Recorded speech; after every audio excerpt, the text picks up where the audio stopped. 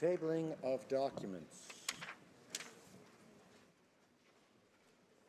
Introduction of government bills. Statements by ministers. Rapport de délégation. Reports from interparliamentary delegations. Presenting reports from committees. The Honourable Member for Brome-Missisquoi. Thank you very much, Mr. Speaker. First of all, I would like to thank the members of my committee who helped make this report. I'd like to thank all the witnesses and also the clerk and the analyst. The analyst recently had a fall, and I hope that she will be coming back to us soon, standing on both feet. Now, this is a report about early childhood education in official language minority communities.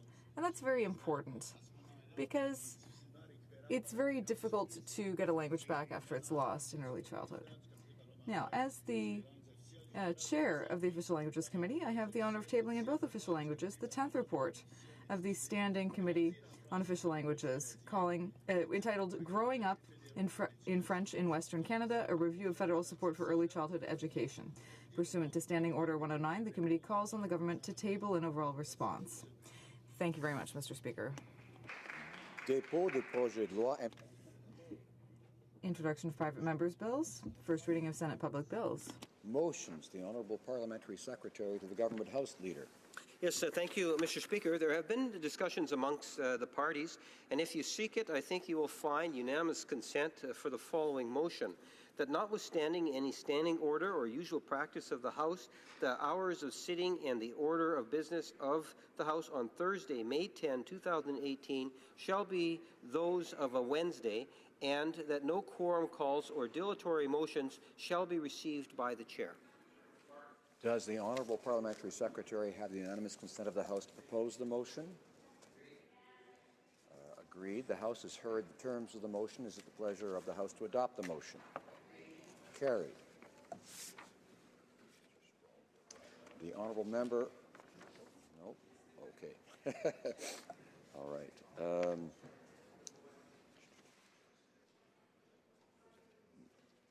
Presenting petitions, présentation de pétitions. The Honourable Member for Langley Aldergrove.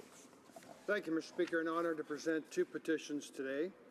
The first is relating to conscience protection. It highlights that coercion, intimidation, and other forms of pressure intended to force physicians and healthcare professionals and health institutions to be parties to assisted suicide or euthanasia is a violation of their charter rights. And they're calling on Parliament to enshrine in the Criminal Code of Canada protection for conscience of physicians, healthcare professionals, and health institutions to ensure that they would no longer be intimidated. The second one, Mr. Speaker, is in relation to impaired driving.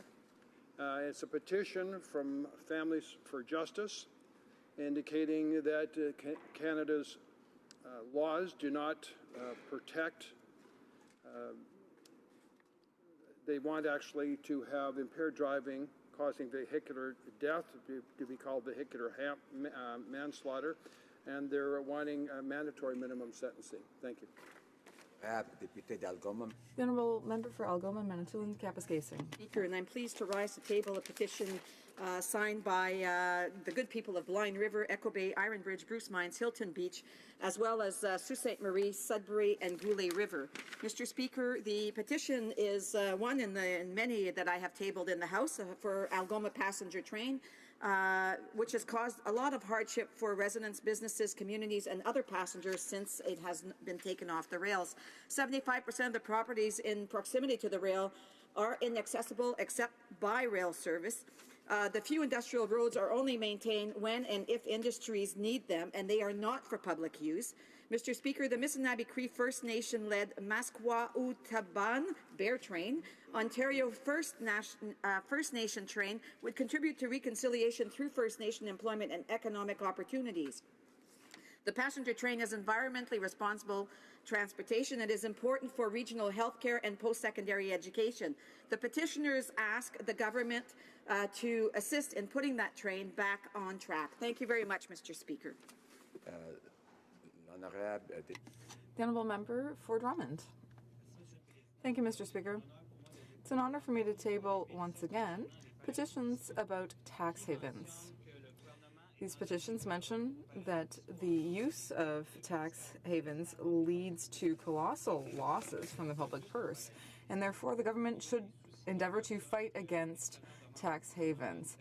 The signatories call on the government to take legislative measures to fight against tax havens in the goal of reducing social inequality in the country. Thank you. Honourable Member for Hochelaga. Thank you, Mr. Speaker. In the same vein, I would like to present a petition to draw the House's attention to the following points. Millions of Canadians work hard and pay their taxes in full and on time. The wealthiest individuals and companies can avoid paying what they are supposed to pay by using tax havens, which prevents the public purse from having a lot of money. Therefore, the signatories call on the government to adopt concrete measures to take action against tax havens and end the beneficial arrangements that benefit millionaires who are not paying their fair share. Thank you, Mr. Speaker. Gulf Islands. Thank you, Mr. Speaker. Petitioners from Saanich Gulf Islands have asked this House of Commons to pay attention to the increasing science about the threat to wild salmon from salmon pen operations, open pen fish farms. They note that the Government of Canada's Comprehensive Federal Commission of Inquiry, under the leadership of the Honourable Bruce Cohen, was released 6 years ago. Its recommendations have still not been acted upon. Petitioners ask that this House of Commons act on the precautionary principle and protect our wild salmon. Just one sec. Standing petitions, presentation de pétition, questions on the order paper, the Honourable, on petitions, I'm sorry, the Honourable Parliamentary Secretary, or the Honourable Member for Winnipeg North. In this case. Thank you, Mr. Speaker. It's with pleasure I table today a petition signed by many of my constituents stating that Canada Health Act provides a framework to ensure Canada would have a world-class healthcare system based on 5 fundamental principles. And what they're doing is they're calling on the government to recognize the importance of having quality healthcare and palliative care in all regions of the country, recognizing that healthcare services goes beyond any one level of government. Thank you, Mr. Speaker. Is it agreed? Oh, sorry. I'm sorry. Questions on the order paper. The Honourable Parliamentary Secretary of the Government House Leader. So thank you, Mr. Speaker. I would ask that all questions be allowed to stand at this time, please. Is it agreed? Agreed and so ordered. The Honourable Member for Chilliwack Hope is rising on a point of order. Well, thank you very much, Mr. Speaker. And I'd like to thank all members of the House for their understanding and flexibility as we adjust the schedule a little bit and some voting as we honor our late colleague Gordon Brown. And with that in mind, I would like to move the following motion, or ask for unanimous consent for the following motion: that, notwithstanding any standing order or usual practice of the House, Bill C-374, an act to amend the Historic Sites and Monuments Act, composition of the board, standing in the name of the member for Cloverdale-Langley City, be deemed read a third time and passed. Bill C-377, an act to change the name of the electoral district of Chateauguay-Lacole, standing in the name of the member for Chateauguay-Lacole, be deemed concurred in at the report stage. That any recorded division requested on the motion for second reading of Bill S-218, an act respecting Latin American Heritage Month, standing in the name of the member for Thornhill, be deferred to Wednesday, May 23, 2018, immediately before the time provided for private members' business, and that the recorded division on the motion for third reading of Bill C-48, an act respecting the regulation of vessels that transport crude oil or persistent oil to or from ports or marine installations located along British Columbia's north coast, be further deferred until the end of the time provided for government orders later this day. Does the Honourable Member have the unanimous consent of the House to propose the motion? Agreed. The House has heard the terms of the motion. Is it the pleasure of the House to adopt the motion? Carried. Orders of the day. Third reading of this bill, troisième lecture de ce projet de loi. Government orders, business of supply, opposition motion regarding carbon tax, standing in the name of Mr. Poiliev. Mr. Poiliev, seconded by Mr. Kmich, moves that given the government's carbon tax will impose higher gas prices and making better choices, as the Prime Minister suggested, will not help most Canadians heat their homes and buy groceries. The House call on the government to cancel plans for new taxes that would further raise prices on consumers. Debate. The honourable member for Carleton. Mr. Speaker, when prices rise, the effective salary of the average Canadian drops. The distance that their dollar will go shortens, and it becomes harder and harder for people to pay the bills.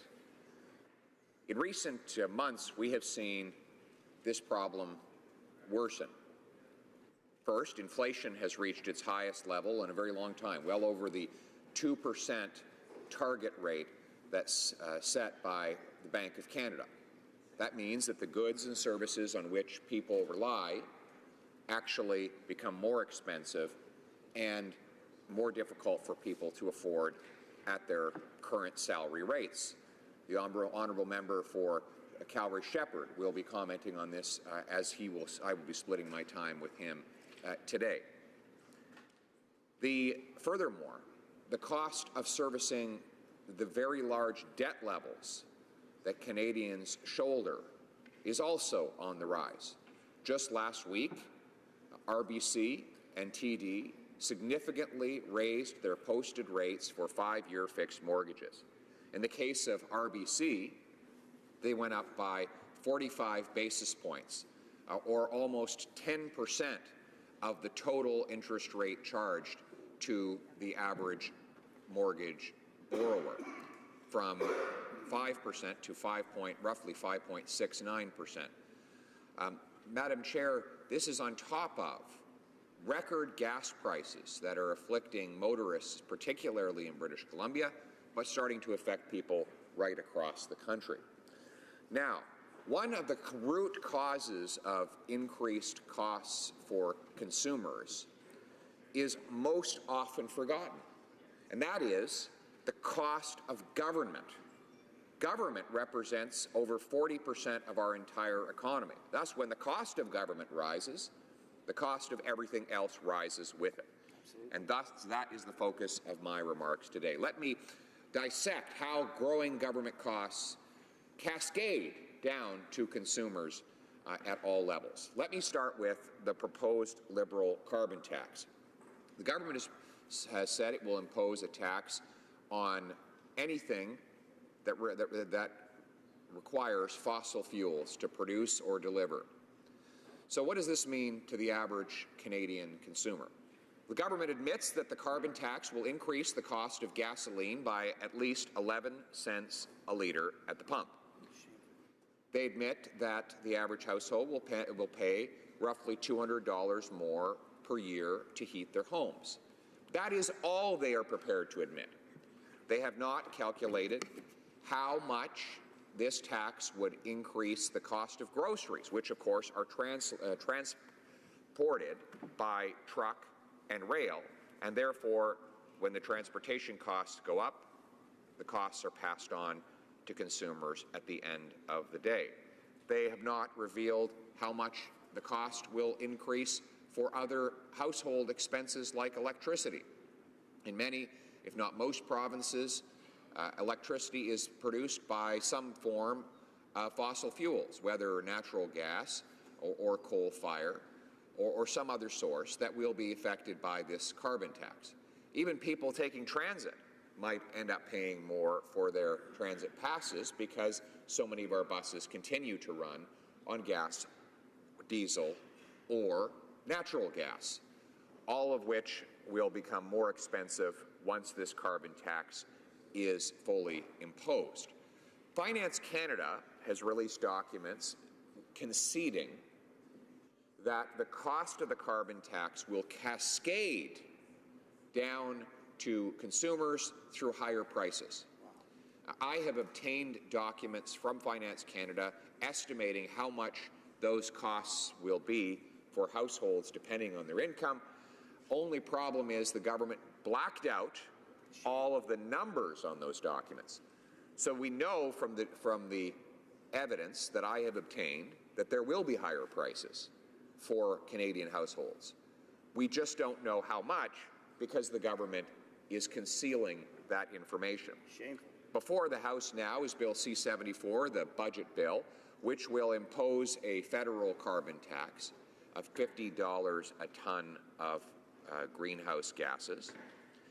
And the government is asking our permission as the House of Commons, which has the exclusive power of the purse, to give the finance minister permission to impose this tax without telling us what the tax will cost.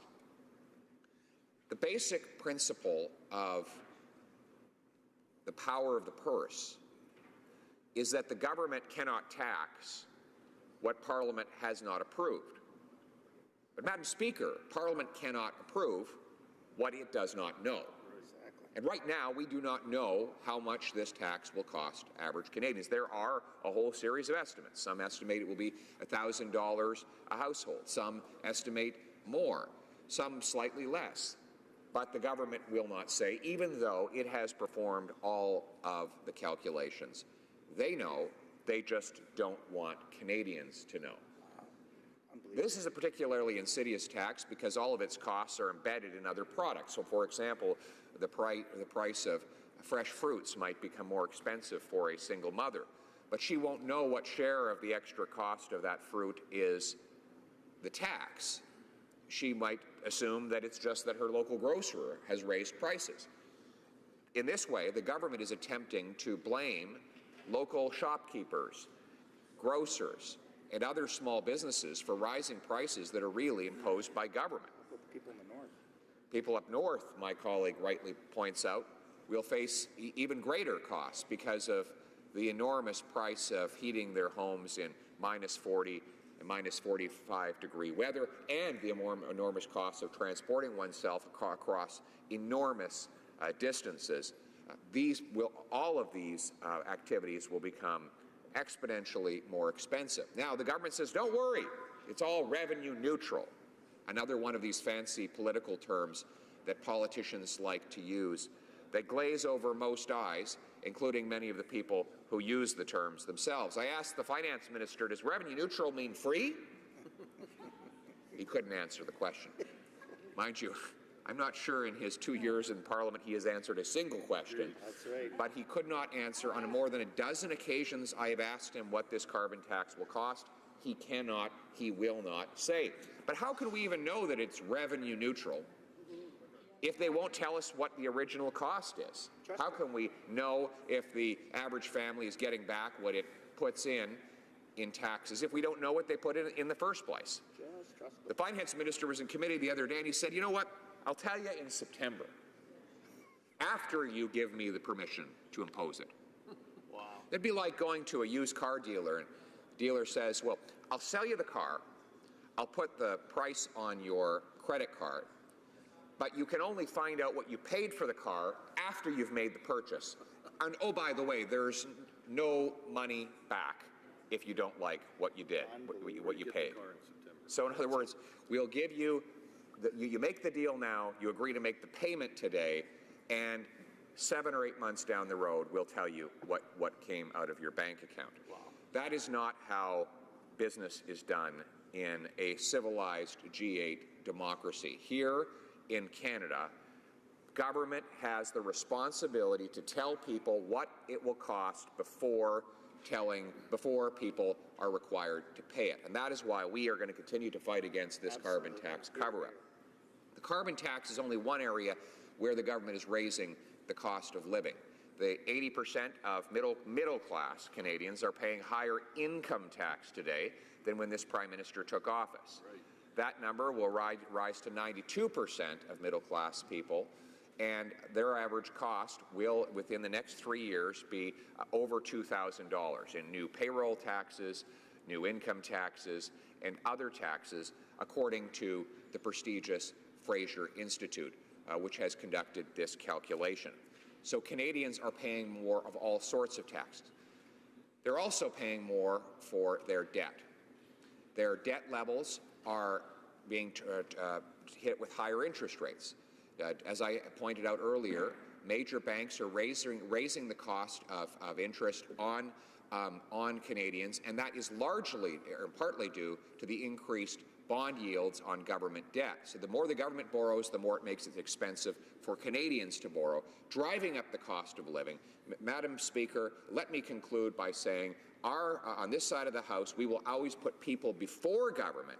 We will fight for lower taxes and more affordable consumer prices for all Canadians. Thank you.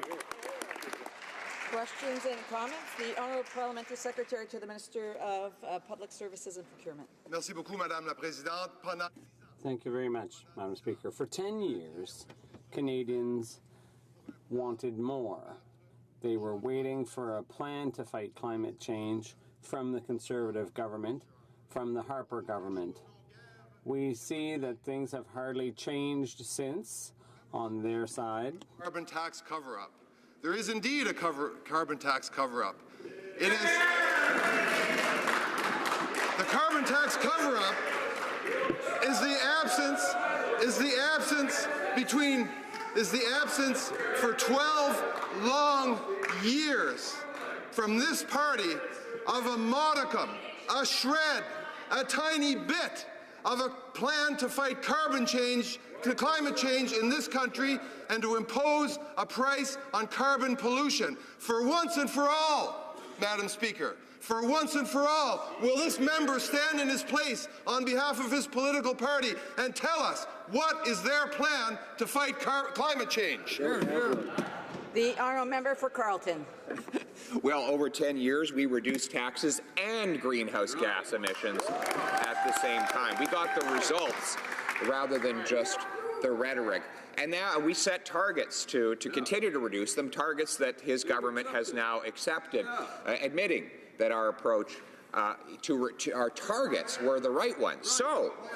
But I have to congratulate the member on his candor. Right. He said, and I quote, "There is a carbon tax cover-up." And you know, it's very rare that a speech by a backbench government MP becomes famous or infamous, but I can tell him that his intervention will be made famous, and we will do everything we can to help. That's right.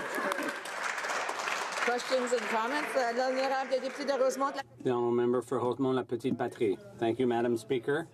I'd like to thank my colleague for his speech. Unfortunately, I get the feeling that it's a broken record because it's the same thing he was saying last week.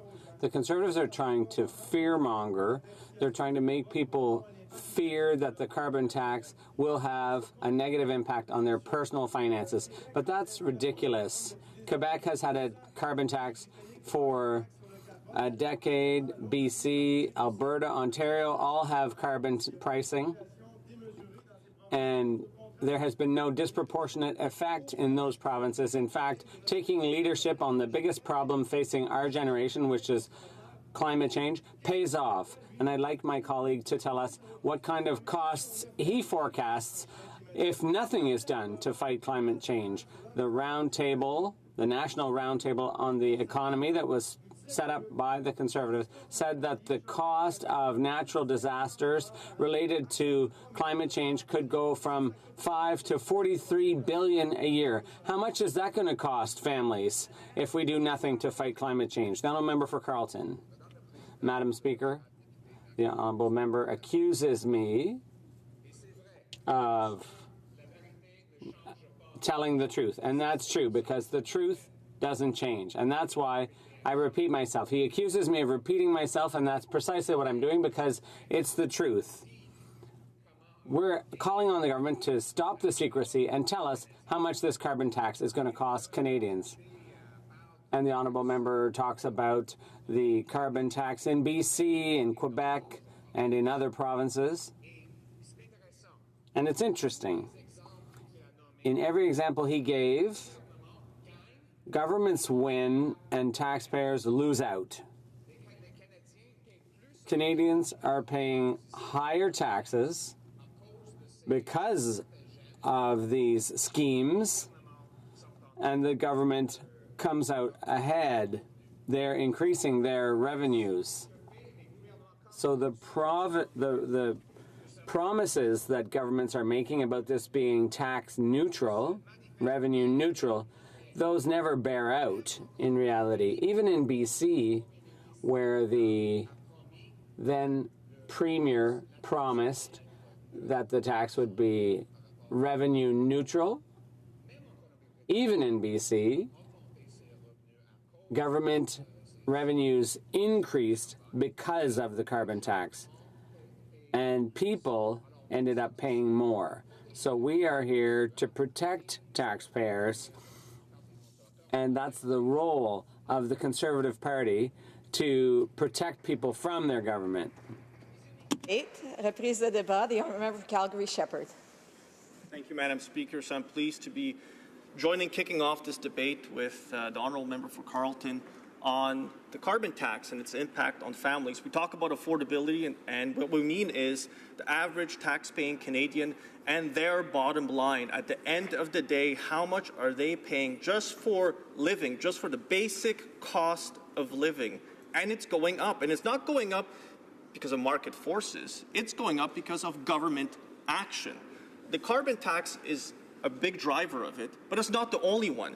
You have things like minimum wage, you have things like payroll taxes, you have government decisions on energy regulations, which are making it harder for companies to keep Albertans, keep Canadians employed, and that is having an impact at the end of the day on the budgets of families, especially those in my riding, which are finding themselves on the tail end of a recession, in a recovery that they're hoping will bring back jobs, and they're not seeing it. What they are seeing is, at the end of the month, their bills are higher. They're paying more for heating.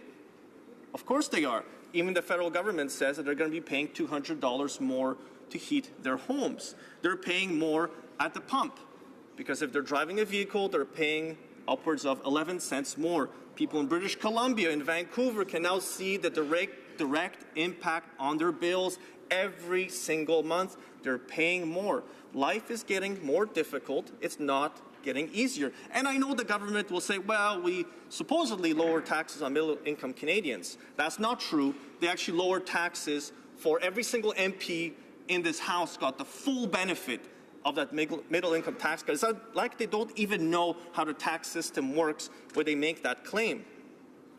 Yesterday, I had the privilege to sit down with students and young people from CJPAC and exchange on ideas and talk about issues of the day and politics.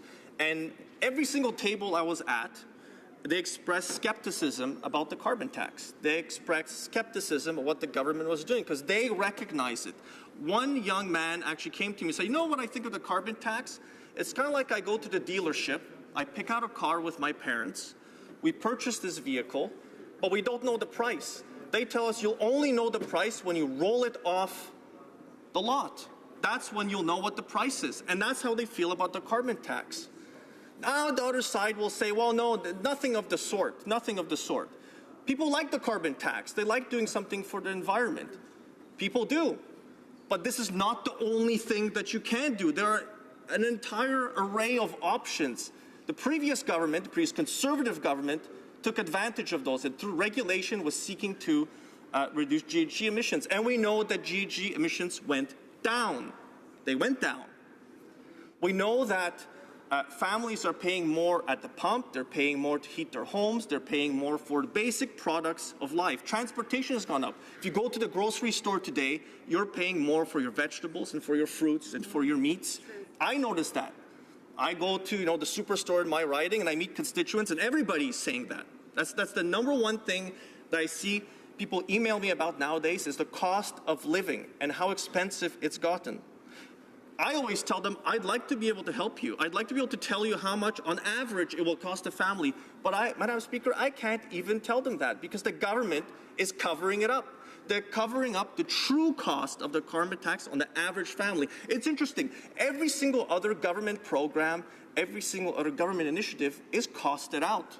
They usually provide you a projection on the estimated impact. And we know that the Finance Department has done this, and those documents have been redacted, so Canadians, Parliament, has no way of knowing. Now, before this House is a piece of legislation asking us to approve a rebate program. And how can we approve a rebate program when we don't even know the average cost on Canadians? How can we approve a rebate program when we don't even know how much it's costing the average family? those with kids, those without kids, those in a higher income, those in a lower income, but they won't give us that information. So Parliament is unable to make a judicious, intelligent decision on it. They want that information only for themselves and not for the rest of Canadians. Now, it's interesting. I've done an order paper question 834 many times now. I've also done access to information requests on the Alberta carbon tax rebate. It's a rebate program that is in Alberta, but it's actually operated by the Canada Revenue Agency. It would provide more detailed information on the true impact on Albertans, and the government still won't release it to me. They still won't provide me that information. Finance officials at the Finance Department are completely unable to answer the simplest of questions. How much will lower-income Canadians pay? Will they release it? I've actually moved a motion at committee to compel that information to be produced so that during the discussions on the Budget Implementation Act, we can actually know the true impact on Canadians, their cost of living increases, their affordability, so we can make a judicious decision on whether this will work or not. And we can't even do that. You know, Madam Speaker, they say stubbornness is the greatest ill. It's a Yiddish proverb, and it applies. For the life of me, I can't understand why the government doesn't want to release the information. I've heard the argument said, well, it's an old memo. You know, why would you need information now? If it's old, great, just release it, just give it to us. If the information within it is old and that's why you don't want to release it, update the information and make it public. They made a document public last week on Monday, which has been roundly panned by the media. It's basically a showpiece, a sell job by Environment Canada to try and make the case for their carbon tax, the only thing that they're doing on their side. We saw that Australia abandoned it after 2 years of trying to impose it on Australians, and Australians revolted. They said, no, the cost of living is gone up too high, it's unaffordable, this is not the way to do it. Madam Speaker, that's where we're at today. I can see amongst Canadians as I travel the country with the Finance Committee and going back to my writing and speaking to Albertans, people are fed up of paying more for the basics of just living.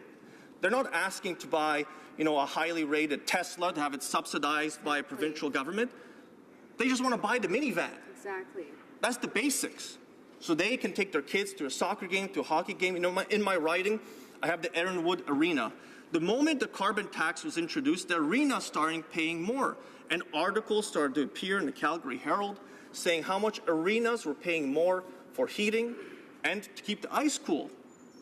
They are not getting a rebate. The people who are paying more are the kids in the registration fees. Exactly. It's the parents and the dads on weekends when they play a pickup game. They are paying more. They don't get a rebate. This is not revenue neutral. The government gains revenue.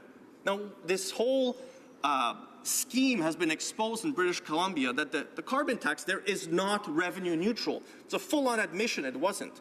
A line you often hear on the government side is that, you know, 80+% of Canadians already pay a carbon tax. Let's wait till June. Let's wait till June in Ontario. Let's wait till 2019 in May in Alberta. How will that argument hold up then when the residents of those provinces revolt against the endless increases in the cost of living imposed by the federal government and by bad provincial governments? Right. That's what's coming. And the cost of living, like I mentioned, is going up not just because of the carbon tax, but it's one of the big drivers of it. The minimum wage increases, payroll increases, income tax increases on companies, all of those matter. All of those have an impact. Yeah. And it's the aggregate. It's the piling on, the cumulative effect on business and on the workers who are in it. They're the ones paying more, and they're the ones then passing on the costs to others. There's no such thing as a free lunch. No. And I just don't understand the stubbornness on that side of not wanting to reveal the information they have already so that we can have a fulsome debate. Is they're talking about a cover-up that a member on the Liberal backbenches basically confirmed that there actually is. Right. Instead of talking about that, we could actually debate the issue, the cost to Canadians, the cost and the benefit. You know, I hear members on the New Democratic side say, well, if we do nothing, there is a cost. And there's think tanks, there's universities, there's, you know, private consortiums that can calculate what their projections are. They provide their forecasts online. But when it comes to the government's information on the cost to the average Canadian, we can't have the information. Well, this other public information is freely available to all of us. And then you can make a judgment. Well, how can you make a judgment when you only have half the information? So we need the full information, and we need to vote for this motion. because this is for the benefit of Canadians. This is bringing their concerns to the House. The cost of living has been going up for 2-3 years now because of government actions that are raising the cost of living for everyday families to no benefit whatsoever. All it does is increase the bureaucracy, pay for more civil servants who are doing work in Ottawa but not out in our communities.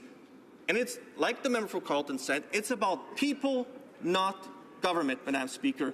And the carbon tax isn't about people. It's all about government revenue. Thank you.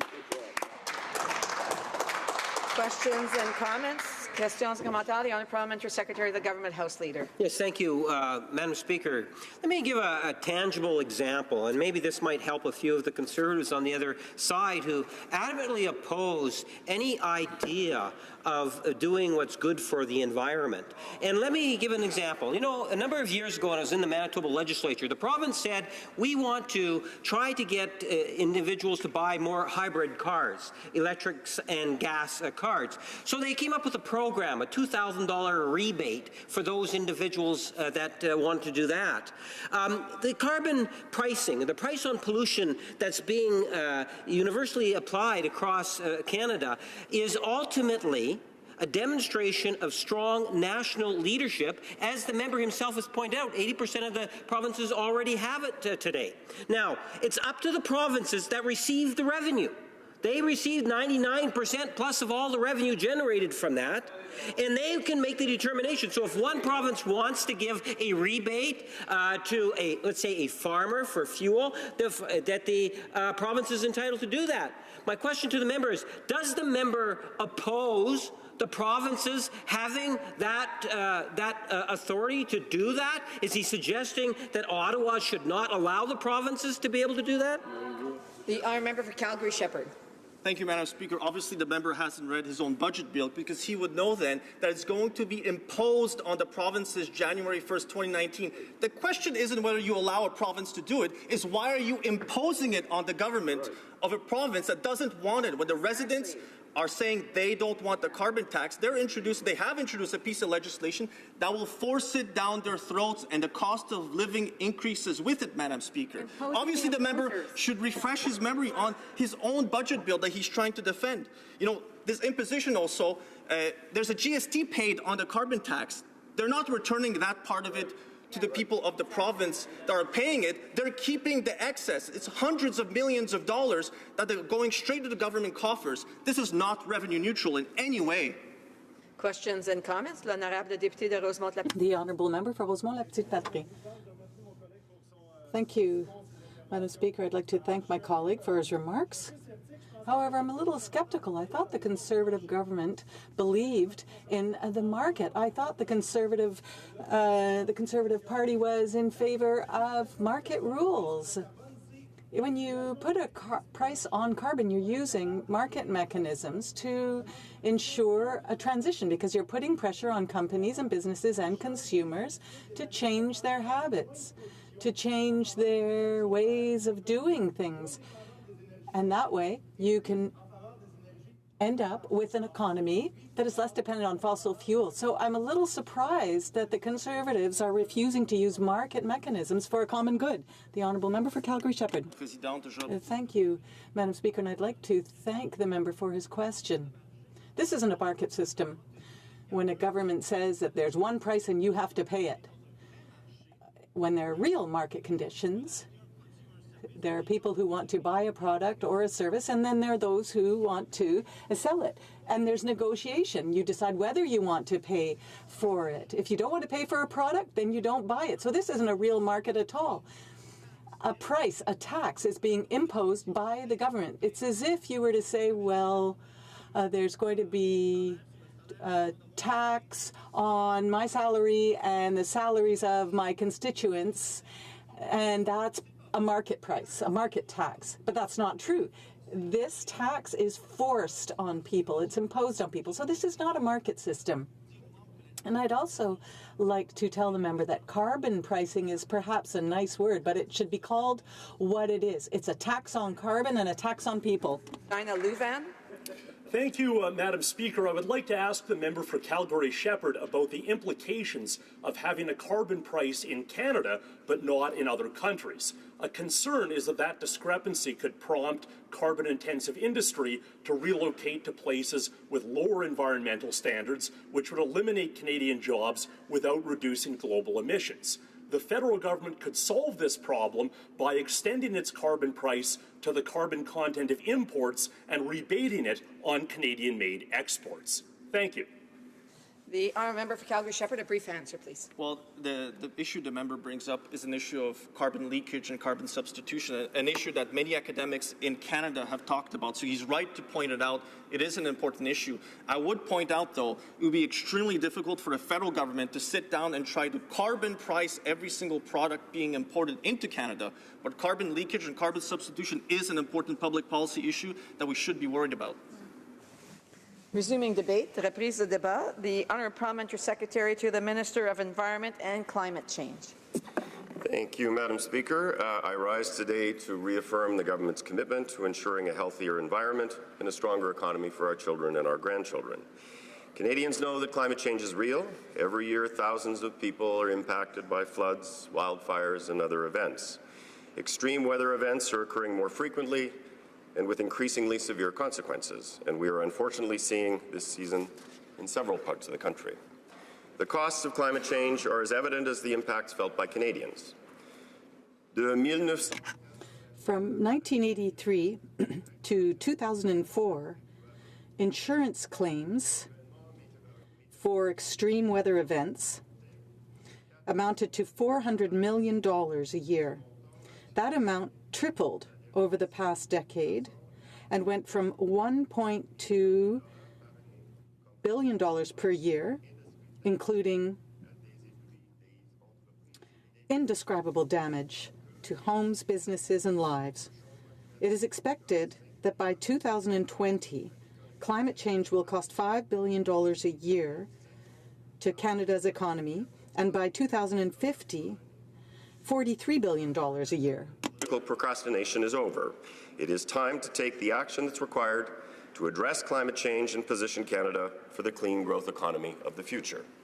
This, Madam Speaker, is exactly what Canadians elected our government to do, and this is exactly what our government is delivering.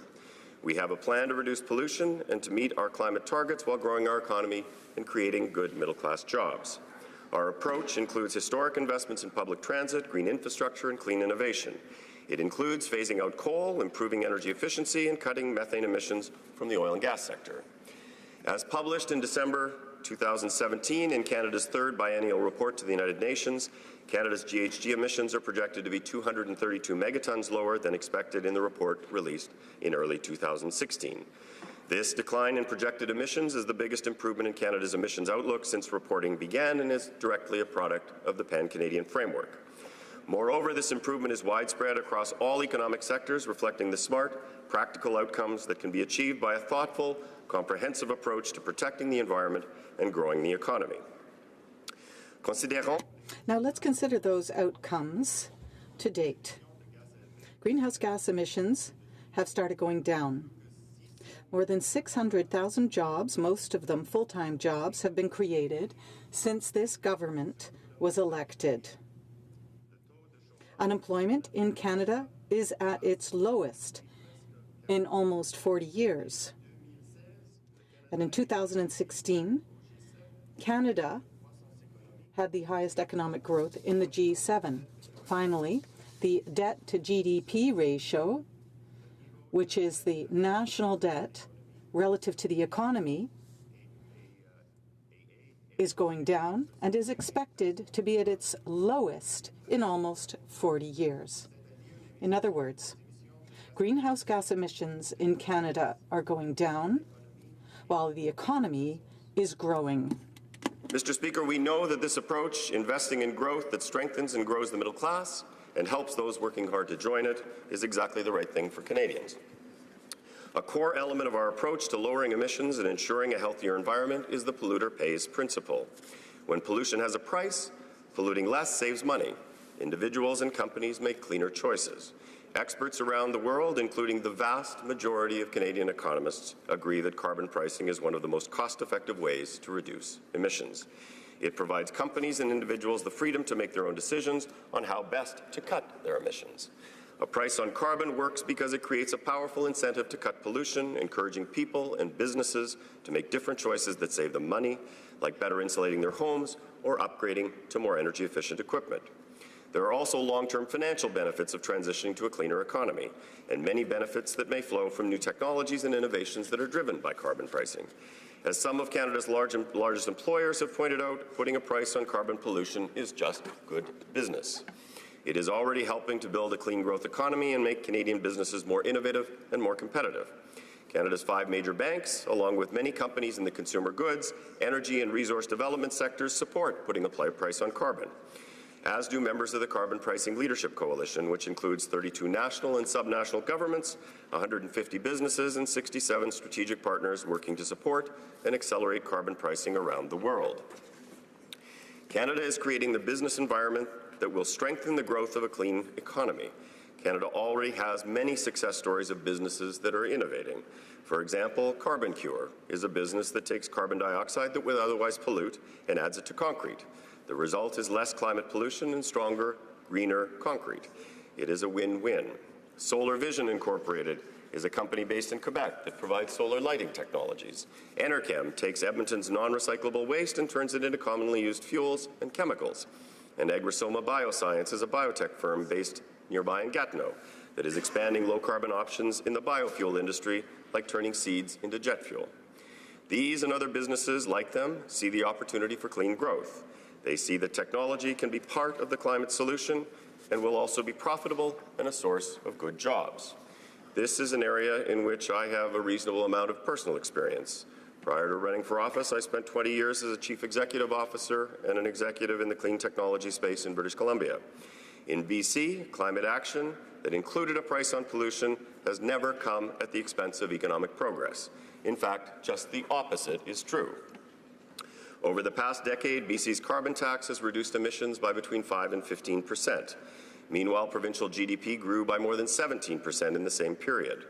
Further, BC's price on carbon pollution has stimulated a robust, growing clean technology sector that now brings in an estimated $1.7 billion in annual revenue.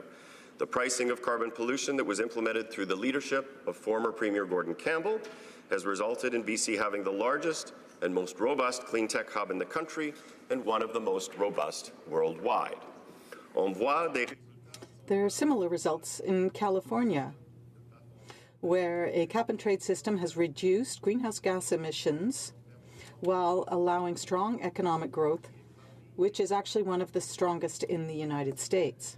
Sweden has set one of the highest prices on carbon in the world, and there's also strong economic growth while emissions are decreasing. 17, BC, Alberta, Ontario, and Quebec, the 4 provinces with carbon pollution pricing systems in place, were the top four performers in GDP growth across Canada. That is the result, obviously, of a number of factors, but pricing carbon is clearly one of them. Anyone who says carbon pricing hurts economies is not basing their argument on the evidence. Pricing pollution has a track record of success in Canada and all over the world. It helped us to tackle problems like acid rain while supporting clean growth and innovation. A price on carbon is already in effect in nearly half of the world. By giving businesses and households an incentive to innovate more and pollute less, we are fulfilling our commitment to invest in growth while respecting and helping to protect our environment. Even some members of the Conservative caucus agree. On BC's price on pollution, the Conservative environment critic stated that British Columbia, and I quote, did the right thing.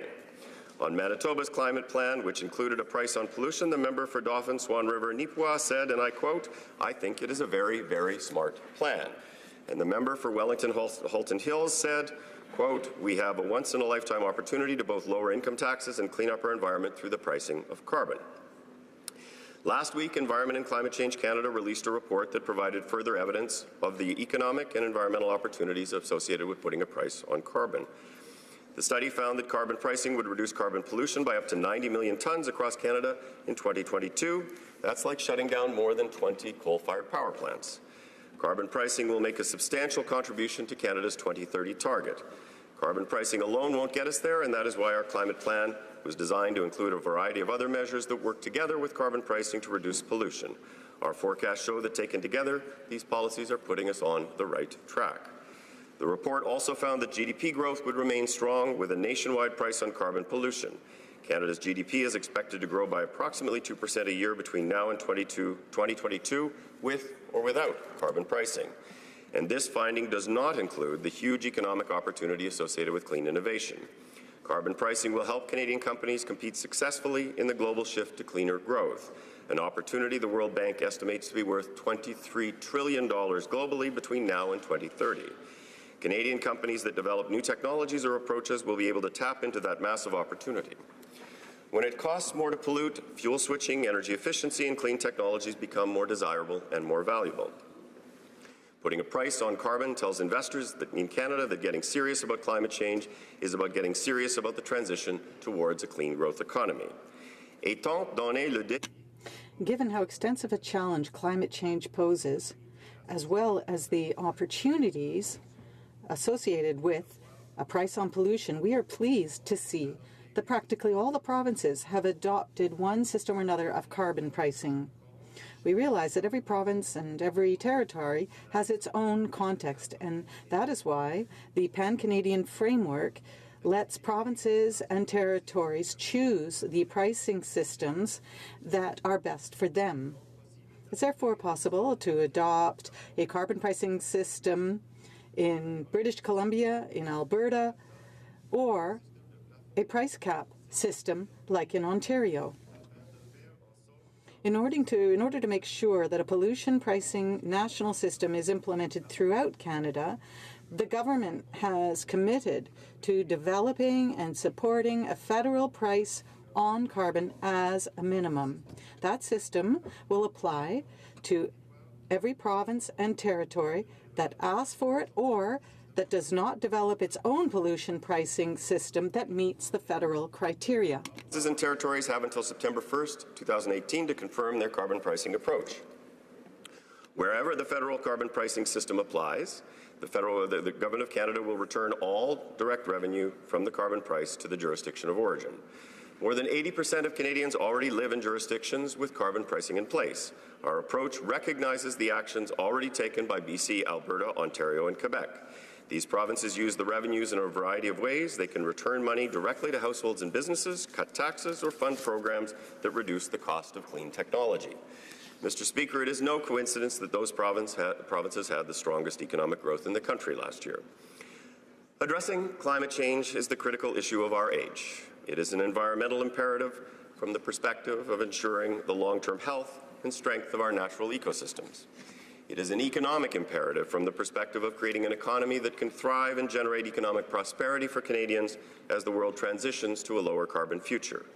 And it is a moral imperative for all of us from the perspective of leaving a planet and a country in which our children and our grandchildren can and will thrive. Mr. Speaker, with goodwill, hard work, and collaborative effort, we collectively have the opportunity to secure a prosperous future for our children and for our grandchildren. Madame le Président. Madam Speaker, with goodwill, hard work, and collaborative effort, we collectively have the opportunity to ensure a secure and prosperous future for our children and our grandchildren. Thank you. Questions and comments? Questions et commentaires. The honourable member for Kootenay-Columbia. Thank you, Madam Speaker, and I'd like to thank my friend across the aisle for his speech today. My riding is Kootenay-Columbia, located in British Columbia, and we have had a carbon tax in place there for many, many years. What we've been hearing today from our friends in the Conservative Party is that somehow this carbon tax is going to drive people into poverty. I wonder if the honourable member could talk a little bit about what the federal carbon tax, what its impact might be on British Columbians, and whether indeed it's going to drive up prices everywhere and drive everyone into poverty. The Honourable Parliamentary Secretary to the Minister of Environment and Climate Change. Thank you, Madam Speaker. I thank the honourable member for the question. It's an important question, and it gives me an opportunity to speak directly to one of the myths that the Conservative Party seems to be trying to put out there, which is there is no federal price on carbon pollution that will be in place in any jurisdiction that puts in place its own pricing system, such as British Columbia did. British Columbia, through the leadership of Gordon Campbell, Premier Campbell, put in place a price on carbon pollution in 2008, and that price has escalated over time.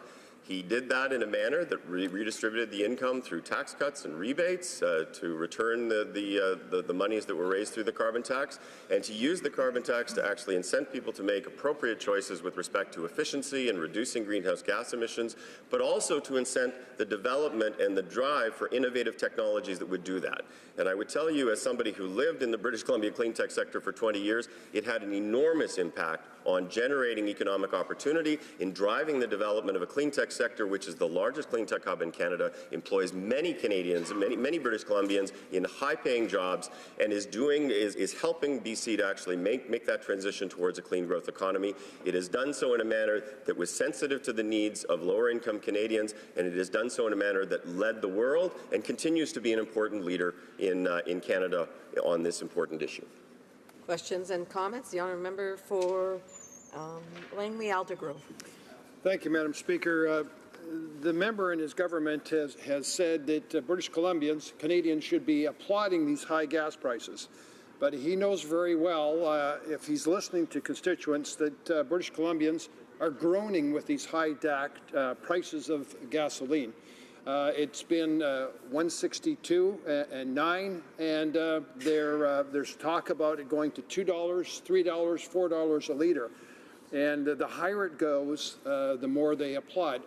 How high would the member support the prices of gasoline going to force, and their purpose is to force behavioral change. They've said it numerous times. They want to force Canadians out of their cars.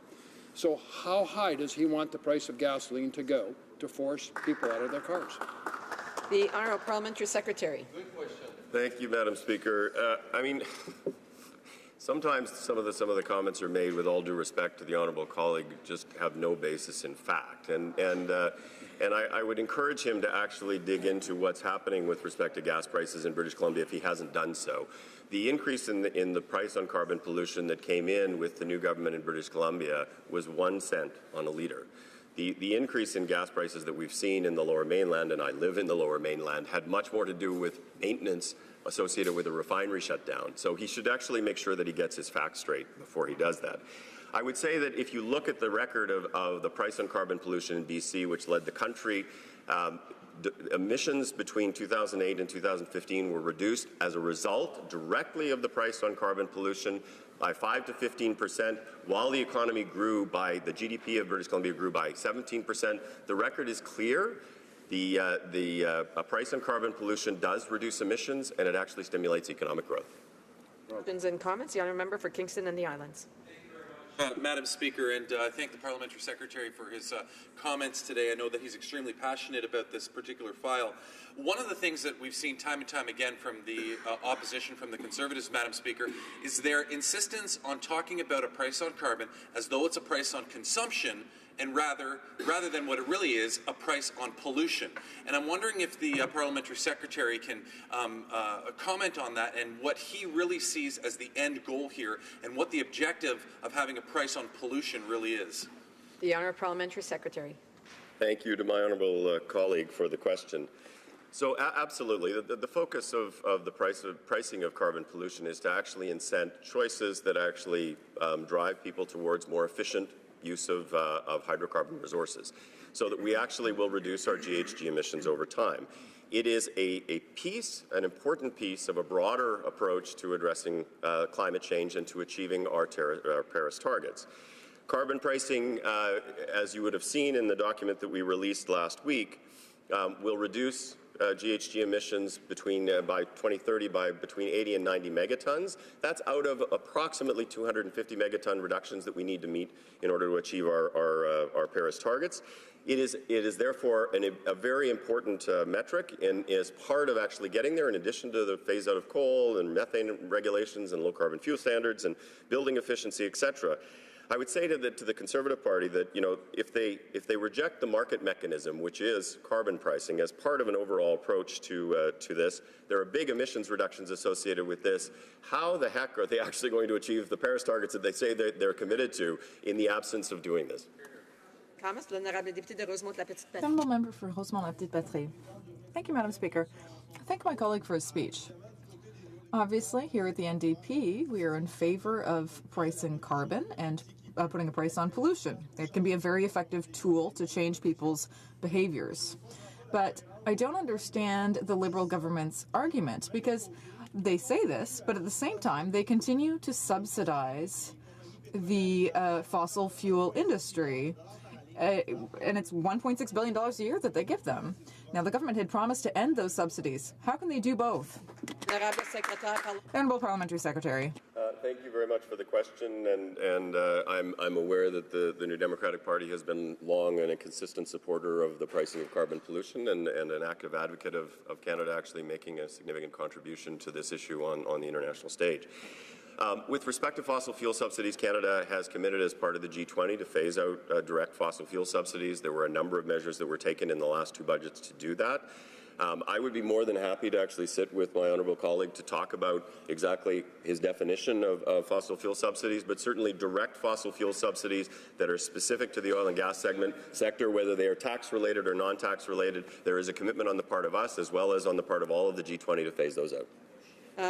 Questions and comments? The honourable member for Caribou Prince George. Thank you, Madam Speaker. I want to thank our honourable colleague for his speech and listening intently to all the speeches that are going on today with this debate.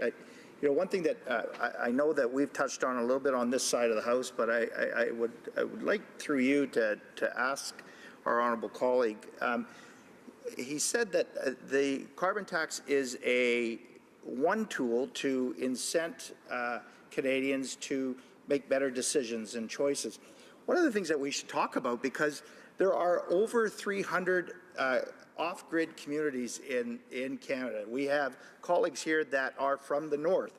I too spent a period of time in the Yukon where you were paying anywhere from $8 to maybe even $11 for a jug of milk. And so these costs are incremental. There are communities and there are groups that have the opportunity to make those decisions, but those that live off-grid, and I will offer this, that a large portion of those 300 communities are Indigenous communities. They have no other choice. They have to use diesel for power, use diesel to heat their homes. So I don't see anything in this carbon price that combats that. And I guess I will challenge through you, Madam Speaker, what about those in areas that do not have the opportunity to pick and choose what they do? I just would like to hear our honourable colleague's comment. Thanks. The honourable member, the honourable parliamentary secretary, a brief answer, please. Thank the honourable member for his question. It's an important question. I would say that we are cognizant, particularly of some of the challenges in the north, and you would see in the Pan-Canadian Framework and in statements since that time that we're working with the territories to try to ensure that the pricing of carbon pollution is done in a manner that is actually sensitive to the needs of the north and some of those the issues that you specifically talked about. With respect to many of the Indigenous communities that are primarily based on diesel at this point, there was a significant investment made both in 2017 and in 2018 to ensure that we're actually moving all of those communities over time off of diesel. Resuming debate, the honourable member for Rosemont-la-Petite-Patrie. Thank you. Thank you very much, Madam Speaker. And thank you, dear colleagues. Madam Speaker, straight off, I'd like to say that I will be sharing my time with my extraordinary colleague, the member for Vancouver East. I'm very pleased to do so. And I'm pleased to rise once again in this House to talk about a subject that I care about so much and that is really so crucial for the future. So there is no more important debate that we can have than what kind of a planet will we leave to future generations. The alarm bells have been ringing for several years, Madam Speaker. The issue of global warming is so fundamental that I am convinced that future generations will judge us, elected officials, by whether we are able to deal with this substantial challenge. And it is substantial, and if we fail, there will be catastrophic consequences. Now, of course, we don't want to start fear-mongering or acting alarmist, but all of the forecasts, notably those made by the UN Climate Panel, say that if we aren't able to reduce warming by 2 degrees below 1990s levels, we will be facing repeated flooding, catastrophes, droughts. We will have climate refugees. Now, we're dealing with the question of asylum seekers at the border right now, but I think that that will be nothing compared to what might happen in the world if global warming became irreversible and led to really extreme climates. In fact, over the last few years, we've already seen people witnessing this in Quebec, in Canada, and all around the world. If we don't do anything, this will only accelerate and get worse. So we have the responsibility to act. And that is why, as the NDP, as progressive people, we are in favor of putting a price on carbon and a price on pollution. Now, that's already the case in the majority of provinces in Canada, so this is nothing new. This is already being done all around the world, and it is a tool that many experts deem to be effective when it comes to changing the behavior of companies, as well as individuals and consumers. So this will allow us to transition from a fossil fuel dependent economy toward an economy that creates jobs in new sectors such as renewable energy, green jobs, and more responsible forms of energy that are better for the future of our planet. So as I was saying just a moment ago, we recognize the work of the Liberal government, which after 2.5 years is going to implement a price on pollution, as has already been done in BC, Alberta, Ontario, and Quebec. This is nothing revolutionary or new. Nobody needs to riot. This is not going to create huge spikes in prices, but it's simply a way that we can control things, adjust the dials, and get at a result that is more environmentally friendly. Personally, Madam Speaker, and I'm not the only one to say this, I think that the Liberal government's initiative doesn't go far enough. If the price put on every ton of greenhouse gas emissions isn't high enough to change people's behavior and to meet our objectives, then it's not good enough. Already, their objectives are not particularly ambitious. Let's remember that the Liberal government adopted the same objectives, the same targets as the previous Conservative government, and in our opinion, that doesn't go far enough. I think that those weak targets won't even be met, even if we move forward with carbon pricing. And don't take my word for it. There are also members of the UN who are very concerned about Canada's strategy. And the Environment Commissioner here in Canada also feels that the Liberal government will miss its 2020 and 2030 targets, which is completely irresponsible in our view.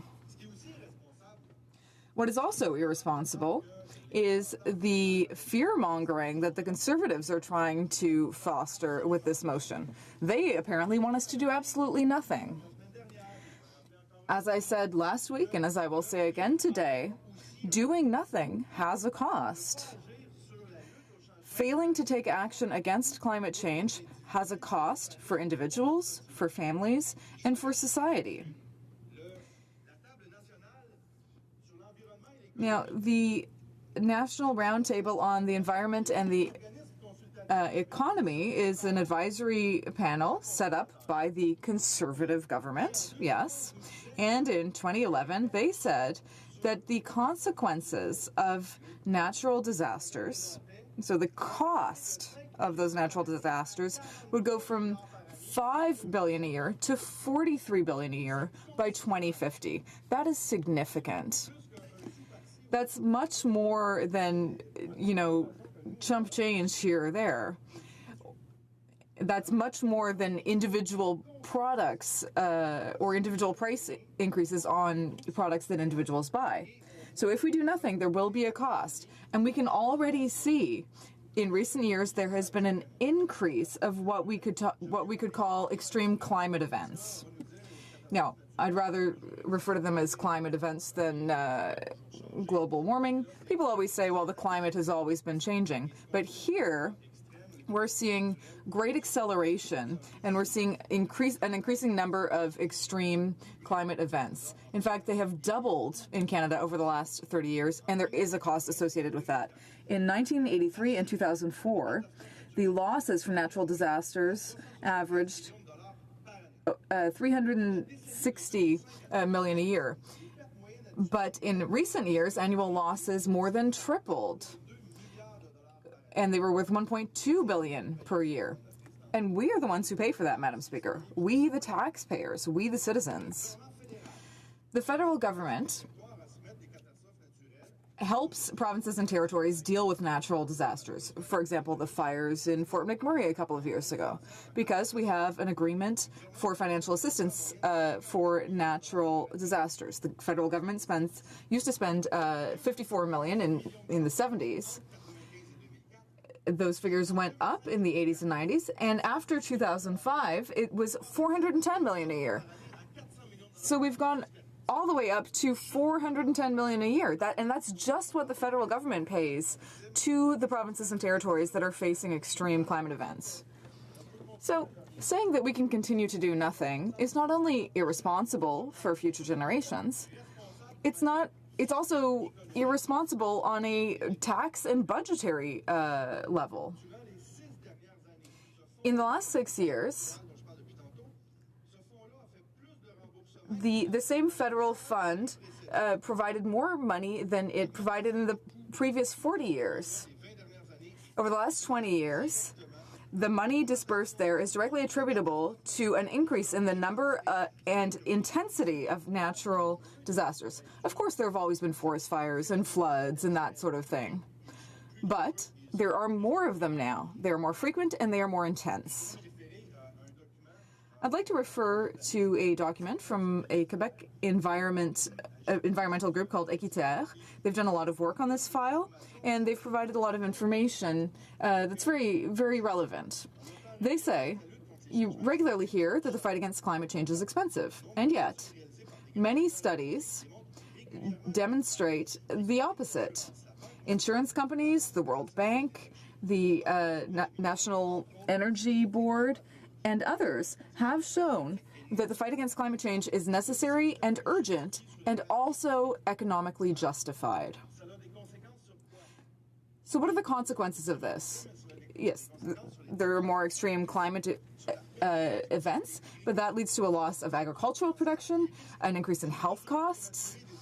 It leads to extra use of infrastructure, and those are serious consequences. Now, it's 2018. We absolutely need to take action. We need to take this issue seriously, and we need to look at the big picture to see what our responsibility as legislators really is. We need to be able to take the best measures possible to ensure that Canada and Quebec can do their share in this fight against climate change. It's not just the future of the planet that's at stake. It's our economies, our public funds, and future generations. We absolutely need to take action, and I encourage the Liberal government to go even further. Questions and comments. The Honourable Member for Louis Saint-Laurent. Thank you very much, Madam Speaker. I always enjoy listening to the member for Rosemont-la-Petite-Patrie. I would like to reassure him and everyone listening today that Conservatives are in favor of protecting the environment. Conservatives recognize that there are problems with greenhouse gas emissions, and we also want to fight climate change. We recognize that. But the member said that during 10 years of I'm sure that the member will recognize that under the Conservative government, emissions were reduced by 2.2% without a carbon tax. Now, earlier my colleague said that the Liberal government wasn't ambitious enough and that it had taken its targets from the Conservatives. Would the member agree with me that it's not just the Liberal government and the current Prime Minister who has recognized our targets, but also the former President Barack Obama and the entire planet? Because the Paris Agreement takes those exact same proposals and those exact same targets established by the previous Conservative government. The Honourable Member. Thank you, Madam Speaker. I thank my honourable colleague for his question. Once again, I recognize his fiery manner, but I think he's taking credit for the previous Conservatives government. He's letting them take credit for reducing the greenhouse gases, but it was really the provinces who did the work. Ontario, Quebec, BC, who took action, while the previous government did absolutely nothing. So I don't think that he should take credit for other people's work. We think that currently the Liberal government's plan is not good enough. If we want to hit our 2030 targets, if we want to meet our Paris Agreement targets, it's not enough. There are jobs to be created, and this would be a great stimulus for the economy. A newspaper article this morning said that there are 10 million jobs in renewable energy, 500,000 new jobs created last year. We are missing the boat, and we encourage the Liberal government to go further. Comments? The Honourable Parliamentary Secretary to the Minister of Environment and Climate Change. Thank you, Madam Speaker. My honourable colleague in his speech talked a lot about the commitment to fighting climate change, which I applaud and which the side of the House applauds. The Pan-Canadian framework includes a whole range of initiatives around phase-out of coal, methane reductions from the oil and gas space, green infrastructure, the low-carbon fuel standard, building efficiency, electrification of transportation, major investments in clean technology, particularly in commercialization. And the honourable member says that is not sufficient. The target should be more aggressive. There should be more in the way of initiatives. So I just wonder if he maybe could elaborate a little bit on what exactly does he think the target should be, what more, and what additional specific measures would he and his party propose? The Honourable Member for Rosemont-la-Petite-Patrie. Thank you very much, Madam Speaker. And thank my colleague for his question. Now, once again, you won't be surprised to know that I'm going to go back to some of the first measures that we could do, which is stop subsidizing the fossil fuel industry, who are largely responsible for greenhouse gas emissions. Canadian taxpayers pay up to $1.6 billion per year to those big companies that are polluting and that are really going against the tide here. Now, we also need to do more, particularly when it comes to pricing carbon. And also we need federal government initiatives to encourage companies to invest in renewable energy. We need to do more with solar power, wind power. It's extremely beneficial and profitable to do so, Madam Speaker. In 2013, the World Bank said that there would be economic spin-offs from reducing carbon in the economy. And there could be huge reductions, and this may seem almost difficult to understand, but the World Bank has said that this is profitable. This is what we need to do. This is the path of the future. We will be able to stimulate the economy and create good jobs by doing so. Resuming debate. The Honourable Member for Vancouver East. Thank you very much, Madam Speaker. And I'm pleased to rise today to enter into the debate. Climate change, as we know, is one of, if not the most and biggest issue, most important and the biggest issue that Canada and the world is facing. The failure to show leadership and to take real action will have serious impacts on every aspect of our lives. We cannot afford to sit back and wait to see just how serious the impact is. There is a real urgency to act and to act now. Studies have shown that climate is becoming an increasingly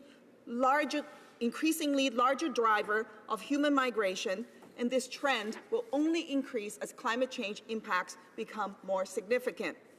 According to The Guardian in 2017, senior U.S. military and security experts informed the Environmental Justice Foundation that climate change will bring about human migration of 10 to 20 million people seeking refuge in the coming decades if nothing is done.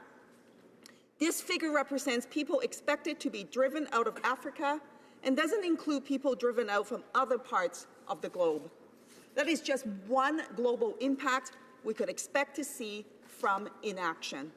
At home, thankfully, it was reported today that the unprecedented flooding in New Brunswick is starting to subside.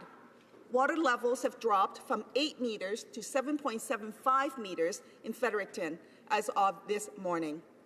These record floods will impact every aspect of New Brunswick's lives for years to come as they clean up, rebuild, and put their lives back together. My thoughts are with them, Madam Speaker, and I hope that all levels of government step up and help immediately to reduce the burden on these families. While you can't point to a single event and say climate change did this, we are seeing a trend, though, of higher temperatures and more extreme events such as flooding or forest fires in Canada. The cost of these events on lives, on productivity, and the economy is immense and needs to be taken seriously. An ounce of prevention is better than a pound of cure. But, Madam Speaker, in order to have a productive debate on what Canada can do to mitigate the impacts of climate change and our economy and make our economy greener and more sustainable, we need to set aside the grandstanding being done by both the Conservatives and the Liberals on this issue. The Liberal government promised real change, and the truth of the matter is we didn't see that.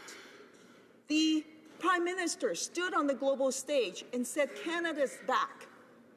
But really, are we? The Liberals have continued to give away $1.6 billion a year, every year, in subsidies to fossil fuel companies. The Liberals kept the Harper government's greenhouse gas emission targets. The Liberals promised in 2015 that they would, quote, make environmental assessment credible again. Yet, they didn't. The failure of leadership on this file, instead of leading Canadians, and especially British Columbians, feeling betrayed that the Kinder Morgan pipeline was approved under the regulatory regime that this government campaigned on, lacking credibility and public trust. In a first-of-its-kind collaboration, the Auditor Generals in 9 provinces and the Federal Environmental Commissioner recently estimated that, in its current trajectory, Canada is on pace to overshoot its emissions target for 2020 by almost 20%. At this rate, even if all greenhouse gas reduction actions in the Pan-Canadian Framework on Clean Growth and Climate Change are implemented in a timely manner, the report found we'll still be short of our 2030 Paris Climate Agreement targets. But Liberal grandstanding would have you believe otherwise, and that should not be acceptable to anyone. Their approach through the implementation of a carbon price further demonstrates their lack of leadership and the difficulty in bringing the provinces together toward a common goal. The policy remains incoherent as they continue subsidizing the fossil industry while claiming to be environmental champions. The fight must be waged on all fronts. And it is ironic, Madam Speaker, that the Conservatives are criticizing the Liberals on this front. After all, the Liberals are using their climate targets. The Liberals approve pipelines under the credibility-lacking assessment regime, and they continue to give billions in subsidies to the fossil fuel industry. The Conservatives did absolutely nothing while they were in power for 11 years on this file. And in their fight against a carbon tax, the Conservatives are ignoring the real cost of not putting a price on carbon, all in an effort to grandstand. Conservatives simply have no plan for seriously combating climate change, and we saw that for a decade.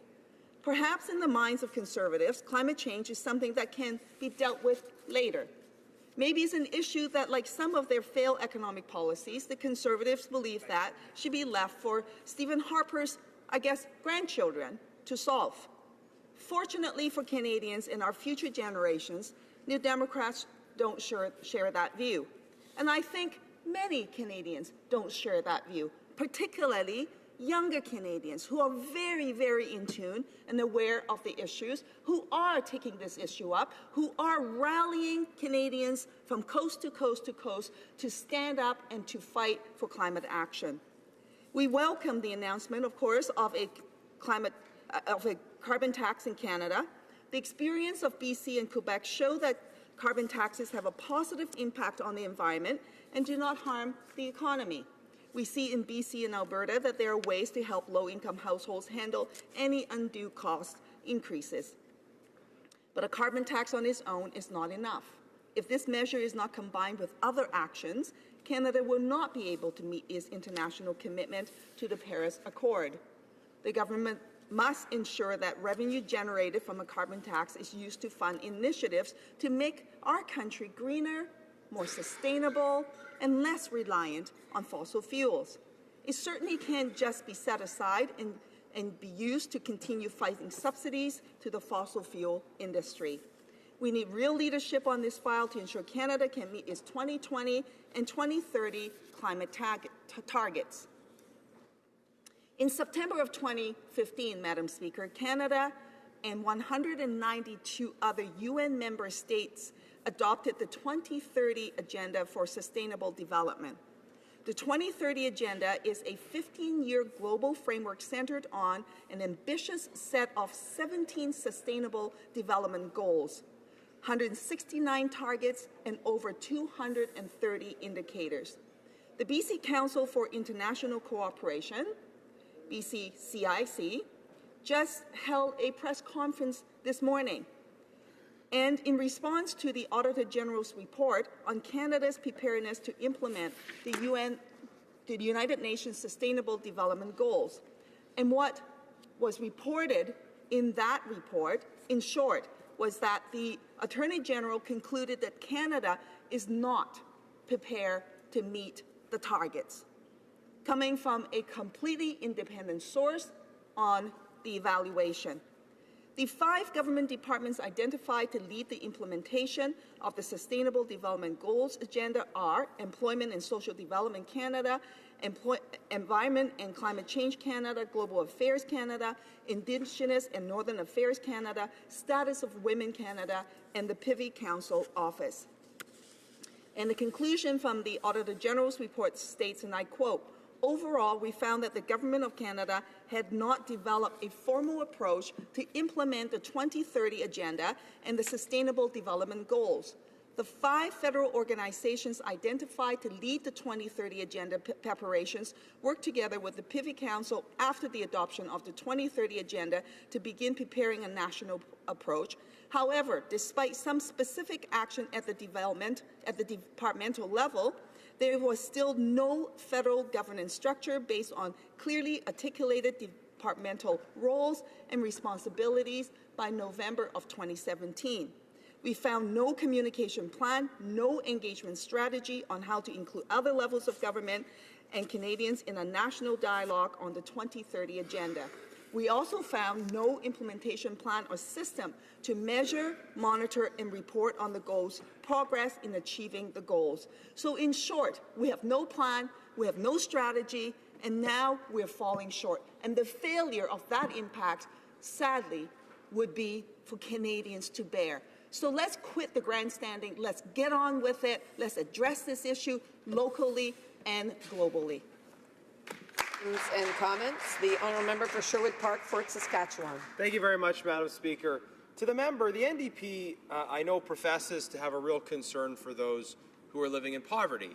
And yet, a carbon tax seems to me to be a so-called incentive structure that really targets people who don't have an ability to make alternative choices. There are some people that can't afford to buy a more expensive car that might have certain features that are less impactful to the environment. A person might not be able to afford, for example, alternative options, especially if they're in a rural community. They may not be able to afford to move. They might not have public transit available to them.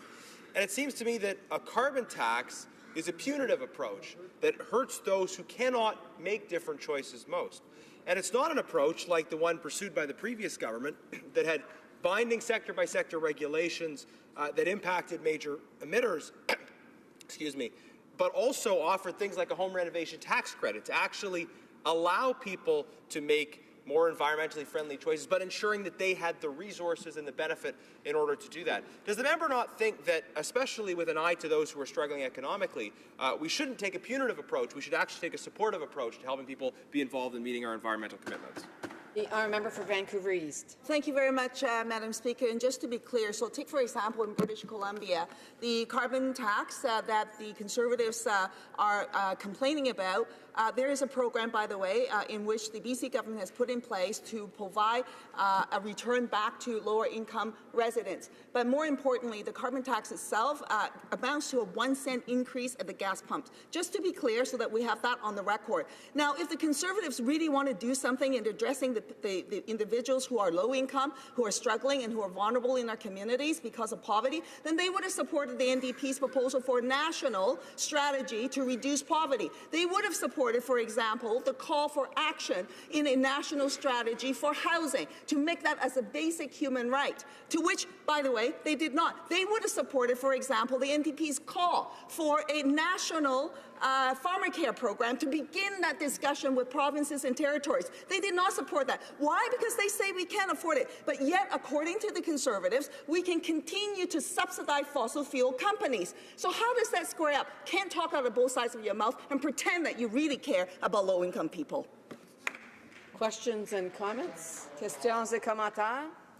The honourable member for Sherwood Park, Fort Saskatchewan. Well, thank you very much, Madam Speaker. I appreciate the opportunity to respond and pose a follow-up question. It's interesting that the NDP approach to addressing poverty is always more government. We need more government studies, more government strategies, more government involvement. Conservatives care about poverty, but I think we have a more sophisticated, enlightened approach that says, let's give more resources back to people who are struggling, give them more control over their own lives and their own resources. And that's why, under Conservatives, we cut taxes, but we targeted tax cuts to those who needed those tax cuts most. We raised the base personal exemption. We lowered the lowest income tax bracket, unlike the Liberals who touched the middle tax bracket. We lowered the lowest tax bracket. We lowered the GST. We provided all sorts of supports to people through tax cuts who needed that support most. So why does the NDP think that the way to help people who are struggling is to take more of their money away and add more bureaucracy? The honourable member for Vancouver East. Well, thank you very much, Madam Speaker, and I thank the member for his question.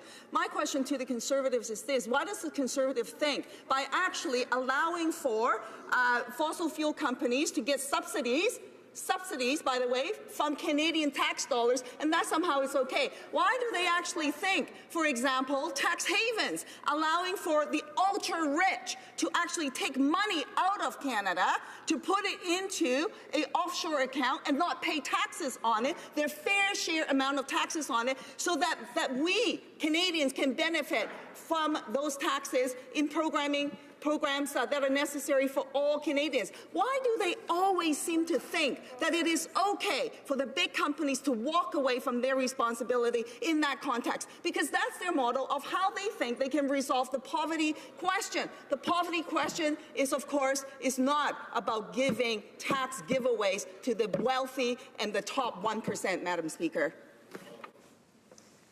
Resuming debate, reprise de débat, the honourable member for Langley Aldergrove. What was that all about? Thank you, Madam Speaker. A real honour to speak on this important issue, and I'll be splitting my time with the amazing member from Durham. Madam Speaker, it's important that we're having this debate in the House. It's about, actually I'll read the motion that is before the House, that given the government's carbon tax will impose higher gas prices and making better choices, as the Prime Minister suggested, it will not help most Canadians heat their homes and buy groceries. The House call on the government to cancel plans for new taxes that would further rise prices on consumers.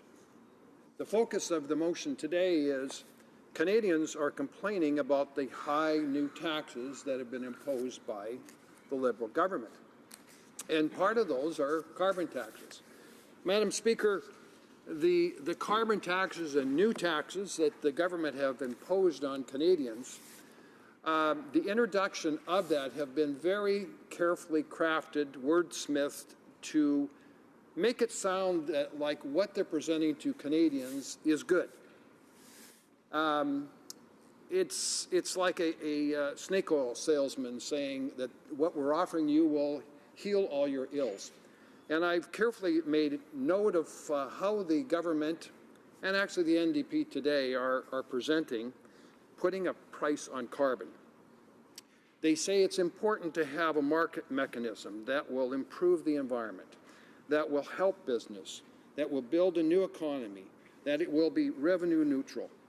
Well, Madam Speaker, it does none of that, but this is what they're saying it will do.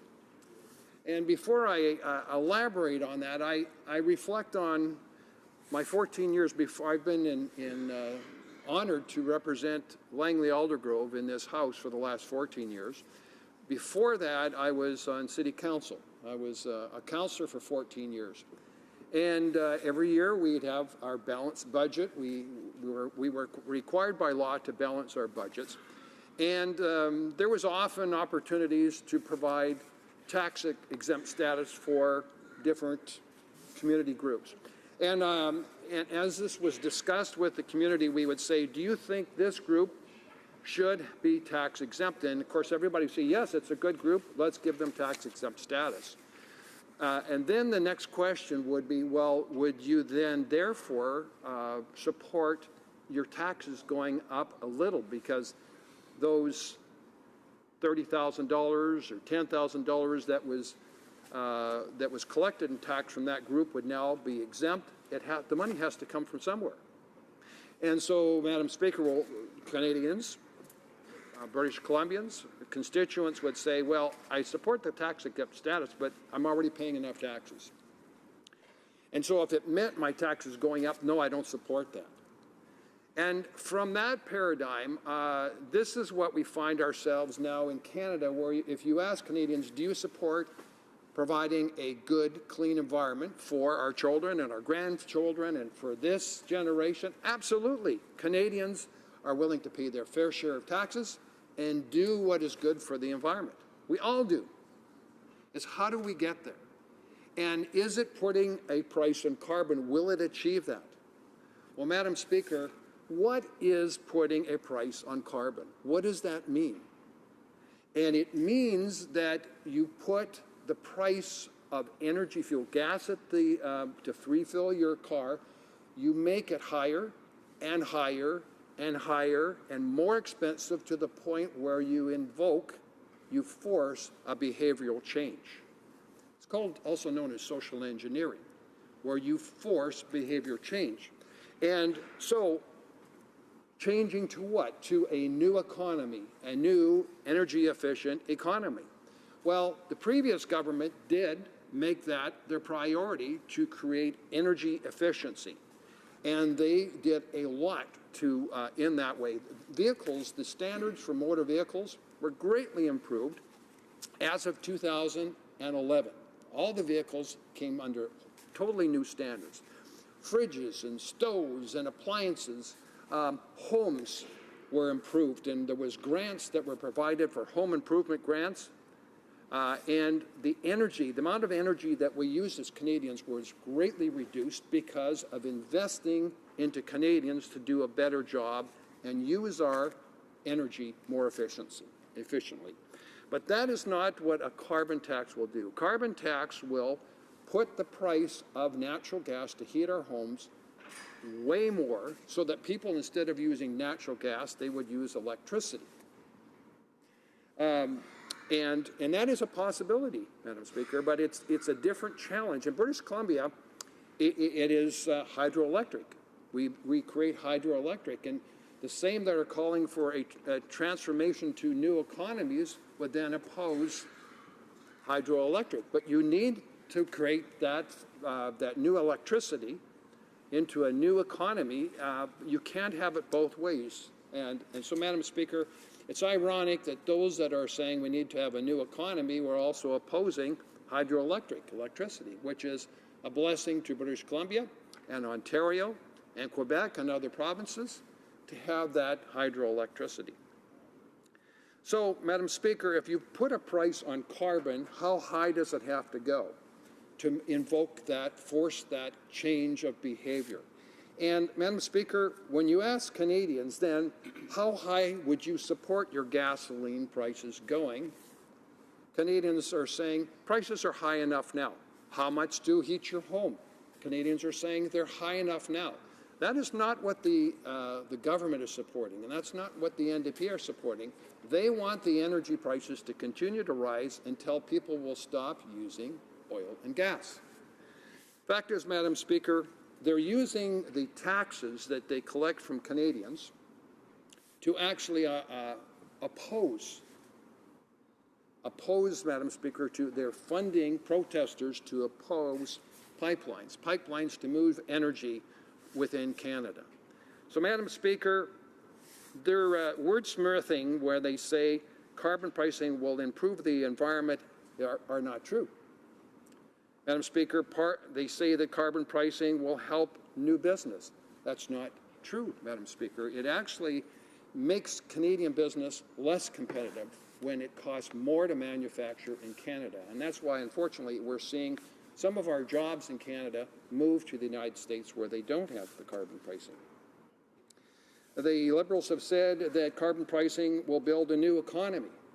That takes time, Madam Speaker, and technological change in Canada and the world is good. To do things more efficiently is good, but forcing the change through disruptive ways of enforcing and not letting it happen as it should, again, they've misled Canadians. And being revenue neutral, carbon pricing will be revenue neutral. That also, Madam Speaker, is not true. The government knows very well that that the government will be making billions of dollars of new taxes on Canadians back.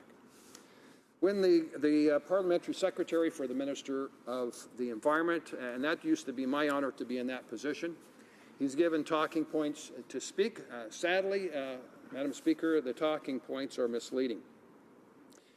It is not, the carbon tax is not revenue neutral. The government is charging a tax on a tax, which Canadians have said to me is very unfair, and actually they asked me to introduce a bill, which I introduced, and gave the government an opportunity to truly make the carbon tax revenue neutral. The government voted against that. So what the government says and what the government does is very different. There's a proverb that says a tree is known by its fruit, not by what it says. We are known by what we do as parliamentarians, not by what we say. And we can wordsmith and say things that are misleading, Madam Speaker, but we will be known for our actions. And the previous government made a commitment for efficiency, and we achieved that. We made promises, and we kept those promises. Madam Speaker, as we did in previous parliaments, we took action on the environment, providing on a trajectory of moving forward to a clean environment. We set the targets that the government has adopted as the Paris targets for 2030. Madam Speaker, we were on target, and we will, when we form government in 2019, we will be back on target, keeping our promises, improving the economy for future generations. Thank you. Well said. Questions and comments? The Honourable Parliamentary Secretary to the Minister of Environment and Climate Change. Thank you, Madam Speaker, and thank you to the honourable member for his words. With all due respect, this is another example of a member being deliberately misleading. For provinces that have actually shown the leadership to put in place a price on carbon pollution, such as British Columbia, where he is actually from, and a price that's actually been in place since 2008, the federal approach with respect to carbon pricing will have zero impact. Provinces can choose, as British Columbia did many years ago, to actually put its own price on carbon pollution in place. Given that the price on carbon pollution will actually drive 80 to 90 megatons of a 250 megaton required reduction to achieve the Paris targets, which his party has committed to, and he's now saying that they would not move forward with a price on carbon pollution, I would ask them, what is their plan to achieve the Paris targets? The Honourable Member for Langley-Aldergrove. Madam Speaker, I'm glad that he is acknowledged that he did not support the motion, actually the bill, that would have required the government to have revenue neutral on the carbon tax. And he did acknowledge that there are hundreds of millions of dollars coming out of British Columbia alone. And that's not fair, Madam Speaker, for the federal government to be making money on their federally mandated carbon tax of the provinces. It's not fair. It's not what the government said they would do. They have misled Canadians, and I'm not sure what the government's going to do about that, but it was wrong.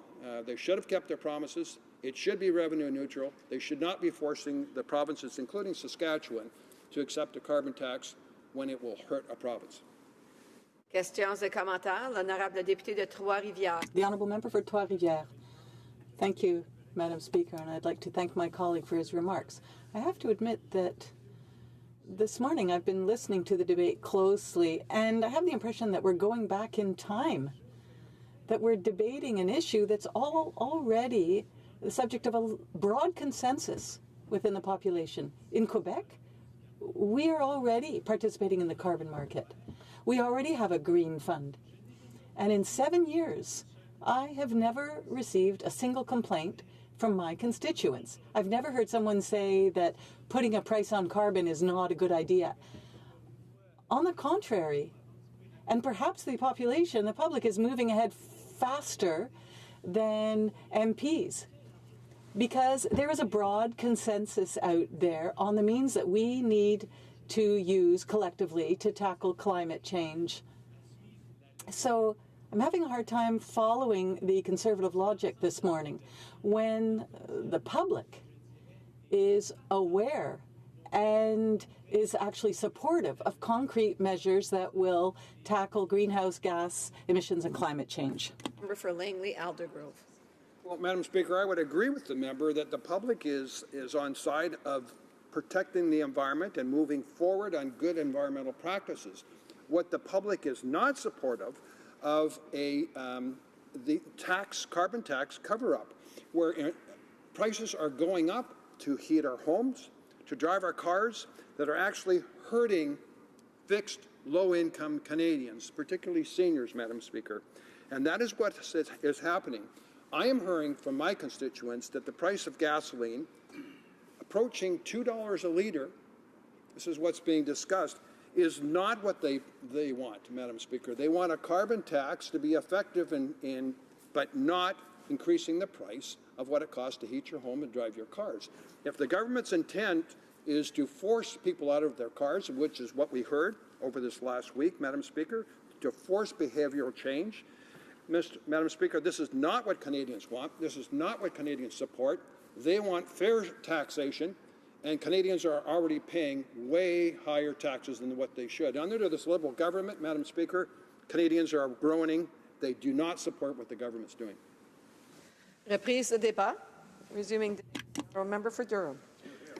Thank you very much, Madam Speaker. It's my privilege to rise in debate today talking about the carbon tax and its impact on Canadians. And going further, I want to talk about how I'm troubled by debate in Canada where it appears that the government and some commentators believe it's a truism that only the carbon tax can lead to GHG reductions. In fact, Madam Speaker, we hear this regularly, including from the Minister for Environment and Climate Change, saying she's so done with Canadians that don't agree with her on this approach, Madam Speaker. There is nothing inherent in a carbon tax that actually lowers greenhouse gas emissions. The hope that many economists and many people like this government is that it will cause people to make, quote, better choices, Madam Speaker, with respect to their daily lives. But I want to show how this is a backwards approach, and it reflects the fact that with the exception of perhaps the Minister of Finance, we have a front bench of this government that's devoid of any serious experience in the private sector economy, Madam Speaker. And the carbon tax, not only is it unfair to the family struggling with the costs of affordability in Ontario and British Columbia, but it's also extremely unfair to the fixed-income senior, single senior living in Atlantic Canada, where most homes are heated on home heating oil, and they're on fixed income. They're seeing property taxes, a range of other things go up. They cannot afford hundreds of more dollars on home heating oil. They cannot afford hundreds of more dollars in higher costs on all of their goods and services they purchase. They can't afford $1.60 gas, Madam Speaker. And what's fundamentally flawed in the logic on the carbon tax, and troubling that so many people working at universities or in the benches of government that have zero contact virtually with private sector, small business, medium-sized businesses in Ontario, is that they don't realize it's making us uncompetitive. So not only are we going to see job losses, we're seeing a lack of affordability, Madam Speaker. The Eco-Fiscal Commission itself suggests that the $50 per ton price on carbon that will be fully in place by 2022 will raise $30 billion in tax revenue, basically taking that money out of the economy, out of investment by business, out of households, out of seniors. These same people are advising the government to go to $200 per ton before people will make better choices, Madam Speaker, in the words of our Prime Minister. That would take $100 billion out of our economy, out of the pockets of Canadians, and out of our competitiveness, at a time, Madam Speaker, where the United States is putting more capital and liquidity into their economy by lowering taxes, by making less regulatory intervention into the economy. As noted economist and public thinker Terence Corcoran said, quote, or about the carbon tax, it's, quote, not merely a tax grab, it is a multi-billion-dollar tax bulldozer rolling through the economy, end quote, Madam Speaker. Already, Canadians should be aware that 40 cents, roughly, of the price at the pump right now, 40 to 60 cents, is already taxed, Madam Speaker. Already taxed, yet we're still driving, I've noticed, especially in the 416-905 GTA or in lower mainland of British Columbia. Can someone who lives in Bowmanville, in my riding, that has to commute to their job in Mississauga, across the entire GTA to provide for their family, can they make better choices, Madam Speaker? When there's no transit available, when they've got to get back to pick up the kids for soccer, moms and dads juggling so many things. These are the people I represent, Mr. Speaker. They have to provide, they have to work for their families. Better choices from the person living in the ivory tower of the Prime Minister's vantage point shows just a radical disconnect. And the employer he might work for in Mississauga, what if it's an auto parts manufacturer, Madam Speaker? That auto parts manufacturer in Southern Ontario or in Kingston, where my friend is listening from now, they compete against suppliers in Michigan, Madam Speaker, where there's no carbon input price to their competitiveness, where they're lowering taxes. This government's been raising taxes, payroll taxes, carbon taxes. Every bank economist has talked about our affordability and our competitiveness, Madam Speaker, with a government that is devoid of a connection with the real world, the real needs of families, the real needs of single seniors.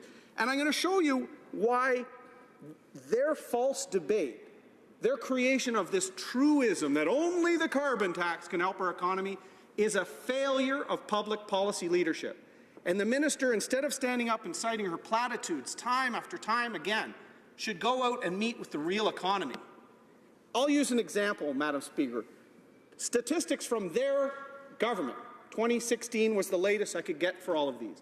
We have 704 megatons of greenhouse gas emissions in our country. 37% of that, Madam Speaker, comes from 596 facilities across the country that are already reporting.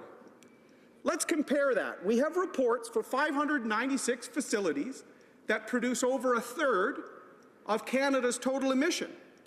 We could have a targeted regulatory approach for them to help them step down their emissions without laying people off, without reducing production. We could do that, a targeted sector-by-sector, enhanced approach, and I'll speak later about how we do that specifically. Or we could do what this government's doing. Let's regulate the 13,320,610 households in Canada. Because that's what they're doing with the carbon tax. That represents 32.8 million people in those households. So a single senior in Kingston is who this government is targeting for their GHG program. They're going to pay more on home heating.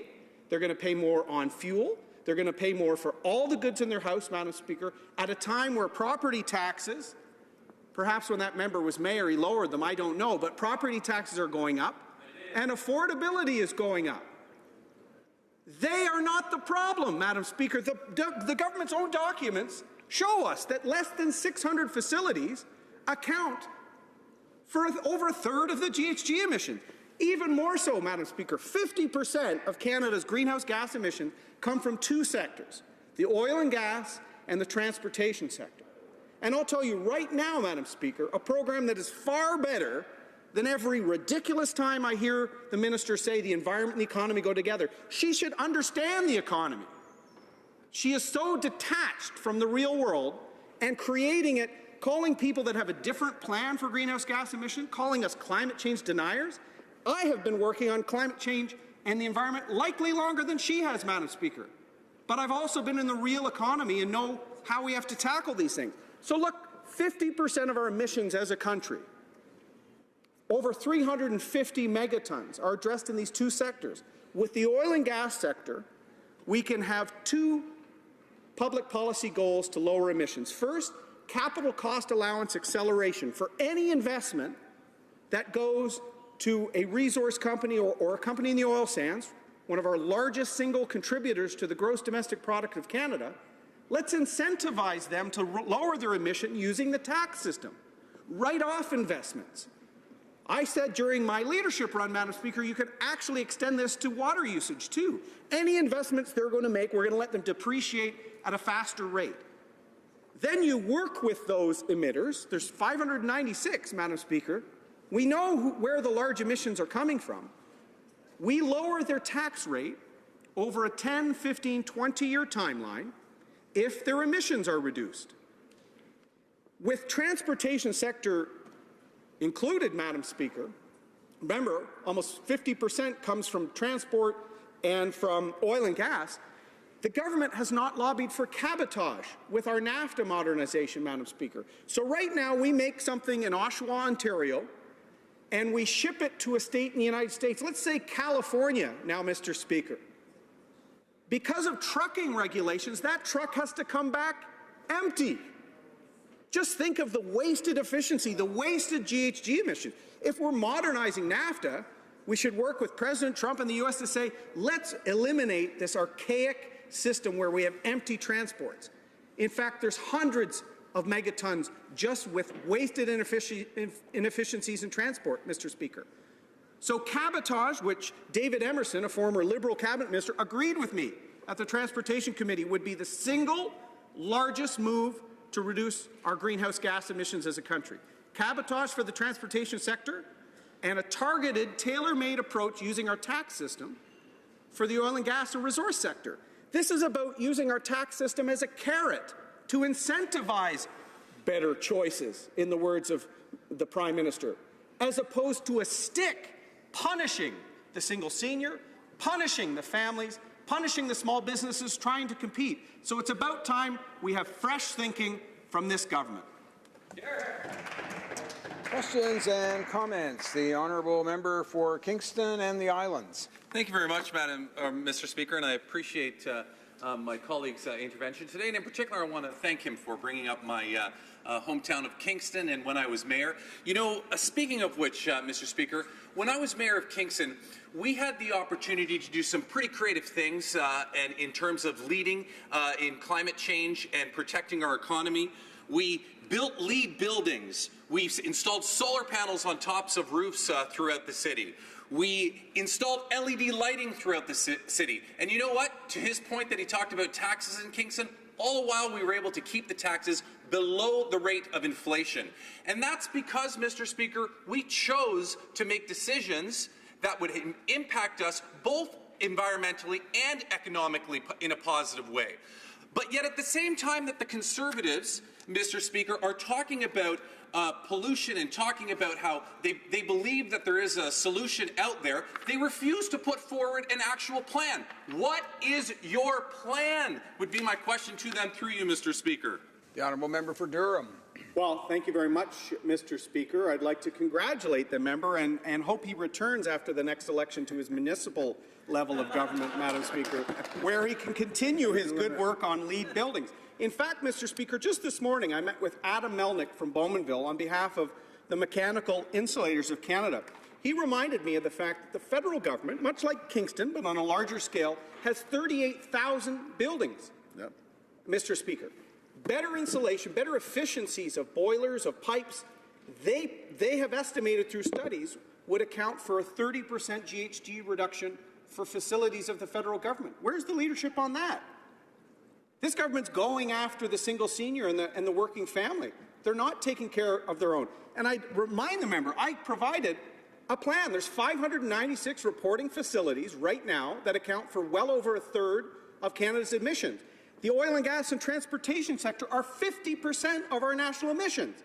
Let's have a smart, targeted plan using the tax system as I described.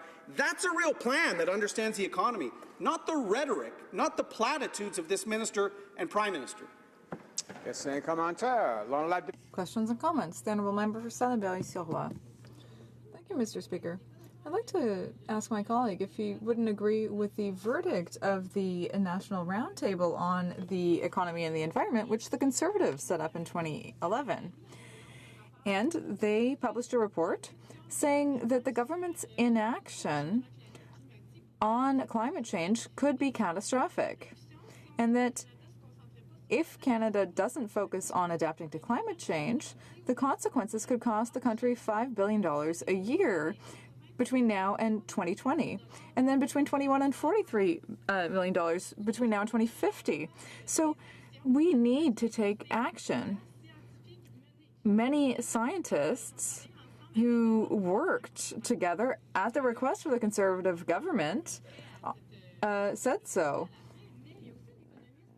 There's also an economist from Radio-Canada who said that in principle, carbon pricing should lead to additional revenue for the state and consumer behavior changes. Gérard Filion from Radio-Canada is an economist, and he's the one who said this. So I think that the message that we need to send to the government is to take action on climate change, because that is the #1 issue for future generations and for this generation. Ada Durham. Honourable Member for Durham. Thank you very much, Mr. Speaker. I thank the member, and I appreciate the work done by the National Roundtable and other groups and economists.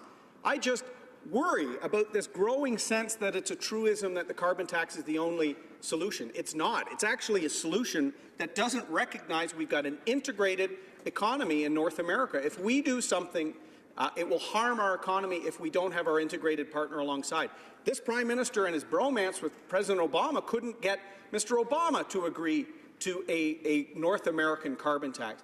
The smarter approach is to use an approach where the largest emitters that account for well over 50% of our economy have a reduction plan, not driving away jobs, not taxing people that are not the problem.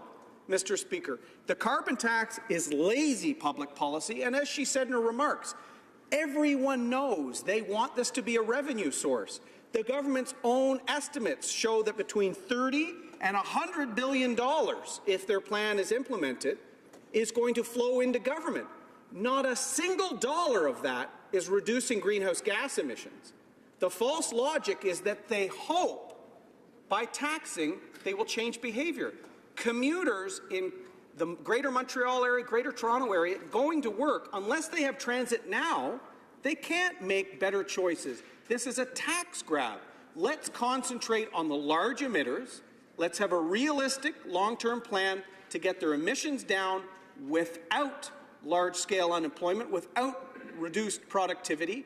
That is a real plan, Mr. Speaker, not the fallacy of the carbon tax.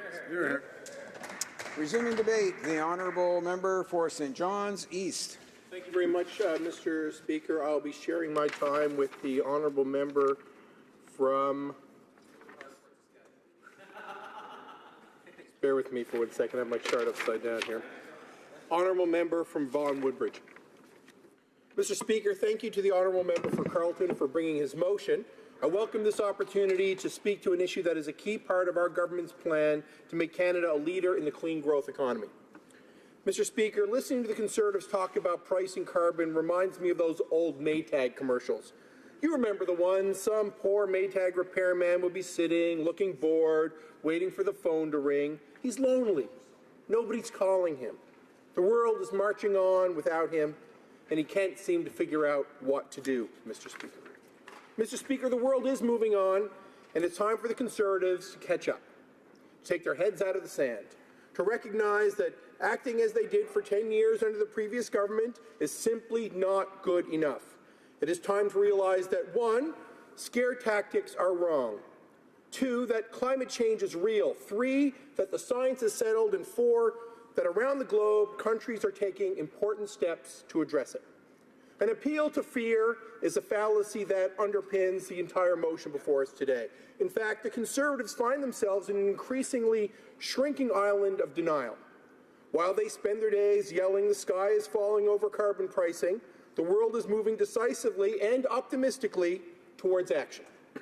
Indeed, in 2017, there were 42 countries and 25 subnational jurisdictions pricing carbon.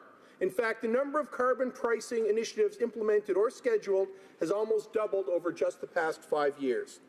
Among those pricing or planning on pricing carbon are the European Union, China, the Republic of Korea, Singapore, Colombia, California, and of course Canada's 4 largest provinces, British Columbia, Alberta, Ontario, and Quebec, representing more than 80% of our country's population, have all adopted carbon pricing.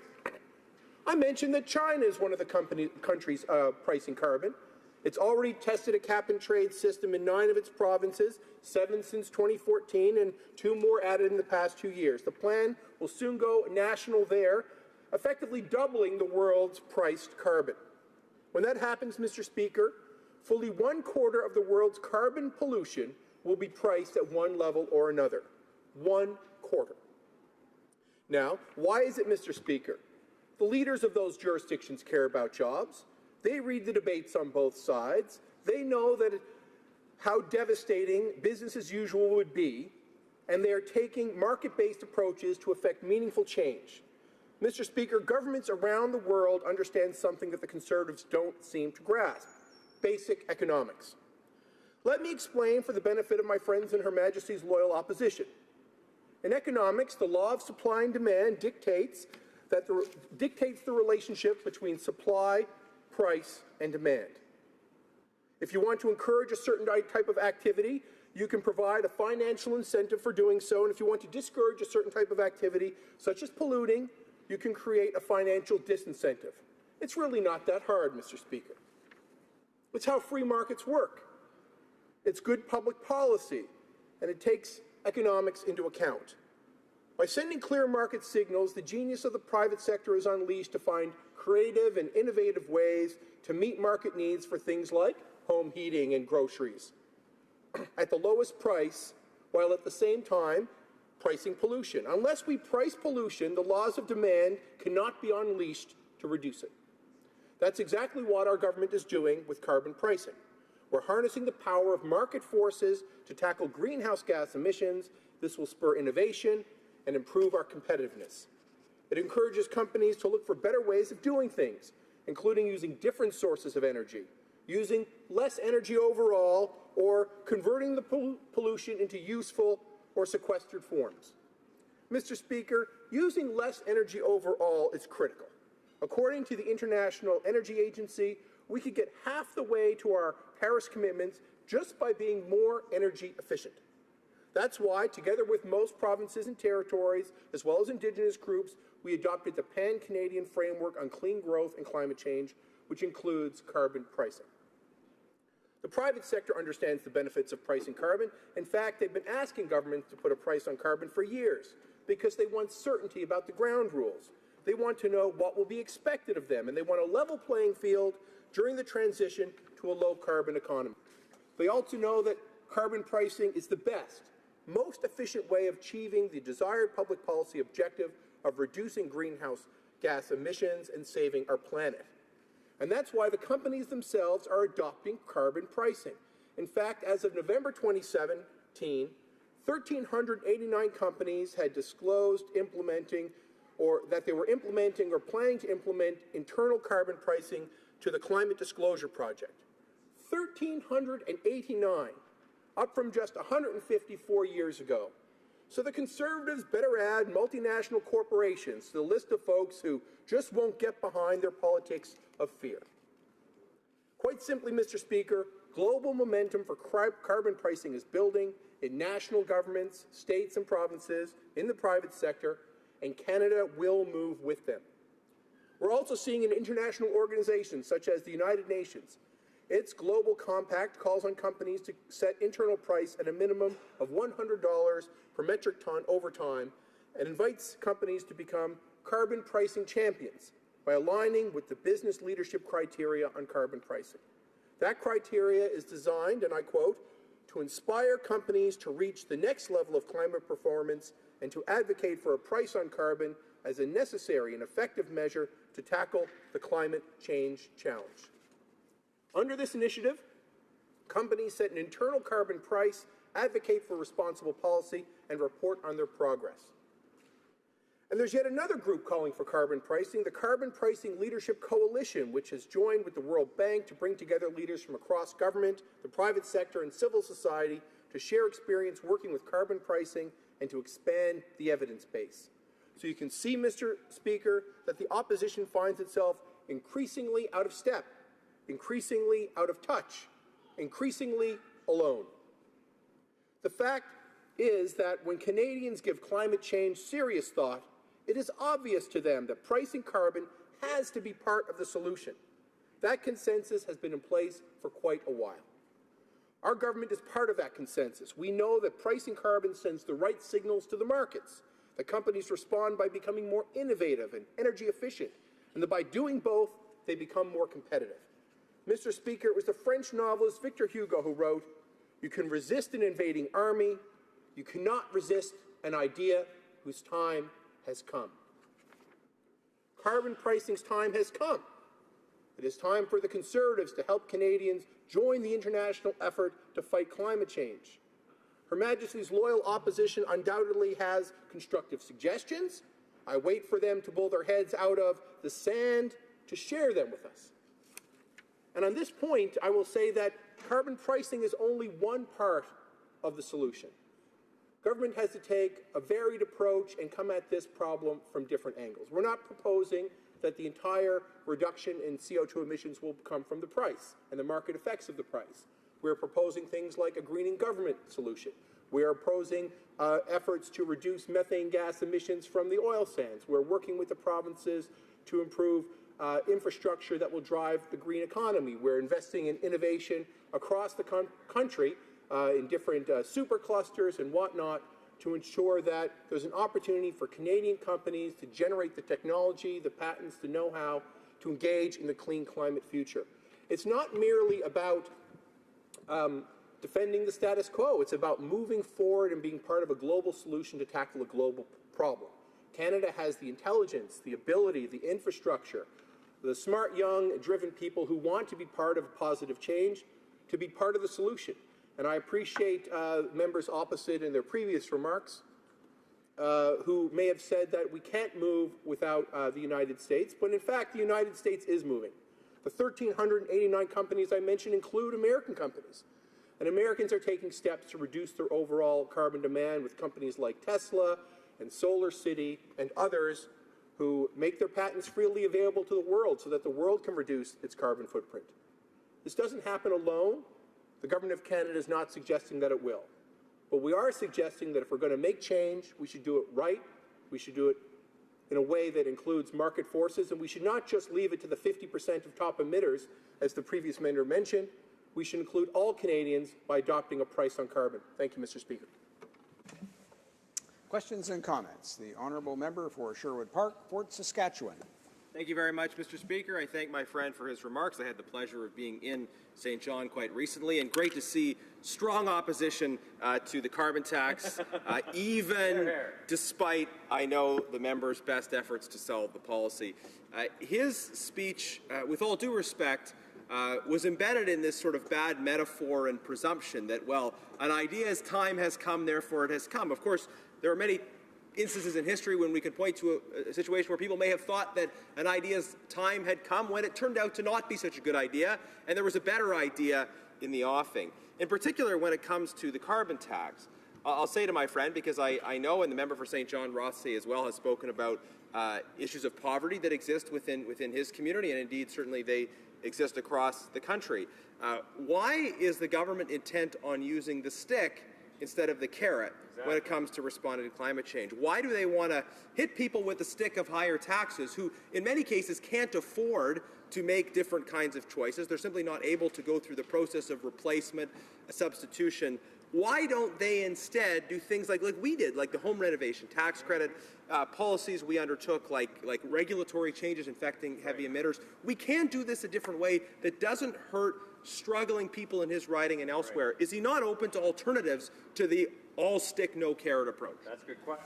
The honourable member for St. John's East. I'd like to thank the honourable member for Sherwood Park Fort, Saskatchewan, for his comment. But in fact, he actually highlights the very issue here, in that we are using carrots, we are taking a multifaceted approach. One of those facets has to be and must be a price on carbon. Most Canadians understand the tragedy of the commons. They've seen the Lorax movie. They understand that if there's a common resource without a price or a cost, it will be exploited to no end by the population without fear of the consequences. But when you put a price on the very pollution, the very thing that we're trying to reduce, the law of demand dictates that as the price of that entity goes up, the demand for it will go down, and people in their daily lives, in their shopping choices, in their decision on where and how to drive, on the type of technology, the amount of insulation they use in their homes, whether or not they have an heat pump or an oil furnace, whether or not they encourage the government to adopt clean energy initiatives or coal-fired power plants. By adopting a price, it will drive societal change towards a reduction in carbon. It can't happen without a price. That is the tragedy of the commons. I'm sure the honourable member knows that, and he knows there are many carrots because we put billions of dollars into innovation. Thank you, Mr. Speaker. Question commentaire. The honourable member for Salaberry-sur-Roi. Thank you, Mr. Speaker. And I thank my colleague for his speech. But I think that the issue is very important here. There are so many environmental reports from the OECD, from the Environment Commissioner, from Environment Canada, all saying that we are not on track to meet our targets. And not only that, but there is no plan for adaptation to climate change. There are no measures to monitor and evaluate the progress that Canada is making when it comes to reducing greenhouse gas emissions. So without a plan, without any adaptation measures, and by giving $1.6 billion in subsidies to the fossil fuel industry, well, how can the government say that it will meet its targets? We absolutely need to have a public transport plan. We need a plan for green infrastructure, but there's none of that. So obviously we can't meet our targets if there's no plan and no plan to monitor progress. The honourable member for St. John's East. Thank you. I want to thank the member for Salaberry-sur-Roi for her question. First, I'll say that we do have a plan. We negotiated with all of the provinces and territories and Indigenous governments to develop a plan for climate change. So I would refer her to read our plan. As I said in my speech, the price itself is not high enough to do everything. We need other options, other criteria, and more investments to ensure that we meet our 2030 targets. And to that end, our plan of increasing the price of carbon will aim for 2022. After that, we will be able to see what price we should set to meet our targets. That's a good plan. Thank you. Continuing debate. The honourable member for Vaughan Woodbridge. Thank you, Mr. Speaker. When it comes to Canada's economy and environment, our government has been clear. We believe that the two go hand in hand. The Canadians understand that pollution is not free. and they understand as we do that the most effective way to reduce greenhouse gas emissions is to put a price on carbon pollution. That's why we introduced the Greenhouse Gas Pollution Pricing Act, part of the Budget Implementation Act, or otherwise known as Bill C-74, currently before this House. By giving businesses and households an incentive to innovate more and pollute less, we are fulfilling our commitment to invest in growth while respecting and helping to protect our shared environment. And this approach, Mr. Speaker, investing in growth that strengthens and grows la classe moyenne and helps people working hard to join it, is already paying off, Mr. Speaker. Let me take a moment to list the economic achievements we've reached in just 2 years in government. Since this government was elected, more than 600,000 new jobs have been created, the majorité plantant. Canada's unemployment rate is at the lowest level we've seen in more than 40 années. Since 2016, Canada has led the G7 in economic growth, and the federal debt to GDP ratio, which is our debt relative to our economy, is not only on a downward track, it is projected to be soon near its lowest level in nearly 40 years. And I stand corrected, it is at its nearly at its lowest level in 40 years. Mr. Speaker, we know that investing in our community and in our people is the best way to grow a modern economy. We've also taken steps to ensure a good business climate so our businesses can succeed, can grow, and can hire. We believe Canada is the best place in the world to invest and to do business, and we want to make sure that it stays as such. Mr. Speaker, this past week, A.T. Kearney came out with its best places to invest, foreign direct investment, as us economists like to call it, and Canada ranked number 2 in the world, and it had moved up 3 places, Mr. Speaker, just slightly behind the United States of America. Mr. Speaker, this is important to note this because this study, this report that was put out by a nonpartisan institute, incorporated the fact that 85% of the population of Canada is covered by a carbon pricing mechanism. We know that low and competitive tax rates allow Canada's entrepreneurs to invest in their businesses, create even more good, well-paying middle-class jobs. And that's why we cut the small business tax rate to 10% this past janvier. It will even fall further next January to 9%. By this time next year, the combined federal, provincial, territorial average income tax rate for small business, petite entreprise, will be 12.2%, the lowest in the G7 and the third lowest among members of the OECD. This means up to enterprises in my riding will receive up to $7,500 in lower paid, $7,500 in lower federal corporate income tax per year. This will help Canadian entrepreneurs, innovators, to do what they do best, Mr. Speaker, create jobs. And I do know 600,000 of them have been created over the last 2.5 years. That's good news for Canadian businesses and great news for the hardworking people of my riding of Vaughan Woodbridge and across this country. Of course, Mr. Speaker, we know there's more work to be done. That's why in Budget Implementation Act, in Budget 2018, we proposed the Canada Workers' Benefit, a strengthened version of the working income tax benefit, something that I actually long advocated for before I became a candidate for the Liberal Party and a member of Parliament for this government. The new CWB will allow low-income workers to take home more money while they work. It will also encourage, very importantly, more folks to enter the labour force. So maybe somebody nearing retirement or is retired wants to come back in, make some extra money. Well, this will be a top-up. Or maybe a student going to university making some extra money on the side to help pay for their studies. It'll be a little bit of a top-up.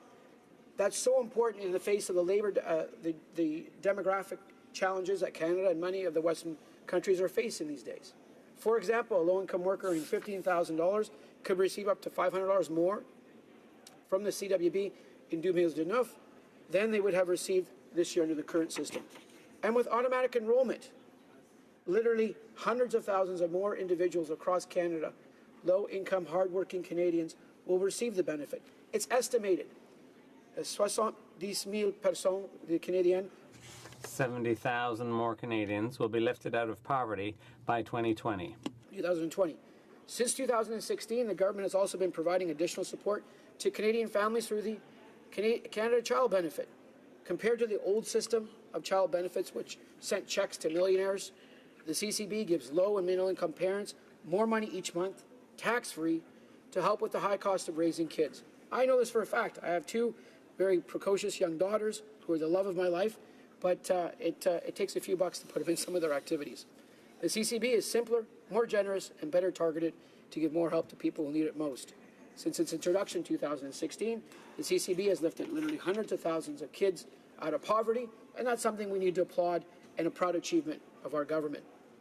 Frankly, in my riding, $59 million of Canada Child Benefit was distributed to residents in my riding. I know that every single one of those residents, helping out literally 15 or 16,000 young children, are grateful for this program, grateful for the opportunity to receive something that helps them so much at home.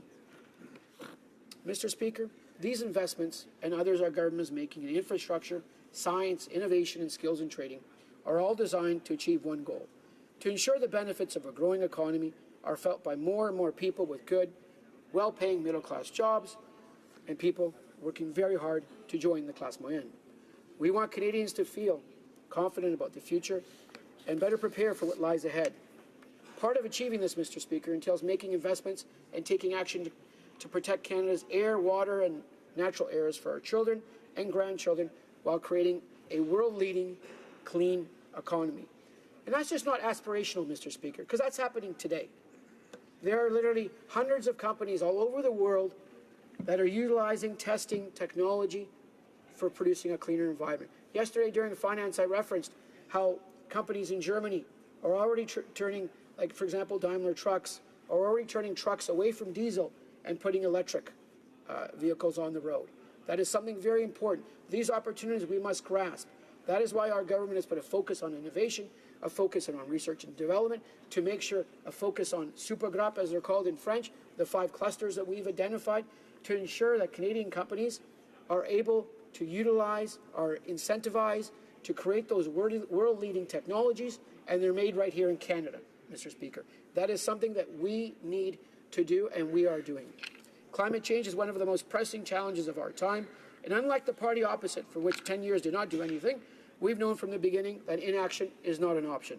That's why our government has worked for over 2 years to implement smart, practical measures to reduce emissions, protect the environment, while taking important steps to support middle-class Canadians, literally tens of thousands, 108,000 that live in my riding of Vaughan Woodbridge, grow the economy and create good jobs. Canadians know that addressing climate change and protecting the environment is an important part of ensuring a more prosperous and competitive economy for Canadians. Mr. Speaker, Monsieur le Président, this is exactly what notre gouvernement and our... We will put a price on what we don't want, pollution, in order to support things we need, including emissions reductions, clean innovations, and yes, clean jobs, which are good middle-class jobs from Canadians coast to coast to coast. Through investments in greener infrastructure, cleaner transportation, energy efficiency, and emerging technologies, we will continue to help make our community stronger, healthier, and more resilient. We believe that this is the best way to support strong economic growth and a secure, clean environment today and for many generations to come, including those where my daughters are at. That's what Canadians sent us here to do, and we're proud to do it. We are doing the work that we spoke about during the election campaign. We're doing the work, and if I can use an analogy, Mr. Speaker, we're not ragging the puck. We're playing hockey, and we're going to where the puck is going, and we're going to make sure we score for Canadians, whether it's through clean technologies producing those great jobs, whether it's through leading innovations that will be adopted throughout the world, and we'll make sure our exporters and businesses stay competitive through this whole process.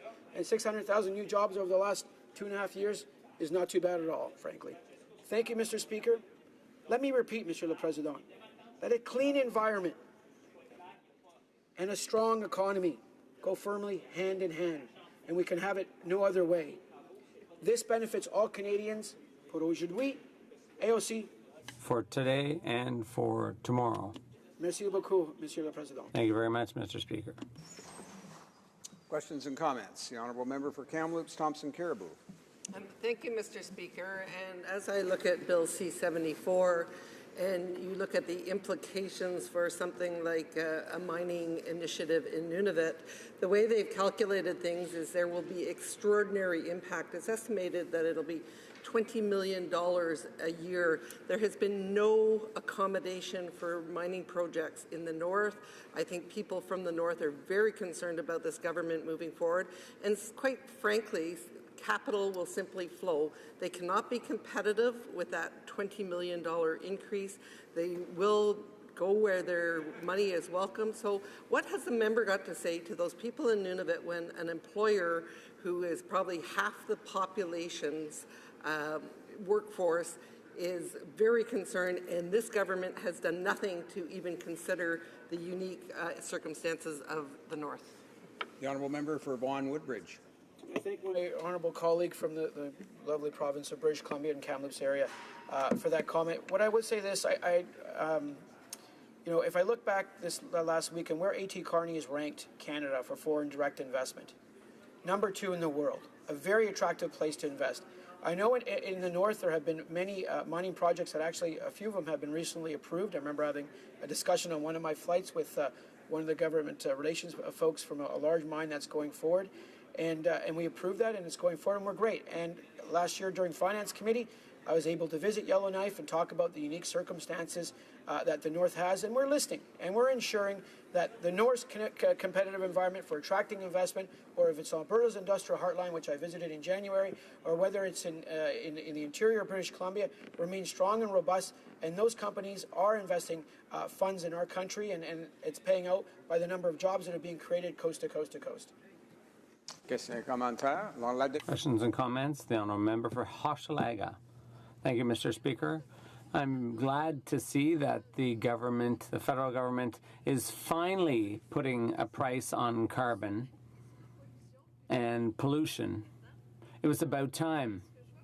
But what I also see is that 2.5 years ago, the Liberals promised in their platform to do other things like getting rid of the subsidies to the oil patch.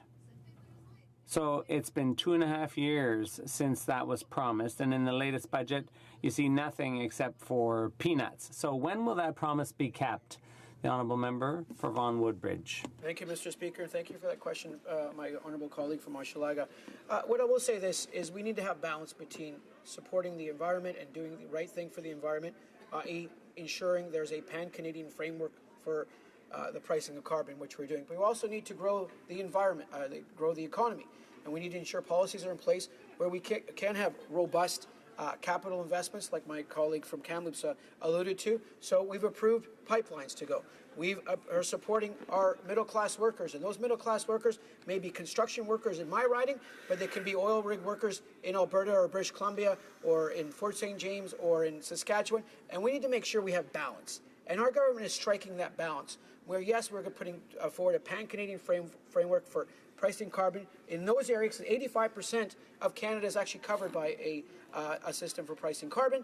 For those areas that don't, we'll put the backstop on, the backstop in, please, and ensure at the same time that companies are able to invest, grow, and prosper in this great country we live in. Time for just one more short question and response. The Honourable Parliamentary Secretary, the Minister of Heritage. I know the member from Vaughan Woodbridge is a banker by profession prior to politics, so I'm going to put to him 2 economic statistics. One, that according to the World Bank, 67 jurisdictions representing about half of the global economy and more than a quarter of global GHG emissions are putting a price on carbon. And secondly, that the 4 provinces that have a price on carbon, BC, Alberta, Ontario, and Quebec, had the highest GDP growth and created the most jobs in Canada in 2017. Why, in the opinion of the member for Vaughan Woodbridge, does that make this an appealing case for why a price on pollution should be put in place nationally? Thank you. The honourable member for Vaughan Woodbridge. I thank my honourable colleague from the High Park area of Toronto for his question. And the best way to answer is that look at British Columbia. And as someone who grew up on the Northwest Coast, they've had a price on carbon for over a decade. And the economy has done phenomenal. The economy has done very well. We've, as they say, you use the word broken the back, but broken the curve on emissions in BC, and people have prospered. And you know what? They have a robust farming community in the interior from Vancouver, Abbotsford, Chilliwack, and so forth, and they're doing well. They have a robust real estate industry. They're attracting investment. It's a great environment for people to come, live, raise their families.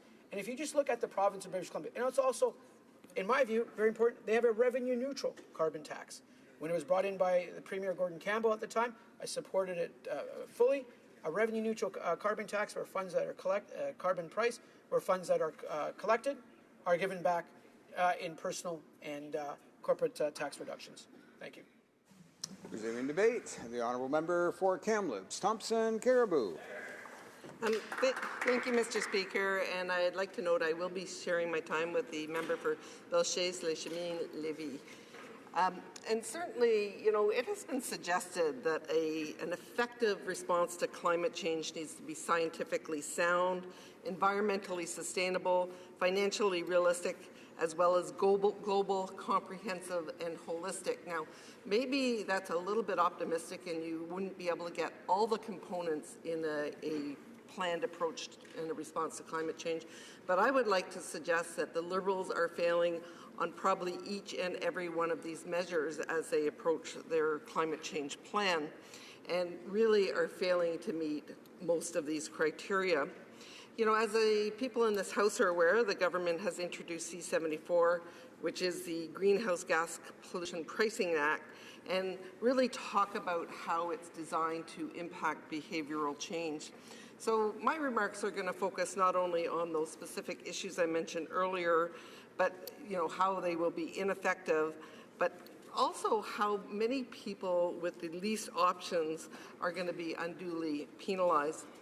First of all, I think all Canadians should be very concerned and offended by the lack of transparency of this particular initiative.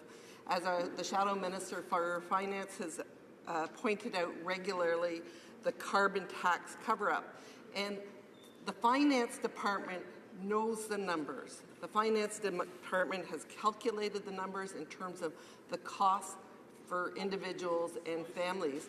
And when they were asked for that information, they released it, but guess what, Mr. Speaker? They blacked out all the information. So it is really quite offensive that a government would be imposing a tax on Canadians and would not be transparent about what that tax will actually cost. And so, you know, really I hearken back to the election commitments that they made, and they said this is going to be a transparent government by default. This, as well as many other issues, whether it be the deficit, democratic reform, they are absolutely failing to live up to the commitments that they made to Canadians in 2015. And I would suggest that for any credibility, they should be releasing those numbers and not waiting months down the road after they have imposed a tax. This is quite frankly wrong. You know, the quote I had at the start talked about something that was scientifically sound. So what have they done? They've set a pricing level that's going to start at $30 and move its way up to $50. Any scientist, the minimum calculation that they make in terms of the impact to actually be effective is $100, and I've seen some that are going as high as $300 needs to be the price on carbon to actually create the behavioral changes that they want to create. So what they have done is it's really almost, they're creating a cost for consumers, but it's not going to actually have the impact that they need this tax to have. And I think it's important to note that it's being done in isolation from our continental partners. I know that we always suggested that what we had to do, if you recall, you know, China, India, the U.S. are the major emitters. Canada is less than 2%. And that really we needed to be global in our approach. So that, again, was in that definition, global approach. So here we are, we're going down a path that, quite frankly, they're not pricing in a way that it will hurt Canadians, but it won't create the desired effect. And they're doing it in essentially isolation from the global major emitters. You know, the government and the Minister of Environment love to talk about British Columbia, and so I'd like to talk about British Columbia also, because that is the province that I'm from. And of course, they hold it up as a really great model. It's been consistently said, and it was introduced in 2008. And it was introduced as a revenue-neutral carbon tax. But let me tell you what has been happening over the years. And in actual fact, Mr. Speaker, I was not upset, I was not concerned when the British Columbia government introduced this revenue-neutral carbon tax. They explained it appropriately, and certainly the affordability issue, I was fortunate that it was not going to create a huge affordability issue for me and my family, and they were trying their best to offset both rural and impacts on others, those that could not afford it. But let's look at, first of all, they hold it up as this great example because they say it brought emissions down. Well, you know what? Emissions went down across the world in 2008. Those emissions went down because we had a global recession. And so the sort of analysis of the carbon tax and that it brought emissions down and then, you know, the economy recovered, absolutely. So if you take a baseline in terms of before, when the economy was ticking along quite nicely in 2007, 2008, you have the global recession. Absolutely, you have a significant drop in emissions. And you also, ultimately, Canada had a good recovery. They also like to compare, they say, you know what, the emissions dropped and the GDP did well. Well, they love to compare it to Ontario. Well, Ontario, of course, was suffering the highest electricity prices, manufacturing was fleeing, but they never actually compare it to provinces that had a similar kind of economy, such as Saskatchewan and Alberta. And if you look at the economic growth in those two provinces, it was significantly more than British Columbia's economic growth. So, you know, I think when you can't take gross measures and really be precise in terms of the impact, the sort of effect of the actual carbon tax, because there were so many things that were happening throughout that time period. So what was a revenue-neutral carbon tax? Started to drift, and you know, that commitment, that was a solid commitment to the citizens of British Columbia. Every penny we take in a carbon tax is going to be returned to you, returned to your pockets.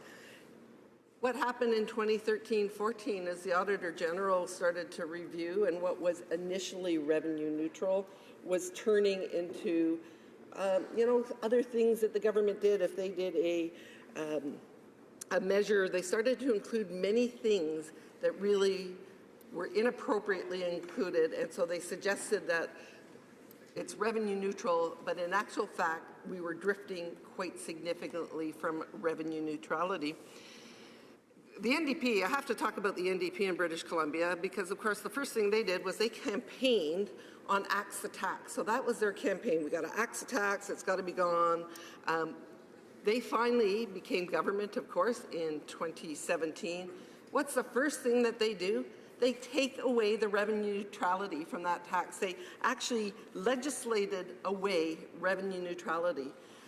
And then they increase the tax. So really what was a well-designed, reasonable approach quickly has become a cash grab under the government's control, general revenue, do whatever they want with it.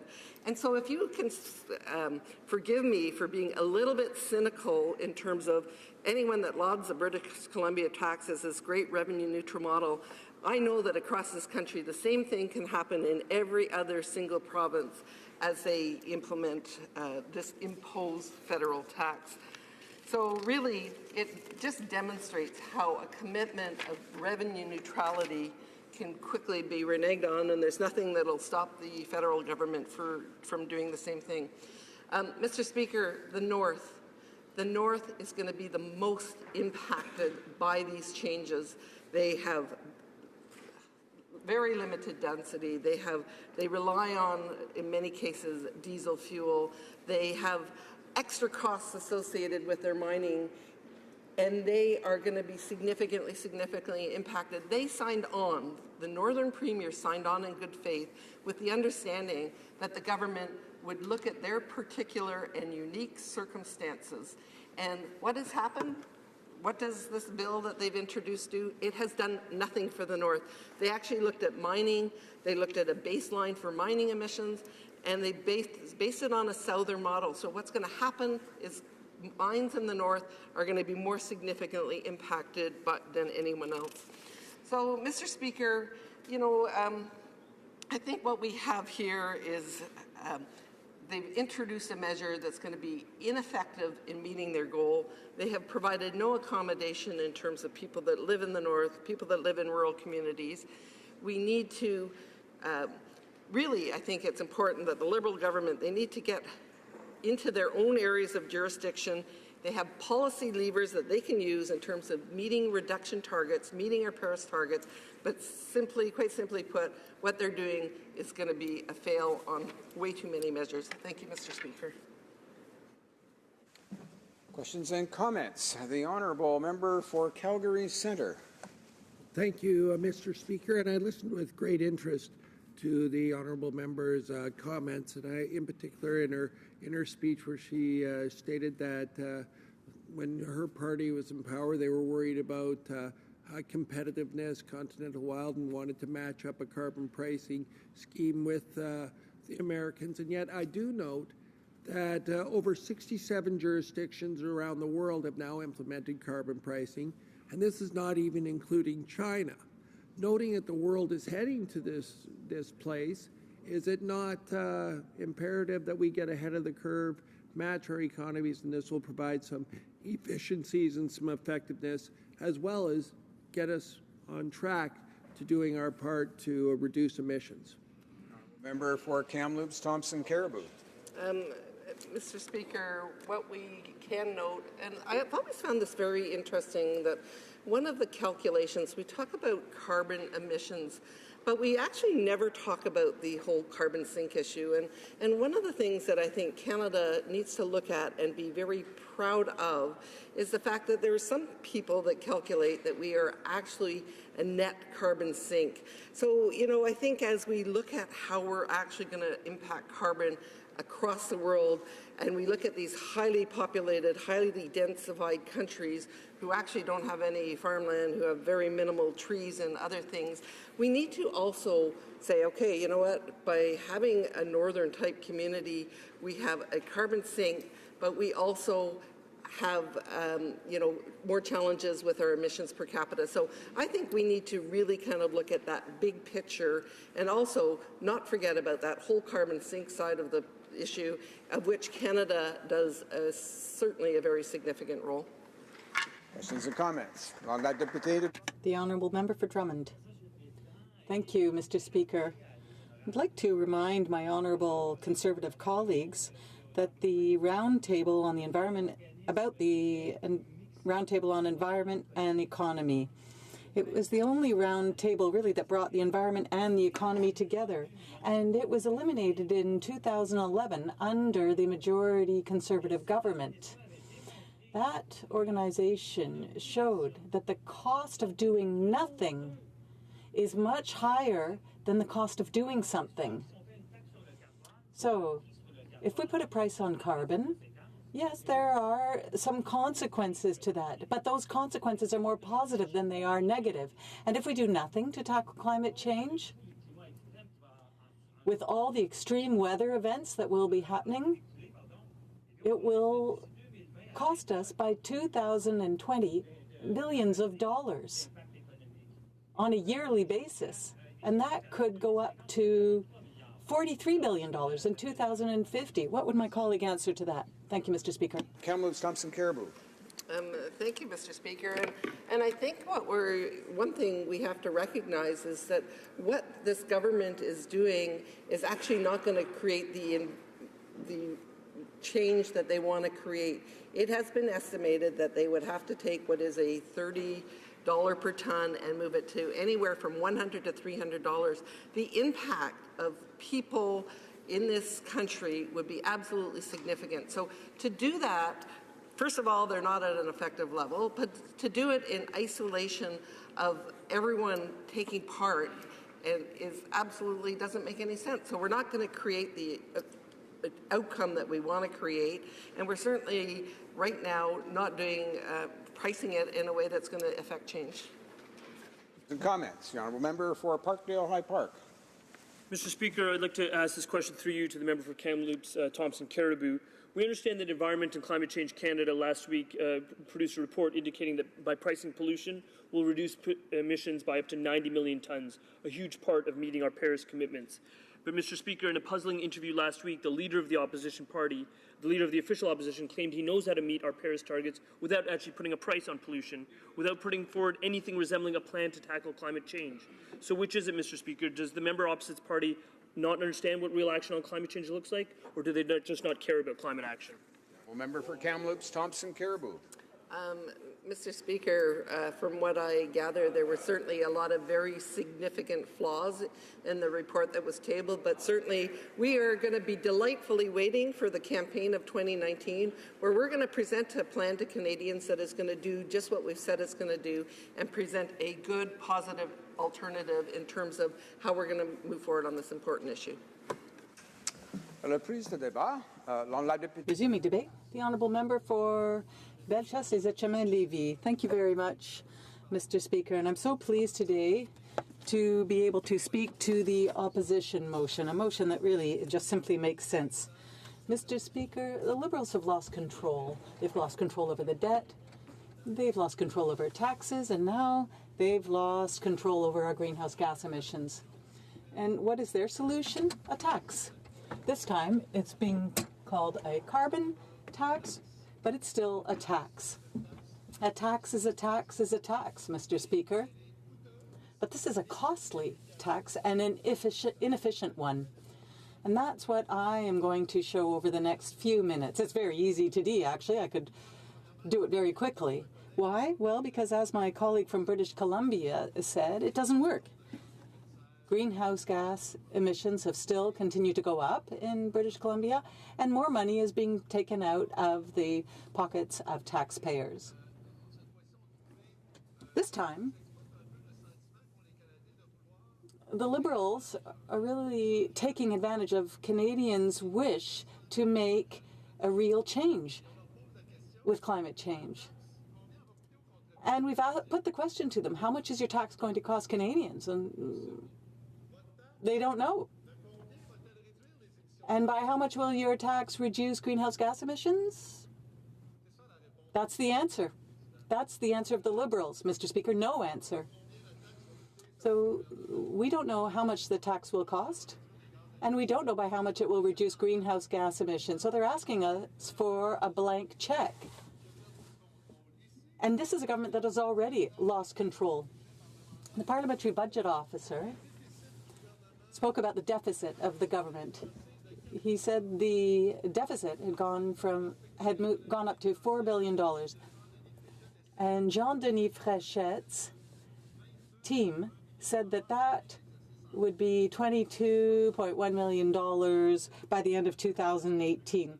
So $4 billion more than the government forecast in its budget. So we're talking about a deficit of $22 billion. But they've actually gone beyond that. They keep going beyond that. And this is very surprising on the part of a government that, when it was elected, said, in the Prime Minister's words, that they would run modest deficits. But now they've lost control. Now, you might say that we're going into debt, but we're paying less in taxes. However, Mr. Speaker, I'm very sorry to tell you that more than 80% of middle-class families in Canada are paying more taxes now. And this is the independent, nonpartisan Fraser Institute. That is a Canadian organization that looks at public policy. It also said that on average, middle-class families will be paying $840 more in taxes. And this article was written in September 2017. Unfortunately, what that means now is that we'll be paying even more than that. And it continues to increase. So the debt is increasing, we're paying more in taxes. And to add to that, Canada is not on track to meet its greenhouse gas emissions goals. So we have a government increasing taxes, the deficit is exploding out of control, and now it's losing control over the emissions. And this is the same government now that's telling us that it would like to have a blank check to tax even further taxpayers without us having any idea of what that will lead to. Climate change, according to them, because it exists, is a reason to tax them without knowing what the impact will do. But there is one impact we do know about, Mr. Speaker. The Parliamentary Budget Officer told us about that impact. He brought forward a new report that shows that the carbon tax will take $10 billion out of the economy by 2022. Some even think that that cost could be $35 billion. And who's going to pay for that, Mr. Speaker? Working men and women, families, parents. Summer is coming, Mr. Speaker. And you know, in the summer, you rush home to work and then you drive your kids to various activities like sports. And what's going to happen, Mr. Speaker? Well, the cost of gas is going to go up. And we're already paying high taxes. And now we're going to pay even more. But we're not going to know what the impact will be on the environment. We do know that it will have an impact on the economy. Yesterday, I was at a committee that is looking at how we can help young people integrate into the labor market. And we were looking at Indigenous youth. And we were also looking at organizations and businesses that are helping to train these young people, because we need plumbers, we need welders. And sometimes these young people have to travel long distances to get to these training centers. Well, guess what, Mr. Speaker? They're going to be paying much more in gas. And so this is yet another roadblock that's being put in the way of Indigenous youth to get onto the labor market. So, as you can see, Mr. Speaker, it's all very well to say that they think things are going well, but it's not looking too good. The debt is increasing, taxes are increasing, and greenhouse gas emissions are increasing. That's an interesting contrast because people are listening to us. And so there could be an alternative to this. Mr. Speaker, I'd like to share a press release that dates back to 2007. Sometimes it's important to look back at the past for information. So I have a press release that goes back to 2007, and in it, it says that there's an organization that was happy to hear what Stephen Harper and Jean Charest had to say, i.e. that Quebec would be receiving money from the federal government to fund its greenhouse gas emission program. And they also said that this represented part of a $1.7 billion budget that was being provided to the provinces for that purpose. Now, the organization that congratulated the Stephen Harper Conservative government is called Greenpeace, Mr. Speaker. So now there are two approaches. There was the approach of the government who lowered the GST from 7% to 5%. There were broad tax cuts for all Canadians. Tax cuts that were unprecedented for several decades, despite an economic crisis. And when we gave the car keys to the government across the way, we had a balanced budget, and we had reduced greenhouse gas emissions in Canada by 2.2% and increased GDP by more than 15%. And of course, we had created hundreds of thousands of jobs after the economic recession. So there are two approaches. You have a government that says we're going to charge more tax and call it the carbon tax. You're going to pay more tax. You're going to go further into debt. And we can't guarantee that there will be any good results.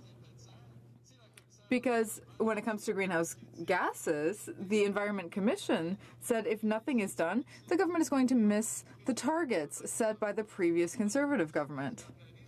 So not only are they bragging about being environmentalists, but they're not even able to meet their own targets. I see I don't have a lot of time left, Mr. Speaker, and that was essentially the heart of my presentation. But the problem here is that there's really an attempt to obfuscate here. We don't have any numbers. We don't know what the impact of the carbon tax will be on the reduction of greenhouse gas emissions. What will it be? We haven't gotten an answer. What will the impact be on Canadian families? We know it will cost at least $10 billion. That's according to the PBO. So in conclusion, Mr. Speaker, I would like to quote a Quebec economic writer who said what he thought about the carbon tax. because we don't want to abuse people's generosity here. So he said, if you haven't yet understood that you have been subtly had a tax imposed on you, then I can't do anything for you. And he adds, the typical taxpayer is already overtaxed. And of course, all Canadians, regardless of their political allegiance, want Canada to be a leader on the environment. But they care about the economy too. And then he continues, if we stopped taking taxpayers for fools, they might be more motivated to do their share. Thank you. It's the honourable member for Kingston and the Islands. Thank you very much, Mr. Speaker.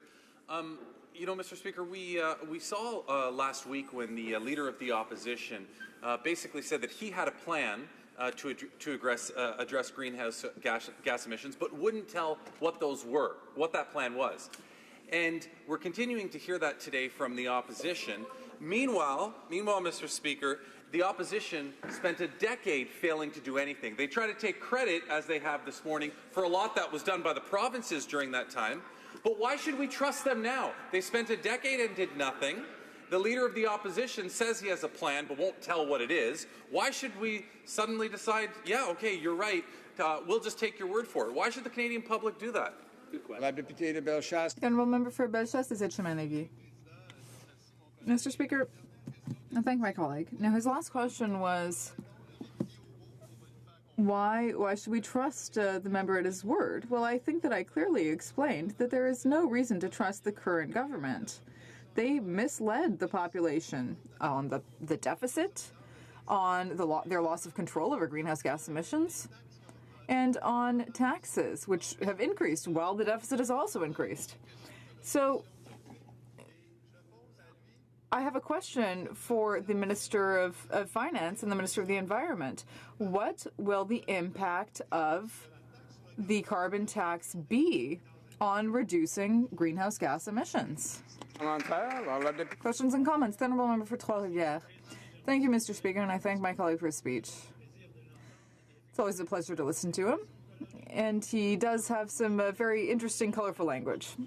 At the very beginning of his speech, he was talking about the government's loss of control over their finances. Now, I basically agree with him, but that's not the subject of today's debate. But when he talks about them losing control over the fight against greenhouse gas emissions, well, I have a different opinion, because in my opinion, the Liberals never lost control because they were never in control. And that total lack of control is flagrant. But of course, the Conservatives before them never controlled greenhouse gas emissions either. And it's very clear in his speech that he is implicitly taking credit for the success of the provinces and territories. So my question for him is, where is the Conservatives' plan for reducing greenhouse gases? The Honourable Member. I thank my colleague from the NDP. I remember that his former leader was the Quebec Environment Minister at one time, and things weren't working for them then. Well, we sat down with the provinces and we invested $1.5 billion in the Green Plan for the provinces. That's one of the reasons why the Conservative government can take credit for much of the success of the provinces and territories, contrary to what was the case with the Liberal government. Now, I think it's important to have a plan in place and to have effective measures, but we don't see that with the Liberals. We just see a tax. So, Mr. Speaker, I share my colleague's point of view about the fact that the government has no control over greenhouse gas emissions. They are trying to take money from taxpayers to make themselves feel better, but that is not really having any impact on the environment. Member for Calgary Centre. Mr. Speaker, I'd just like to point out to the member that our party actually reduced taxes on 9 million middle-class Canadians and raised taxes on the top 1% that their party rejected.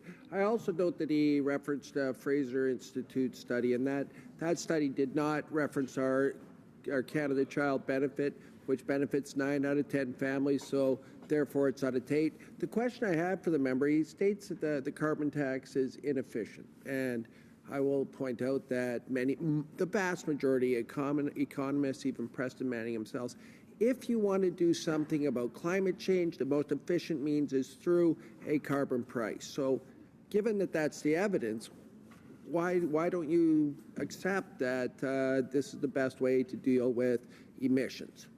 The honourable member for Bellechasse-Chemin-Neuville. Thank my colleague.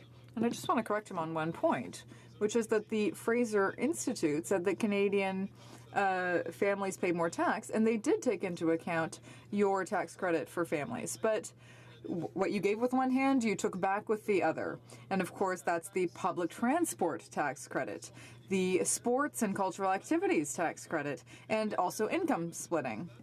But worse, Mr. Speaker, the wealthy in this country pay less tax today. Now, my colleague for Saint-Laurent clearly demonstrated this, that the wealthy pay less tax because they managed to find tax loopholes. And that is why the middle class is paying more tax and the wealthy are paying less. That is the Liberal legacy. Resuming debate, the Honourable Minister of the Environment and Climate Change. Mr. Speaker, I rise here today to once again reaffirm our commitment to tackling climate change. I'd like to be clear that I'm splitting my time with the member from Northumberland, Peterborough South. Canadians understand that climate change is real, and they know that governments at home and around the world must urgently address this challenge. It's the right thing to do for our children and for our grandchildren. Les Canadiens et Canadiennes. Canadians understand that climate change is a reality. They know that governments in Canada and around the world need to fix this problem urgently. We need to do it for our children and our grandchildren. Here today, Canadians and people around the world are being impacted by climate change, from severe storms and droughts to sea level rise to devastating floods. And sadly, as climate change accelerates, these impacts will not only worsen, they will bring crushing costs. From 1983 to 2004, insurance claims in Canada from severe weather events were almost $400 million a year. In the past decade, that amount tripled to $1.2 billion a year. By 2020, climate change is expected to cost Canada's economy $5 billion a year and as much as $43 billion a year by 2050. Monsieur le Président, si nous Mr. Speaker, if we don't act now, we will leave those growing costs to future generations. That is exactly what the previous government did. By setting emissions targets without having a concrete plan, they endangered the environment and the economy. We must not make the same mistake. If we fail to act now, we will pass on these costs to future generations, and we will miss out on the huge opportunity of clean growth. That is exactly what the previous government did. By setting emission targets with no tangible plans to back them up, they put both our environment and our economy at risk. We cannot make the same mistake. By making smart, sensible, and practical changes, we will avert the dangers of climate change and grasp the enormous economic opportunities of taking action, opportunities worth trillions of dollars around the world and good jobs here at home. Mr. Speaker, unlike the opposition party, who voted to support the Paris Agreement, but again and again refused to tell Canadians what their climate plan is, we have a practical, cost-effective plan that will reduce emissions, create good-paying middle-class jobs, and spur our clean growth economy. A major component of our Made in Canada climate plan is reducing costs for homes and businesses through energy efficiency. Reducing energy and saving Canadians money is a win-win for our environment and our economy.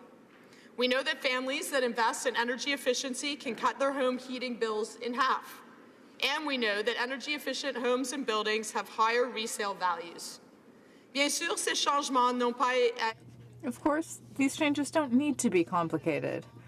Small investments can lead to significant results. For example, by using a programmable thermostat, you can save up to $150 a year.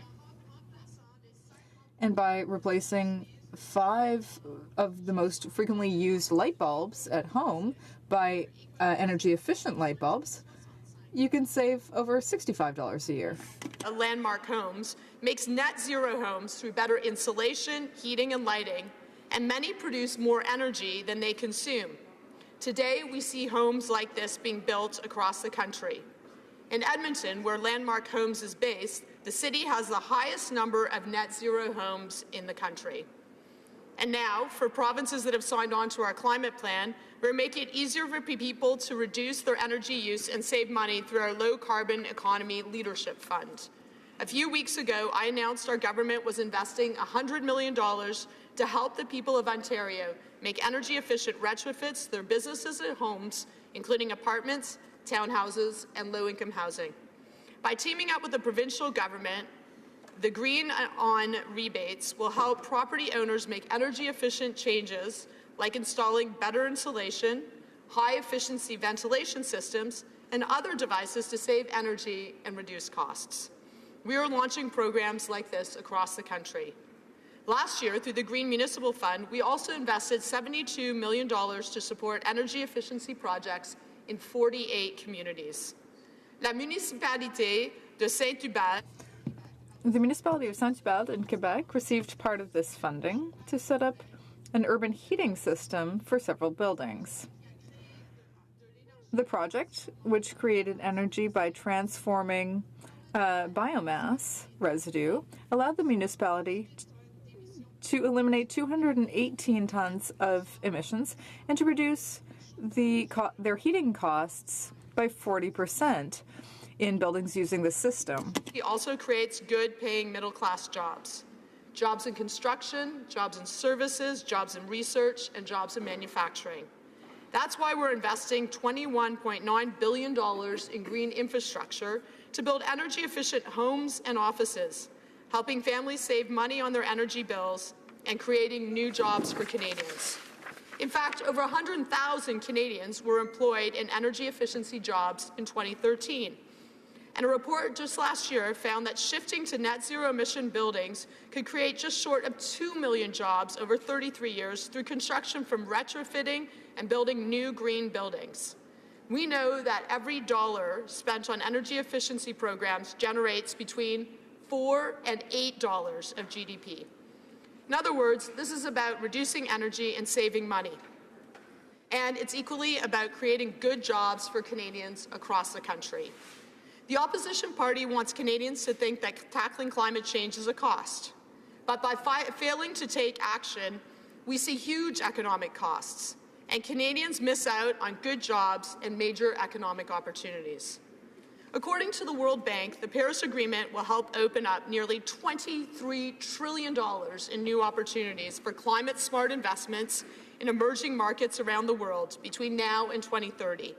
Combined, this will spark incredible job creation, and that's why Canada is leading to take advantage of the opportunities. Nous investissons We're investing $20.1 million to support public transport in urban centers, to help reduce travel time in our cities, to increase the use of green transportation, and to allow people to spend more time with their families and less time in traffic jams. $2.2 billion investment, we're fostering clean tech research and development, production and export, and we're accelerating the growth of this industry to capture an increasing share of the global market. Last year, I was in China on a trade mission and saw the rapid shift towards clean energy that the country is making. As the world's largest producer of wind and solar electricity, China is expected to increase its power storage capacity tenfold by 2020. And China now has the largest number of electric vehicles on the road, overtaking for the first time the number of electric vehicles in the United States. While visiting the country, I met with representatives from Ballard Power Systems, a Canadian company from Burnaby, BC, that makes fuel cells used in zero-emission vehicles. There, in Shanghai, I saw electric city buses using Ballard's technology. Ballard is commercializing and exporting clean energy solutions that are in demand in China and around the globe.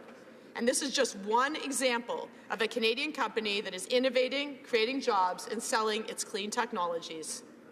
Mr. Speaker, To put the spur on the kind of innovation and job creation I've described, we also need to put a price on carbon pollution. Canadians know that polluting isn't free. It has real costs. In fact, it's essentially a tax that we are passing on to next generations. Our climate plan includes a price on pollution because it works, and it's one of the lowest cost tools to fight climate change and drive clean innovation. Just last week, we published a study that found by 2022, a nationwide price on carbon pollution that meets the federal standard would eliminate the emissions equivalent of taking between 23 and 26 million cars off the road a year, or the same as closing 20 coal-fired plants. And already, over 80% of Canadians live in a province that has a price on carbon pollution: Quebec, Ontario, Alberta, and British Columbia. Last year, these provinces led the country in economic growth. Mr. Speaker, the time for politics is over. Taking action on climate change should not be a partisan issue, but sadly, that's what the Conservatives are making of it. Through our Made in Canada climate plan, we are pricing carbon pollution, phasing out coal-fired electricity, investing in public transit, green infrastructure, and clean technologies. And in doing so, we're sending a strong signal to investors and to the world. Canada will create good-paying middle-class jobs and drive clean innovation and be a leader in the clean growth century. That is what Canadians expect us to do, and that is what we do. Mr. Speaker, our government will continue acting in the interest of our environment and our economy because we owe it to our kids and our grandkids. Questions and comments. The honourable member for Barrie Innisfil. Thank you, Mr. Speaker. And we've often asked on this side of the House how much a carbon tax will cost Canadians in terms of the impact to their family, in terms of the impact of the reduction of emissions, and we continue to get no answers. And one of the lunacies of the argument that the Minister of Environment makes, and she made it last week in this House during question period, is that somehow a carbon tax, people paying a tax on carbon, is going to avoid natural disasters. And yet we saw in BC last year, for example, the fact that the British Columbia government has had a carbon tax for almost 10 years, and they had raging wildfires. So I want to know how the minister can come up with a conclusion that natural disasters will be avoided by imposing a carbon tax when the examples are clear in BC on Canadians. Mr. Speaker, thank you. Honourable Minister of the Environment. Know how to start to answer this question. We are seeing the real impacts of climate change, it's true, and we need to see real action. That is why we are taking action like putting a price on pollution, like making investments in clean innovation, like making investments in companies that are going to export the solutions that the world greatly needs. We need to take action on climate change, but the problem, Mr. Speaker, is I think the party opposite doesn't understand it. Climate change is real, it has real impacts, it has real costs, and we have a plan to tackle it. I really wish the other party would show us their plan. The honourable member for Rosemont-La Petite Patrie. Thank you, Mr. Speaker, and I'd like to thank the minister for her speech. One thing I find incredible with these Liberals is that they criticize the Conservatives for not doing enough, and once they took office, they cut and paste the Conservative plan and the Conservative targets. And they're not even reaching those targets. And I'm not the one saying it's the OECD and the Environment Commissioner and others. So how can the minister say she wants to address climate change when the targets are not being met and the oil patch is being given $1 billion in tax handouts every year? The Honourable Environment Minister. Thank you, Mr. Speaker. I'd like to thank my colleague for his question.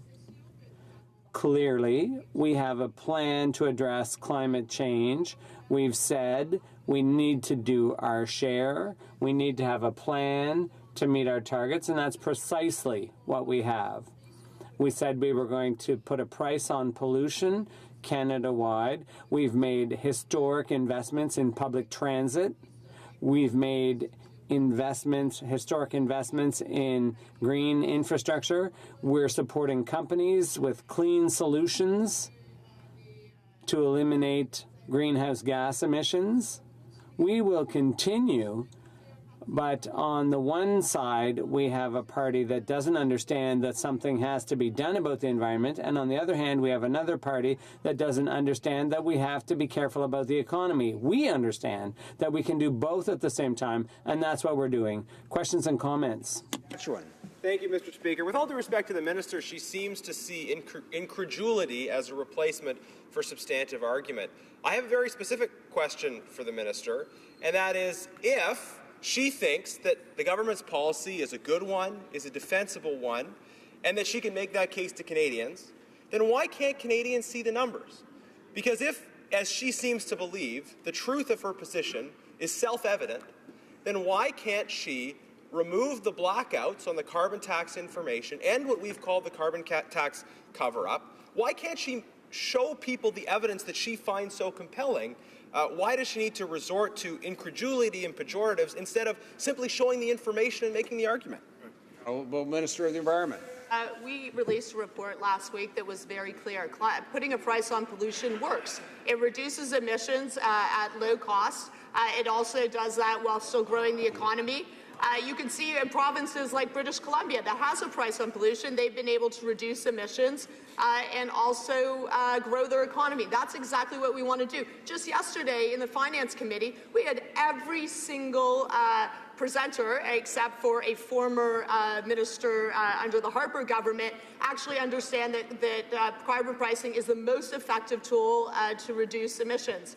That's why we're moving forward. We're going to continue taking action to tackle climate change. We're continue taking action to create good jobs.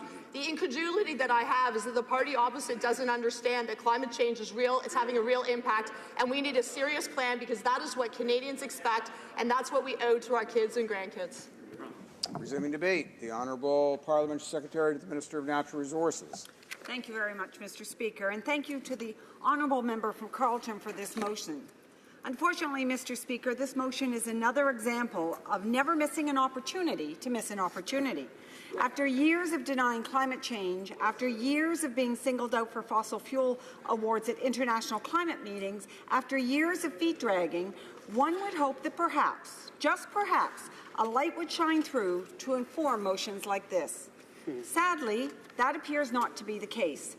Rather than embrace, as so much of the world has, that climate change is real and that action is needed, this motion reflects the same old tune. The tune of denial, of division, of opposing any action that would treat climate change as the challenge it is. Actually, Mr. Speaker, it isn't so much about singing the same old tune as it is whistling past the same old graveyard. It reflects the perspective that if we just whistle loud enough and close our eyes tight enough, climate change will simply go away. That the world will revert back to the way things used to be before climate change had become a scientifically established fact, before the world came together in Paris, before the impacts of climate change were obvious to anyone with the wit and the will to see them. That's what this motion represents. A long past nostalgic time when sea levels weren't rising, when more extreme weather wasn't happening, when greenhouse gas emissions weren't a concern. It's a lovely place, Mr. Speaker, but it isn't planet Earth. In reality, climate change is having profound effects on our world, and countries are alive to both the challenges and opportunities it presents. This is perhaps where the motion most misses the point, in realizing that we are now in the clean growth century and that those nations that provide the innovation and the ideas and the ingenuity to address climate change will be the ones that prosper. The transition to clean energy is a perfect case in point. As the world embraces renewable energy and cleaner ways to extract traditional energy, Canada is ideally positioned to provide those answers. Our clean technology sector ranks 4th in the world, the 1st in the G20. That's according to the 2017 Clean Tech Innovation Index. And Canada has now leapfrogged ahead of the United States, Israel, and the United Kingdom. That's a jump from 7th in 2014. Canada also ranks 3rd in the General Drivers Index, a set of indicators related to starting a business, clean tech or otherwise. I know my friend will also be proud that the authors of the 2017 Clean Tech Innovation Index praise Canada for, and I quote, their leadership in national regulatory quality and government effectiveness, signaling the ability of their governments to formulate and implement policies that promote the development of the private sector, end quote. That's what happens, Mr. Speaker, when a government makes generational investments in clean technology and clean infrastructure. It's what happens when a government takes climate change seriously by signing the Paris Accord, accelerating the phase-out of coal, creating a low-carbon fuel standard, regulating methane emissions, making unprecedented investments in foundational science, developing, together with our provincial and territorial colleagues, a national plan for combating climate change. And yes, putting a price on carbon, as 42 countries and 25 subnational jurisdictions have also done. As is clear from this motion, the honourable member doesn't want Canada to be part of the global shift. He doesn't want to tax carbon, presumably because he doesn't believe that carbon is contributing to climate change. Mr. Speaker, this is simply a false premise on which to build an argument. If we want to combat climate change, we need to reduce the amount of carbon and other polluting gases we're putting into the atmosphere. And the best way to do that is to make it more costly to pollute. That's what economists tell us. That's what corporations tell us. It's what Indigenous groups tell us. And, Mr. Speaker, making Canada a leader in clean tech and clean energy is what Canadians tell us they expect of their leaders and their country. That's the message that came through loudly and clearly in Generation Energy, the largest national conversation about energy in our country's history. We invited Canadians to imagine their energy future. How do they expect the world to look when their kids and grandkids are grown? What should we be doing now to get there? And Canadians responded in an unprecedented way with numbers that are eye-opening. More than 380,000 participants, 31,000 hits on social media, 63 engagement sessions in every part of the country, and more than 650 people at the two-day Generation Energy Forum in Winnipeg last fall. What emerged from Generation Energy was a remarkable, inspiring vision of how Canadians see their energy future. They told us that they want a thriving, zero-carbon economy. They want us to be a leader in clean technology. They want an energy system that provides equal opportunities to Canadians without harming the environment. They want Indigenous peoples to be part of the decision-making and to benefit from those opportunities. Canadians are looking for smart cities with integrated energy systems, increased energy efficiency, and low-carbon transportation. And they want rural and remote communities to have better options than diesel for generating electricity and heating their homes. To keep the momentum, the Minister of Natural Resources has created a 14-member Generation Energy Council to provide recommendations on how best to move forward. That council is due to report this summer and will help define Canada's energy future, both here at home and through our international engagements, including at the G7, the G20, and the Clean Energy Ministerial. Mr. Speaker, it's this forward-looking clean energy future that Canadians seek. And they know that if we're serious about getting there, we need to begin today. Pricing carbon is an important part of that, by sending the right signals, by encouraging clean energy, discouraging pollution, spurring innovation, creating new jobs. The motion before us goes in the opposite direction. It looks to the past, not the future, to things as they were, not things as they are. It appeals to Canadians' worst fears, not their best hopes. That's not the way forward for Canada, Mr. Speaker, and it's not the way to create the future. And it's not the path our government will take. Thank you, Mr. Speaker. Hear, hear. Questions and comments? Quelques commentaires? L'honorable député de Hochelaga. The honourable member for Hochelaga. Thank you, Mr. Speaker. If we want to protect the environment, we we should have started a long time ago. Canada is really missing the boat. So I'm wondering, I think it's great that there's going to be a carbon tax, but what's going to be done to reduce greenhouse gas emissions much more responsibly? The current government kept the same targets that the Harper government set, and those are far from adequate. So what more is needed, more above and beyond the carbon tax? When are there going to be some genuine targets that will help protect the health of the environment of the entire planet? The Honourable Minister of Natural Resources. Thank you, Mr. Speaker. Question. I agree with her. We should have started a long time ago, but we didn't. We weren't in government a long time ago. 10 years of the former government that chose not to do anything about not just pricing carbon, but our commitments to climate change. One of the things that we are doing, and the member asked what are some of the other things that we can do or are doing, one of the things is the elimination of coal. As we know, it is one of the elements of our energy system that produces significant emissions, and one of the things that we have committed as a government to phase out. It is part of the Pan-Canadian framework on clean growth and climate change, and I think a significant way to address our clean energy. Thank you. Questions and comments. The honourable member for Lambton, Kent, Middlesex. Thank you very much. It's interesting. She just said that for a long time nobody has done anything. I would like to remind her that under the Chrétien government, they made the promise of reducing greenhouse gases. In fact, it went up 25%.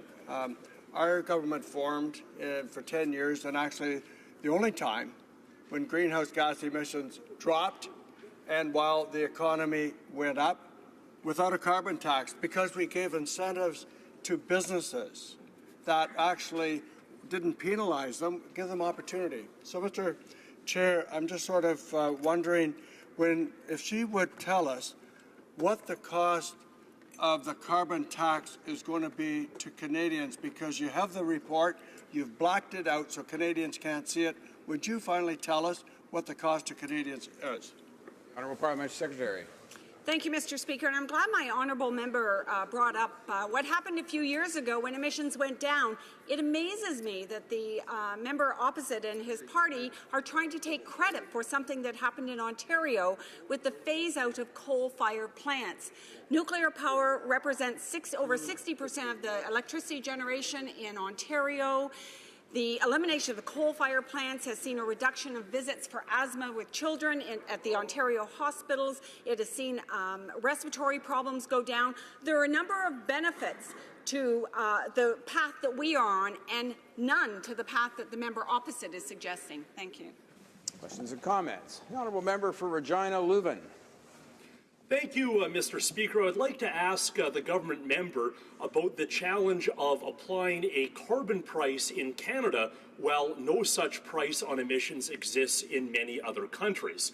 A concern is that this discrepancy could prompt carbon-intensive industries to simply relocate to jurisdictions with weaker environmental standards.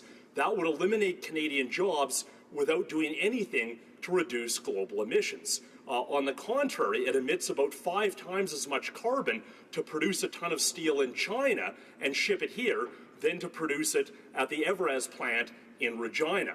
The federal government could level this playing field by extending the carbon price to imports and rebating it on Canadian-made exports. The Honourable Parliamentary Secretary to the Minister of Natural Resources. Thank you, Mr. Speaker. And competitiveness is one of the issues that our price in carbon is addressing. There are countries, as I mentioned in my remarks, over 46 countries, and I think over 26 subnational governments that have put a price on carbon pollution. And as Canada, we're seen as the leader, and we want to be the leader. We certainly don't want to be the laggard. I would also remind the member opposite that the revenue that comes from the price on carbon goes back to each province and territory, and they can choose to do what they wish with it, whether it's lowering taxes for citizens, whether it's giving companies additional money to help innovate and reduce taxes, build hospitals and schools. Provinces do different things with the money as they see fit, but all of those revenues are going back to the provinces and territories. Thank you.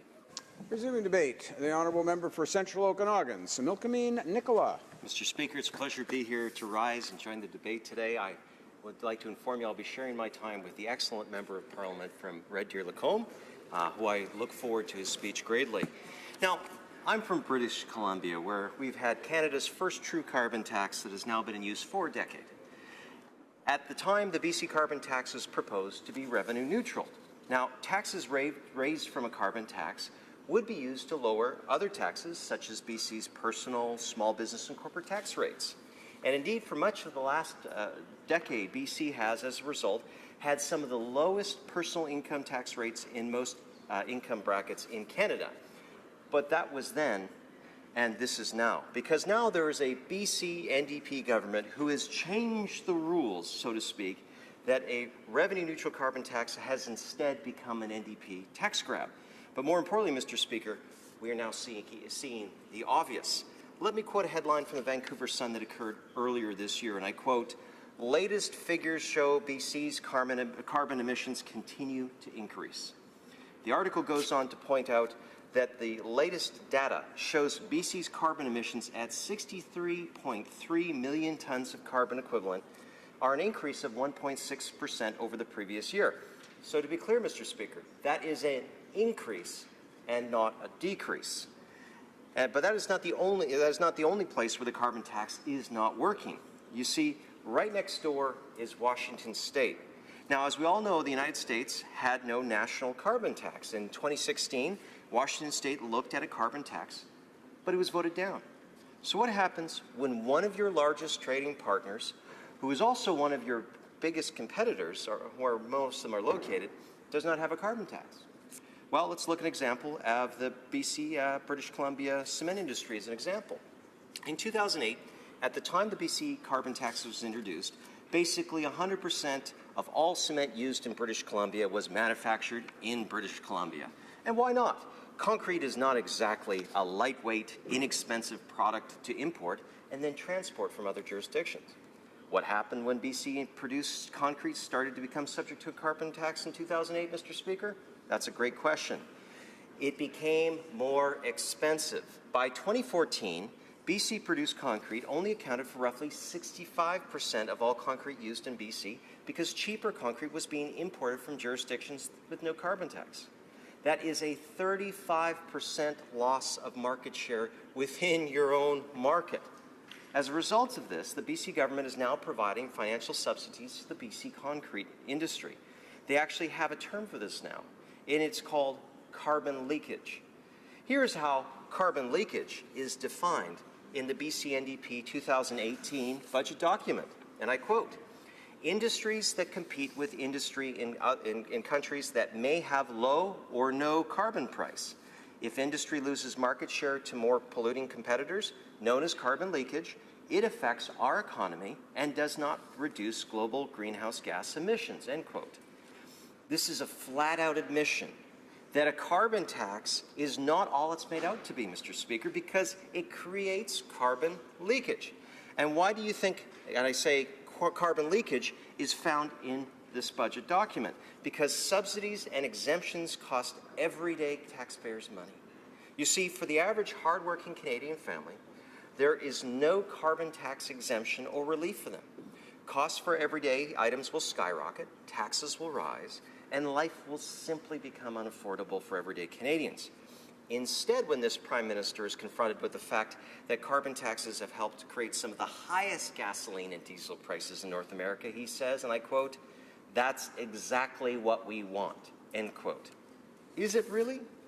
I can tell you it is not what my constituents are saying in Central Okanagan, Similkameen, Nicola, when they fuel up at local gas stations. In fact, they are saying quite the opposite.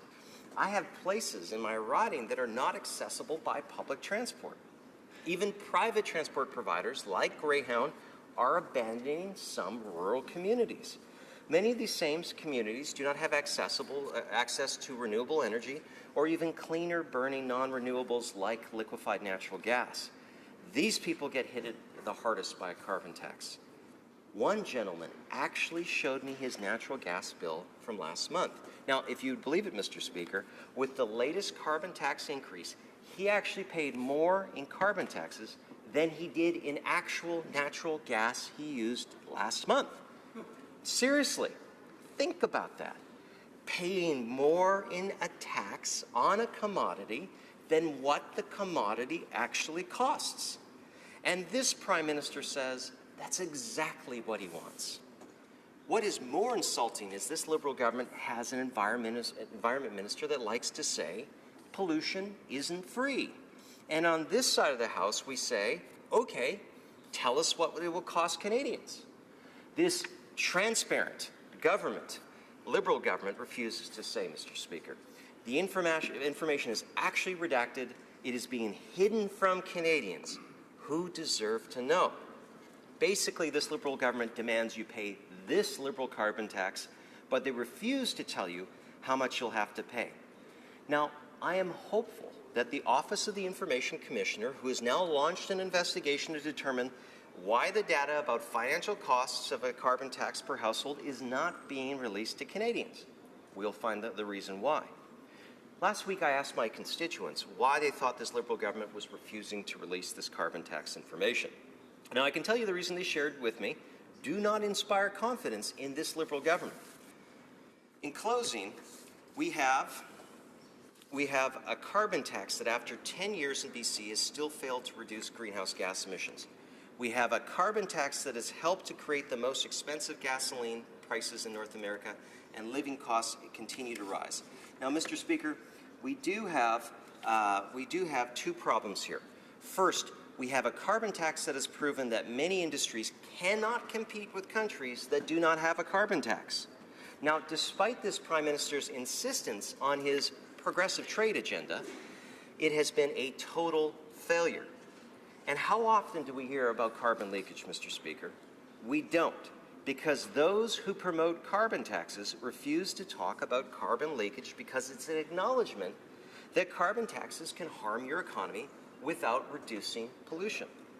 There is no mystery why investment in Canada has declined every year since this Liberal government was elected, because each year they have been in power, they have enacted policies that increase costs and make us less competitive as a country. Irresponsible governments sitting on massive amounts of carbon tax revenue love to throw that money around picking winners and losers. Now, I should add that the BC greenhouse growers have also secured BC carbon tax exemptions, not unlike some of Ontario's worst industrial polluters, who have also received extensions and exclusions from the Ontario cap-and-trade way of taxing carbon. Now, Mr. Speaker, we all know that more carbon tax increases the list of greenhouse gas emitters getting carbon leakage subsidies and relief will also continue to rise. And that leads to my second point, Mr. Speaker. We will have a carbon tax that penalizes hardworking Canadian families because they never get exemptions from paying the carbon tax. And we all know who pays for those subsidies and handouts, Mr. Speaker. It is those hardworking families who are increasingly struggling to get by because this government, this Liberal government, keeps downloading costs onto them. And Environment Canada itself expects the carbon tax to go even higher. The Liberals are refusing to tell Canadians what it will cost, but they are completely hiding that they won't stop there. They will just continue, Mr. Speaker, to increase carbon tax on Canadians. I mean, heck, when either the Prime Minister or the Environment Minister were asked about how much greenhouse gas emissions would be taken out of the environment by a Liberal carbon tax, we all know they won't answer. Just remember in BC, after a decade of carbon tax, greenhouse gas emissions just went up and not down. Now, the price of gasoline, the price to heat your home in Canada, the price to get groceries, to provide food for your family, and the price of everyday goods that Canadians rely on, Mr. Speaker, they will all go up under this Liberal carbon tax. We must stop increasing costs on Canadians with a failed carbon tax that we have already established is not working. That is why I will be voting in favor of this motion, Mr. Speaker. I believe that we need to start addressing the cost of living for Canadians, not making this country unaffordable to them to live here. Thank you, Mr. Speaker. Questions and comments. The honourable member for Fleetwood, Port Kells. Well, thank you, Speaker. I too come from British Columbia, and I have a bit of a different story. I can tell the honourable member that when the carbon tax was introduced in BC, I altered my travel patterns. I used transit a lot more in Metro Vancouver, which we could do, and I ended up ahead of the game. So when they asked, what's it going to cost the average Canadian, well, I'm maybe not average, but I actually ended up with more money in my pocket because I did take advantage of the regime that was there. Now, of course, acknowledging that may have changed, it's still an issue that, that money is there for purposes of British Columbia. The ag sector was exempted in BC because that didn't drive up the price of food. But what I really wanted to ask the member, he quoted a figure that the emissions had gone up by 1-point-something% over the 10 years that the carbon tax has been in place. How can he explain that next to the fact that the BC economy, just in the last 5 years, has gone up 3.3%, 3.7%, 2.7%, 2.5%? The honourable member for Central Okanagan, Similkameen Nicola. Thank you, Mr. Speaker, and I'm happy to simply share with my fellow British Columbian that what I had said about 1.6% increase in emissions was year over year from 2014. So again, that's information that's publicly available. Now, when it comes to it, he actually highlights his own personal example, Mr. Speaker. And again, we live in different parts of the province, but I would say to the people that live in Coston, the people that live in Olalla, the people that live in Headley, many of them are seniors and moved there specifically to keep their bills down. And Mr. Speaker, when I get phone calls from those people asking the question how they'll be able to keep up with the costs that continue to rise, how do they get to Penticton Regional Hospital for services they need when it's becoming more and more expensive to either pay their ICBC bill or to pay for the carbon tax? Mr. Speaker, this man may know his own story, but he should really try to relate to the stories of thousands of people in my riding who have a much different experience of the carbon tax. Questions and comments. The honourable member for Saanich Gulf Islands. Thank you, Mr. Speaker, and my honourable colleague. I want to just clarify something that's been bandied around in the House quite a bit lately, which is the high price of gasoline in Vancouver. Just to clarify that has had no relation whatsoever either to pipeline accessibility or to carbon taxes. The only refinery in the Lower Mainland used to be owned by Chevron. It was recently purchased by Parkland.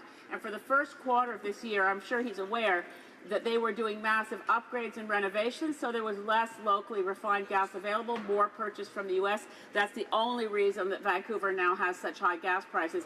It is not related to the BC carbon tax. For Central Okanagan, Similkameen Nicola. Mr. Speaker, I certainly appreciate this member's contribution for views regarding her constituents. I know she does a lot of town halls, as I do. But let's get serious. April 1st, we saw gas prices go up in BC specifically because the BC NDP raised the carbon tax from $30 a ton of greenhouse gas emissions to $35. And under this Liberal imposed regime, it will go up to $50 by 2022. So gas prices went up in April.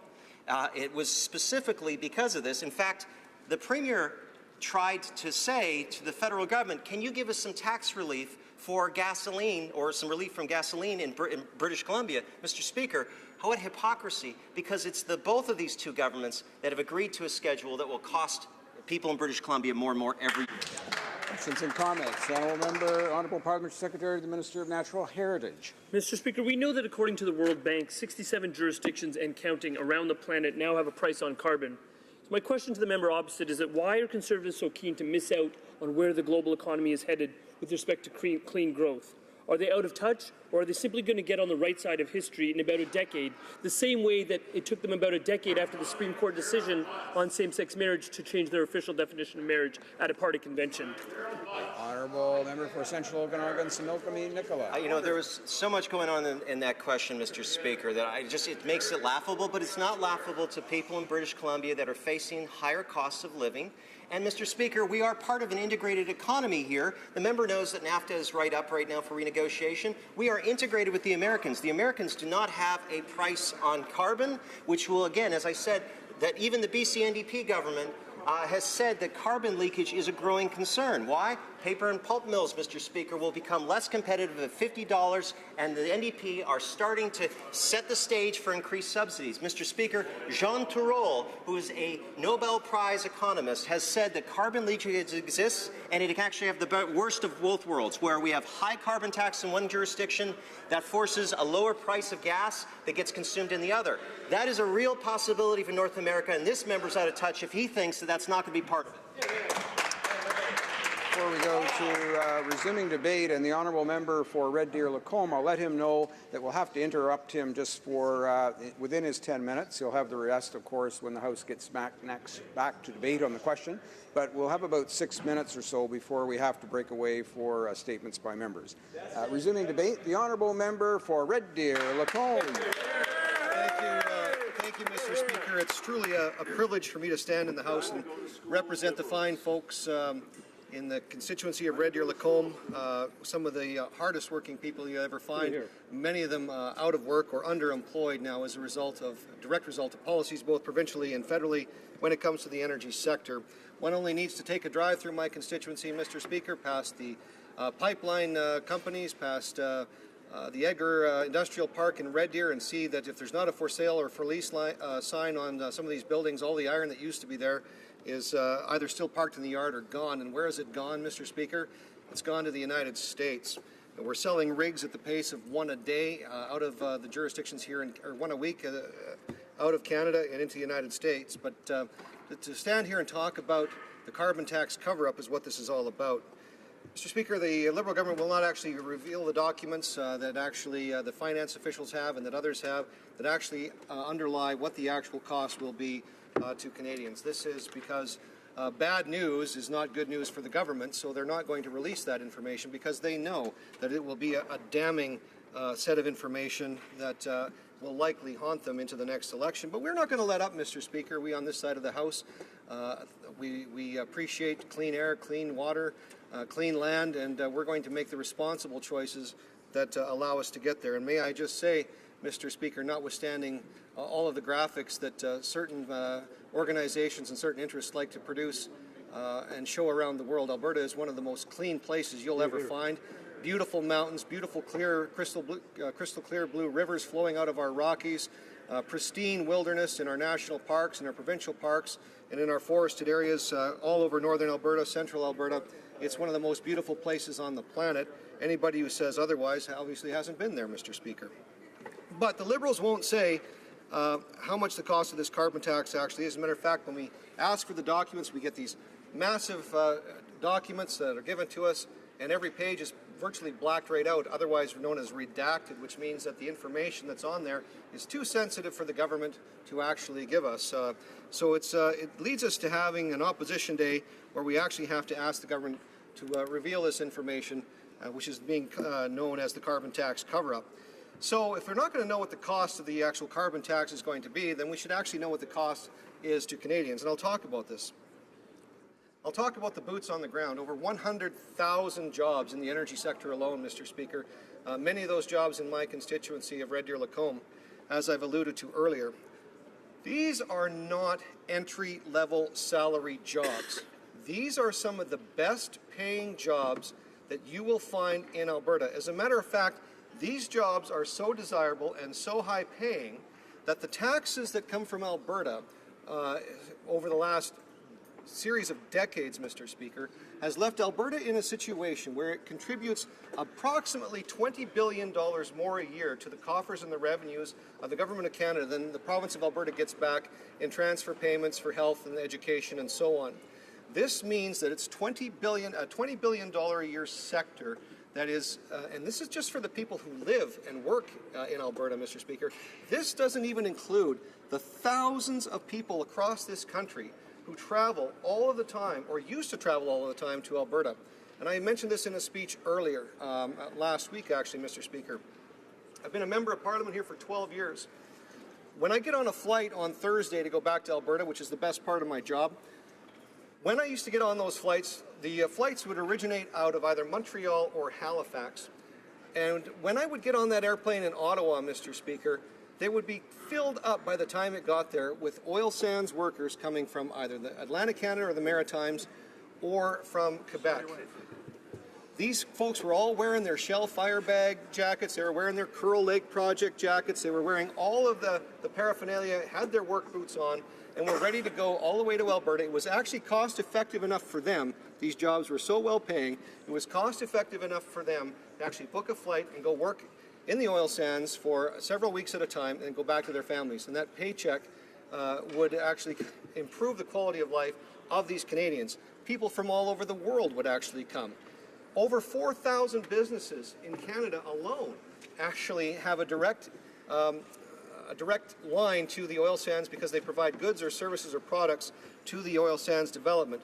This is millions and millions and millions of dollars of revenue, Mr. Speaker. So this cost is those boots on the ground, 100,000 pairs of boots on the ground that are no longer working in some of the highest paying jobs, paying the highest tax rate, by the way, Mr. Speaker, providing government coffers with more wealth than virtually any other sector of the economy. What has this cost been to families? Well, when you don't have a job, it causes stress, it causes strife, it causes suicides, Mr. Speaker. These are things that don't get talked about a lot, but I can tell you, as the Member of Parliament for Red Deer-Lacombe, this has been one of the most egregious factors, is undermining the ability of someone in a family who's lost their job to be able to provide for their families in an otherwise well-paid portion of our economy. And by that I mean places where houses are relatively expensive and the cost of living is fairly high because the amount of wealth that's generated there is generally fairly high. This creates all kinds of problems for the constituents in my riding, Mr. Speaker. So these costs are very, very high. There's a cost for mothers wanting to take their kids to baseball or to hockey. When you live in Rimbey, Mr. Speaker, you want me to stop here? I'll pause here and I'll resume where I left off with the fine folks in Rimbey. Indeed, the honourable member for Red Deer-Lacombe will have 4 minutes remaining for his remarks when the House next returns to the question that's before it, and also the usual 5 minutes for questions and comments. But now we'll go to statements by members. Déclaration de député, and the honourable member for Calgary Skyview.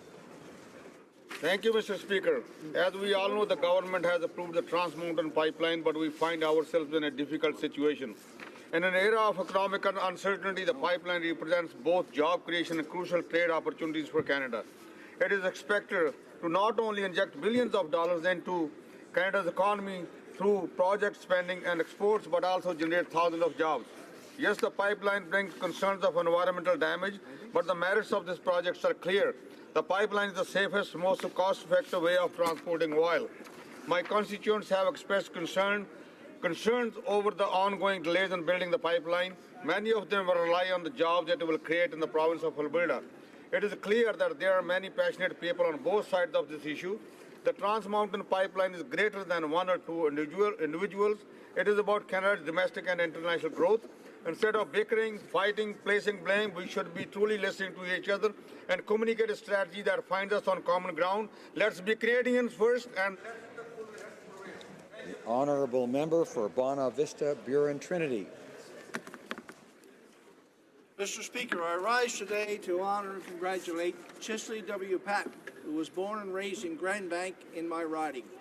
He enlisted in the Royal Canadian Air Force during the Second World War and served as a flight sergeant navigator, flying coastal patrol on the east coast of Canada for the duration of the war. After the war, he was enrolled as a student at Dalhousie University and graduated as a chartered accountant. He was hired by Ontario Hydro, where he worked his entire working life. In 1943, while on leave from the military, he joined the Masonic Lodge. Today, Chisley is celebrating 75 years as a Mason. At 97 years old, he's currently the Lodge Chaplain at the Joseph Ahern Lodge in Mississauga. Mr. Speaker, on behalf of all of the residents of Bona Vista Buren Trinity, I would like to thank Chisley Patton for his lifetime of service to our country and his community. The Honourable Member for Bellechasse, Les Chemins, Lévis. Mr. Speaker, who would have thought that one day people would be able to milk maple trees? When the first settlers learned from Indigenous peoples how to boil maple sap, many innovations and cutting-edge techniques have come about. And it is this fascinating story that is told by Régent Bilodeau in his magnificent book. With pioneers like François Goulet, Clément Métivier, and Jean-Marie Chabot, he explains that it was in Bellechasse that maple sugaring techniques were created, including the vacuum technique in 1973. In March 2016, Mr. Bilodeau learned he had bone marrow cancer, but that didn't stop him because his new book is coming out on the 19th. And this is why, because of his determination and tenacity, I am proud to proclaim in this House that Bellechasse is the world's birthplace of maple sugar technology. The Honourable Member for Nickel Belt. May is Speech and Hearing Awareness Month, and as the father of a future speech therapist, I'm proud today to salute the exceptional work of speech therapists and audiologists. Language Audiology Canada, more than 6,400 members will be highlighting the importance of early detection and intervention for speech, language, swallowing, hearing, and balance disorders. Dès la naissance, as soon as they are born, newborns learn to communicate and to construct their future, and these actions are essential to any person who wants to develop both socially and professionally. And suffer from a hearing and speech disorder. Visit your Canadian Hearing Society. I ask all members to join me in recognizing Speech and Hearing Month in Canada and to stand and support the work of speech pathologists and auditors all across Canada. Merci, miigwech. The Honourable Member for Hochelaga. Mr. Speaker, in Hochelaga, as elsewhere, our seniors are at greater risk of being victims of poverty and isolation. Insufficient public pensions and the lack of automatic enrollment for GIS has done nothing to help them. The growing trend of only offering online services has really complicated their lives. Fortunately, there are groups in my riding who have come forward and are helping people to eliminate the blight of isolation. The Loisirs Notre-Dame des Victoires is an organization that helps the elderly with leisure activities in order to vanquish isolation and remain active citizens. This organization was founded in 1953, so will be 65 years old. I would urge all my colleagues to join with me in thanking them and wishing them an excellent 65th anniversary. Well, thank you, Mr. Speaker. White Rock citizen Christine Gerard is the first Canadian woman ever to win an Olympic medal in weightlifting. In London in 2012, she initially won the bronze medal and has recently been awarded the gold medal as the two athletes who finished before her were disqualified for doping. Christine is a proud mother of 3 children, and she is married to her coach, Walter Bailey. She is a wonderful role model who has supported young athletes through her coaching, through her support of kids sport, and she has chronicled her experiences through a recent book entitled From Defeat to Victory. She is a humble, proud Canadian, and she has described her gold medal as a victory for her sport and for our country, believing that it reflects the Canadian values of fair play and competitiveness. On behalf of all Canadians, thank you, Christine, for your inspiration, both as an athlete and as a citizen. Honourable Member for Markham Unionville. Thank you, Mr. Speaker. I am pleased to rise today to recognize the month of May as an Asian Heritage Month. It is a time to celebrate and reflect on the contributions that Canadians of Asian heritage have made to Canada. I proudly represent the riding of Markham Unionville, which is home to large and thriving Asian community. Canadians of Asian heritage in Markham and across Canada are active members of our communities and contribute to our national life. Canadians from all backgrounds stand together to honor the legacy of Canadians of Asian heritage who, throughout our history, have taken a major role in molding Canada into the culturally diverse, energetic, and prosperous nation we know today. Thank you, Mr. Speaker. The honourable member for Mississauga-Streetsville. As a member of Parliament, I've had the distinct honour to engage with business owners in my riding, who not only provide vital jobs for local people, but truly put Mississauga on the map as a hub for innovation and creativity. Mr. Speaker, Maclean's published a list of the best managed companies for 2018 in Canada, and recently I had the pleasure of visiting 2 of them. Lakeside Process Controls Limited has been providing innovative automation solutions since 1952. M&M Meats, headquartered in my riding, continues to be a market leader and recognizable brand in Canada. To demonstrate this, M&M Food Market was named Maclean's Platinum winner. I ask my colleagues to join me in congratulating Lakeside and M&M in being a credit to the Canadian business community and showing leadership as employers. Thank you. The honourable member for Vaughan Woodbridge. Mr. Speaker, yesterday at Finance Committee, we heard from experts across the country about pricing pollution. We heard that it's a cost-effective solution to climate change that cuts pollution and spurs clean economic growth. We heard that it's the foundation of any serious climate plan for Canada. Unfortunately, we also heard from Jason Kenney. The members opposite flew in a Harper Conservative to talk about what he is not doing to tackle climate change. And he's not even sure how much of a role humans play in causing it. He has no plan for climate action. And as one of our experts said yesterday, with that track record, it's hard to say we share a common concern for this problem. Mr. Speaker, our party has a real plan to cut pollution, grow the economy, and support Canadians. Serious climate action is the right choice for our kids and grandkids, and it shouldn't be a partisan issue. Thank you, Mr. Speaker. Honourable member for Elgin, Middlesex, London. Mr. Speaker, I rise today to recognize the tremendous work of one of my constituents, Kristen Legault-Donkers. Kristen is in her 3rd year of university and is pursuing a career in clinical psychology. When she was 13, she was diagnosed with anxiety and depression and was later diagnosed with bipolar disorder. Undeterred by her illness, Kristen used it in the opportunity to advocate for better mental health services. And in 2016, she wrote and published a series of children's books on depression, anxiety, bipolar disorder, and ADHD. She then teamed up with a local teacher and created a comprehensive education package for use in classrooms. For her work, Kristen is being honored by the Canadian Alliance on Mental Health, Illness and Mental Health during their annual Champions of Mental Health Awards on May 8th. There she'll be presented with the Sharon Johnson Champion of Mental Health Award for Youth. It is essential that we recognize and support mental health champions like Kristen. The work she has done has been tremendous support for 1 in 5 Canadians who suffer from a mental disorder. Thank you. The honourable member for Brome-Missisquoi. Mr. Speaker, André Bourbeau, a great music lover and philanthropist, left us March 25th last at 81 years of age. He loved music and he was able to share his passion through Canada Music Youth, which he presided for 18 years. He was also very involved politically. He was a municipal councillor and mayor of Saint-Lambert, and also president and commissioner for the Transport Commission of Montreal South Shore.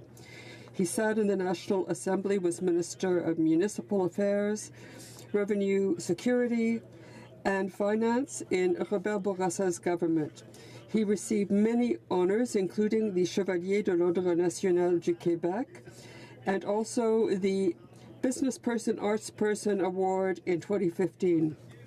Through his generosity, André greatly contributed to the development of the world of music and helped others to take up the baton. I am deeply saddened by this great loss, and I offer my condolences to his family and loved ones. The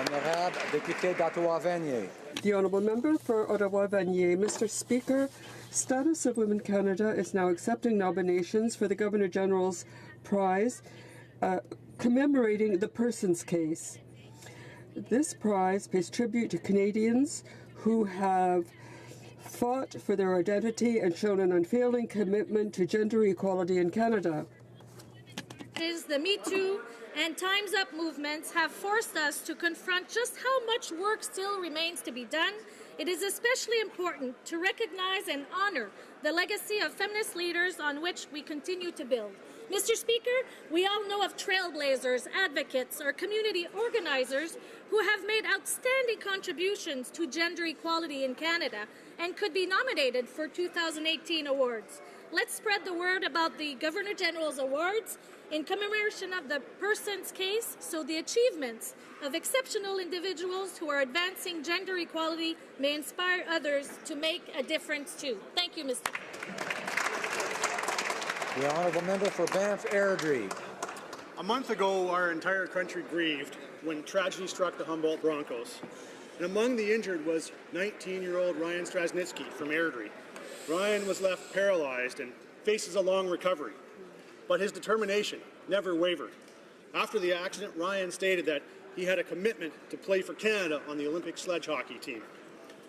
Through the darkness, there was always light, and this light came from our community rallying around Ryan.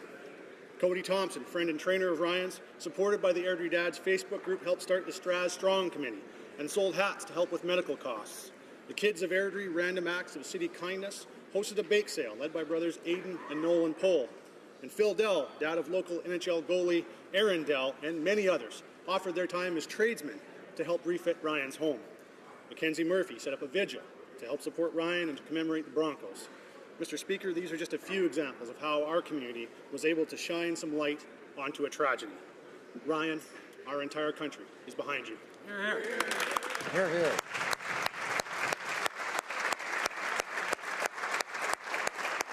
The honourable member for Kitchener South Hespeler. Mr. Speaker, 2 years ago, I rose in the House for the very first time to recognize 30 years of significant contributions of Toyota to my constituents. So I took great pleasure this past Friday when the Prime Minister, Premier Wynne, and Fred Wolf, President of Toyota Manufacturing Canada, at the Cambridge Hespeler plant in my riding to announce that Toyota will be making a $1.4 billion investment and that the Government of Canada and Ontario each would be investing $110 million. These investments will support more than 8,000 jobs in southwestern Ontario and create 450 new jobs as well as 1,000 co-op placements. They will help maintain and create well-paying jobs for the middle class and promote economic growth and prosperity for Waterloo Region and for our strong automotive sector right here in Canada. Thank you. The honourable member for Churchill, Kiewit-Nookaski. Today I rise to celebrate the lives of Keithan Lobster, Matthew Moore Spence, and Terrence Spence. These beautiful, bright 13 and 11-year-old boys from Nissichawasi Cree Nation died on April 28th. And like so many kids, they were cycling, enjoying the first warm days, and when they were struck by a drunk driver. Unlike those so many other kids, they faced challenges all too common on First Nations, not just the gravel road with no lighting. Keithan's mom committed suicide a year ago. His granny raised him since then in a trailer that was home to 18 people. Wow. Keithan had a dream. His last words to his uncle Curtis Lobster were, "I am going to graduate from college like you, uncle."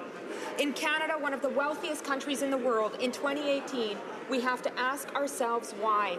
We need to work with First Nations to build communities that kids can be safe in, from bike paths to roads to lights. Keithan, Matthew, Terrence, we will not forget you, and we will work to build safer communities for kids like you. Ego se.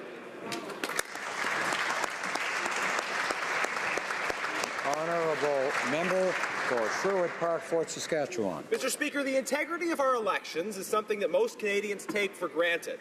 But as Wendell Phillips said in 1852, eternal vigilance is the price of liberty. So vigilance and a commitment to the integrity of our elections requires us to confront the Liberals' disastrous proposals in Bill C-76, proposals that will bring the integrity of our electoral process into question and will weaken our democracy. To have confidence in the results of an election, Canadians expect three simple things: that voters prove who they are, that voters prove where they live, and that our elections are free from foreign interference.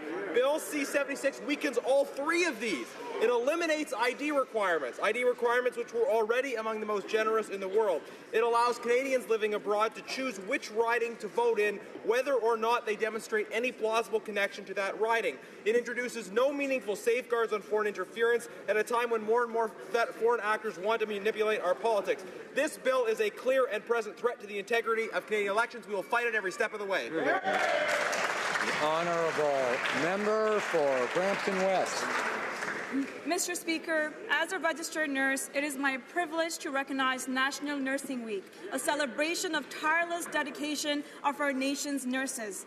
This weekend, I visited Brampton Civic Hospital. I saw the commitment, compassion, and care our nurses exhibit every single day. This year, the theme of National Nursing Week is Yes, this is my nursing, highlighting the dynamic role nurses play in our evolving healthcare system. Beyond the front life of healthcare, nurses are leaders, educators, advocates, and innovators. Nurse Next Door in Brampton West is an innovative healthcare service redefining what healthcare looks like through our home care model. Our government is proud to support Nurse Next Door through our investments in home care and palliative care, helping more Canadians continue to live in their homes into their golden years. So to all the nurses across Canada and around the world, thank you for all your contributions in keeping us healthy and safe. Merci beaucoup.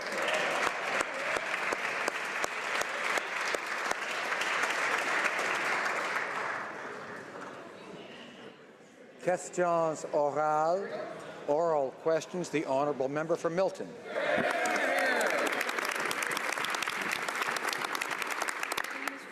Mr. Speaker, the New Brunswick Telegraph-Journal reported that a majority of Atlantic Canadians have not received a wage increase in the last few years. It's reported that families have significantly less money to spend, and households are actually worse off now than they were during the Great Recession. Damaging policies like the carbon tax only make things worse by increasing the price of really everything that Canadians pay for. Will this government show some compassion for Atlantic Canadians and vote with us today? Say no to the carbon tax. The Honourable Minister of Environment. Mr. Speaker, I'm wondering if the party opposite would show compassion for all Canadians and for the world by taking serious action on climate change. The costs of climate change and the impacts that we're seeing on Canadians from floods, from forest fires, from droughts have gone from $400 million a year to over $1 billion a year. We're projected to hit maybe $40 billion a year by 2030. There's a huge impact of climate change, and Canadians are feeling it right now. I just wonder if the party opposite would actually tell us if they have a plan and show it to Canadians. Honourable Member for Milton. Mr. Speaker, the Minister speaks of costs, and costs are really on our mind as well. And specifically because the Prime Minister has indicated that high fuel costs are going to make Canadians make better choices. And this is what I want to know. You know, Mr. Speaker, I don't have a choice when I'm taking my kids to basketball and football.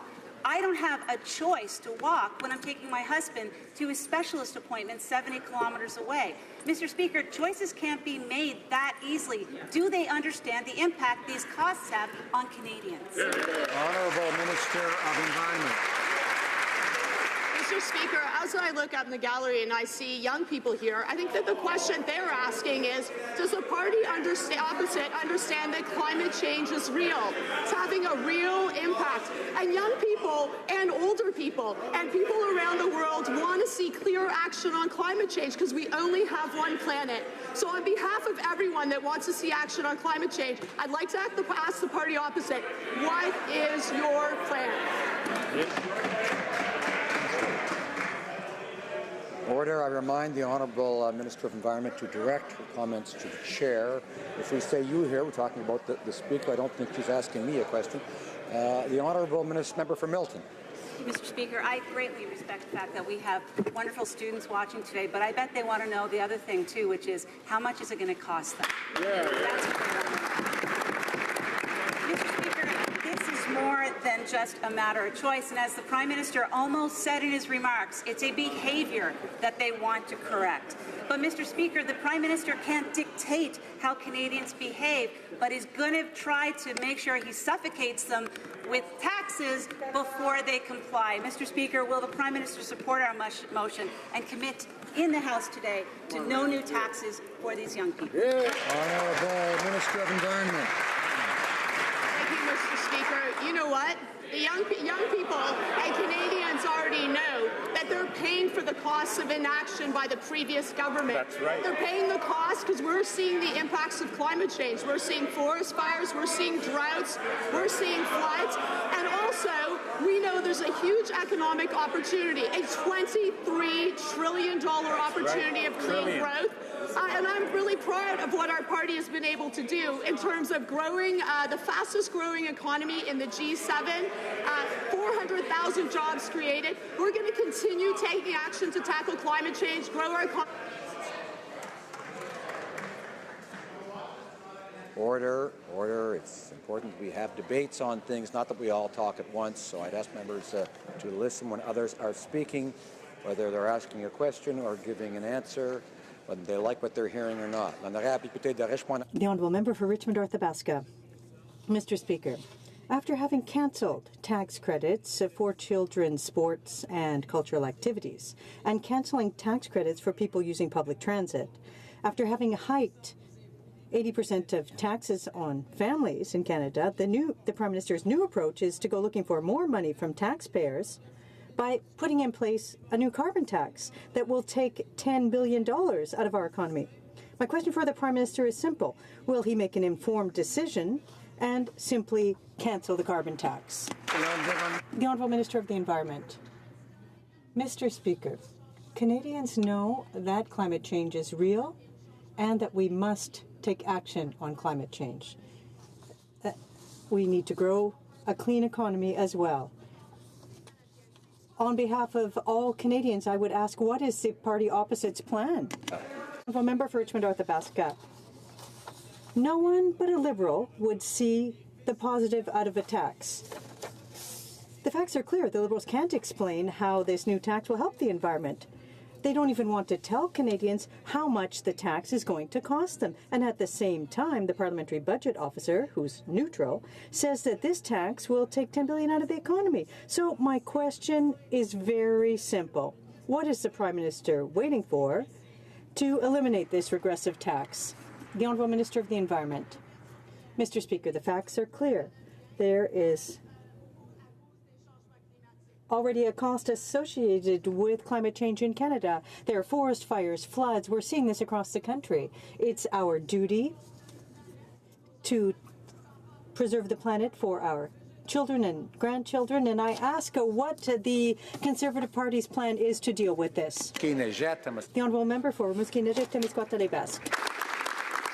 Mr. Speaker, for 18 months, the position at the head of Elections Canada has been vacant. On April 3rd, we're informed of an appointment of someone to the position. April 27th, out of nowhere, we get a new letter informing us that the first appointment has been cancelled and that there's a new appointment in 3 weeks. No consultation, no explanations. The government's changed its idea on the candidate and has only left us with 7 days to analyze all of this, and a mere 18 months before a general election.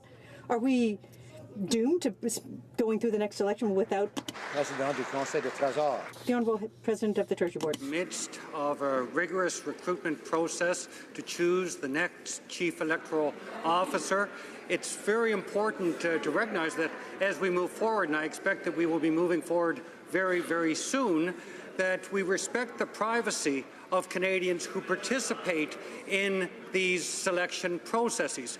I certainly wish the NDP would respect that same principle of respecting the privacy of people who participate in these selection processes. The Honourable Member. The ones who are talking about an open and transparent process.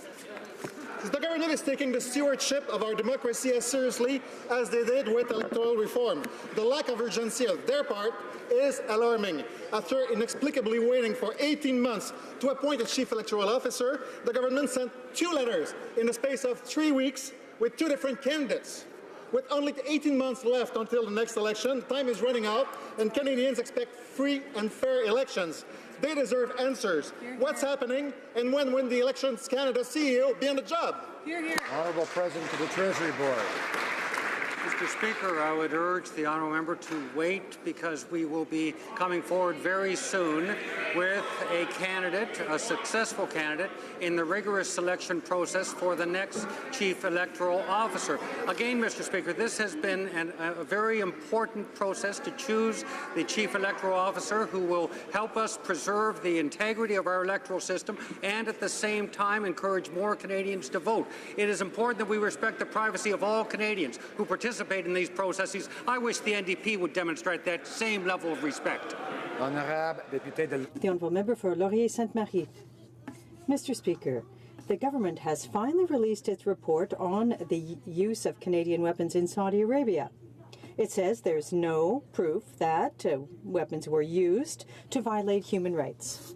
The UN and human rights advocacy groups have said that recourse to force was neither proportionate nor necessary, but the government chose to rely on diplomatic and military sources from Saudi Arabia. Does the government seriously expect Canadians to accept this report? National. The Honourable Minister. Mr. Speaker, I'd like to thank my colleague for her question. Our government has recently announced a more rigorous system for the export of weapons. We have a treaty that is in legislation, including considerations relating to human rights, peace and security, as well as gender-based violence. This means, Mr. Speaker, that there is a new legal obligation for this government and for all future governments of Canada. The Honourable Member. That bill has a bunch of holes in it, Mr. Speaker. It doesn't honour the spirit or the letter of the treaty. Canadian arms export is not conclusive evidence of use of arms in human rights violations. It is reasonable risk. And clearly, with Saudi Arabia, there is a reasonable risk that Canadian arms have been and will be used to commit human rights violations in Saudi Arabia or in Yemen. This is an embarrassment. This government's approach to arms export control is shameful. When will this government do the right thing and suspend arms export to Saudi Arabia? The Honourable Minister of International Trade. Mr. Speaker, I'd like again to thank my colleague for a question. As you know, Mr. Speaker, our government is committed to ensuring that Canada export controls system is robust and transparent. We are proud to have put forward Bill C-47, which would allow Canada to accede to the Arms Trade Treaty. I would like to thank all my colleagues in this House for the constructive work that has been done in committee. We have made significant steps toward creating a new and higher standard for arms export. This is in line with what Canadians expect. This is what we're doing. The Honourable Member for Charlebourg-Saint-Charles. Mr. Speaker, the federal court ordered the government to re-examine an asylum claim for someone who until recently had been living in the United States for 13 years. For 13 years in the U.S., that person never sought asylum. But now this person is shopping for a place in Canada. So, Mr. Speaker, this person is undoubtedly mocking us. Does the government think that the U.S. isn't a safe place for asylum seekers? Or will it do the right thing and appeal this decision? Honourable Minister of Transport. Mr. Speaker, as a Canadian, I am very proud of our policy for refugees, for the policy that exists in this country. We can all be proud of the policy that welcomes people from persecution. We have rules in place, and the rules must be respected. We will ensure that the rules are respected to ensure the integrity of our system, the safety of Canadians, and our respect for national and international law. The Honourable Member for Charlebourg-Saint-Charles. Well, Mr. Speaker, yesterday the Minister informed us that he had nothing new to propose to deal with the illegal migrants. The Minister wants to use a compassionate approach, but the problem is that his humanism doesn't extend to real refugees in UN camps. The Minister's hypocrisy is clear to real refugees who are never mentioned in his speeches. Once again, will the government show leadership and put the issue of illegal asylum seekers on the agenda at the G7? The Honourable Minister of Transport. Mr. Speaker, it's extraordinary to hear these Harper conservatives who didn't even want us to bring Syrians to the country. We have a different policy. We will ensure that we show compassion to refugees who have a legitimate right to flee persecution, but at the same time, we will enforce the rules in Canada. Someone who comes to Canada is not automatically authorized to stay here unless they satisfy certain criteria with respect to refugee status. Mr. Speaker, every day the wait gets longer for those fleeing war and genuine persecution as this government uses its resources for those who jump the queue. The Liberals have reassigned 80 agents from processing legitimate immigration applications that have long wait times.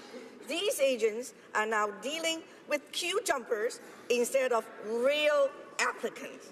Mr. Speaker, how is that fair and compassionate? The Honourable Minister of Immigration. Speaker, only the Harper Conservatives would talk about border security when they cut almost $400 million from border security operations. Only the Harper Conservatives would pretend to care about compassion for refugees when they cut refugee health care to the most vulnerable people, pregnant women, victims of torture. Only the Harper Conservatives would pretend to care about immigration processing and people stuck in backlogs, when we are the ones who inherited those backlogs from them and are working hard to clear those backlogs and improve processing times, Mr. Speaker. We have no lessons to take from the Conservatives on this issue. Member for Edmonton Manning. Well, Mr. Speaker, another day has gone by, but refugees who are waiting in camps all over the world to come to Canada are no closer to arriving than yesterday or the day before. The Minister of Immigration, who preaches compassion but is making the world's most vulnerable people wait while prioritizing people crossing illegally from U.S. Why doesn't the minister stop it with the preamble talking points and tell us how is this fair? Honourable Minister of Immigration. Well, Mr. Speaker, what made it difficult for refugees, Mr. Speaker, is when you cut health care for refugees. What made it difficult for refugees is when you limit the generosity of Canadians to only 4,500 spots in the privately sponsored refugee program. We have more than quadrupled those spots to 18,000 so that more Canadians can sponsor refugees. We are making sure that we've doubled the number of resettled refugees that come to Canada. We've invested more money in the Immigration Refugee Board so that genuine refugees can get their claims heard faster. The Conservatives have no clue about compassion for refugees. Honourable Member for Calgary-Nose Hill. The Prime Minister has moved over 80 full-time employees from processing applications who are trying to legally emigrate to Canada to process work permits for people entering Canada illegally from the United States. Yet we know that LGBTQI plus refugees waiting in UN camps wait for years to come to Canada under this government. How is it compassionate to send resources to prioritize the applications of illegal border crossers from the United States of America while persecuted LGBTI refugees have to wait? Honourable Minister of Immigration. Mr. Speaker, promoting the rights and dignity of LGBTQ2 people at home and abroad has been a priority for this government. What was their record under that party, Mr. Speaker? They were forced by the opposition to put back LGBTQ2 rights in the Citizenship Guide after they removed those rights and a mention of those rights under the Citizenship Act. We have quadrupled the number of privately sponsored refugees so that we can identify the most vulnerable refugees in the world, including LGBTQ2 communities. We have funded the Rainbow Refugee Society so that more LGBTQ2 refugees can be brought to Canada, Mr. Speaker. Honourable Member for Calgary-Nose Hill. Government that was the first to include LGBTQI rights in Canada's Citizenship Guide. Mr. Speaker, there is one line of immigration that this government has managed to reduce to 0 days for wait time, and that's for people who are illegally crossing the border from the safe country that is the United States. Meanwhile, it takes 30 months for someone to immigrate on humanitarian and compassionate grounds legally in Canada. Why has the minister redirected 80 staff from processing the applications of legal border crossers to those illegally entering the country from the United States? Mr. Speaker, let's compare our records.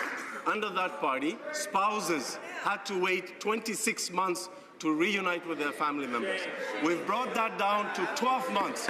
And not only that, we were able to remove 20,000 spouses from the backlog that they left us, Mr. Speaker. Mr. Speaker, live-in caregivers who provided services to Canadian families, under that party, under the Harper Conservatives, they had to wait 5 to 7 years to sponsor their family members. We've cut that down to 12 months, Mr. Speaker.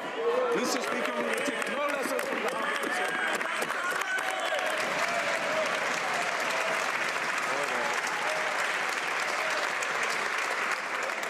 L'honorable député.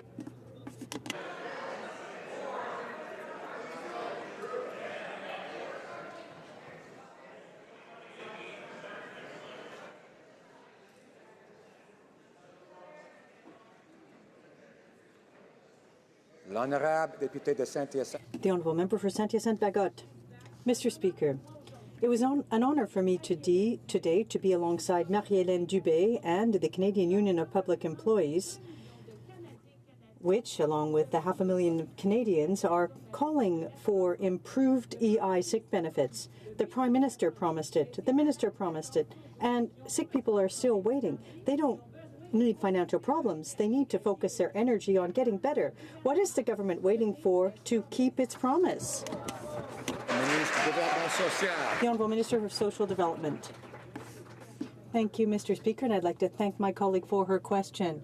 I met with Ms. Dubé this morning. I had the pleasure of discussing with her the importance of the EI system to take into account difficult circumstances for families facing many difficulties. We agreed together that the EI system has been improved over the past 2 years. There are new benefits for caregivers that will help families. There are sick benefits that will help many people who are facing difficult circumstances. Mr. Speaker, we're going to continue to work. Churchill, Kuwait, Nokaski. Mr. Speaker, Canadians fighting for their lives can no longer wait. We have asked the same question over and over, and we're seeing the same Liberal game. When they were in opposition, they cared about this, but now that they're in government, they forgot what they promised. Yeah. Enough is enough. We need action. And why have they forgotten Marie-Hélène Dubé and the 500,000 Canadians who want to see EI sickness benefits extended? When will we finally see the Liberals stand up for Canadian workers, for those struggling with serious illness? And when will we see them fulfill their promise of extending EI sick benefits? Honourable Minister of Social Development. Thank you, Mr. Speaker. I would like to thank the Member of Parliament for her question. As we all know in this House, the EI system has a very important responsibility in addressing the needs, the circumstances of families who are struggling with unemployment and with health care and family circumstances. We are very conscious of the severe potential and already positive impacts of the changes we've made to the EI system over the last 2 years. We've introduced a new parental sharing benefit, for instance, which is going to benefit 100,000 families. We have enhanced the flexibility of the sickness benefit. We look forward to more of these changes, Mr. Speaker. The Honourable Member for Louis Saint-Laurent. Well, thank you, Mr. Speaker. Mr. Speaker, all Canadians know that the Liberal carbon tax will have a direct impact on their pocketbooks. Mr. Speaker, the government knows it. The government has calculated the amount, but the government is hiding this information from Canadians, and that's not being very courageous. So my question is very simple. What is the direct impact will this have on Canadians who work hard? How much will it cost? What will this Liberal carbon tax cost Canadian families? The Honourable Minister. Thank you, Mr. Speaker. I know that the member opposite should know how it works, putting a price on pollution because he lives in Quebec and because Quebec is one of the economies in our country that is growing in Canada. We have an opportunity to attack climate change and to create good jobs. As I would point out, I have seen many companies in Quebec with good solutions in the province. We are going to continue with our plan to... Louis Saint-Laurent. The Honourable Member for Louis Saint-Laurent. Mr. Speaker, for Canadians, in real life, there will be a cost associated with the tax. For a mother, for example, who needs to drive her children to daycare, to the grocery store, to work, who doesn't have access to public transit. Well, how much will this Liberal carbon tax cost that family? The Honourable Minister of the Environment. Mr. Speaker, I can tell you how much we've done for that mother. We have invested in public transport. We have provided the child tax benefit. We've done more for that mother, for example, than the party opposite in many years. That mother will also see what we're doing to save the planet for her children. We have a plan. This is what we're doing. And so I wonder, and I'll ask on her behalf, what is the plan that the party opposite has? Minister. I'd like to remind the Honourable Minister to direct her comments directly through the Chair.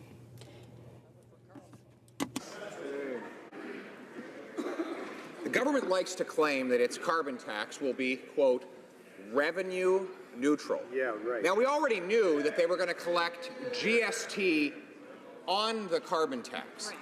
But today, Environment Canada officials testified at Finance Committee that the government will not return the proceeds of GST collected on the carbon tax to the provinces from which it was originally collected. Interesting. Isn't that yet more proof that this tax has nothing to do with the environment, that it's just another tax grab on Canadians? Honourable Minister of Environment. Mr. Speaker, I always find it strange that the member opposite doesn't understand how a price on pollution works. He was at a committee yesterday where every single expert said that a price on pollution is the most efficient way to reduce emissions while growing a clean economy. Maybe the member opposite would like to go through the records from the committee. I'm happy to produce it for him so he can see what people say about how a price on pollution works, that we need to tackle climate change, and this is one of the most effective tools we have to grow a clean economy, to foster innovation, and to ensure a future. The Honourable Member for Carleton. But it was this government that claimed that the tax would be revenue neutral. And today, further testimony from Environment Canada disproved that claim. Officials said that the budget bill will not even allow the government to reduce other taxes with the proceeds of the carbon tax. In other words, this is going to make the government a winner and taxpayers the losers. Right. How much will this tax increase cost the average Canadian family? Minister of Environment. Mr. Speaker, climate change is real. Mr. Speaker, we need a plan to tackle climate change. We have a plan to tackle climate change. We have a plan to grow our economy. We understand the $23 trillion opportunity of clean growth. Order. I would ask the Honourable Member for Calgary, for Edmonton, Manning, and others to listen and not to interrupt when someone is answering.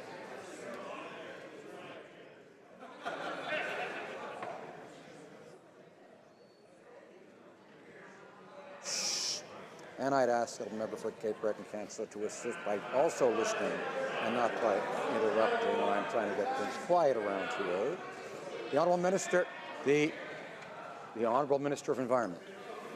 Mr. Speaker, we are going to continue to implement a plan on climate change that's going to reduce emissions, that's going to grow a clean economy, that's going to ensure a planet, a sustainable planet for our kids. Once again, I'm going to ask the party opposite, what is your plan to tackle climate change, to take advantage of the 20...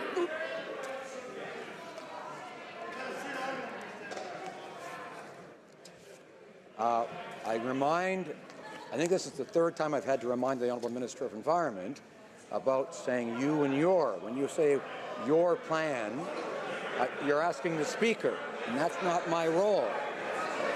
So I'd ask her not to do that. Members, now everybody wants to know what my plan is. It's not fair, I'm telling you. Ilona. Talk to me later. Talk to me later.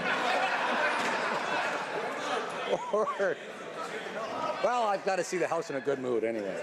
The Honourable Member for Longueuil Saint-Hubert. Mr. Speaker, La Presse just announced it's going to become a non-profit because Ottawa is still refusing to support national media. This morning, the newspaper's management said it can no longer fight Facebook and Google, who draw in nearly 80% of all digital advertising revenue in Canada. No taxes, but with tax credits collected.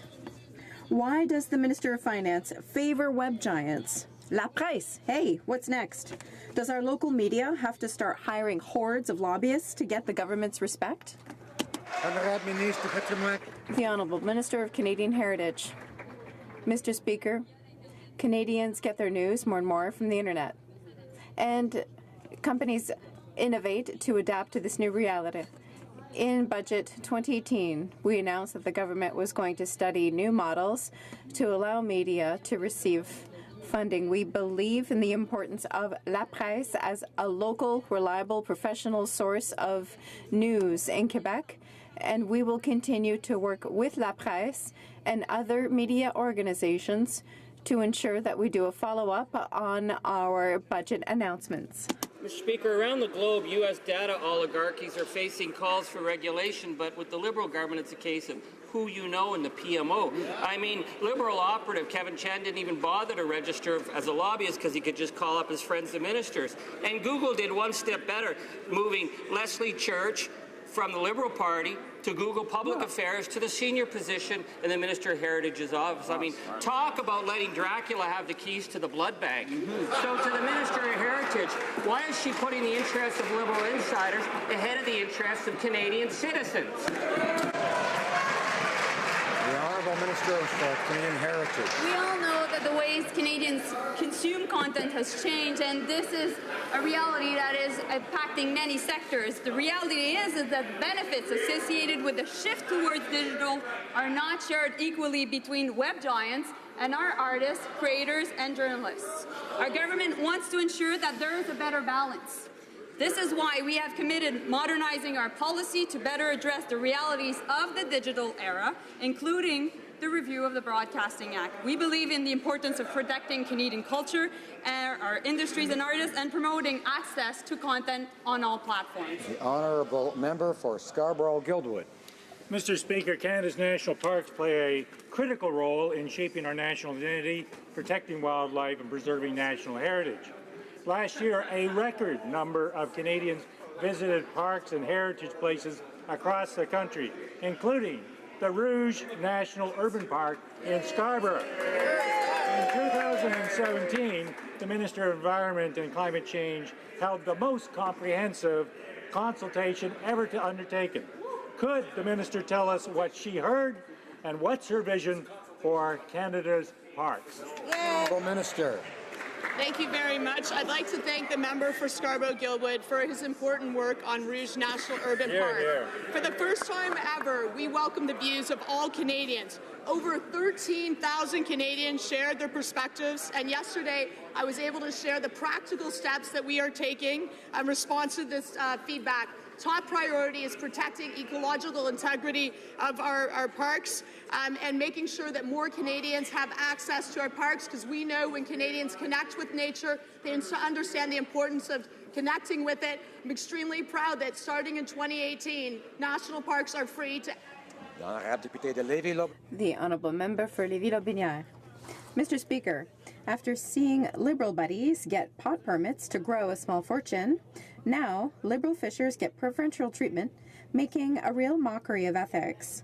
If the court documents confirm the interference of the Minister of Fisheries in issuing a valuable seafood quota, once again the Liberals will have cheated in an allocation process, this time to the detriment of First Nations. Why did the Minister grant millions of dollars in quotas to his Liberal friends to the detriment of a fair process and in a move that undermines the reconciliation they wish to achieve? The Honourable Parliamentary Secretary to the Minister of Fisheries. New participant in the surf clam fishery should be no surprise to the Conservative government. In fact, they started a very similar process 3 years ago to accomplish the very same thing. The difference is, unlike the previous government, our robust process included Indigenous communities. Now, we are proud that the best proposal was selected. The greatest number of Atlantic Canadians will benefit, including Indigenous people from 4 Atlantic provinces, and Quebec. The Honourable Member for North Okanagan-Shuswap. Mr. Speaker, the Fisheries Minister has defended his decision to reward Liberal Party insiders with a quota worth millions of dollars, claiming his patronage was a step in reconciliation. The bidding process was a sham and an insult to reconciliation. It is pitting one First Nation against the other and the Crown. Why is the minister putting Liberal insiders ahead of the families in Grand Bank and ahead of reconciliation with Indigenous people? Wow. The Honourable Parliamentary Secretary. Mr. Speaker, our decision to increase Indigenous participation in fishing is consistent with our government's commitment to developing a renewed relationship between Canada and Indigenous people. Enhancing access to the Arctic surf clam fishery broadens the distribution of benefits from this public resource and is a powerful step towards reconciliation. When the previous government went through a very similar public proposal process to access this fishery, they forgot to include Indigenous people. We, however, Mr. Speaker, did not. Honourable Member for Caribou, Prince George. Mr. Speaker, the minister was aware of the glaring weaknesses in the Five Nations proposal, yet he ordered his officials to give them the license anyways, despite the departmental analysis pointing out the flaws in their application. He still awarded it to Liberal family and friends at the expense of the community of Grand Bank.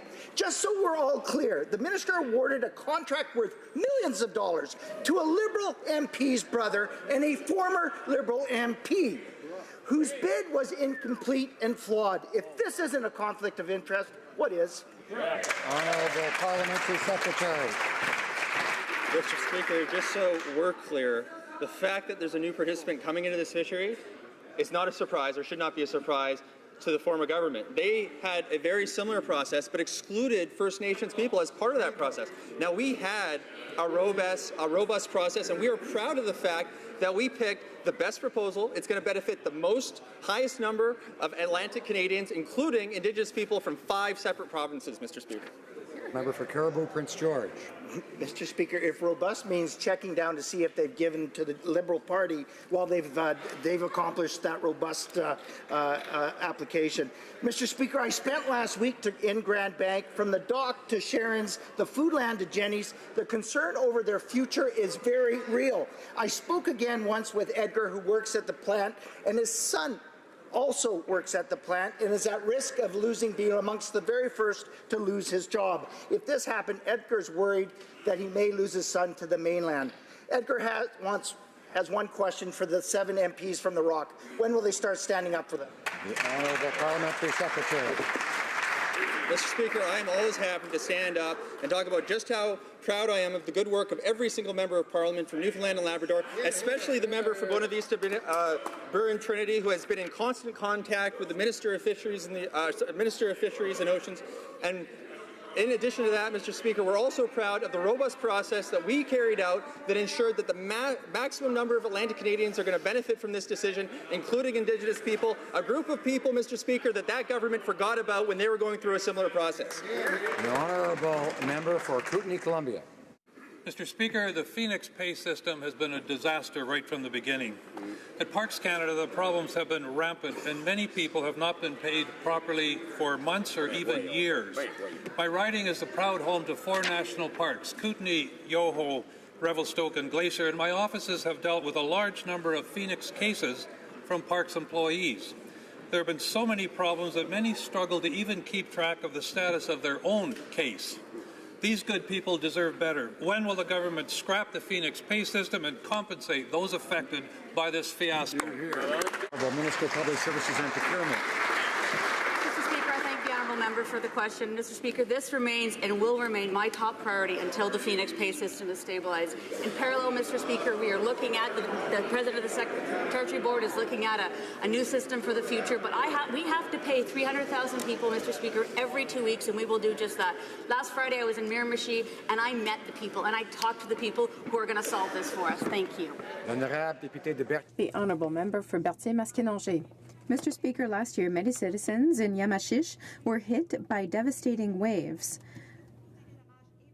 and this caused significant property damage. Since then, the Liberal government is hiding the full report from the public.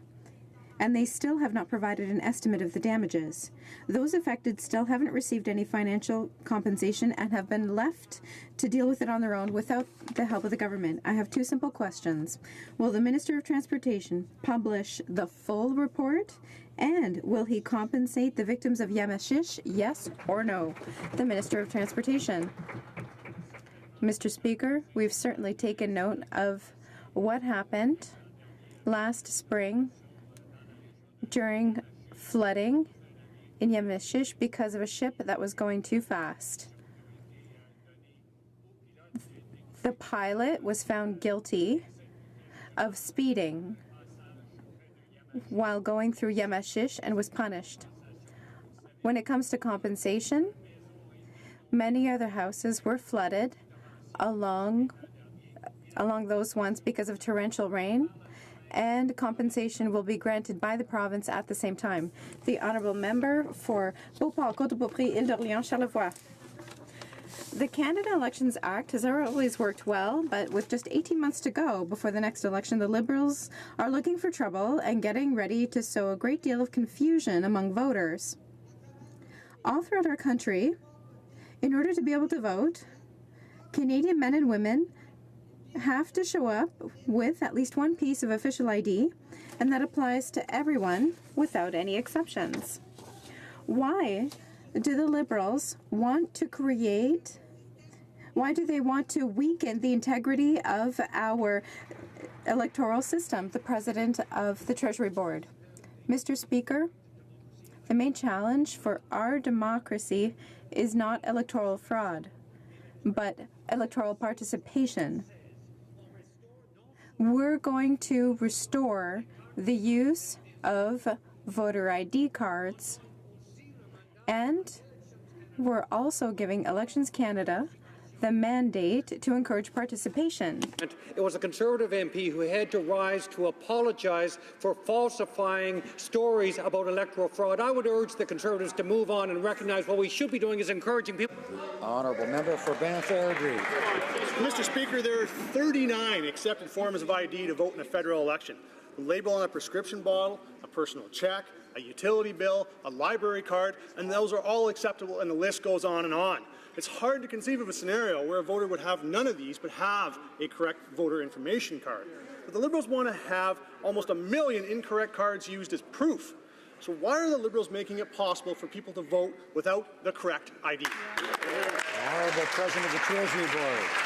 Mr. Speaker, one of the recommendations of Elections Canada was to restore the voter information cards and vouching to the process. That's one of the reasons why we're doing it. Stats Canada tells us that in the last election, 170,000 Canadians did not have the opportunity to vote because of the Conservatives' decision to end vouching and to get rid of the voter information cards. Mr. Speaker, we want more Canadians to vote because we believe that voter participation strengthens our democratic system. Honourable Member for Banff-Airdrie. Well, that stat that Mr. just used is completely incorrect. Last election, having photo ID was a requirement, and the voter turnout was the highest it had been in 2 decades. So clearly proving who you are didn't make it harder to vote. So why do the Liberals think it should be necessary for voters to not to have to prove who they are and where they live in order to vote? Honourable President of the Treasury Board. Mr. Speaker, I'm not surprised to hear the Conservatives attacking Stats Canada. They were the ones who gutted Stats Canada, got rid of the long-form census. But the reality is, Mr. Speaker, there are reasons why a lot of Canadians did want to vote in the last election. They were very motivated to get rid of the Harper Conservatives.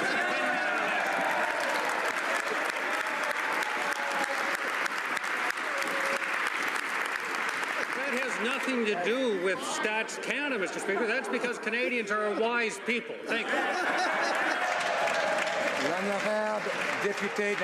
The Honourable Member for Marc-Aurèle-Fortin.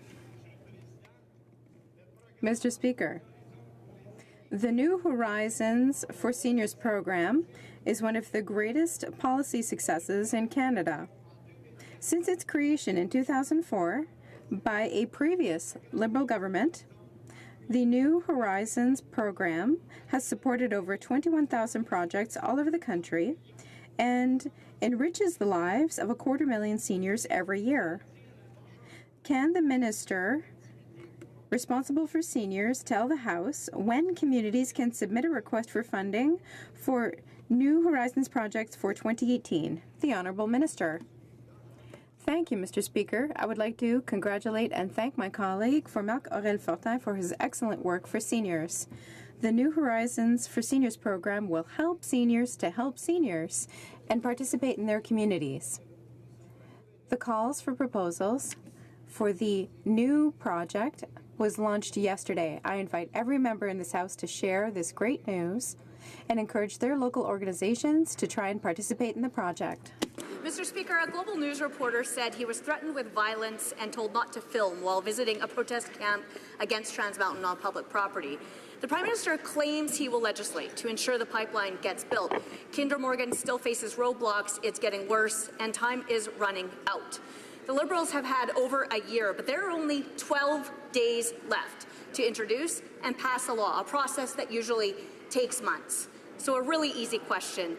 Where is the legislation on the Trans Mountain expansion? The Minister of Natural Resources. Speaker, we agree with the honourable member, and we have for some time, that we want the Trans Mountain expansion pipeline to be built because of the jobs that it will create, because of the expansion of our export markets, because we believe that the combination of unprecedented investments in an ocean protection plan, while we look at ways in which the world can benefit from the terrific resources in Alberta and across our country, and also because of the co-development with Indigenous peoples along the line, these are the three pillars for successful energy policy, and we're very glad that the member agrees with us. The Honourable Member for Nanaimo, Ladysmith. Astoundingly, at Public Safety Committee yesterday, a Liberal member asked the incoming and first female RCMP commissioner, and I quote, "How will a lady tell the guys how to behave?" Such language, directed at the commissioner tasked with tackling harassment, sexual harassment and bullying in the RCMP, is unquestionably sexist and undermining of her leadership. Does the Public Safety Minister feel the question is appropriate? And if not, what is he going to do about it? Minister. Mr. Speaker, I am very proud of Brenda Lucki as the 24th Commissioner of the RCMP. She has 32 years of distinguished service in the force all across Canada and indeed around the world. She will be an exceptional leader for the RCMP. She is the best person for the job, and she just happens to be a woman. The Honourable Member for Pickering-Uxbridge. Mr. Speaker, members of the Standing Committee on Finance have been working with the Minister of Finance and urging him to work with his provincial and territorial counterparts to ensure that persons with disabilities and women who take time out of the workforce to raise children are able to receive the full benefits of our government's transformational Canada Pension Plan enhancement. Can the Parliamentary Secretary update this House on the results of those discussions? Great question. Honourable Parliamentary Secretary. Thank you, Mr. Speaker. We made a commitment to Canadians to help them realize their goal of a strong, secure and stable retirement.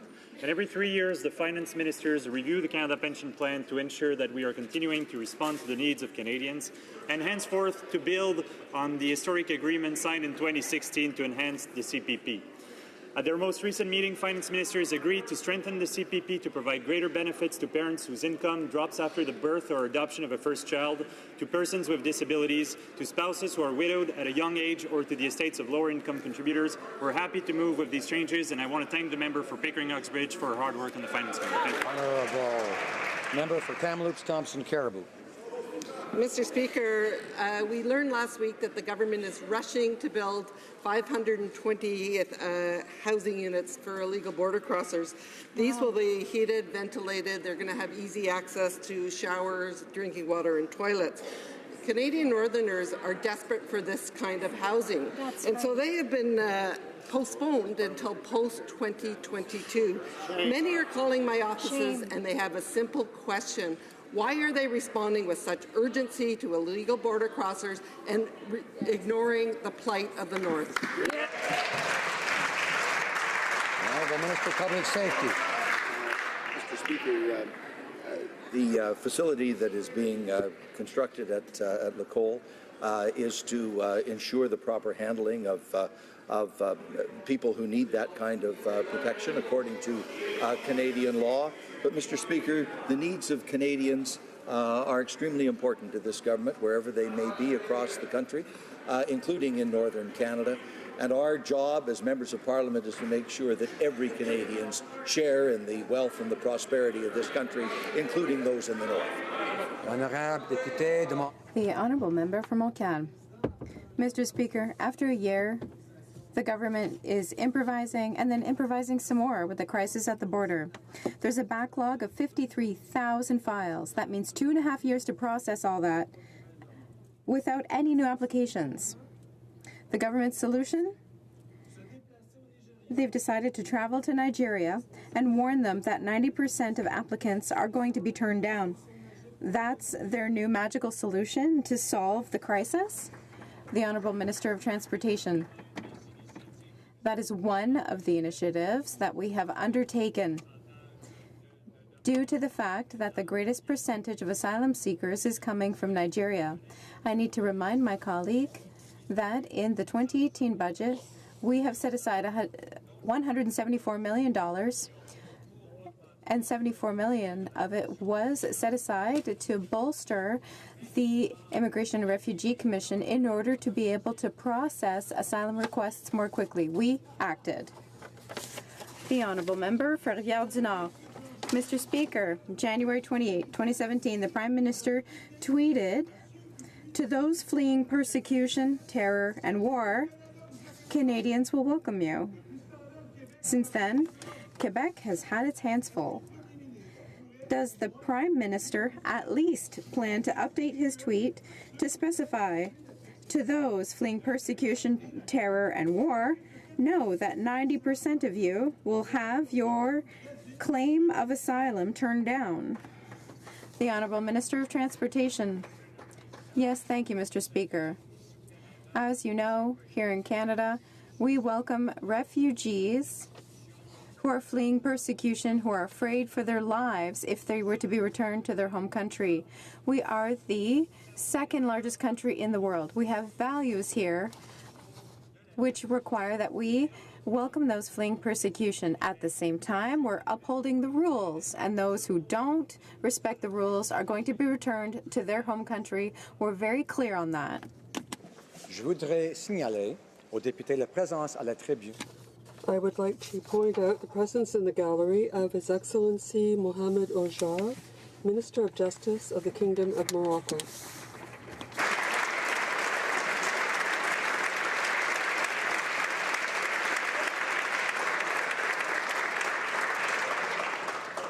I would also like to draw to the attention of honourable members the presence in the gallery of the European Parliament's delegation responsible for relations with Canada, led by Mr. Bernd Kulmel.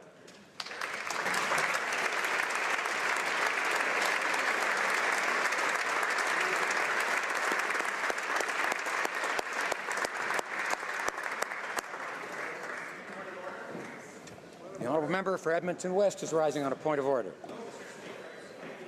Permission to table two documents.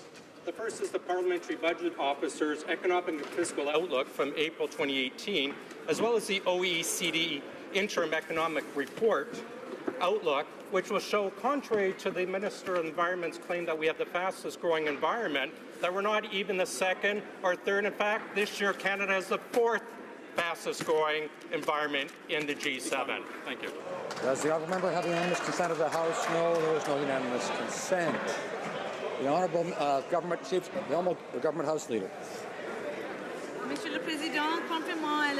Mr.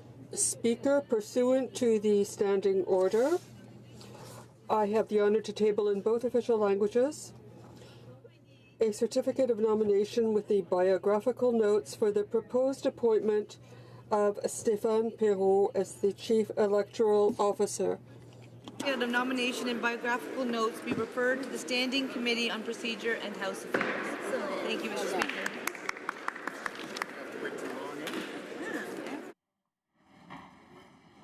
Hey.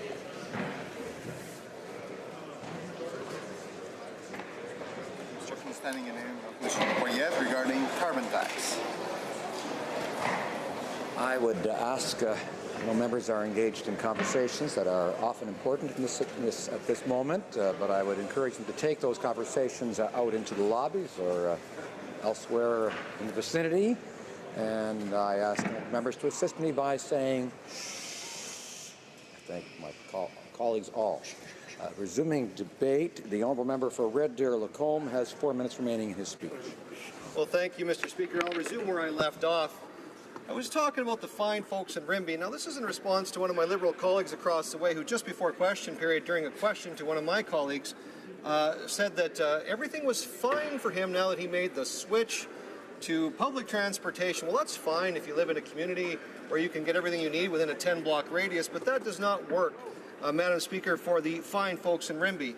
So if you're a mother in Rimbey that's looking after the kids while your spouse has hopefully maintained a job in the energy sector at some point in time, but that's not always the case. But if you wanted to take your kids to play hockey or you wanted to take your kids to play soccer, you don't have a community where you could take the public transit down to the hockey arena. As a matter of fact, you don't even have enough kids in the community or the surrounding area to even have a house league. So if you want to take your kids to hockey in Rimbey, Alberta, that means you're going to be playing teams in Black Falls. That's 45 minutes away. You're going to be playing teams in Sylvan Lake. That's 40 minutes away. You're going to be playing kids in Lacombe. That's another 45 minutes away. Drayton Valley, an hour away. Rocky Mountain House, an hour away. Pinoca, 45 minutes away. These are not options for these folks, Madam Speaker. The carbon tax is going to disproportionately affect these families and these kids that are parts of these families because the cost of living in rural Alberta and any other rural community in Canada is so high. And I will point out, Madam Speaker, that everything that we have that's good in our homes, whether we live in that 10-block, our entire lives in a 10-block radius in a downtown urban area, was brought to you from a rural community at some point in time. This is highlighted by the fact that the food that we eat, chances are the food that you eat isn't raised or grown within 10 minutes of your house. Chances are most of it isn't even raised within 10 miles of your house. And it's got to be the input costs are energy, the fertilizers are energy-based, the cost of production, whether it's fuel, harvesting, all of it's there, transportation to the marketplace, the processing, if we're lucky enough to have the processing done here in Canada, all is energy intensive. As a matter of fact, Madam Speaker, most of the good things that we have in our lives and most of the wealth and our ability to prosper and pursue careers and whatever we want to do are brought to us by the fact that we have cheap and affordable energy, or at least we had cheap and affordable energy in our lives, Madam Speaker. We can see that our quality of life is going to go down in this country because of the cost of heating our homes, because of the cost of putting fuel in our car and our transportation. It will affect every aspect of our lives. And you only have to sit in a room, Madam Speaker, and look around and say, if I were to take everything out of this room that was either made in part from or brought to me in part by fossil fuels, you would virtually have nothing left in the room. As a matter of fact, you likely wouldn't even be able to count the walls of the room because chances are all of that material was brought to you by fossil fuels as well. So this is the cost of a carbon tax, Madam Speaker. It's going to increase the cost of living for every single person. Now, that's the cost to families. Here's the cost to investment. Investors are crying foul right now because they know almost $90 billion has fled capital markets in this country. We have projects that have been waiting for 4 years in Alberta for provincial approval for an oil sands expansion project. We have over 7,000 kilometers of tidewater pipelines that have been canceled or killed by this current Liberal government. That is driving up the cost, creating uncertainty. The regulatory environment is changing. Imagine, Madam Speaker, Alberta shares about $20 billion of its wealth every year with the rest of Canada in the form of equalization payments that go in taxes collected from Alberta, going to the Government of Canada, being redispersed. Madam Speaker, that money is being redistributed across Canada is going to affect the quality of life, services, medicine, hospitals, education for everybody, Madam Speaker. The cost of the carbon tax for Canadian families and for Canadian businesses and Canadian workers is far too high. I don't know why this Liberal government won't actually tell us what it's going to cost. Thank you, Madam Speaker. Questions and comments? Point of order, the Honourable Minister of Justice. Thank you, Madam Speaker. I would appreciate the interjection. I would like to table in both official languages a charter statement on Bill C-76, an act to amend the Canada Elections Act and other acts, and to make certain consequential amendments.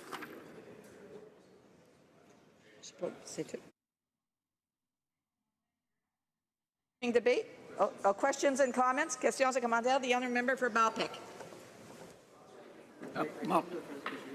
You did say Malpeque, did you? I did say Malpeque. Thank you, Madam Speaker. Look, I listened to the remarks opposite, and we've been listening about this issue at Finance Committee for some time. And I would say the members' remarks go beyond the pale in terms of the energy cost. Look, just yesterday, what state in the United States has had carbon pricing for the longest time? It is the state of California.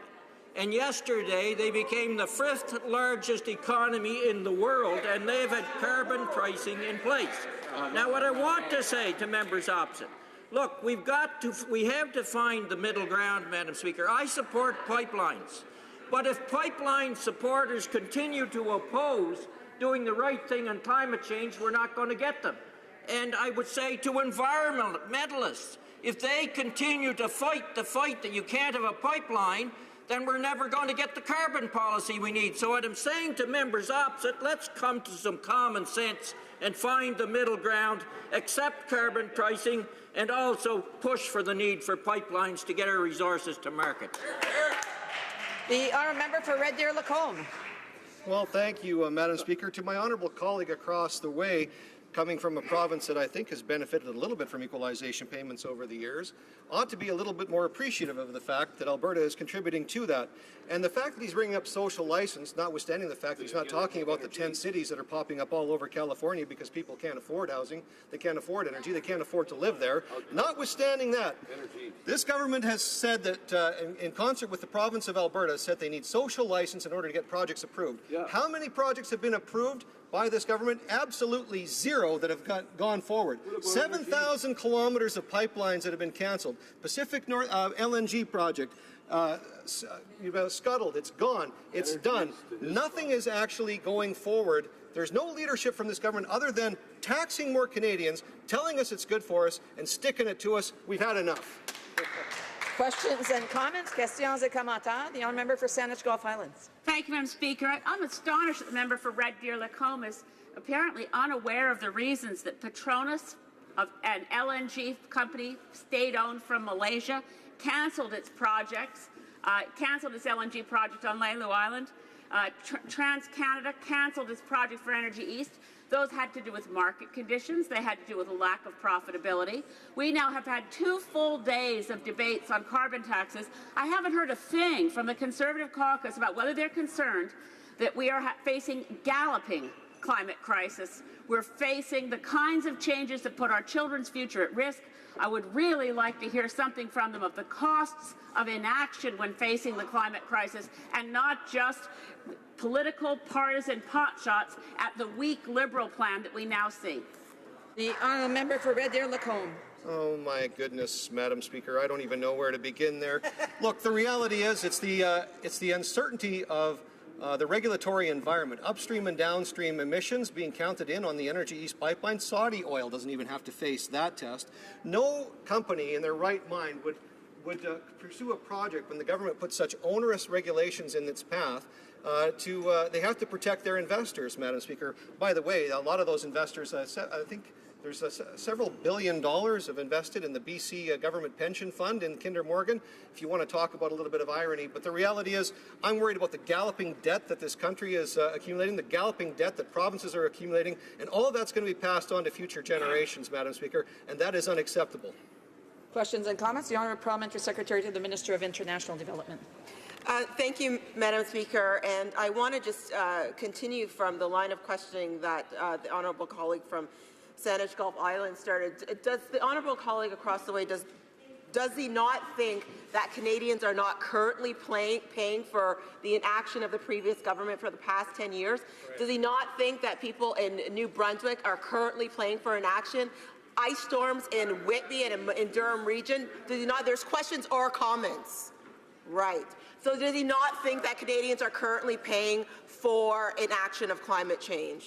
The honourable member for Red Deer Lacombe, a brief answer, please. The honourable colleague wants to table a document saying how much forest fires will be reduced as a result of a carbon tax and exactly what point that carbon tax will prevent any future forest fires, any future ice storms. I'd be happy to see that document. If she's got it, table it.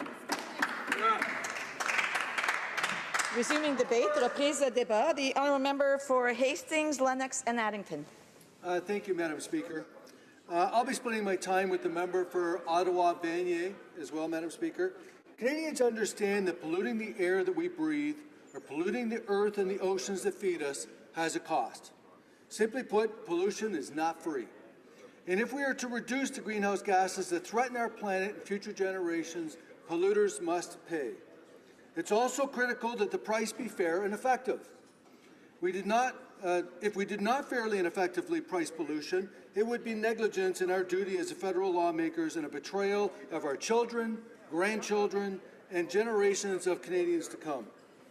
Putting a price on carbon pollution is central to our government's plan to fight climate change, while at the same time growing our economy and building a bright future for all Canadians.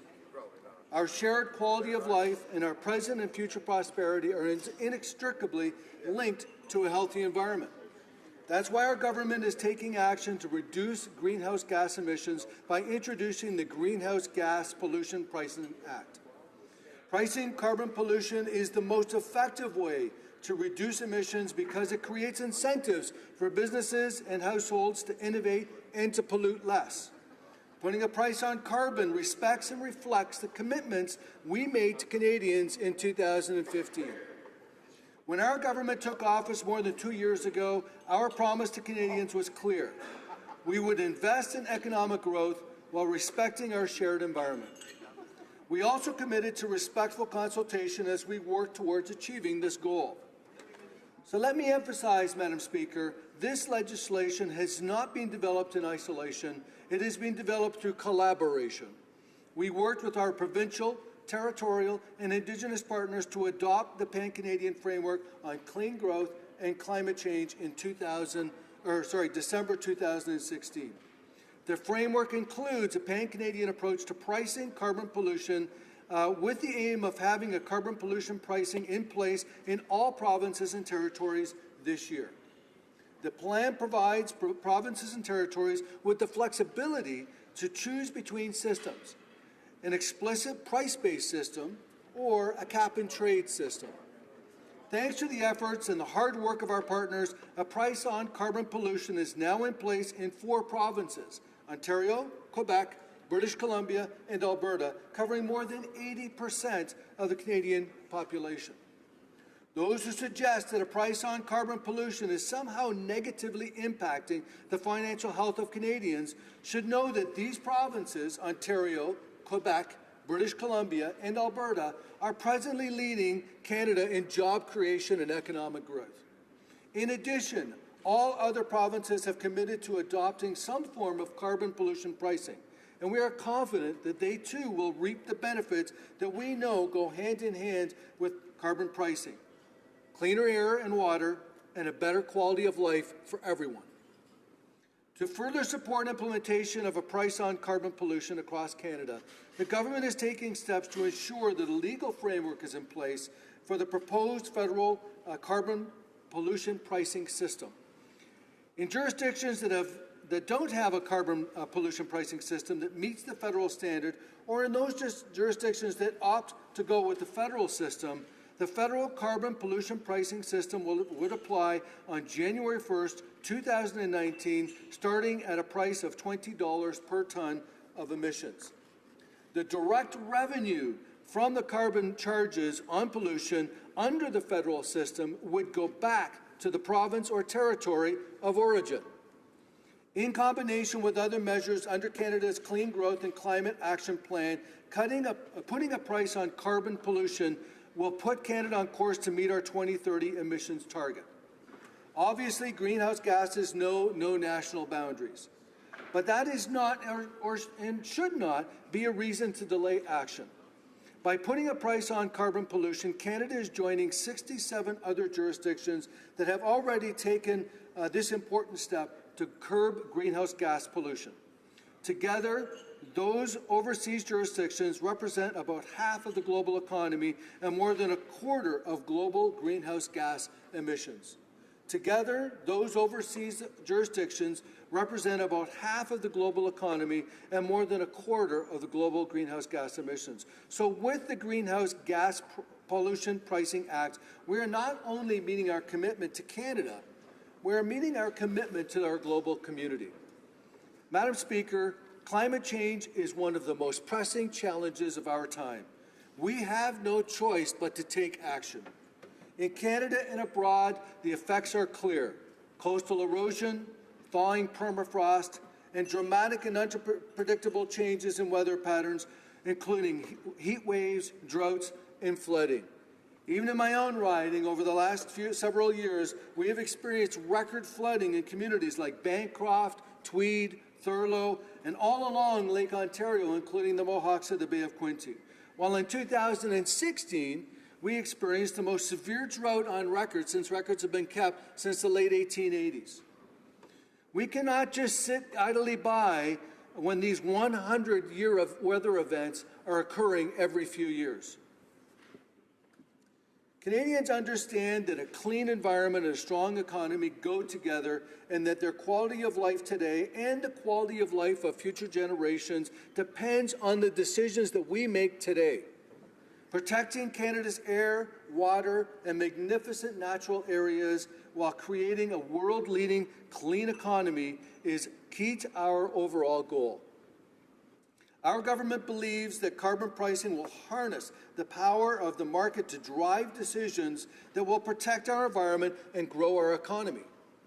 I have great examples in my own riding, like the plan in Marmora to turn an abandoned mine into a 400-megawatt pump storage battery, or a business in Napanee called Fire Rain, which is innovating an environmentally friendly fire suppressant that have helped fight forest fires in BC. Both of these help the environment, and both of them create good-paying jobs.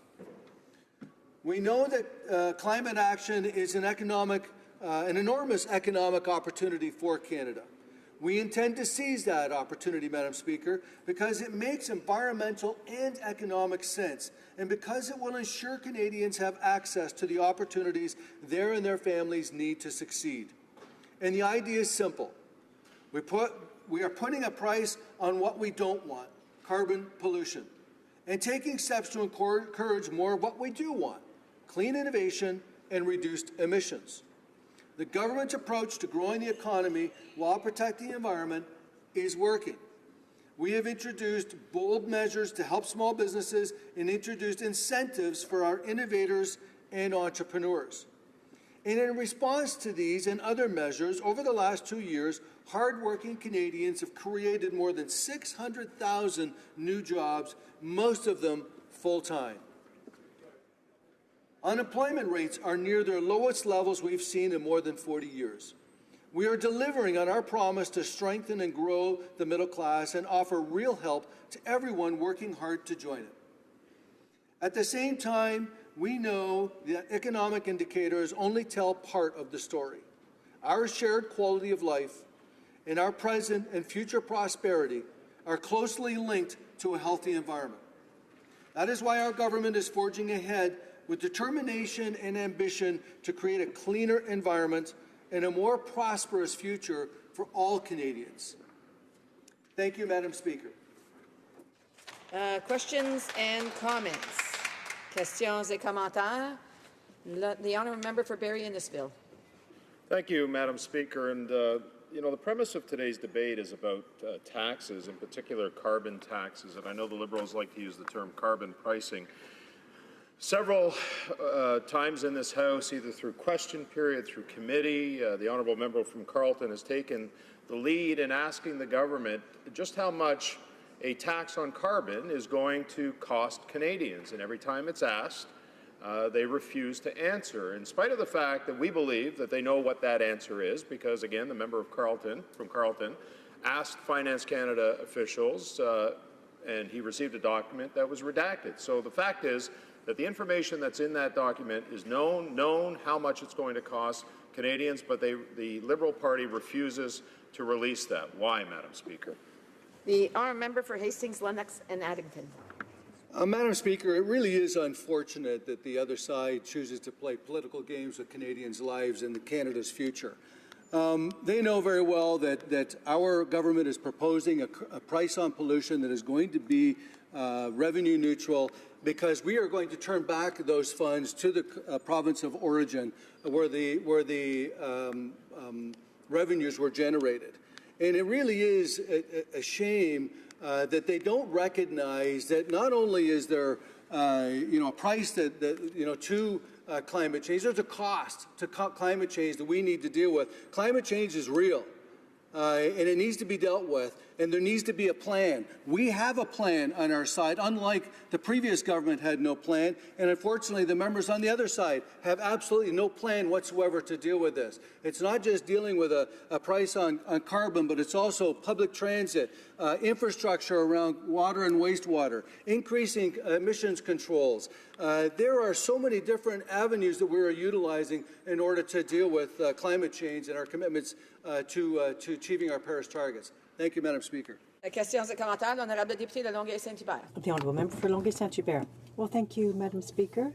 To that long list of concrete gestures, you can subtract, and you didn't say this, but there are no policies on electrification for transportation in Canada, and that's sad because the provinces were proceeding with that, but the Minister of Transport went to Montreal a year ago and said we're going to put in place a committee, but it's not happening. So the biggest flaw generally with the Liberals is that they paint themselves as a hero, they have infused science, but what your biggest fault is, your flaw, is that you don't honour your promises. I would urge the honourable member to direct his comments through the chair and not directly to members opposite. They aren't keeping their promises. And Madam Speaker, because I am putting my comments through you, it says we will respect the commitments we made at the G20 and will eliminate subsidies to fossil fuels. So, and when will they, and I'm speaking to you, Madam Chair, when will they eliminate subsidies for fossil fuels? Hastings, Lennox and Addington. Once again, Madam Chair, Madam Speaker, sorry. It is about having an actual plan to deal with climate change and meeting our Paris targets that our government has actually put together that is going to achieve those targets in 2030. And as I had already indicated, putting a price on pollution is one part of that plan. Investing into public transit, the provinces and others will choose the method that they use to use that investment to increase or minimize the impact of climate change based on the system that they choose to go with in investing those funds. The fact of the matter is we're putting the funds forward, we're putting the commitment forward to actually have a plan to invest into public transit, to invest in water and wastewater, to invest in innovation. And that innovation is taking many, many different paths, whether it's through green energy or through creating jobs of the future of Canadians. As we evolve from one form of economy today to the future economy of digital technology through innovation. So we need to in dealing with our Paris targets, we also need to pay attention to the 17 Sustainable Development Goals, and that's what we've done as a government in everything that we do. Thank you, Madam Speaker. Resuming debate, l'honorable député d'Ottawa-Vanier. The honourable member for Ottawa-Vanier. Well, thank you very much, Madam Speaker. Our government takes seriously the challenges and opportunities presented by climate change and growth in clean growth. We have announced unprecedented investments in public transit, green infrastructure, and clean innovation, as well as through our pricing on carbon pollution. In recent years, Canadians have encountered more frequent and extreme weather events, such as forest fires and floods. Disasters have cost billions of dollars in damages for taxpayers. As the climate changes, this will only get worse. Many people have lost homes and businesses. For the last decade, the party opposite refused to act on climate change, and some outright denied it is even real. In failing to implement a credible plan, they put our environment and our economy in jeopardy. Today, we can no longer drag our feet. We need to act. And that's exactly what we are doing, Madam Speaker. La pierre d'assise de notre plan. The cornerstone of our plan is pollution pricing, which is broadly recognized as one of the most effective means of reducing greenhouse gas emissions. In addition, it encourages people and corporations to save by making cleaner choices to better insulate their homes, for example, or to use more energy-efficient equipment. As a result, carbon pricing is the cornerstone of Canada's Climate and Clean Growth Plan. Pollution pricing has proven itself abroad and here in Canada, where it has helped us resolve problems like acid rain and led to clean growth and innovation. It exists in almost half of the world economy. New analysis by Environment and Climate Change Canada, which was recently published, shows that carbon pricing across Canada will make it possible to considerably reduce carbon pollution by maintaining a strong and growing economy. According to that study, carbon pricing could reduce by 90 million tons carbon pollution in Canada by 2022, which would be tantamount to taking 26 million cars off the road for a year or closing down more than 20 coal-fired plants. Carbon pricing will contribute to helping achieve the target that Canada set for 2030. But it's not the only thing that we're doing to reduce emissions. The Climate Change Plan in Canada has a host of other measures which, along with carbon pricing, will help reduce pollution. Also found that GDP growth would remain strong with a nationwide price on carbon pollution. Canada's GDP is expected to grow by approximately 2% a year between now and 2022, with or without carbon pricing. This does not include the huge opportunity of clean innovation. Carbon pricing will help Canadian companies create jobs and compete successfully in the global shift to cleaner growth, an opportunity the World Bank estimates will be worth $23 trillion globally between now and 2030. More than 80% of Canadians already live in jurisdictions with carbon pricing in place. Our approach recognizes the actions already taken by BC, Alberta, Ontario, and Quebec. Those provinces had the strongest economic growth in the country last year.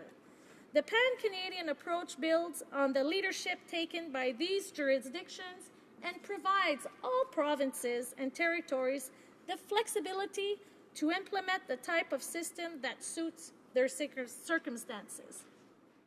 It also sets some common criteria to ensure the price on pollution is fair and effective across the country.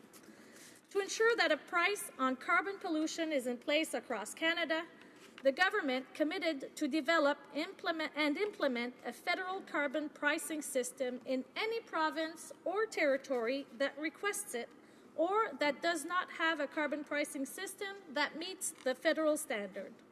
Our federal carbon pricing system has two components: a charge on fossil fuels that would generally be paid by fuel producers or distributors, and a performance-based system for industrial facilities called the output-based pricing system. Tous les revenus du système Revenues from the federal system will be sent back to the jurisdiction of origin. These revenues can be used in different ways, including to help households or corporations invest in programs and technology that will help to reduce carbon pollution. The main objective of this measure is not to generate revenue for the government, but to change the way we use carbon-based energy resources, and to create incentives that will help Canada obtain the advantage in creating a low-carbon emission economy. Today, jurisdictions that have pricing for carbon in BC, Alberta, Quebec, and Ontario are using these revenues in different ways. They can give the money directly to households and to corporations, reduce taxes, or fund programs to reduce the cost of clean energy. Provinces and territories have until September 1st to confirm their carbon pricing approach. Direct revenue from the application of the federal carbon pricing backstop will remain in the jurisdiction of origin. In 2017, the 4 provinces with carbon pricing systems in place were also the top 4 performers in GDP growth across Canada. That's the result of a long list of factors, but anyone who says carbon pricing hurts economies isn't basing their arguments on the evidence. Since 2007, BC's carbon tax has reduced emissions by 15%. Meanwhile, provincial real GDP grew more than 17% from 2007 to 2015, and per capita gasoline demand dropped 15% over that period. BC's growing clean technology sector now brings an estimated $1.7 billion in annual revenue. We see the same results in other countries. In Sweden, which has the world's highest carbon tax at Euro 137 per ton, GDP and industry have grown while emissions have dropped. In addition to estimating the costs, it is important to consider the benefits of reducing carbon pollution. This includes the avoided costs of climate change, the long-term financial benefits of transitioning to a cleaner economy, and the benefits that may flow from innovations driven by carbon pricing. Pollution from coal power plants results in health issues. The cost of healthcare system over $800 million annually, according to a study performed by the Pembina Institute in 2014. Canadian business already know carbon pricing makes good sense and will help ensure they remain competitive in the emerging low-carbon economy. Tarifier la pollution par le carbone. Putting a price on carbon pollution helps Canadian businesses to create jobs and be competitive during the worldwide shift towards cleaner growth. This is an opportunity which, according to the World Bank, represents $23 billion from now until 2030 around the world. About 85% of Canada's economy is operating under a system where they put a price on carbon, and every province has committed to setting up some form of pricing carbon. Canada is creating a business culture that reinforces the growth of a clean economy. For example, Carbon Cure, a business that modifies concrete plants to incorporate technology that recycles carbon dioxide in order to create concrete that is both more solid and greener. Solar Vision Inc., a business from Quebec which provides solar lighting technology. Enerchem, a business which transforms non-recyclable waste from Edmonton into fuel and commonly used chemical products. Agrisoma Bioscience, a biotech company in Gatineau that increases low-carbon options for biofuels, for example, by transforming mustard seed into jet fuel. We're already feeling the effects of climate change. We know that Canadians want to expect that polluters pay, and we need to create jobs for the middle class. They deserve a serious plan. Correct our honourable colleague for her. She should be very careful when stating statistics. There are a lot of reports that are out there that state I am a member of Parliament. I should qualify to begin with. I am a member of Parliament from the province of British Columbia, and I've done a lot of work in this area. There are a number of great documents that actually will attribute much of the lower emissions to the global recession that started in 2008, which coincidentally was the year that our provincial carbon tax was implemented.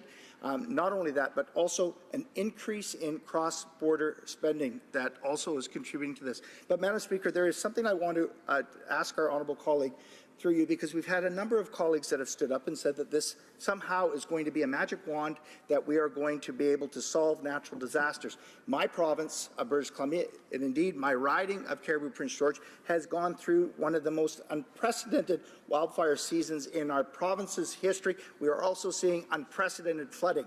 We have had a carbon tax in place for 10 years, Madam Speaker, and it has not helped us in those areas. So, Madam Speaker, how does the government say that this is going to end all the natural disasters? The Honourable Member for Ottawa-Vanier. Thank you to my honourable colleague, who obviously shares the same concerns that we have. We have problems with our environment, and we need to tackle climate change. We have to find solutions. We have to work together in order to have a planet that would allow my children and grandchildren to live on it. We have to put a price on pollution. And I think we have a plan that will be able to do so. Member for Saanich Gulf Islands. Thank you, Madam Speaker. Some future generation, if there is one, will watch the debates here in the House and weep at the tragedy of Conservatives denying there's any reason to bring in a carbon tax and Liberals patting themselves on the back as if bringing in a carbon price will solve the problem, or that my honourable friend from Cariboo Prince George thinks that British Columbia's carbon tax by itself was supposed to arrest a global problem. I put it to my friend from Ottawa-Vanier, we have a carbon budget. The scientists have told us that we can afford to put no more than 590 billion tons of carbon in the atmosphere to stay below 2 degrees. That's the Paris target. Last year we emitted 50 billion tons, which means we now have a budget of 540 billion tons. Canada's plan should be tied to a carbon budget, should work backwards towards what do we need to do our fair share to ensure not that we avoid extreme weather events, we can't, but that we hang on to something that looks like human civilization so our children have a livable world. Where is that plan broken down greenhouse gas ton by greenhouse gas ton by actions taken by a government? There is that plan only in our imaginations. It doesn't yet exist, but we must see it soon. The Honourable Member for Ottawa-Vanier. Thank you to my colleague who shares the idea that we all want to have a future for our children and our future great-grandchildren. I think I need to put forward that our plan will put a price on carbon. It's one of the least costly tools to reduce pollution while promoting clean innovation. For households, putting a price on pollution encourages people to save by taking public transportation or by buying a more energy-efficient vehicle or by putting better insulation into their homes. We need to encourage Canadians to work with us to reduce pollution in Canada. Questions and comments? The honourable member for Langley Aldergrove. Thank you, Madam Speaker. I respect the member, my Liberal colleague to my right, and we're on the same committee. And she heard yesterday at committee that the carbon tax is really hurting our Aboriginal children and their ability to go to school. So this will actually restrict them from going to school. This is what we heard. So my question to her is, how else is this hurting the average Canadian family, and what will this carbon tax cost the average Canadian family? The Honourable Member for Ottawa-Vanier, a brief response, please. Thank you to my honourable colleague. Yes, we have a problem. We have to work together to fight problems, to fight climate change. We have a plan that will ensure that all communities can participate in it, especially Indigenous communities who have solutions to make sure that they can have housing and areas that are safe. Reprise de débat. L'honorable député for Barrie and Nisville. Thank you, Madam Speaker. And at the onset, I'll begin by telling you that I will be splitting my time with the member from York Simcoe. And I want to thank my honourable colleague from Carleton for bringing this issue to light. And again, as we get late in the day and late in the debate, it's important that we remind the House, because somehow we veer off, and I've found myself fascinated today by the fact that these Liberals are spinning themselves around in such a tight web to try to convince everybody that taxing the Canadian population is the right way to go, and that's going to solve all of the evils with respect to climate change, floods, famine, fire, feast, whatever the case is. But again, what the motion says is that given the government's carbon tax will impose higher prices and making better choices, as the Prime Minister said in Vancouver, it will not help most Canadians heat their homes and buy groceries. The House called on the government to cancel plans for new taxes that would further raise prices on consumers. And as I was preparing for my talk this afternoon, just before lunch today, John Robson of the National Post wrote a really fascinating article, and I would encourage anybody that's watching at home to Google the article. And the headline is, "What do Liberals know that they won't tell us?" That's the headline in John Robson's National Post article. And he says, "It's a signature policy they insist will work, but they are exploiting a hard-won reputation for cluelessness on key promises, from electoral reform to marijuana legislation, to convince us that they have no idea how this one will function either." And I thought, boy, did John Robson nail that. You know, the member from Carleton, shortly after the last election, asked the government and received from Finance Department officials just how much a carbon tax will cost Canadians and how much will the impact of that be on emissions. Well, he got the answer back, and the answer was redacted, Madam Speaker, which effectively means that it was blacked out. So the government knows, they know full well what the impact of this carbon tax is going to be, but they continue to refuse to release that information in spite of the fact that the opposition has been asking numerous times. I would suggest somewhere up to 60 to 70 times we've asked this question, both in committee, both in the House of Commons, through debates like this, through question period, and each time they skirt the answer. They talk about climate change is real and just give these talking points without answering directly the questions to Canadians. And one of the other interesting things that Robson said in this National Post article, if they think that we won't find out before the next election, they better get marijuana legalized fast, because sobriety is doing nothing for their judgment, Madam Speaker.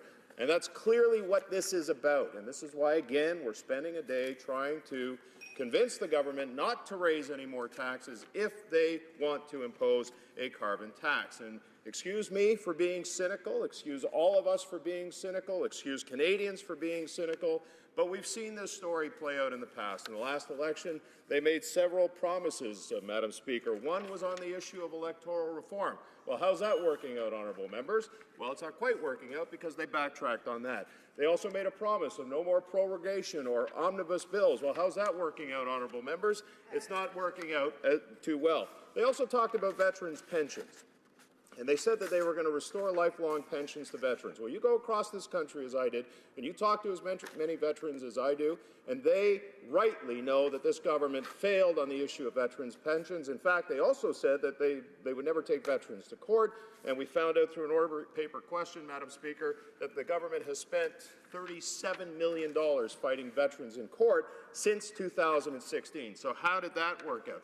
And then there was the middle-class tax cut, the signature policy of this government, where the Prime Minister stood there again with his hand over his heart and said, we are going to raise taxes on the top 1% and lower taxes for middle-class and lower Canadians. And the most important thing he said is that it was going to be revenue neutral. Well, we're hearing that about the carbon tax, aren't we? That this is going to be revenue neutral and somehow it's not going to cost Canadians. The matter of fact on this issue, Madam Speaker, on the issue of the middle-class tax cut, as reported by the PBO, independently said that it wasn't revenue neutral, that it was going to cost Canadians $8.9 billion over a period of 6 years. Well, who pays for that, Madam Speaker? Of course, middle-class and lower-income Canadians. And one of the things they said as well is that, again, it was going to raise taxes on the top 1%, when in fact we found out, again through further studies, that higher-income Canadians benefited to that middle-class tax cut to the tune of $800, while lower middle-class Canadians only gained about $50. So when they say that this is going to be revenue neutral, excuse us again for being cynical and not believing the government. And I think that's the basis of the argument that we're talking about today, one of sheer trust, Madam Speaker, that this government has said things in the past and they have failed to follow through on them. And the same thing will happen here, Madam Speaker, and in fact, it'll be Canadians. GST, perfect example. The member from Carleton asked finance officials today in committee about the GST and the collection of the GST, and what do they say? Well, it's not going to be passed on back to Canadians. It's actually going to be collected by the government. So this, Madam Speaker, is nothing but a money grab, tax grab by this Liberal government. And it's a tax grab to support their insatiable appetite to spend money. This government does not have a revenue problem, Madam Speaker. They have a spending problem.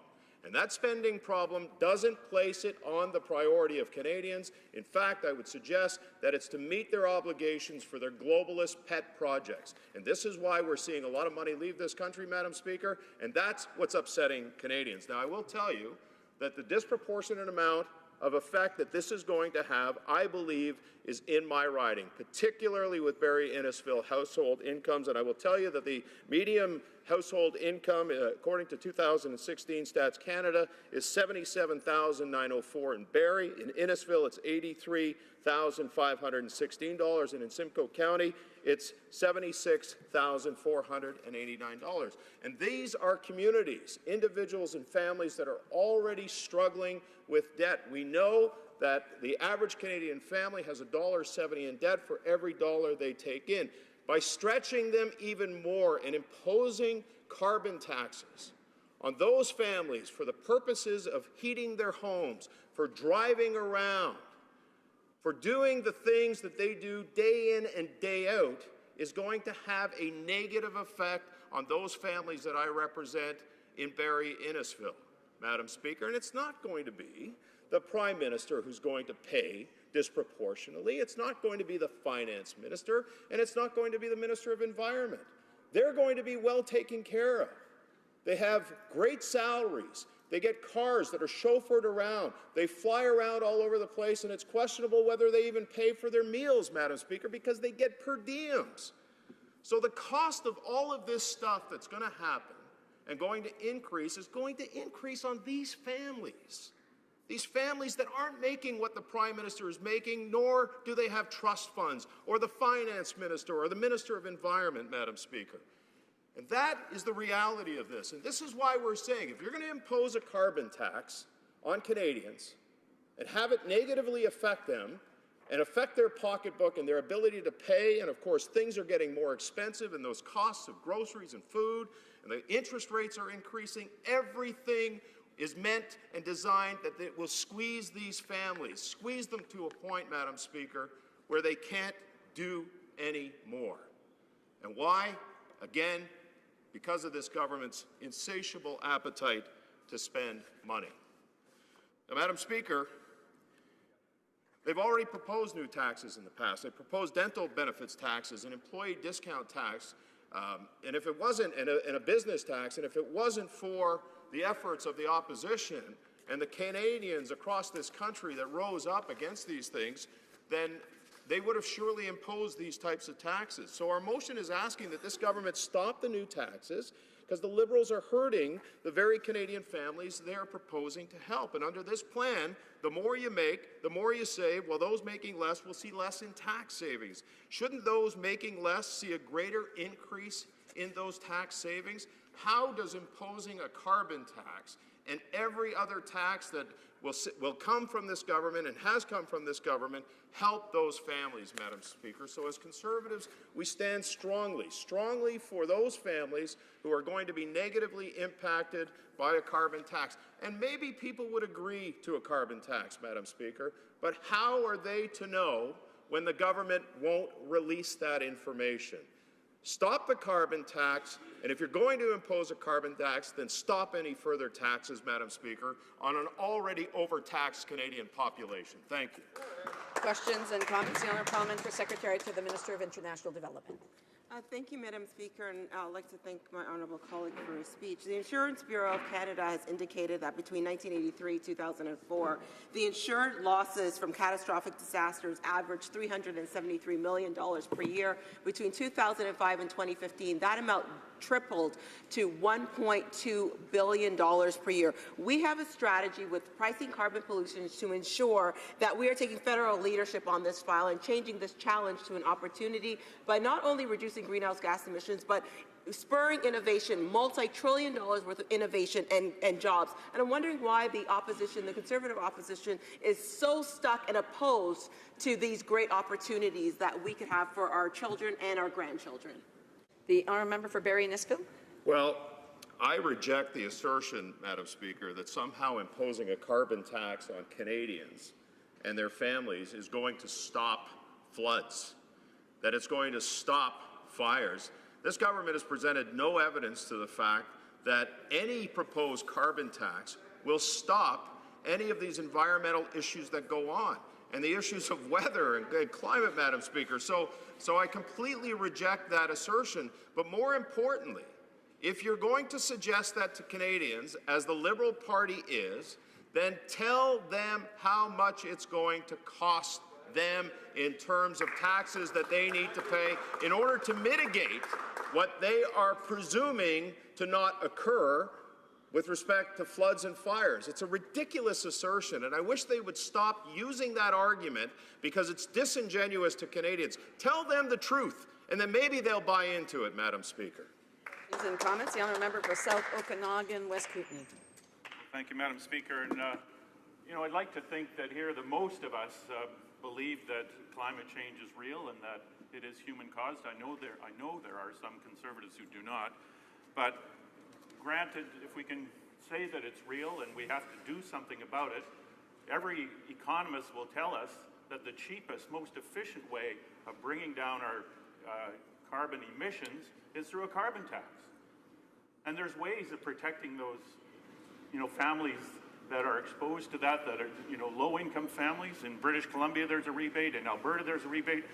In fact, 40 to 50% of British Columbians and Albertans are better off under the under the carbon tax because they get more money back than they have to spend. So I'm just wondering if I could ask through you, the member, what is the Conservatives' plan for bringing down carbon emissions so that we can do our bit for the world? Member for Barrie Innisfil. Madam Speaker, I find it kind of funny as well that not only the NDP is asking this, the Liberal is asking this of the Conservative plan. We're going to come up with a plan. And our leader has said that plan will not involve a carbon tax. He's been unambiguous and very, very clear about the fact that it won't involve a carbon tax because on this side, we don't believe in taxing people more than they should be in terms of providing those types of government services. But on the other side, they say, and clearly on the NDP side, that a tax is going to solve all the ills of world weather and the effects that things are going to have with respect to floods and fires. That's not a plan, Madam Speaker. It's actually a redistribution of wealth. And we've seen it in Ontario. The wealth has gone to Liberal insiders, and I wouldn't be surprised if that's going to be the case in this case, Madam Speaker. Thank you. Time for a brief question. The honourable member for Etobicoke Lakeshore. Thank you, Madam Speaker. Last week, the Leader of the Opposition said that his party would meet the Paris targets without price on carbon. He didn't tell us what their plan is. I was going to ask what it is, but now we know they don't have one yet. Now, yesterday they brought in Jason Kenney, their carbon attack dog, and John Ivison, since my friend likes to refer to the National Post, said, even Jason Kenney's political language can't hide lack of alternative to carbon tax. Even Kenney can't finesse that inconvenient truth. So since they don't have a plan, he doesn't like our plan, what is he telling his constituents in Barrie Innisfil? Member for Barrie Innisfil, a brief answer, please. Tell him quite simply, Madam Speaker, that we will have a plan, and that plan will not include taxing them. Thank you. Resuming debate, the honourable member for York Simcoe. Thank you very much, Madam Speaker. There's a point in the life of many governments where the members that were elected after campaigning and claiming that they were going to represent their constituents, change. And they cease to represent their constituents in Ottawa, and they begin to represent Ottawa in their constituency. In this debate, we see exactly that phenomena. And I can tell you, having observed that pattern for close to half a century that I've been closely following politics, I've always been very careful not to allow that happen in my case. And that's why today I'm going to talk from the perspective of my constituents. The people in York Simcoe, generally speaking, are hardworking, young families. They're not wealthy. They're not entitled. They're just looking for the freedom to be able to work hard, to succeed, and make a brighter family for themselves and their children. And they find that tougher and tougher. It's harder and harder to make ends meet. Why?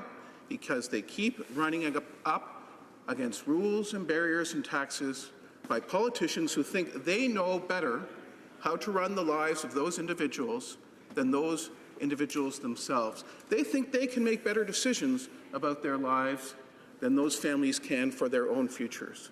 We saw that in Ontario, where now families struggle under unbelievably high hydro bills and kind of funny, fancy accounting that means that those costs that mainly paid off insiders, all in the name of really good things that smart people thought was better for them, are causing them to have to make bad, hard, tough choices about what they give up in their lives, whether it's their kids playing hockey, a vacation, things that they used to enjoy once a year maybe, and that they have to give up altogether just to make ends meet, because they can't meet those costs, and their children are going to face tougher costs in a province where now, in just the time the Liberals have been in government, that debt has almost tripled, and that debt doesn't even include that additional debt they've moved forward on the higher costs of hydro that are crippling the way those families live. Those typical families in York Simcoe don't have a subway. They're not like a prime minister from Montreal, a finance minister from downtown Toronto, or an environment minister from downtown Ottawa who can walk to work. That's right. No, they're not like that. They have to travel to work by automobile. They live in homes that have to be heated in winters that are cold as this past one was, in April, where April heating bills are higher than the March heating bills, and they're having trouble making those ends meet. So when someone tells them, hey, it's good for you to pay more for all these things, and they're trying really hard to pay their taxes and make ends meet, something doesn't ring true. And that tells them that the people that are out there making those speeches are no longer speaking for them. They're speaking for some powerful bureaucrat in Ottawa who has an idea and an ideological agenda. And then, when they learn that those powerful bureaucrats have written up documents saying what this will cost those individual families, and then they hide it from those families. And the politicians in the Liberal government become the wall of silence protecting those smart bureaucrats and hiding that information from Canadians. They know pretty quick who's on their side of the wall and who's on the other side. And they're seeing that those Liberal politicians are busy keeping their constituents in their dark, imposing costs on them without telling them, and then refusing even to tell them what the so-called benefits might be, what reductions in this carbon that's so bad are going to be achieved. That is the indication of a government that has ceased to represent the people and is now representing itself and an elite class in the country who thinks they know best. We see that in small businesses in Ontario that are regulated to death. Double the regulations in Ontario of any other province. Small businesses can't cope. They have trouble making ends meet. They're so busy dealing with inspectors and filling out forms, they don't have time to serve customers and make money anymore. Why? Because smart politicians and officials in a provincial Liberal government think they know better how to run their businesses and run their lives. Well, it ain't that way. And this debate we are having is in the exact same vein. And if you want to know the truth of what's at the bottom of it, that we know better than you, it came through very clearly. when the Prime Minister was recently asked about these high gas prices, and it's a question my constituents keep asking me. They keep sending me this little statistic that the last time gas prices were this high, oil for a barrel was well over $100 a barrel. Now, the price of oil is around $60 a barrel, but gas prices are this high. And they ask, not unreasonably, why? Somebody is doing me a bad turn. To use the inelegant term, some say someone's screwing me, and some people use even more inelegant terms. But they don't understand why. But then they see why. When the Prime Minister is asked, he says, these high gas prices are, quote, exactly what we want. Well, that explains kind of the gap, doesn't it? If the big oil companies have the freedom of the Prime Minister guarding their back, that they can raise gas prices at will, because that's what the government has said it wants, don't you think they'll take that chance? And it's not all the carbon tax that's the result of this. It's exactly that. A signal from the government, go raise gas prices. Go pick on your little consumers. Go do it all you want. Is it any wonder that's exactly what's happening? So this is what the ordinary mother in Keswick faces when she wants to take her kids to hockey practice, or the ordinary mother in Holland Landing when the kids have to go to a soccer game. The fields are all the way in Mount Albert. They can't wait for a bus. There ain't one. They have to drive. It's the only way to get there. But guess what? It's a lot more expensive suddenly, and the hydro bill went up, and Dad said, we're making a little bit less this month because I've got to comply with another regulation that just came from the provincial government. It's time that people in these positions of leadership here in Ottawa realize who we speak for. And I'm speaking in particular to the Liberal government that has so fast and so quickly not only forgot who they represent, but then shown the craven arrogance of refusing to be candid and honest with their own constituents about the decisions they're making and why they are making them and the policy basis for them. There is no defense in the world for refusing to explain what the cost of that carbon tax is. Well, there are analysts that have looked at it. And of course, the University of Calgary has said that the carbon tax in their study that is coming from the federal government can reasonably be seen in the province of Ontario as ultimately having a cost of $707 annually. And that's hitting electricity, home heating, gasoline, and of course other indirect costs in every single business. All those business people running their small businesses, the roofer, the contractor, the plumber in York Simcoe, they've got to get everywhere by driving. They've got to go drive to pick up supplies. They can't go in a smart car. They need a pickup truck. That uses a fair bit of gas. And it's the only way they can make their living. So these taxes are punishing them for trying to make a living so they can pay other taxes and take care of their families. Less and less left at the end of every month, a tougher time making ends meet. And nobody in the Liberal government seems to care.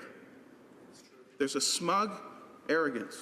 We're not going to tell you what the real cost is, even when we have analysts that tell you that there is a very real and very significant cost, and a Prime Minister who gives a green light to gas companies to raise it even higher, because that's our policy objective. Higher gas prices are exactly what we want. That's what this Liberal Prime Minister said. Well, guess what? We're getting what he wants, but it is not what the people want. They care about their environment passionately, and don't talk to me in York Simcoe about a Liberal government that cares about the environment. This Liberal government cancelled the Lake Simcoe Cleanup Fund that has done unprecedented positive things for that local environment without consultation, without talking to the people, just cancelled it out and out. And the harm to those people's local environment is done. So they don't believe any of these talks about helping the environment. They look at a carbon tax that is only a cash grab, and in all the things that money is taken to, they don't see any benefits at all. Nothing that helps them. Now, my time is up, but I'm sure I'll have an opportunity to say a bit in answer to some questions. But the one thing I will encourage everybody is when you get here, don't forget you're here to represent your constituents, not the Liberal government. Questions and comments? The honourable member for, Aurora, Oak Ridges, Richmond Hill. Well, thank you, Madam Speaker, and I think this is an incredibly important conversation.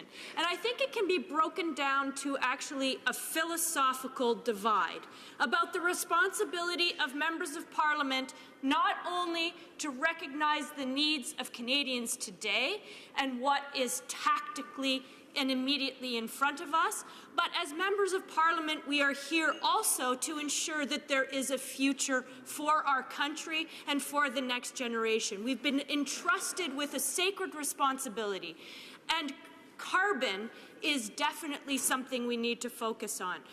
This price on pollution ensures that we have an incentive to be able to change the behavior in this country.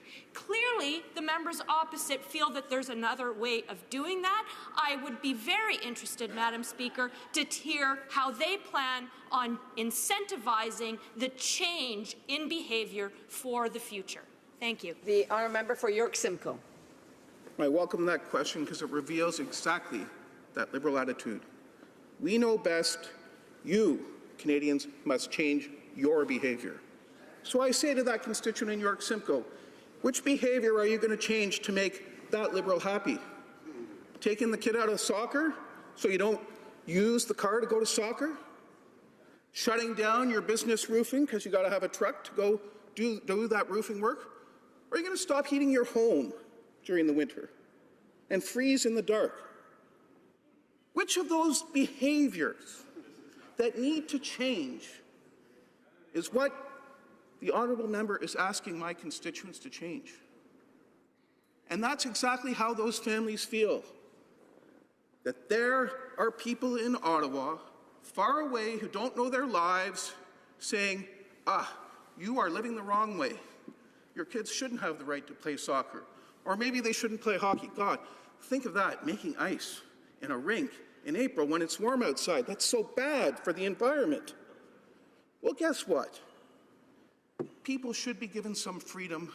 This country is based on freedom, and the choices that you're trying to impose on them are choices nobody should be asked to make. Questions and comments? Honourable député de Longueuil-Saint-Hubert. Honourable member for Longueuil-Saint-Hubert. Thank you, Madam Speaker. With all respect to my colleague, with whom I work regularly and whom I appreciate, he's saying, and I believe him, he's representing, and I believe him, the interests of his constituents. But he understands the parliamentary process.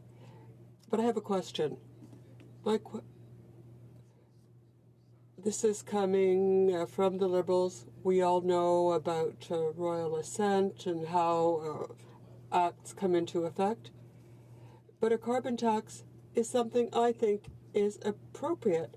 And to my colleague, for whom I have a great deal of respect, what does he think of climate change? Well, Mr. Speaker, climate change has been going on for a long time. It wasn't that long ago, in geological terms, that we were under a mile of ice here. That, of course, is all melted. The landscape where I live was all once formed by glaciers. Lake Simcoe, that I talked about earlier, is, of course, a once much larger post-glacial lake that has shrunk. Climate has been changing. It continues to change, and there's lots of evidence that there are human impacts on it. But the question is, how do you make a difference? Our government actually reduced greenhouse gases when the Conservative government was in effect. Our approach was a regulatory approach. A regulatory approach, not one that taxed each and every Canadian who had no choice in their very difficult lives, like my constituents, but said to big emitters, no, you find a way, there's technology out there, reduce the emissions from your manufacturing operations, reduce emissions from automobiles and so on. And that regulatory approach was salutary. It has worked tremendously successful, improved the fuel efficiency of automobiles. Those things have been done well, and guess what? Those actually benefit families in my constituency. If the automobile they buy is more fuel efficient, that's a good thing for them. But if they just have to pay more for gasoline, that's a bad thing for them, because they don't have that choice. They can make the choice of buying the more fuel-efficient car, perhaps, but they don't have the choice about paying for the fuel to go in the car. Resuming debate. Reprise de débat. The honourable member for South Okanagan West Kootenay. Thank you, Madam Speaker. I'd like to start off by saying that I'm sharing my time with the member from Elmwood-Transcona. Now, today we're debating the Conservative Party's motion about the carbon tax, and the motion claims that the carbon tax will make it difficult for most Canadians to fuel their cars, heat their homes, and buy groceries. And I'll say off the top that we have to do all we can to fight climate change. And along with the rest of the world, we made commitments in Paris to cut our greenhouse gas emissions. We have to bring our emissions down significantly, from well over 700 megatons per year to just over 500 megatons in the next 12 years.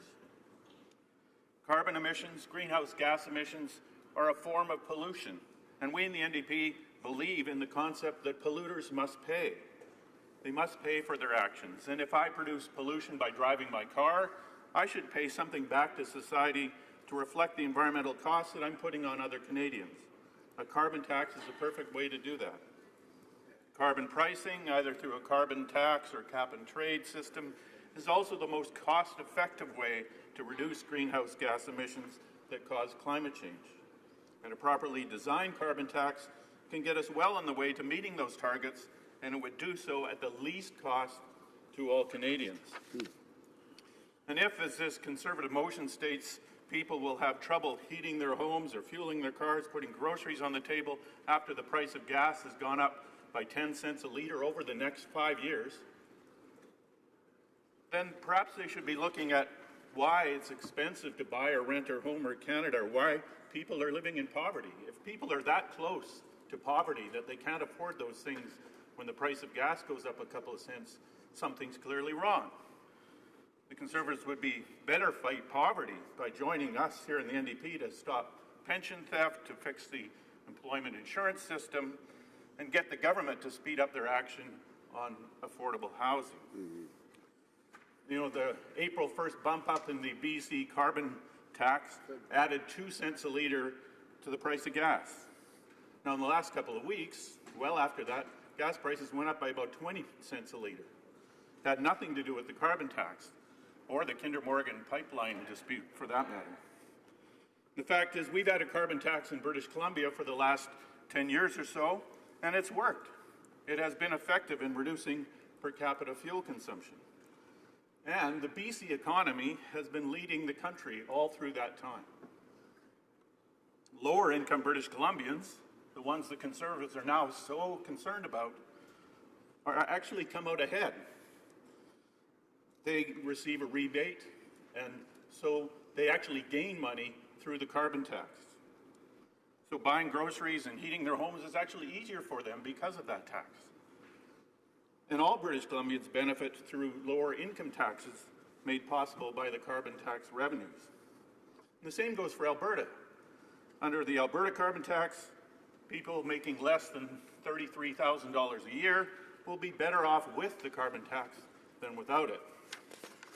In fact, in both BC and Alberta, 40 to 50% of the residents actually benefit financially from the carbon tax. But, Madam Speaker, we shouldn't be quibbling over the cost of the carbon tax. The real question before us, the elephant in the room, is the immense cost of inaction. The huge cost of climate change itself, global climate change. And these are costs that have been hitting individual Canadians, businesses, and all levels of government. I was home last weekend and toured some of the flooded areas of my riding. We're seeing torrents of water where formerly there were only tiny streams that you could step over. Flooded rural neighborhoods that have never seen water on the surface before. You know, the Okanagan Valley is a semi-desert. Many of the small lakes in the south of Okanagan don't even have outlets because they usually don't receive enough water to fill up their basins. Now homes and farms and vineyards around those lakes and streams are underwater. And this is all from low elevation melt and high water tables left over from last year's flooding. In the surrounding mountains, we've had 150% of the normal snowpack.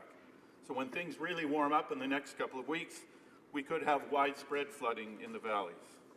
And as I said, this is the second year in a row we've had flooding in my riding. I haven't seen a cost estimate for last year's flooding, but it impacted many of my constituents who had water in their basements for weeks on end, pumping water out as the water table rose to record levels and then stayed there all summer. I have seen cost estimates from last spring's flooding in Quebec and eastern Ontario. Those floods have been costed at over $220 million. And back in BC last year, we went straight from floods to fires. Indeed, the main crews working on the flooded areas right now in the Okanagan are forest fire crews. Everyone's worried about what will happen when summer comes. Not only will we have the high elevation snow melt to contend with, but the fire crews will be sent elsewhere to do what they're really trained for, fight fires. Now, forest fires in BC last year cost over $500 million just to fight. They caused $127 million in insured damage. The cost to the forest industry is incalculable. I haven't seen even an estimate of that. And 2 years ago, in 2015, forest fires in BC cost $300 million to fight. Again, those numbers don't take into account the cost to people who lost their homes and livelihoods, the cost of forest companies who had to close down mills during the fires, and then reopen them to the new reality of with millions of hectares of forests burned. A forest industry already reeling by the loss of half the pine trees in the interior of British Columbia through the mountain pine beetle epidemic. Again, something else that can be attributed directly to climate change. We had the Fort McMurray fire in 2016. They have an estimate of the overall economic impact of that, the cost, and that's almost $10 billion for that one fire. The Calgary flood of 2013, almost $6 billion in costs. And it's estimated that the financial impact of climate change on the Canadian economy will be over $40 billion per year by 2030. Canadians are paying for climate change every year. Many are losing their jobs, their homes. Some have even lost their lives during these catastrophes. And while I support the government's carbon tax policy in broad terms, we need to do more to meet our Paris targets. Already it's widely recognized that we cannot possibly meet our 2030 targets. Canadians want to do the right thing for the environment, but we have to give them more choices. I've heard this brought up by Conservatives. We don't have a choice. Well, if the government would do things to give us more choices, we would have a better policy. Mm-hmm. If we gradually make gas more expensive so that Canadians are getting a market signal that they should buy less gas, we should provide them, we should make it easier for them to buy electric vehicles. We have to provide more charging stations. We should provide rebates and incentives and licensing and parking fees. We have to make that shift. If we make it more expensive to heat our homes with natural gas, we must provide incentives and rebates so that Canadians can renovate their homes to make them more energy efficient, so they wouldn't have to buy more natural gas. The Eco Energy Retrofit Program did just that. From 2007 to 2013, 2012, it helped hundreds of thousands of Canadians retrofit their homes, lowering their energy bills by 20%, creating thousands of good local jobs, and reducing greenhouse gas emissions by 3 tons per year for each house. While the program cost the federal government $900 million over 5 years, it leveraged more than $4 billion in retrofit investments by Canadian families. And when homeowners invest in new windows, insulation, and other energy-saving projects, that money circulates through communities across the country. So, Madam Speaker, I'll wrap this up by simply saying that carbon pricing is the cheapest, most effective way to fight climate change. The Conservatives should be praising its virtues and promoting it across the country. In fighting the carbon tax, Conservatives are basically saying they don't believe in climate change. Mm-hmm. They're saying they're willing to play on people's fears to make political points while they damage our efforts to fight climate change. Madam Speaker, climate change is the most serious issue of our time. We have to work together on this. It shouldn't even be up for debate. Thank you. Questions and comments? L'honorable député de Bellechasse, Les Etchemins, The Honourable Member for Bellechasse, Les Etchemins, Lévis. Thank you, Madam Speaker, and I'd like to thank my colleague for his comments. As a former Minister of Public Safety, I'm pleased to have contributed in the last Conservative budget to updating flood maps for flood zones, because it's important to be able to identify the problem. Unfortunately, in the previous decades, that had never been done. So having a map of the flood plains and flood zones, we're able to take action and look at what kind of infrastructure is required to deal with climate change.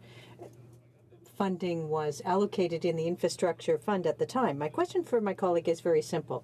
I agree with him that, in fact, there are significant impacts created by climate change, but would you not like to know from the government what the impact of this carbon tax will be, how much of an impact it will have on in terms of reducing greenhouse gas emissions? We need to see some transparency. We don't know what the funds will be used for that are generated by this tax. So we need to know how we can fight climate change effectively. Okanagan, West Kootenay. Well, thank you, Madam Speaker, and I thank the member for his question. There was a lot of things there. I'll start by saying in the Okanagan, we're very happy to see government investment in floodplain mapping this year within the Okanagan to help us plan for the future there. In terms of getting answers to how much this will cost, I know, for instance, there's public estimates of how much this is all being rolled out provincially, and it will all differ province by province. In Alberta, there's estimates on how much it will cost based on the income of people. As I said, if you're making $33,000 or less, it will actually be a benefit. If you're making $100,000, it will cost you maybe $300 a year, twice that if you're making $200,000 a year.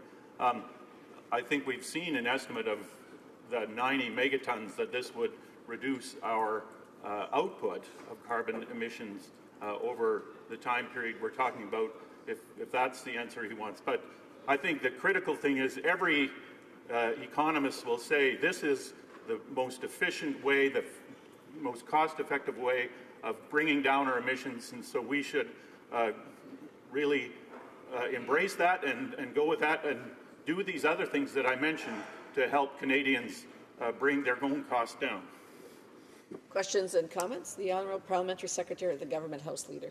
So thank you, Madam Speaker. You know, I've had the opportunity to listen to a great deal of debate on the issue today, and one member made reference to representing constituents, and I always thought it was great the way the Prime Minister would say, you know, our responsibilities as members of Parliament is to raise the issues from our constituency and bring them here to Ottawa, and I do believe this is a good, healthy debate, and want to go back to the origins. You know, we had the Prime Minister and other stakeholders that went down to Paris, an agreement is reached, then it comes out to Vancouver. You had countries around the world recognizing the value of having a price on carbon or a price on pollution. Then we have provinces across the country, in all regions of the country, saying that this is a positive thing, that we should be having a price on carbon. In fact, it's the provinces that will generate the revenues with this price on carbon, and at the end of the day, have the opportunity to redistribute the monies that are in fact being collected.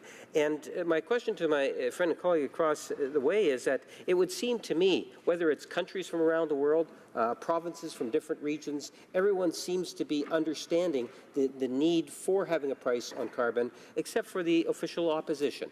And if he has any thoughts as to why it is he thinks maybe the official opposition doesn't want to listen to what Canadians and other countries are doing around the world. The honourable member for South Okanagan, West Kootenay, a brief answer, please.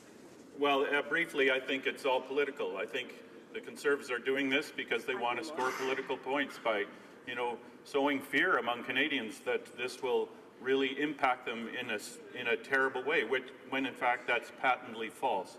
In British Columbia, as I said, we've had a carbon tax for 10 years. It has worked. It has done what it was set out to do, and there are programs within it that make low-income families, you know, they don't suffer the extra costs. They actually benefit from the rebates. So a well-planned carbon tax is the most efficient, most cost-effective way to bring down greenhouse gas emissions. And if the Conservatives have another plan, we can only be sure that it will cost 2 or 4 times as much as this one.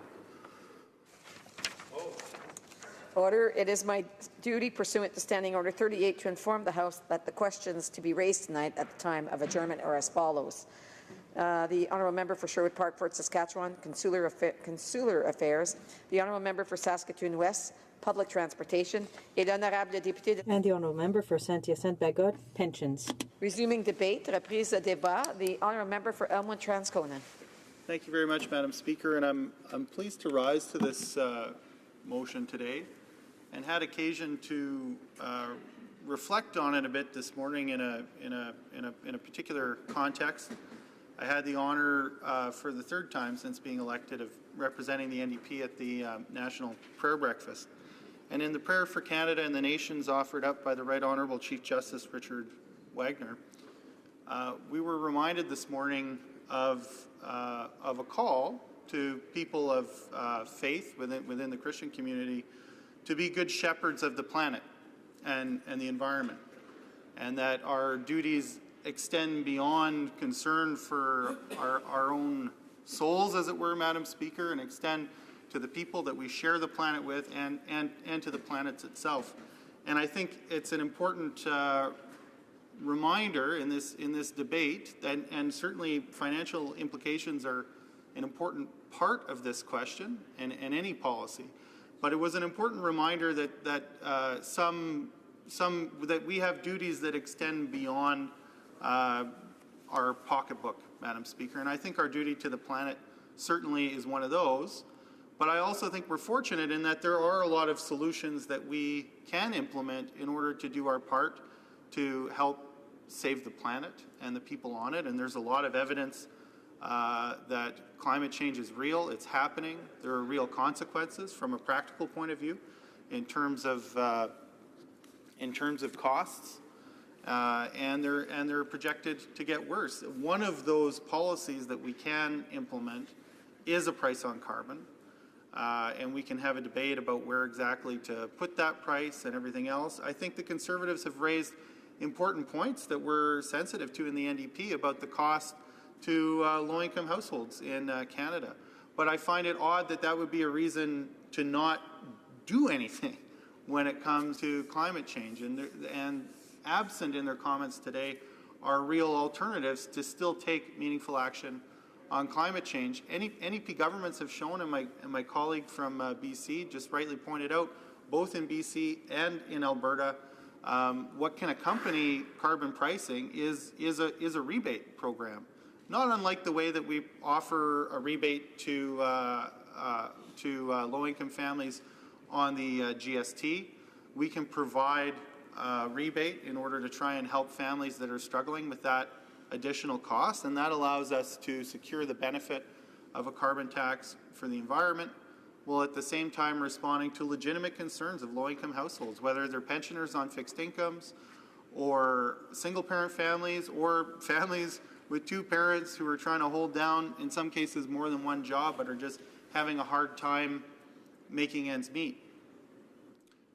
Sometimes because of the cost of childcare, or the cost of housing, or the cost of prescription drugs, or the fact that that real wages haven't been rising to keep pace with the costs of the things that people need in order to be able to secure for them and their families a reasonable standard of life. So I really think it's important for Canadians at home to resist the temptation of the dichotomy that Conservatives are presenting today, that somehow it's either not really doing anything when it comes to climate change in the face of a real large and mounting amount of evidence to say that something is happening on the planet that's different, and we're seeing some of the consequences of that, simply because there are cost pressures on Canadian families. There's all sorts of ways to try and address those cost pressures directly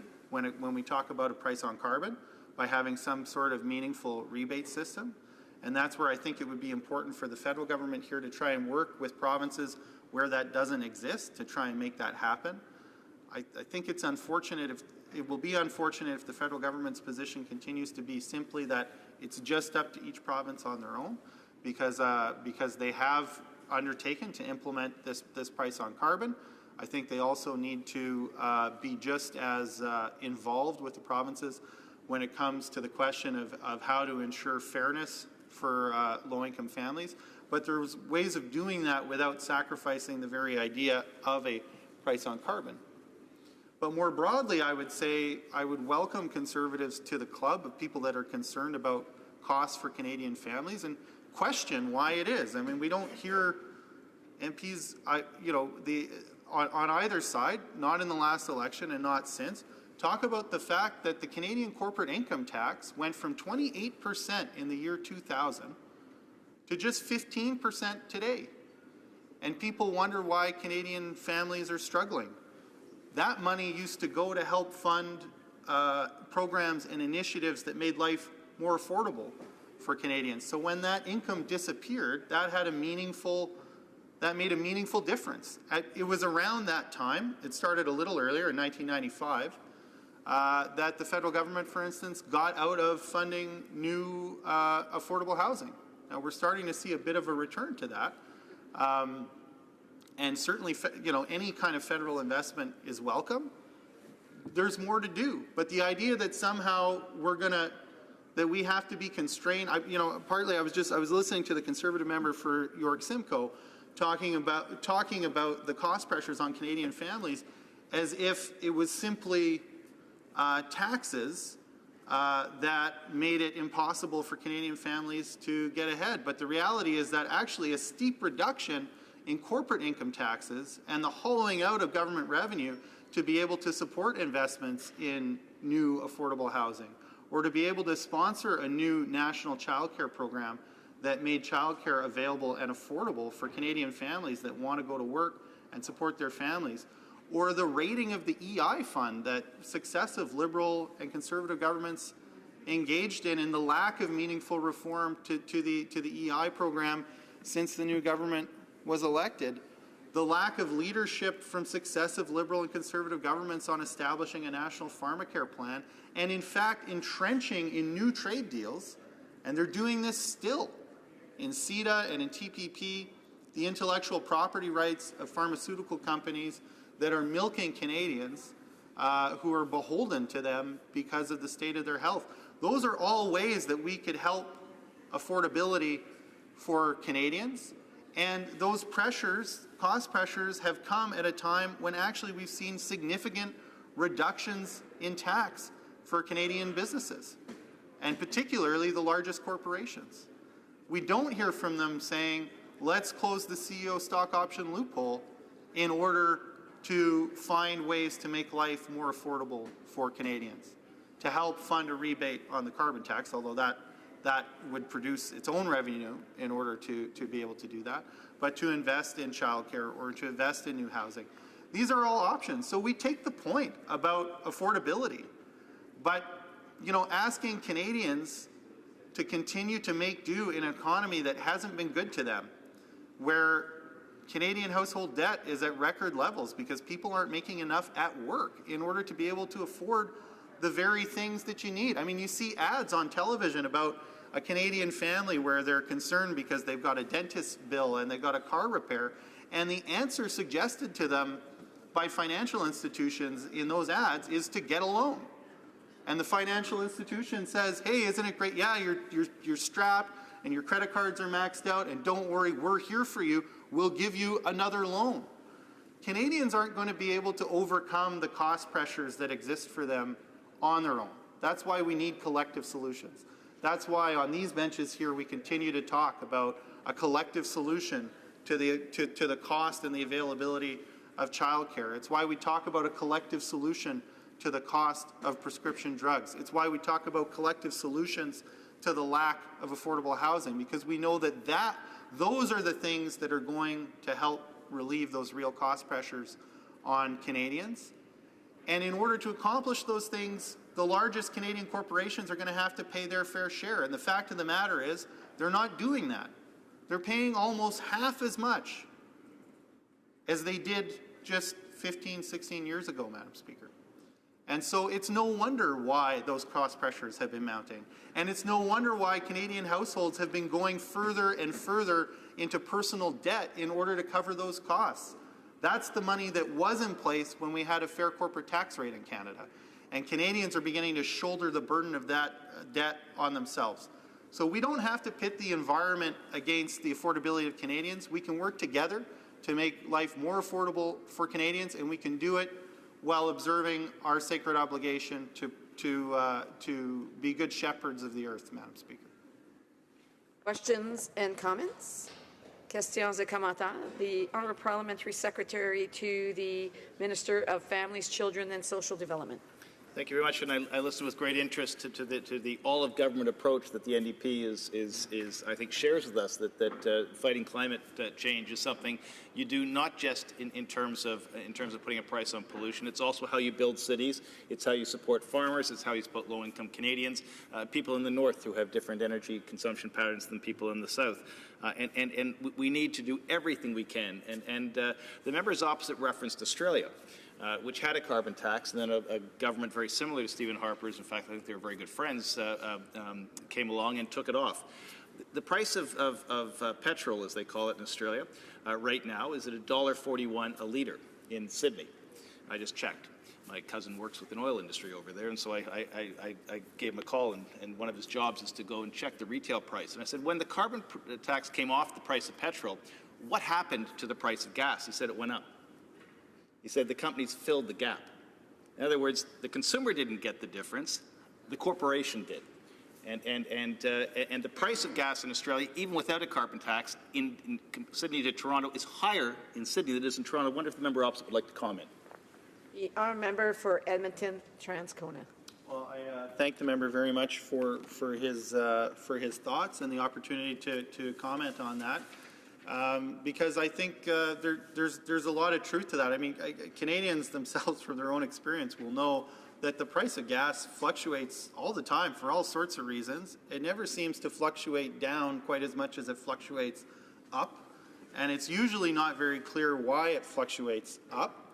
I would say that's one of the reasons why I think my colleague from Windsor West has such a great idea to establish a commission and an ombudsman that would actually have the responsibility of overseeing gas prices in Canada, looking at them to try and understand it, to actually have some powers to be able to get the information it needs to understand where gas prices are going and why, and to be able to do something about it so that Canadians can be assured of a fair price at the pumps. The idea that somehow a carbon tax is like suddenly going to make gas pricing unfair in Canada as if it had been up to now is just ridiculous.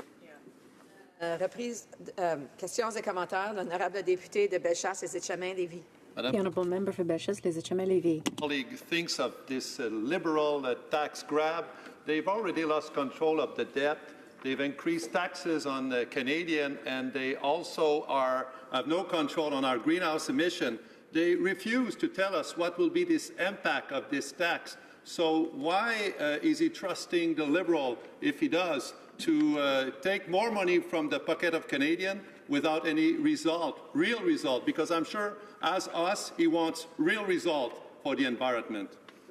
The Honourable Member for Elmwood-Transcona. Well, I think I've been very clear on the record that I support a price on carbon, first of all. But second of all, that I don't think that means that you wouldn't be interested in having the information about what government projects that will cost Canadians. If you go to the Alberta government website, they do actually have a projected cost per Albertan each year.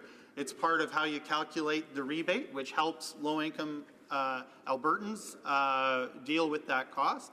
But I've said also on the record that I think that the Conservative ask simply for the cost of the tax is only half the question, and that I think if they were interested in a real informed debate, they would also be asking for pricing on what the cost of not doing anything on climate change is to Canadians as well, and if they could please just suggest some alternatives, some real meaningful alternatives for how to reduce our greenhouse gas emissions, then we could ask for the costing on that too.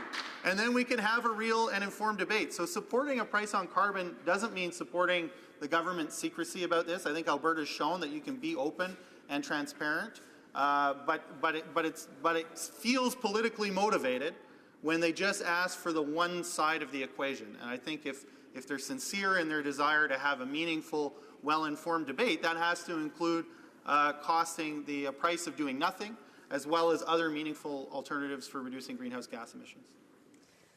Resuming debate, reprise au débat, the honourable member for Calgary Forest Lawn. Thank you, Madam Speaker. It's again a pleasure to rise and speak on this subject, which is now spoken all over the provinces due to the government's carbon tax. But before I begin, Madam Speaker, I've said I'll be sharing my time with the member from Prince Albert. Madam Speaker, my colleagues have outlined throughout the day of the dangers of carbon tax, which is not very well thought out, Madam Speaker, because the government has been saying that they'll bring carbon tax, but we have a problem when it says that it is revenue neutral, and we have found out time after time it is not revenue neutral. The impact of carbon tax on the economy is very strong, Madam Speaker, and we have seen what the PBO has said and what impact it will have on the Canadian economy. The issue here at the end of the day, Madam Speaker, is yes, we all out here have interest in meeting the targets of the greenhouse emissions. We all agree climate change is happening and that we need to address this issue of climate change, Madam Speaker. And my colleague just now talked about, from the NDP, talked about coming up with new solutions, new ideas. The question here is, why are we fixated on carbon tax? Why this government just thinks carbon tax is the only issue that we need to address to meet these greenhouse emissions that they have signed in Paris? There are other options available in this country that we can look at without impairing the burden on the Canadian taxpayers, Madam Speaker. Let me just say that during the leadership debate, I brought in the issue of recycling of nuclear waste fuel to be used, Madam Speaker, in Canada. And I laid out down the advantages that this initiative would take.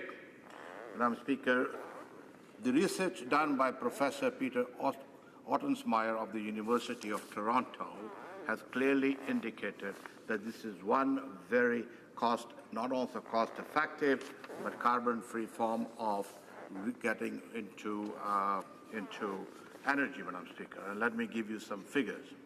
Nuclear waste fuel could provide up to $1.5 billion into the Canadian economy, and then turn into major industries like what is in my province of oil sands into a low carbon emitting industry, something that everybody is striving to do.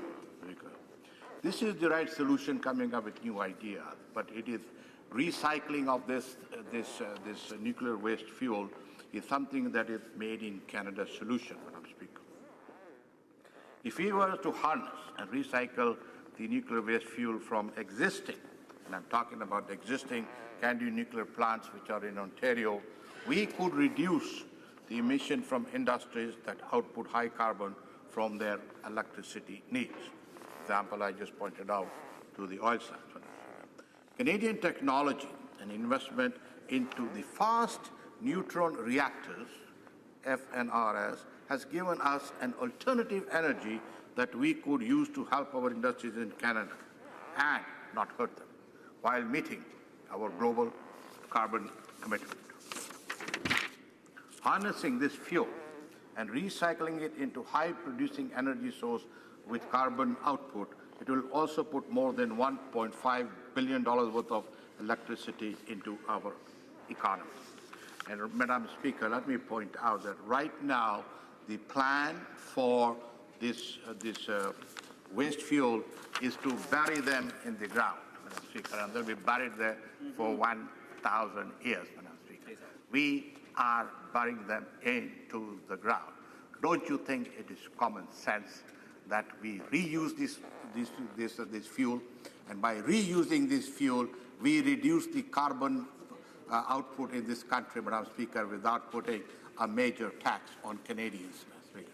What is even more interesting, Madam Speaker, out here is that this money that would be going towards this is already under the mandate of the Federal Nuclear Fuel Waste Act under Section 20.2, Madam Speaker.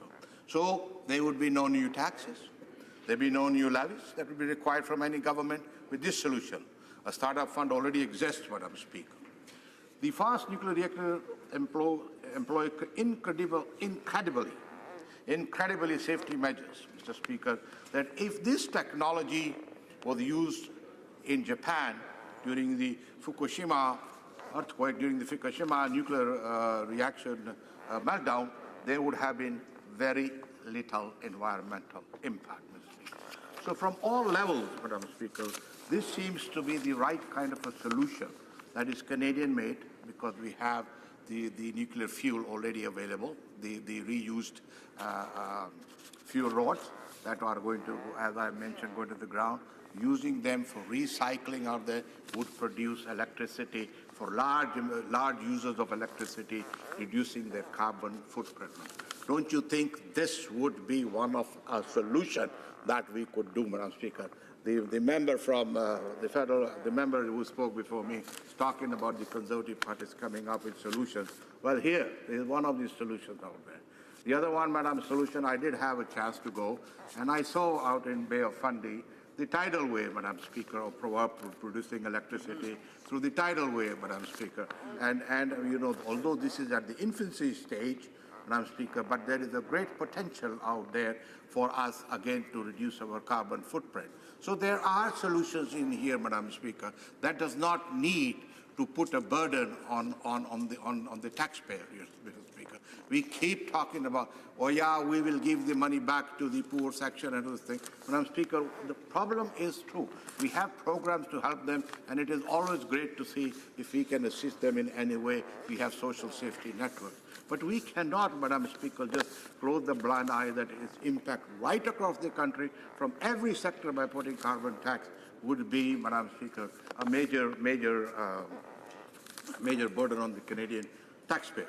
Rather than this, Madam Speaker, we also have this problem of, Madam Speaker, how high are we going to go with carbon tax, because we this government has failed to look at other options of what we can go. During their plan and during all, they have laid down, Madam Speaker, in meeting the Paris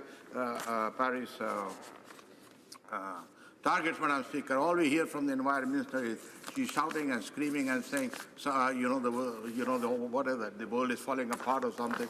No, Madam Speaker. There are solutions that are taking place. Solar energy, which of course will not be is something else. But here in Canada, we do have this nuclear reactor technology of reusing our waste fuel.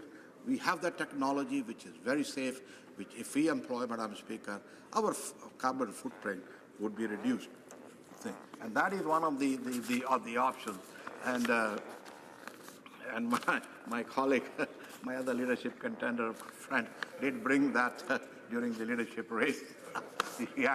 However, Madam Speaker, jokes aside, the fact of the matter is, yes, we need to address climate change. Our leader has already said that he would be presenting a comprehensive policy which will take all solutions into account, Madam Speaker. Therefore, Madam Speaker, let me again keep reminding this thing from everyone. Yes, the NDP would like to give an example of carbon tax in British Columbia, Madam Speaker. Well, you know, what is the gas price today in British Columbia? A pretty expensive thing. We just heard from the Liberals talking about price yes. So we heard about the Liberals talking about price in Australia out there, Madam. There are other factors in Australia that will make this price go up. It is not just by taking away carbon tax here. So, Madam Speaker, in overall capacity, we are in a position in Canada to come up with innovative solutions. I have outlined one, Madam Speaker, and we can do it. And then, Madam Speaker, everybody comes out of a winner out here. And let's just say that while the Conservative Party is talking about against the carbon tax, it is not saying that the climate change needs not to be addressed. Definitely it needs to be addressed, and Madam Speaker, but options are there. So, Madam Speaker, I will say once more, there are other solutions I have outlined, and one of the more solution is the what I've just said, recycling of used, let me say, used waste refuel rods, Madam Speaker. So thank you very, very much, Speaker, for giving me this opportunity. The honourable member for l'honorable député de Dorval. The honourable member for Dorval-Lachine-LaSalle. My colleague's debate, I would like to ask him if he doesn't think a national pricing on carbon is a better idea than the current patchwork approach we have, where some provinces have carbon pricing and others don't. Would a national carbon pricing program not be a better approach to making things better, to improving the environment and combating climate change? Thank you very much. The honourable member for Calgary-Forceland. I thank the member for asking me this question, Madam Speaker. The fact of the matter is what we are saying here, that carbon tax is a heavy burden on the Canadian taxpayer, Madam Speaker. That's why we are opposed to carbon tax. We are not saying that we need a national policy. We are already opposed to it. But what I said in my speech here today, Madam Speaker, was we have alternatives that we can use to ensure that we meet our goals. The Paris Conference, we address climate change, and one of them I have outlined here very clearly, Madam Speaker, and that is to reuse nuclear waste fuel, Madam Speaker. Thank you. Comments? The honourable member for South Okanagan, West Kootenay. Madam Speaker, I'd like to thank my colleague for his speech. And he mentioned, both nuclear power and tidal power as some way that we can get around not having a carbon tax, that this would solve our problems. Ontario Power Generation, OPG, is refurbishing their Darlington plant, one of the big nuclear power plants in Canada, in Ontario. It's going to cost $13 billion. That's billion with a B. And I'm just wondering if he could tell us who's paying for that, if it's not the taxpayer. The honourable member for Calgary-Forceland. Thank you, Madam Speaker. I would gladly answer the question. He probably did not listen to what I was saying. I'm talking about reusing the nuclear waste that is already there, Madam Speaker. That is going to go in the ground for 1,000 years, Madam Speaker. We are talking about reusing that. We're not talking about building new ones. So reusing that under the new technology that we have in Canada, Madam Speaker, which is very safe, that would provide electricity of $1.5 billion, Madam Speaker. What is wrong with coming up with an innovative idea that says reusing, Madam Speaker? Let me repeat again. Instead of putting it in the ground, we're going to reuse, Madam Speaker, this nuclear waste to deal with 50,000 tons of highly toxic nuclear waste that is sitting out there, Madam Speaker. Questions and comments? The honourable member for Kingston and the Islands. Thank you very much, Madam Speaker.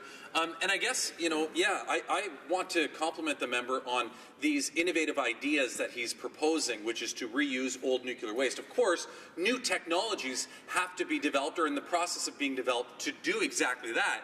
But does he not understand that in order for companies to want to look at innovative ways to reuse an older product that isn't as easily accessible as new nuclear power, wouldn't it require putting a price on using the new nuclear power, using the new sources in order to drive companies to be innovative and to look at new and different approaches, such as the one that he mentioned, which is using that old nuclear waste and developing new technologies to do exactly that?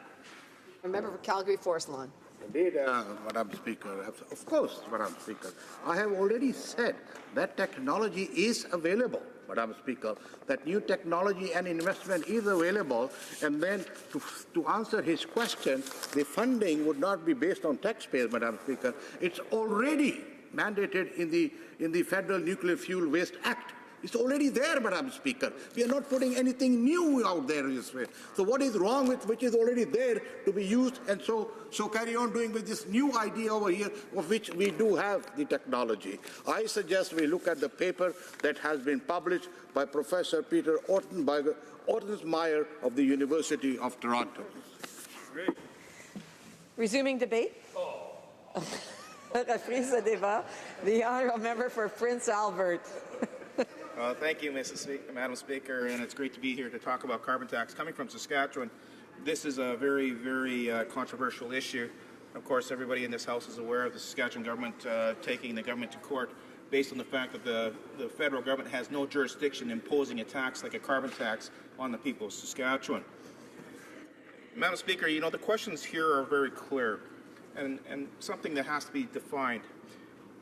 Are the Liberals proposing this tax because they really care about reducing greenhouse gases and carbon? Or is this tax being proposed just for that? It's a way to tax people to get more money into their coffers so that they can spend it as they see fit. I think the latter is true, Madam Speaker. The reality is when you start looking at what's been proposed out of Saskatchewan on carbon tax and on their climate strategy to meet their Paris emissions, there is a proposal out of Saskatchewan that would actually meet those emissions, that would actually allow us to move forward without doing a carbon tax. There's other provinces in Canada that actually meet their targets already. So then why are we forcing them to do a carbon tax? Why wouldn't we be embracing them? Why wouldn't we be saying, wow, that's great. You're not going to make your families pay all this money. You're actually going a way to meet your targets without doing that? You think this government would embrace that? If that was truly the goal, was to reduce emissions, to really reduce carbon, you think they'd embrace that? Because you think they wouldn't want to do harm to the economy, harm that they've done here in Ontario and harm that they want to transfer across the rest of Canada. You know, it's really frustrating when this government, when you look at new technologies that come into stream, and I'll use the carbon sequestration in Estevan in our coal-fired power plants. You know, with that technology, those plants are actually 5 times less greenhouse gases than natural gas. 5 times less. What's their reaction to this? Let's shut down coal. Shut it down. We don't want it. Well, why wouldn't you want it if it's 5 times cleaner than natural gas? Are you saying you're going to shut down all the natural gas ones then too? Is that your goal? Then what are we going to do to heat our houses? How are we going to actually do our manufacturing processes? Don't be ridiculous, Madam Speaker. This is not a reasonable solution. You know, you can embrace new technologies and actually meet your emission targets, and that's been proven in Saskatchewan. But this government comes back to them. What did they do to Saskatchewan? $60 million in transfers lost. They bring in $110 million in the budget for carbon cops. Carbon cops. And then they say it's revenue neutral. Carbon cops. Well, how can it be revenue neutral when you're already spending $110 million in carbon cops? It's crazy. It doesn't make sense. You know, in Saskatchewan, we're an exporting province. We grow food, we have forestry products, we manufacture goods, we ship around the world. We have to be competitive on the global platform. Our prices, our cost structures have to be such that we can compete around the world. We know that if you bring in a carbon tax, that takes that competitiveness away. In the market, for example, selling wheat, I can't price in a carbon tax. I can't pass that on. I have to take the world price. So that's a direct cost for me in my operation that my competitors in Australia and the U.S. don't have.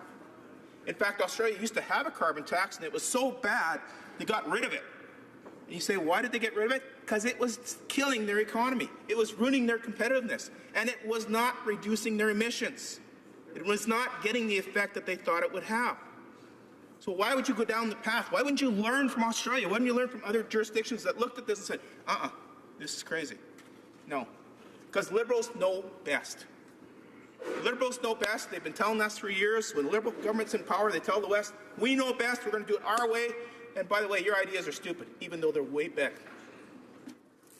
That's what we're facing here in Western Canada, and that's what we're facing from this government here, and it's really frustrating. The other thing I find really interesting when we talk to different companies at different committees, we've got companies, steel companies, for example, that are meeting the highest regulations, emitting the lowest amounts of pollution, who are shutting down because of carbon taxes and regulations that this government's brought in and the Liberal provincial government's brought into Ontario. They're shutting them down, but you know what they're being replaced with? Chinese, India, countries where these types of regulations are not in place, where they could care two hoots about the environment. So we look at that and we say, wow, like, does this make sense? Does this make sense that we have a state of the, a wonderful facility here in Canada employing Canadians? We're going to shut it down, force it out of business, so we can go get our products from somewhere else that doesn't care about the environment?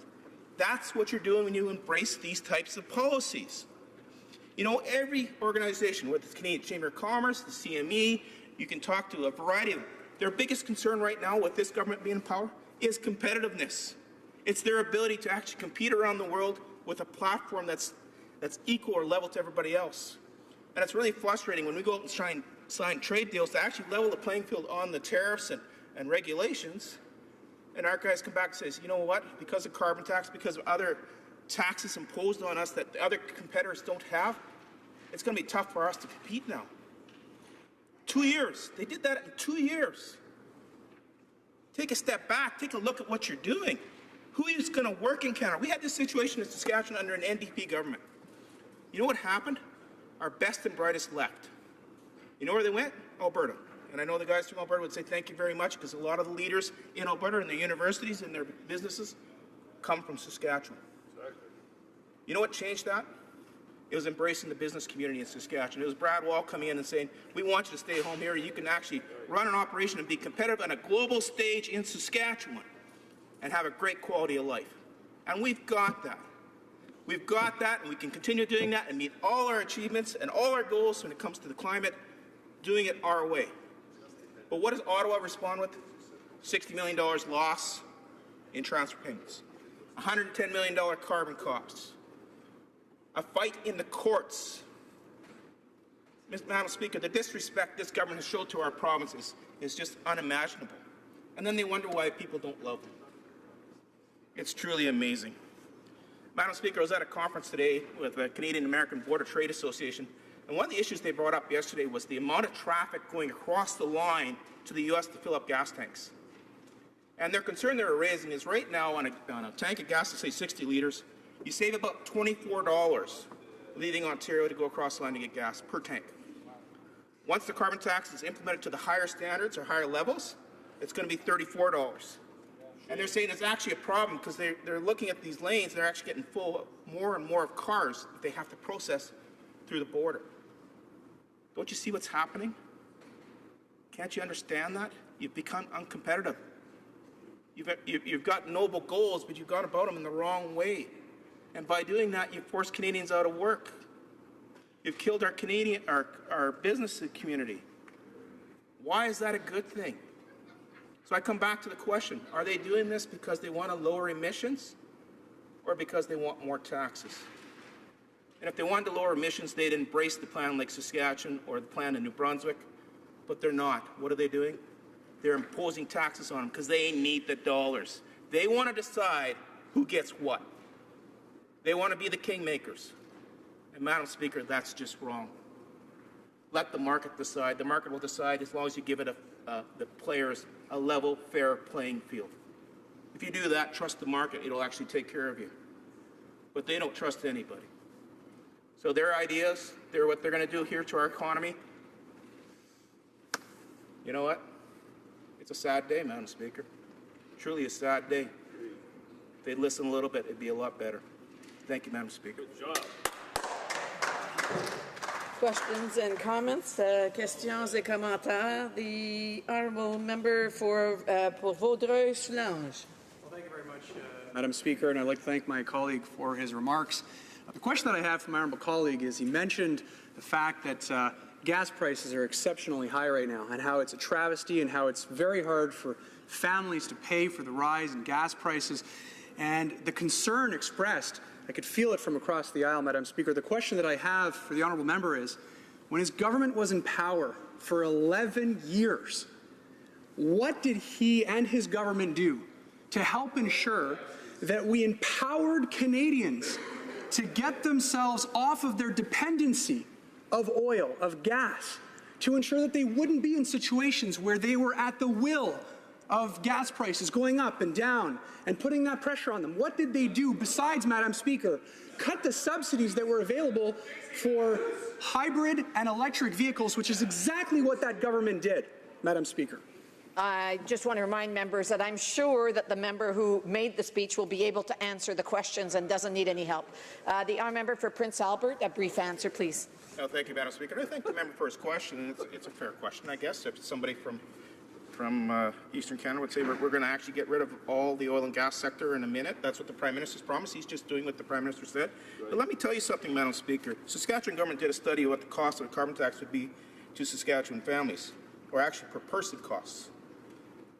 $4.5 billion over the next 5 years, $3,853 per person.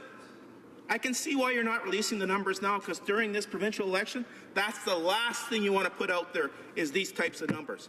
That's Saskatchewan. What do you think it is in Ontario? It being 5:15, it is my duty to interrupt the proceedings and put forth with every question necessary to dispose of the business of supply. The question is as follows. Monsieur Poilievre, appuyé par Monsieur... Mr. Poilievre, seconded by Mr. Kimich, moves that given the government's carbon tax will impose higher gas prices and making better choices, as the Prime Minister suggested, will not help most Canadians heat their homes and buy groceries. The House call on the government to cancel plans for new taxes that would further raise prices on consumers. All those in favour of the motion will please say yay. Yay! Que tous ceux qui s'y opposent veulent bien dire. All those will please say nay. À mon avis, les non l'emportent. In my opinion, the nays have it. The members.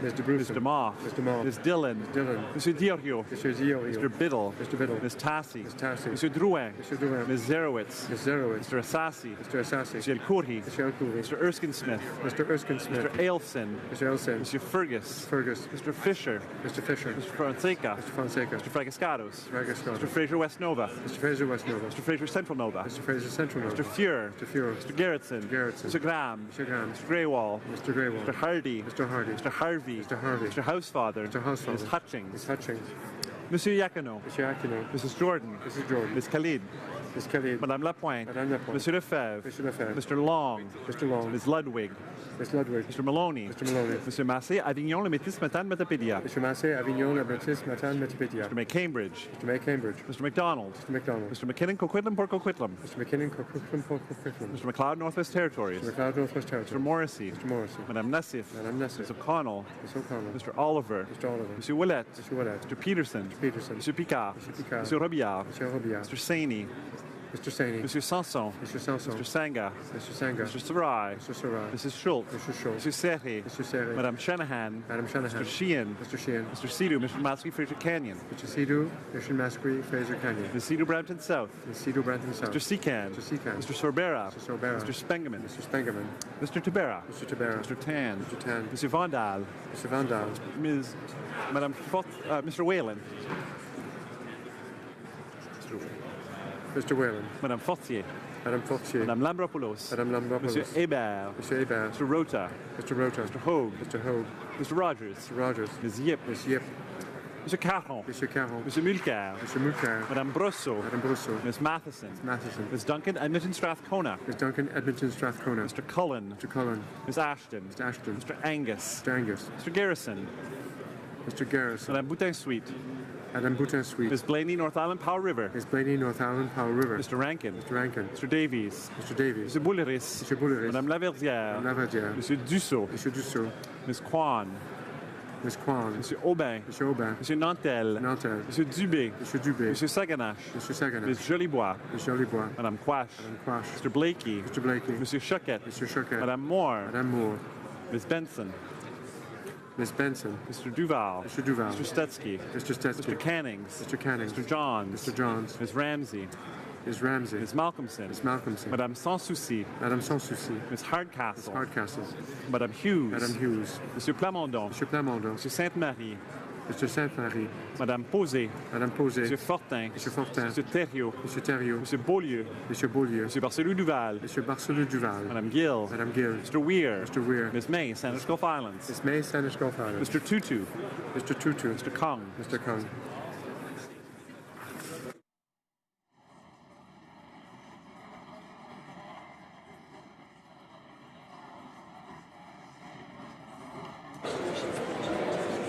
Yeas 4, 85, 85. Nays, compte 207, 207. Declare the motion defeated. Conformément à l'ordre adopté plus tôt aujourd'hui, la Chambre. Pursuant to the order made earlier today, the House will now proceed to the taking of the deferred recorded division on the motion at third reading stage of Bill C-48. The question is as follows. Mr. Garneau, appuyé par Madame Leboutillier, propose. Mr. Garneau, seconded by Mrs. Leboutillier, moved that Bill C-48 dispense. Agreed. Que tous ceux qui appuient la motion. All those in favor of the motion will please rise. Mr. O'Regan. Mr. O'Regan. Mr. Sargent. Mr. Sargent. Ms. Petitpot Taylor. Ms. Petitpot Taylor. Mr. Goodale. Mr. Goodale. Madame Jolie. Madame Jolie. Mr. Champagne. Mr. Champagne. Ms. Qualtrough. Ms. Qualtrough. Mr. Bryson. Mr. Bryson. Ms. Wilson-Raybould. Ms. Wilson-Raybould. Mr. Macaulay Cardigan. Mr. Macaulay Cardigan. Madame Leboutillier. Madame Leboutillier. Ms. McKenna. Mr. McKenna. Ms. McKenna. Mr. Baines. Mr. Baines. Ms. Haidu. Ms. Haidu. Ms. Bennett. Ms. Bennett. Mrs. Philpott. Mrs. Philpott. Ms. Mahichuk. Mr. Highchurch. Mr. Casey Cumberland Colchester. Mr. Casey Cumberland Colchester. Mr. Easter. Mr. Easter. Ms. Fry. Ms. Fry. Mr. McKay. Mr. McKay. Mr. Nault. Mr. Nault. Ms. Scrow. Ms. Scrow. Mr. Lausanne, Argentin, Les Petites Nations. Mr. Lausanne, Argentin, La Petite Mr. Nation. Romanato. Mrs. Romanato. Mr. Rioux. Mr. Rioux. Mr. Blair. Mr. Blair. Mr. Holland. Mr. Holland. Mr. Casey Charlottetown. Mr. Casey Charlottetown. Mr. Leslie. Mr. Leslie. Mr. Carr. Mr. Carr. Ms. Monsef. Ms. Monsef. Mr. Rodriguez. Mr. Rodriguez. Mr. Sohi. Mr. Sohi. Mr. Garneau. Mr. Garneau. Ms. Duncan Etobicoke North. Ms. Duncan Etobicoke North. Mr. Duclos. Mr. Duclos. Ms. Cara. Ms. Cara. Mrs. Cesar Chauvin. Mrs. Cesar Chauvin. Mr. Cormier. Mr. Cormier. Mr. Wilkinson. Mr. Wilkinson. Mr. Nemetti. Mr. Lemetti. Mr. Cusner. Mr. Cusner. Ms. Jones. Ms. Jones.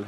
Mr. Deltel. Mr. Chong. Mr. Chong. Mr. Richards. Mr. Richards. Mr. Workington. Mr. Workington. Mr. Strahl. Mr. Strahl. Mrs. Stubbs. Mrs. Stubbs. Ms. Harder. Ms. Harder. Mrs. Vecchio. Mrs. Vecchio. Mrs. Wong. Mrs. Wong. Mr. Abul Tayyif. Mr. Abu Tayyip. Mr. Kelly. Mr. Kelly. Mr. Ledoux. Mr. Ledoux. Mr. McColeman. Mr. McColeman. Mr. Tilson. Mr. Tilson. Mr. Warwa. Mr. Warwa. Mr. Sopak. Mr. Sopak. Mr. Sorensen. Mr. Sorensen. Mr. Miller, Bruce Gray, Owen Sound. Mr. Miller, Bruce Gray, Owen Sound. Mr. McKenzie. Mr. McKenzie. Mr. Reed. Mr. Reed. Mr. Carey. Mr. Carey. Mr. Lukiski. Mr. Lukiski. Mr. Nader. Mr. Nader. Mr. Broussard. Mr. Broussard. Mr. Sweet. Mr. Sweet. Mr. Anderson. Mr. Anderson. Mrs. Wagenthal. Mrs. Wagenthal. Mr. Soroya. Mr. Soroya. Madame Boucher. Madame Boucher. Mr. O'Brien. Mr. O'Brien. Mr. Trost. Mr. Trost. Mrs. Gallant. Mrs. Gallant. Mr. Falk-Provencher. Mr. Falk-Provencher. Monsieur Généreux. Mr. Généreux. Monsieur Gould. Mr. Gould. Mr. Kimmich. Mr. Kimmich. Mr. Macaulay, Edmonton West. Mr. Macaulay, Edmonton West. Mr. Lake. Mr. Lake. Mr. Kitchen. Mr. Kitchen. Mr. Jennis. Mr. Jennis. Mr. Lobb. Mr. Lobb. Mr. Albrecht. Mr. Albrecht. Mr. Dreeshen. Mr. Dreeshen. Mr. Zimmer. Mr. Zimmer. Mr. Hobach. Mr. Hobach. Mr. McGuire. Mr. McGuire. Mr. Arnold. Mr. Arnold. Mr. Clark. Mr. Clark. Mr. Godin. Mr. Godin. Mr. Stanton. Mr. Stanton. Mr. Shipley. Mr. Shipley. Mr. Van Kesteren. Mr. Van Kesteren. Mr. Iglinski. Mr. Iglinski. Mr. Yurdega. Mr. Yurdega. Mr. Diaz. Mr. Diaz. Mr. Calkins. Mr. Calkins. Mr. Leipert. Mr. Leipert. Mr. Schmale. Mr. Schmale. Mr. Shields. Mr. Shields. Mr. Viersen. Mr. Viersen. Mr. Waugh. Mr. Waugh. Mr. Weber. Mr. Weber. Mr. Motz. Mr. Mott. Mr. Benson. Mr. Benson. Mrs. Cousy. Mrs. Cousy. Mrs. Falk, Battleford's Lloydminster. Mrs. Falk, Battleford's Lloydminster.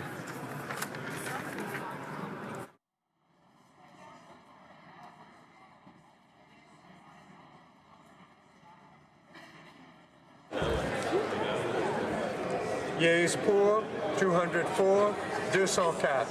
Nays contre, 85, 85. Je déclare la motion. I declare the motion carried.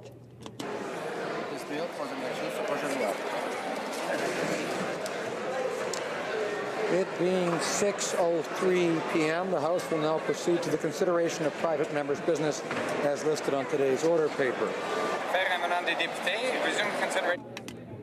S218, the Latin American Heritage Month, act standing in the name of Mr. Kent.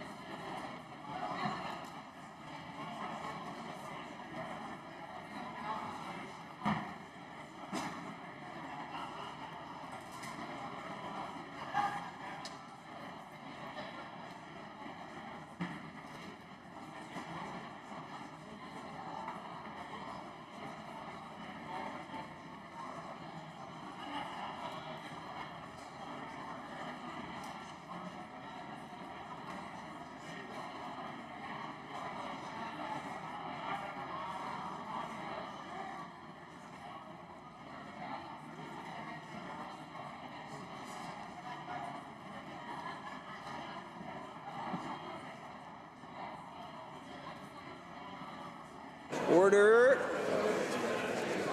I ask all honorable members who wish to carry on conversations to take them out of the chamber, if they could, to their respective lobbies at this time.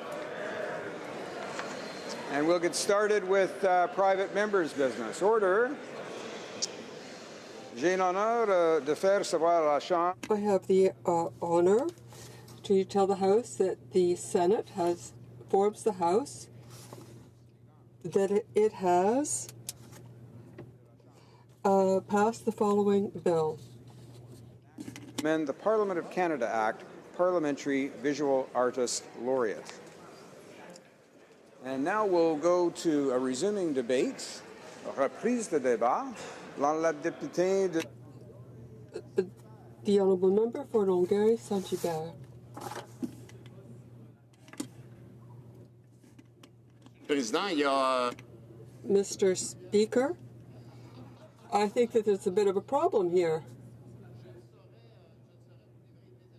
I can't give my speech right away. May I ask you to have me speak next? Thank you so much. Resuming debate. Member for Calgary, Midnapore.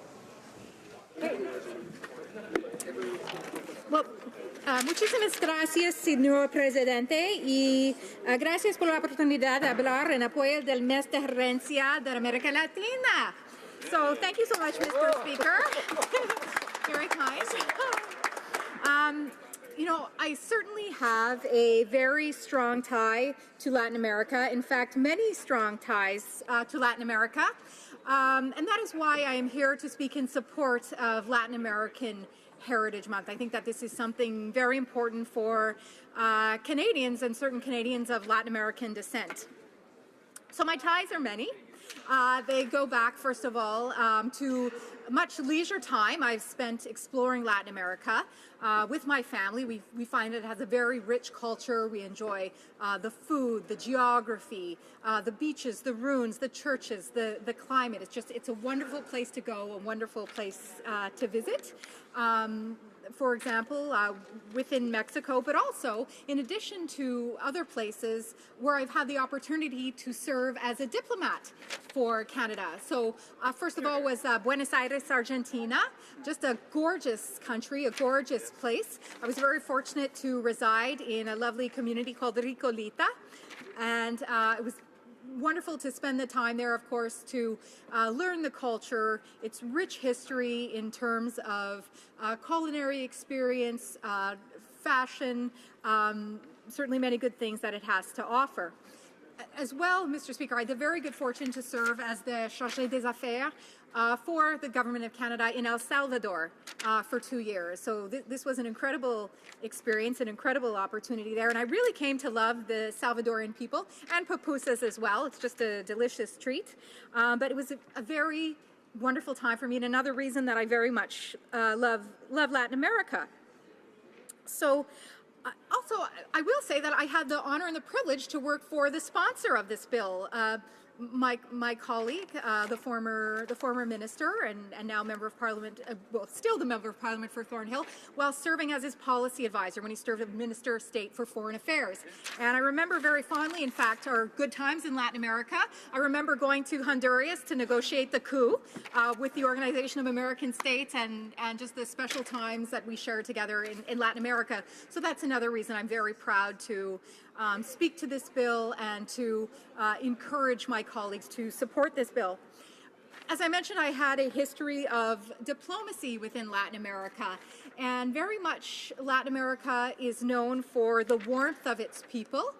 I'm very pleased every time I go to Latin American countries to have the opportunity to meet more people from the region, and I've developed some very close friendships through my time in the diplomatic corps with many Latin Americans, relationships that I continue and to this day. And you know what else, Mr. Speaker? I actually very much appreciate the formality of diplomacy in Latin America, that this is a place that honors tradition, that respects roles and respects a history of tradition and just a history of diplomacy within the region as well. And a fond memory I have regarding that, Mr. Speaker, is when I received my accreditation in El Salvador as the Chargé des Affaires. I remember being whisked through the streets of San Salvador in a motorcade. It was just incredible. And I remember ascending the steps of the presidential palace, and that the president and the first lady were there to greet me with such warmth and such hospitality as the new Chargé des Affaires with the ambassador at the time. So for me, Latin America just really has a special place within my heart, and I always joke that really a part of me is Latina. So I very much love and cherish this region.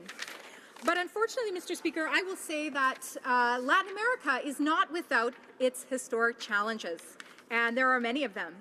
We certainly know the decades of the 20th century filled with oppression, unfortunately. Oppression from a number, for example, dictators, Mr. Speaker. So, for example, I think of Pinochet in Chile and this oppressive regime of this time.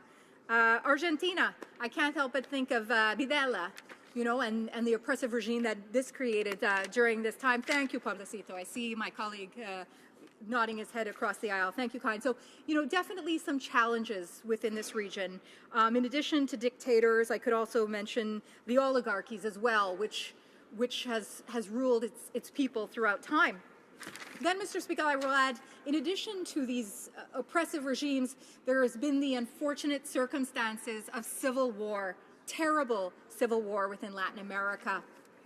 So, for example, I think of Colombia and the FARC, just the disarray that this created within this country, the drugs, the murders as a result of this civil war, the instability, the poverty that these situations bring to a nation, which of course is very tragic for its people.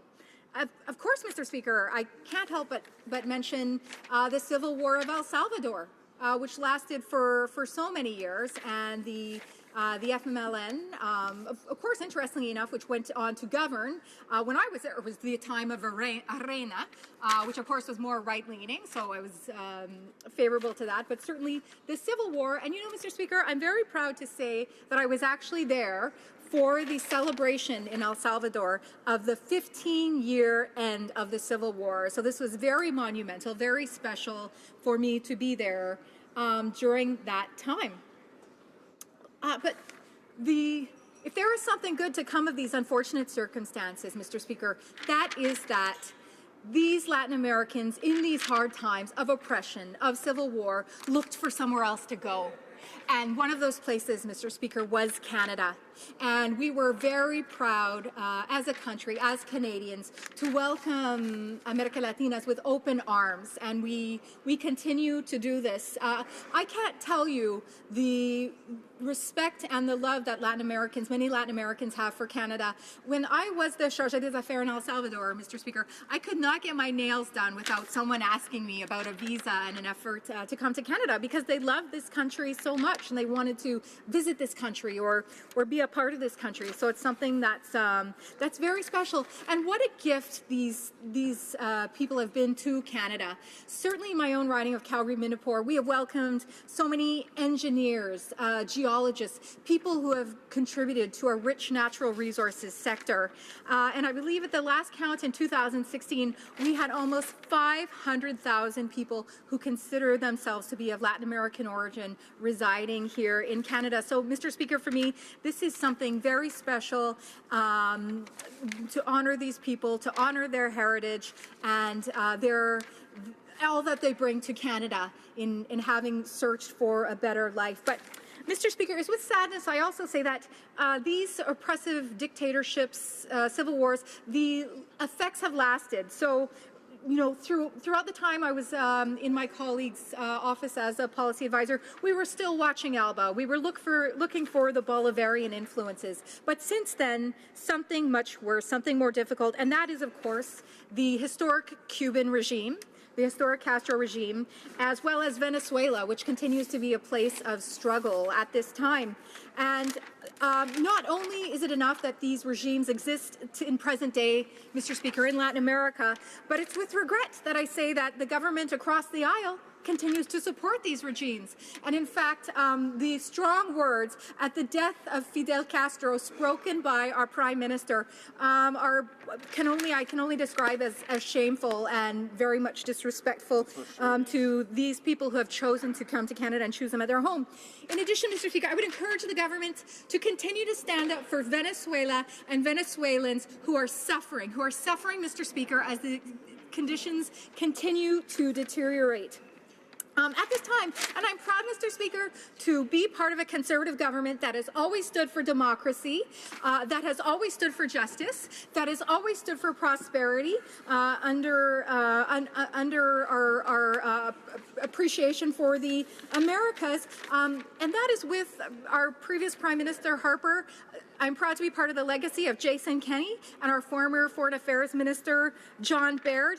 But it is for all these reasons, Mr. Speaker, supporting this will show support for democracy, prosperity, justice across Latin America, and will show these Canadians of Latin American origin how much we support them. So that is why I ask all members of the House to support this bill to have a month of recognition for American Latinas. Muchísimas gracias, señor presidente, por la oportunidad de hablar sobre este proyecto de ley. Muchísimas gracias.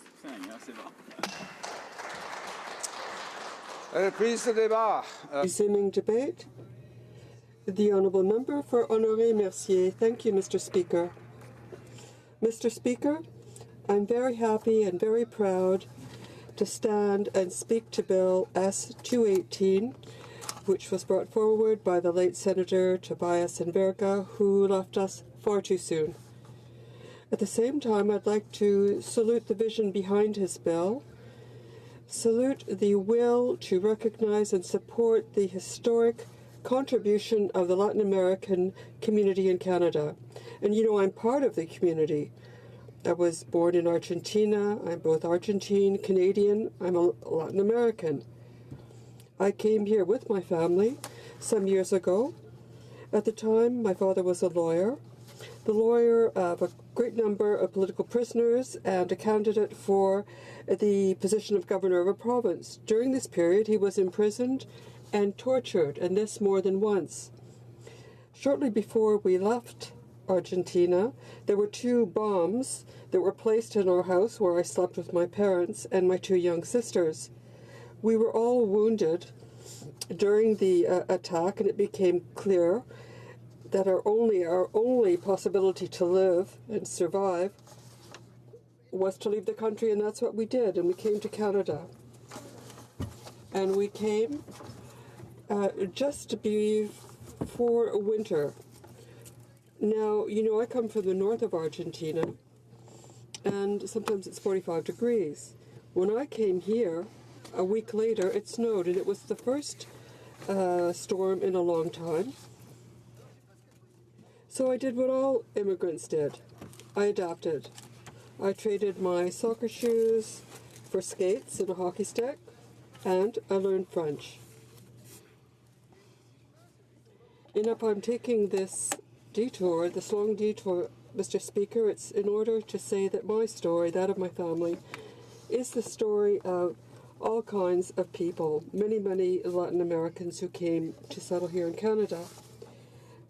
And these people who came here for various reasons, political or others, well, many of them helped to build Canada, the Canada of today, and they added some spice to it. So, Mr. Speaker, how many Canadians are learning Spanish today? How many Canadians dance to Latin American music? Who doesn't know Shakira, Carlos Santana? Who hasn't danced to Despacito? I'm sure my colleague danced to Despacito, Mr. Speaker. And this week, how many Canadians ate in a restaurant, a Mexican restaurant, Salvadorian, Haitian? Because that's Latin America. It's all that and more, Mr. Speaker. And when we celebrate Latin American Heritage Month, it's all of that we're celebrating and more together. Now, I mentioned Carlos Santana, Despacito, Shakira, but I could have talked about mariachis or the tango that is danced in working-class neighborhoods in Buenos Aires, or the rhythms of the company Creole that everyone knows in Montreal and across Quebec as well. And, Mr. Speaker, it's impossible to talk about Latin America without talking about literature. And another question, how many Canadians have read Gabriel Garcia Marquez, 100 Years of Solitude, Chronicle of Death Foretold, or Love in the Time of Cholera? What about Mario Vargas Llosa, Jorge Luis Borges, or Pablo Neruda? How many of you have read The Alchemist by Paul Coelho? Many. They're all part of the Latin American culture. And it's impossible to talk about Latin Americans without talking about their contribution to sport, soccer, or football. And I think of the World Cups that were held in Brazil, 2 in Uruguay, in Argentina. The beauty of Chilean football, Colombian. I think about Pelé, Messi, Maradona. And what about Ignacio Piatti from Argentina, who plays for the best team in the city I represent, the Montreal Impact. Now, I could also talk about the influence of Latin Americans on dance, medicine, science. But what about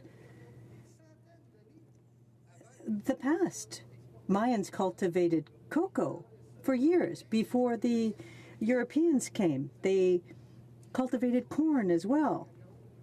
So corn and cocoa are both foodstuffs that are enjoyed across the planet.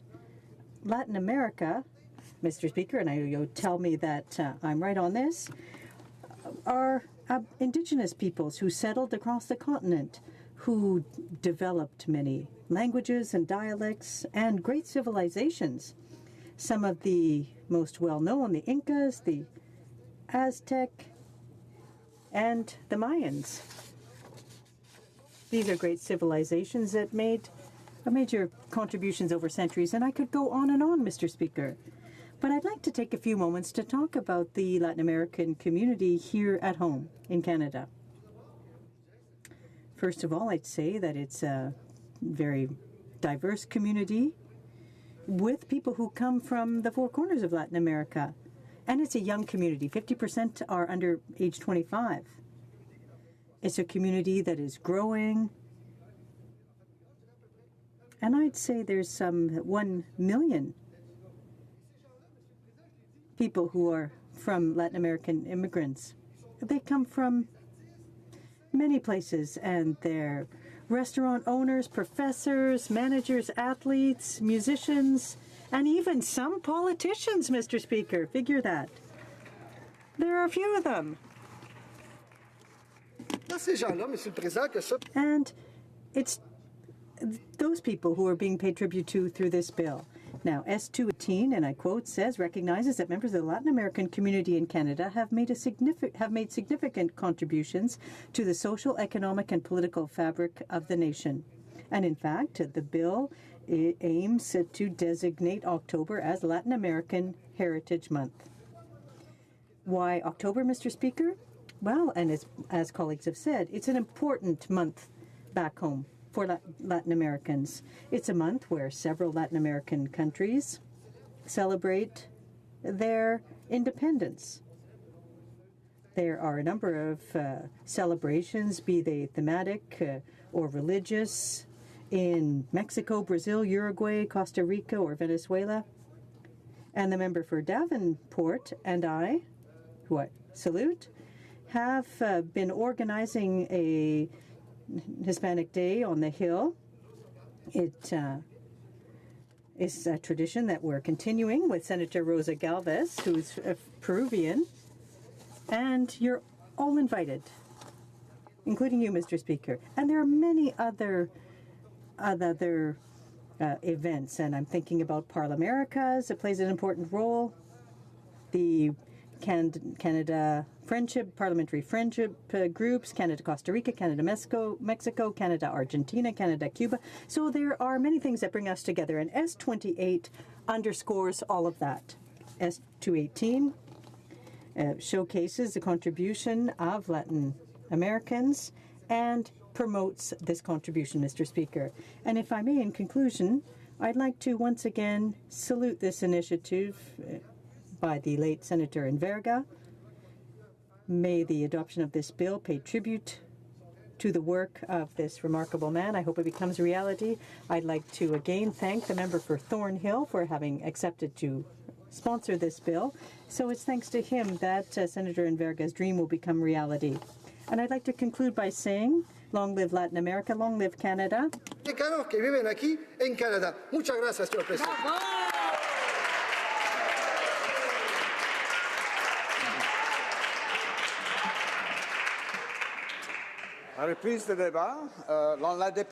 Resuming debate, the Honourable Member for Longueuil-Saint-Hubert.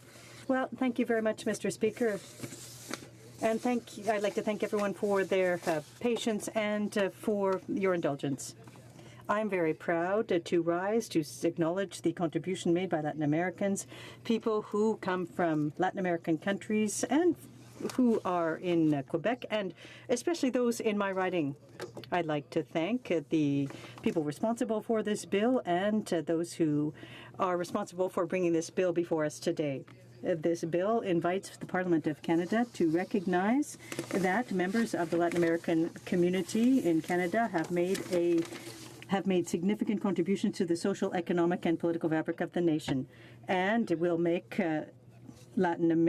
October Latin American Heritage Month. It will make it possible to showcase this event. The communities from across the country will mobilize on the occasion during the month in order to share and celebrate with all Canadians their culture and traditions, as well as to promote this culture and traditions. October is also important for Latin American communities and the world. This bill will, as I said, make October, or designate October as Latin American Heritage Month.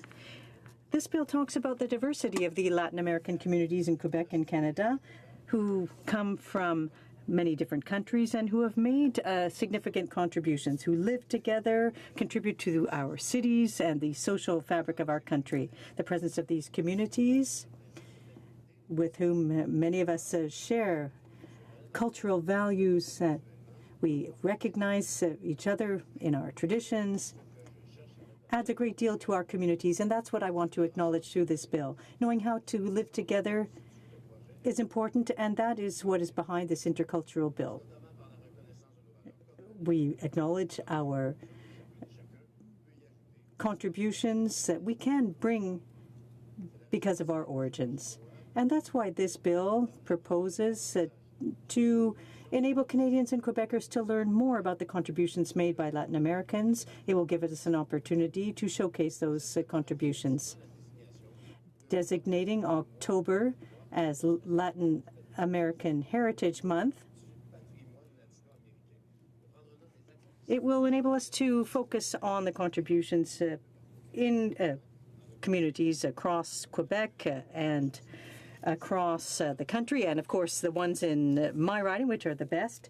These are people who come from many different countries. October has been chosen for Heritage Month because October, as the bill states, is one that is very significant in many countries because they celebrate and commemorate important anniversaries of independence, for example, in Guatemala, Honduras, El Salvador, Nicaragua, Mexico, and Chile, for example. They led the waves of independence and are models of communities that can live together. They project the idea that segregation must be thrown out, as must the colonial powers. So we will celebrate these communities in October. Their culture and traditions. In Costa Rica, for example, there is an important day, diversity in Argentina, the Children's Celebration in Brazil, the Day of the Dead in other countries. The 10th month of the year is very important for Latin American countries, and it will be an opportunity to mobilize people in these communities who share these values with their neighbors. This bill also points out that it will be a good opportunity to share our cultural wealth. A magazine published recently and focused on the Latin Americans in Quebec and illustrated the affinities between Quebec and Latin America. 90% of Latinos adopt French in Quebec, which shows the importance. We had Joseph Facal, who was in Parliament as well, a politician of Latin American descent. There is a statue of Simon Bolivar that was offered to Canada. It's not far from this place. And there are also commemorations. We have the park in Quebec City that pays tribute to Latin Americans, and José Martí is another important person in history, Latin American history. So there are many men and women who are important in history, but there are many thousands of Latin Americans in Quebec, in Sherbrooke, in Gatineau, or back home in Longueuil-Saint-Hubert who are contributing. There are musicians, l'Église Nouvelle Vie. There are celebrations that take place in the Sacred Heart Church as well, which is close to our community center back home. And there are a number of events that have been important. For me, the one with Mako on the South Shore, he's been involved for many years, and he's a symbol of community involvement. The work that he does on the community level is very important, and I'm sure that if you were to ask him what he's most proud about, it would be his children. Because the most beautiful language of all is the one spoken by our children. It's up to all of us to work on building cultural bridges with the Latin American communities and deals, trade deals, like Mercosur.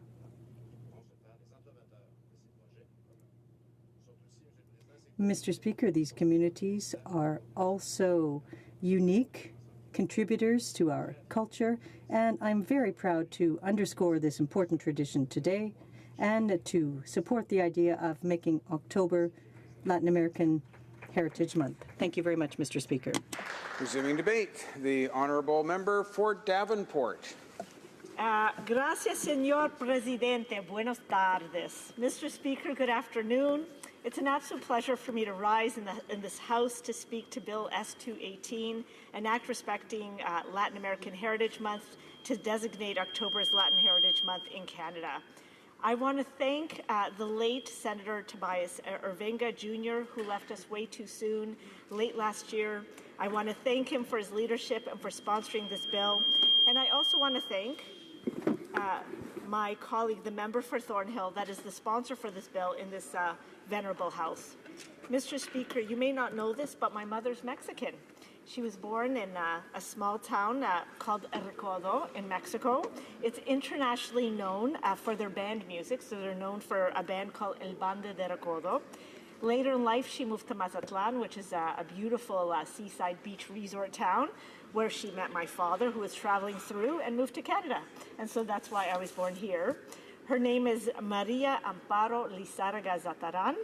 And so my last name doesn't reflect it, but I'm a very proud Mexican Canadian and a very proud Hispanic Canadian. And I'm so pleased that in my downtown west riding of Davenport, I'm happy to have a growing Hispanic community that's very diverse.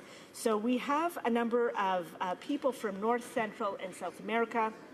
I have Mexicans, Ecuadorians, Chileans, Salvadorians, Guyanese, Colombians, Peruvians, and so many others from this amazing part of the world.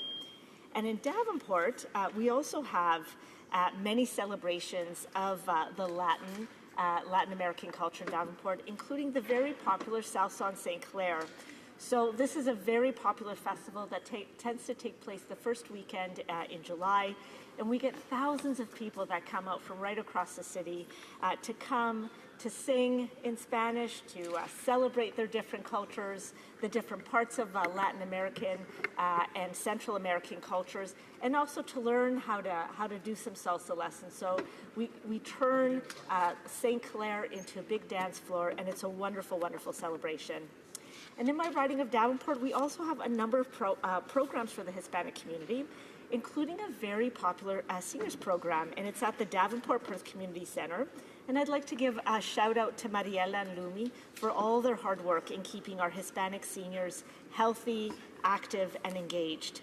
And I'm hoping at some point to bring all of them up to the Hispanic Day on the Hill that me and my colleague from Honoré Mercier organizes with Senator Rosa Galvez. Now, Mr. Speaker, Bill S-218 is super important. It basically sets aside a specific time of the year to celebrate and educate fellow Canadians about the unbelievably talented Hispanic and Latin American communities in Canada. And should this bill pass, October will be the month that is dedicated as the time to honor the contributions of Hispanic Canadians in Canada. And in fact, I don't know if you know this, Mr. Speaker, but there's actually an annual award that's given to the 10 most influential Hispanic Canadians. These awards have been happening for the last 11 years. They're given out to an amazing pool of Hispanic and Latin American leaders. They're leaders in business, in science, in arts, in academics, in law, in media, and in so many areas. And I just want to mention a few of them. I happened to have a chance to meet with them last week. You know, I want to mention Amanda Martinez, who is a world-renowned musician and artist, both a Juno winning artist as well as international awards. We have Ana Dominguez, who's the president of Campbell Company of Canada. We have Mercedes Gertz, who's a former dean and professor at Wilfrid Laurier University.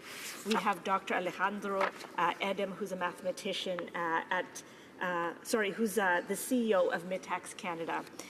So as you could tell, lots of amazing, talented Hispanic and Latin American Canadians here in Canada. And they serve as an inspiration not only to the Hispanic community, Mr. Speaker, but they serve as an inspiration to all Canadians. And we, of course, are doing a number of things in Ottawa to promote the Hispanic and Latin American culture. My colleague earlier from Honoré Mercier mentioned that both he and I organized Hispanic Day on the Hill.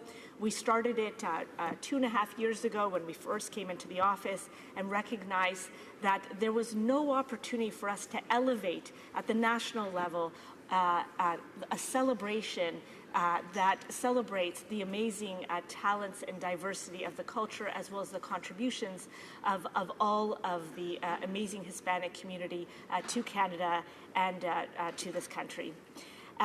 Last week, Mr. Speaker, I had a wonderful opportunity to host a number of leaders. There were 20 top 10 leaders of Canada here. They came in, they met with Minister Champagne, they met with Minister Duncan, and they met them on issues of great importance to the community. And some of the issues that we talked about is talking about how is it that we can invigorate Canada's thriving startup culture, how do we create more awareness for Hispanics and Canada's creative class, how is it that we can provide more support for migrant workers, and the list goes on. But we had a wonderful discussion with a number of ministers. It was very successful, and I was delighted to be able to host them on the Hill. Now, Mr. Speaker, Canada has recognized the magic and the opportunity of Latin American countries. And indeed, we've actually engaged quite a bit in trade agreements with our Latin American counterparts. The first one that included a number of Latin American countries is the CPTPP. It includes, there's 11 countries, a lot in Asia, but it includes 3 from Mexico and 2 from South America, Peru and Chile. And so that is something that we're looking forward to expanding our trade relations through that agreement. And then, indeed, we actually launched about 2 months ago, we launched negotiations for Mercosur, which is the South American trading bloc comprised of Argentina, Brazil, Paraguay, and Uruguay. And it's a combined population of 260 million people and a GDP of over $3 trillion. So delighted that we have that we have one agreement in place. We also have a Canada-Chile trade agreement in place. We're working hard on Mercosur, but that will absolutely further cement a deepening trade relationship between Canada and our Latin and Central American countries, but also deepen our cultural ties as well as personal ties with each of these countries. I want to also mention that we have a number of youth mobility agreements, particularly with Chile and with Mexico. This allows youth for both of our respective countries to actually travel to each other's countries, to work, to study, so that we could learn more about each other. And I think ultimately this helps to strengthen the relationships between our respective countries. And I think it bodes well for our future. And maybe a final mention, there are a number of very important issues that I've been working on within the Latin American community that has been a commitment from our government. We've been working a lot in terms of making sure that agricultural workers' rights are supported here in Canada. Many of them come from Mexico. They do a wonderful job. They're temporary foreign workers. And we've actually put money in budget 2018 to ensure that their rights are protected, that they are treated well here. We've also put some money aside to ensure that nonprofit groups have the ability to be able to help support these agricultural temporary workers here in Canada, ensure that they know their rights, and if they have any issues, that they can communicate with them in their own language on how to actually address those issues. We're putting money into promoting multiculturalism. And we've also given some teeth to an ombudsperson who is actually able to ensure that Canadian companies that are doing, in the mining industry in our different sectors around the world, and in particular in Mexico, in Latin America, and South America, that Canadian companies make sure to adhere to human rights, to adhere to environmental rights. So I want to let you know, Mr. Speaker, we're doing a lot in terms of taking advantage of the opportunities that are before us in Latin and Central America. And we're looking forward to building stronger relations. I know that my time is quickly up, and I want to end by thanking you for the opportunities to speak on this very important bill. I encourage all of my colleagues in the House to support it. And as our Prime Minister always says, Canada is stronger because of our diversity. And indeed, the Hispanic community has enriched our culture, our community, our lives, and Canada is a better country for it. Thank you, Mr. Speaker.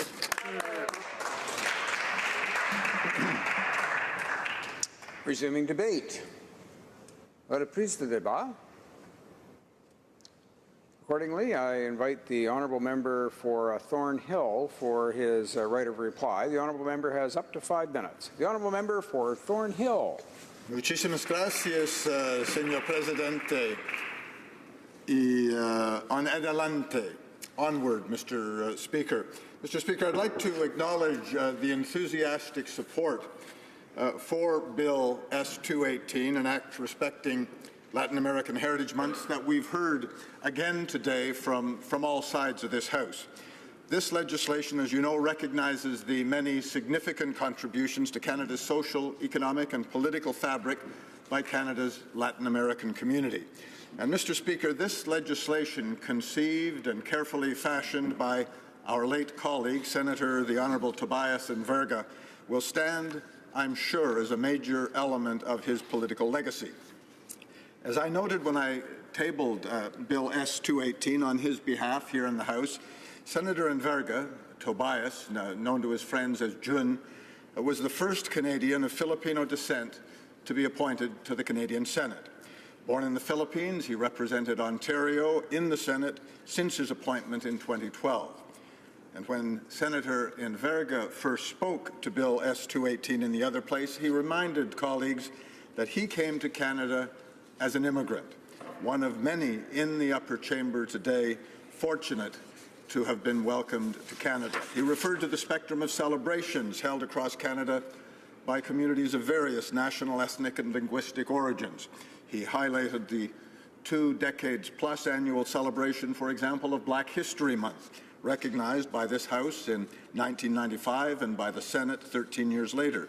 He explained that the designation of Black History Month has done much to educate and to familiarize Canadians with the stories and the important history too often absent in school curricula.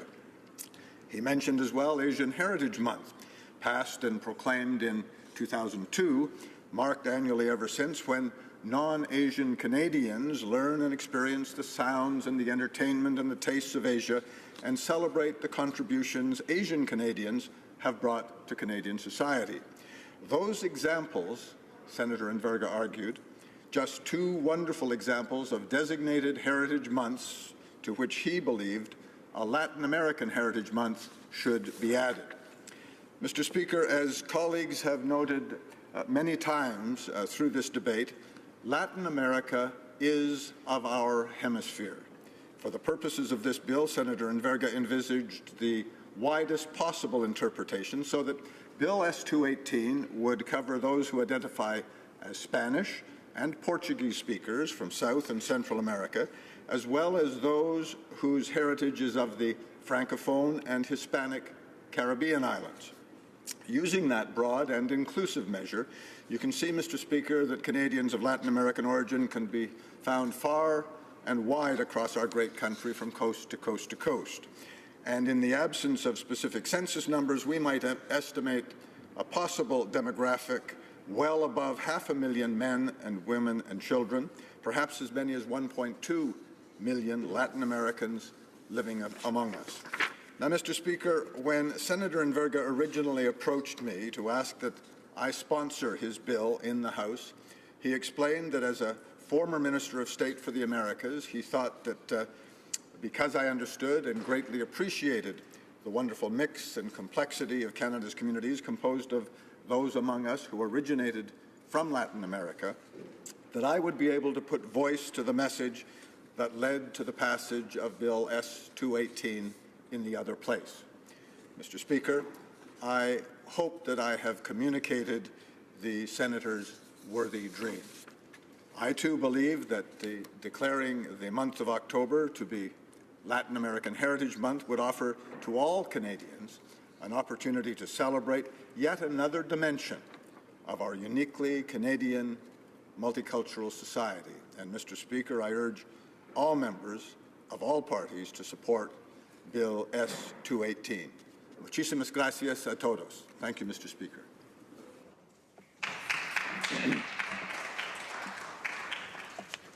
The question is as follows. Mr. Kent, seconded by Mr. Reid, moved that Bill S-218, an act respecting Latin American Heritage Month, be now read a second time and referred to the Standing Committee on Canadian Heritage. Is it the pleasure of the House to adopt the motion?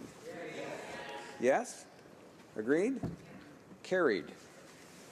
Second reading of this bill. Deuxième lecture de ce projet de loi.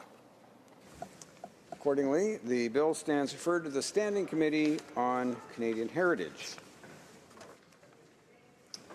At this time, pursuant to Standing Order 38, a motion to adjourn the House is deemed to have been moved and seconded. Consequently, the question is as follows: that this House do now adjourn. Member for Sherwood Park, Fort Saskatchewan. Thank you very much, Mr. Speaker. Over the last several months, I have been inspired by the Iranian community. Many Iranian Canadians fled here to escape the despotic authoritarian regime.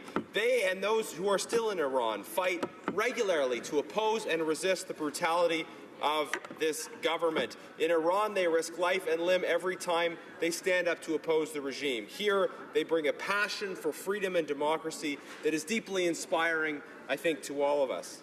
Very often when we speak of the Iranian government, we talk about the important regional and global security issues, how this government is supporting violent militias who are destabilizing the region, provoking humanitarian crises, threatening our allies, particularly Israel, and supporting terrorism further afield. Iran's regime is a present and growing global threat to our security. As we reflect on the Iranian situation, though, it is also critical that we consider the connection between the regime's aggression abroad and its repression at home. The Iranian people are the first victims of this regime, and they are its most vocal opponents. And we can see how any regime that is a menace to its own people is also a menace to international peace and security, and vice versa. The people of Iran have taken to the streets in recent months to seek the overthrow of a government that is not on their side. Certainly, economics is part of it. Money being spent promoting terrorism abroad could be spent supporting economic development and addressing poverty issues at home. But the economic problems are tied to more fundamental political problems. The government of Iran is focused on a revolutionary yet reactionary project, the imposition of their own authoritarian brand of religion on everyone in defiance of basic norms of human rights. I salute the Iranian people for their passion and their courage. Because of you, one day, hopefully very soon, a free Iran will be a beacon of hope in the region, a friend to Israel, a friend to Canada, a champion of the global common good. But while these protests were going on, the Liberal MP for Richmond Hill called the Iranian regime elected. He tweeted, "It's my sincere hope that the brave nation of Iran have the opportunity to air their legitimate financial, social, and political concerns with the support of their elected government." While the Iranian people were dying in the streets, this Canadian MP was acting as the regime's stooge and providing ideological cover by calling the Ayatollahs elected. This member remains in the Liberal caucus, and the Minister of Foreign Affairs has yet to repudiate his remarks. He remains on two important committees, the Committee for Operations and the Committee for Industry. Despite his deplorable stated views on the Iranian regime, this member seems to continue to enjoy the esteem of his government and his Prime Minister. Now, in the midst of all this, the Iranian regime has murdered another Canadian, academic Kaveh Saeed Amami. The regime claims that this was suicide, which is, frankly, beyond implausible. It's striking how totalitarian regimes lie without even making a basic effort to be believable. Now, incredibly, the government responded to questions about this issue by calling for the Iranian government to conduct a thorough and transparent investigation themselves. But on what basis can a political system without any concept of independent rule of law conduct an investigation into its own crimes?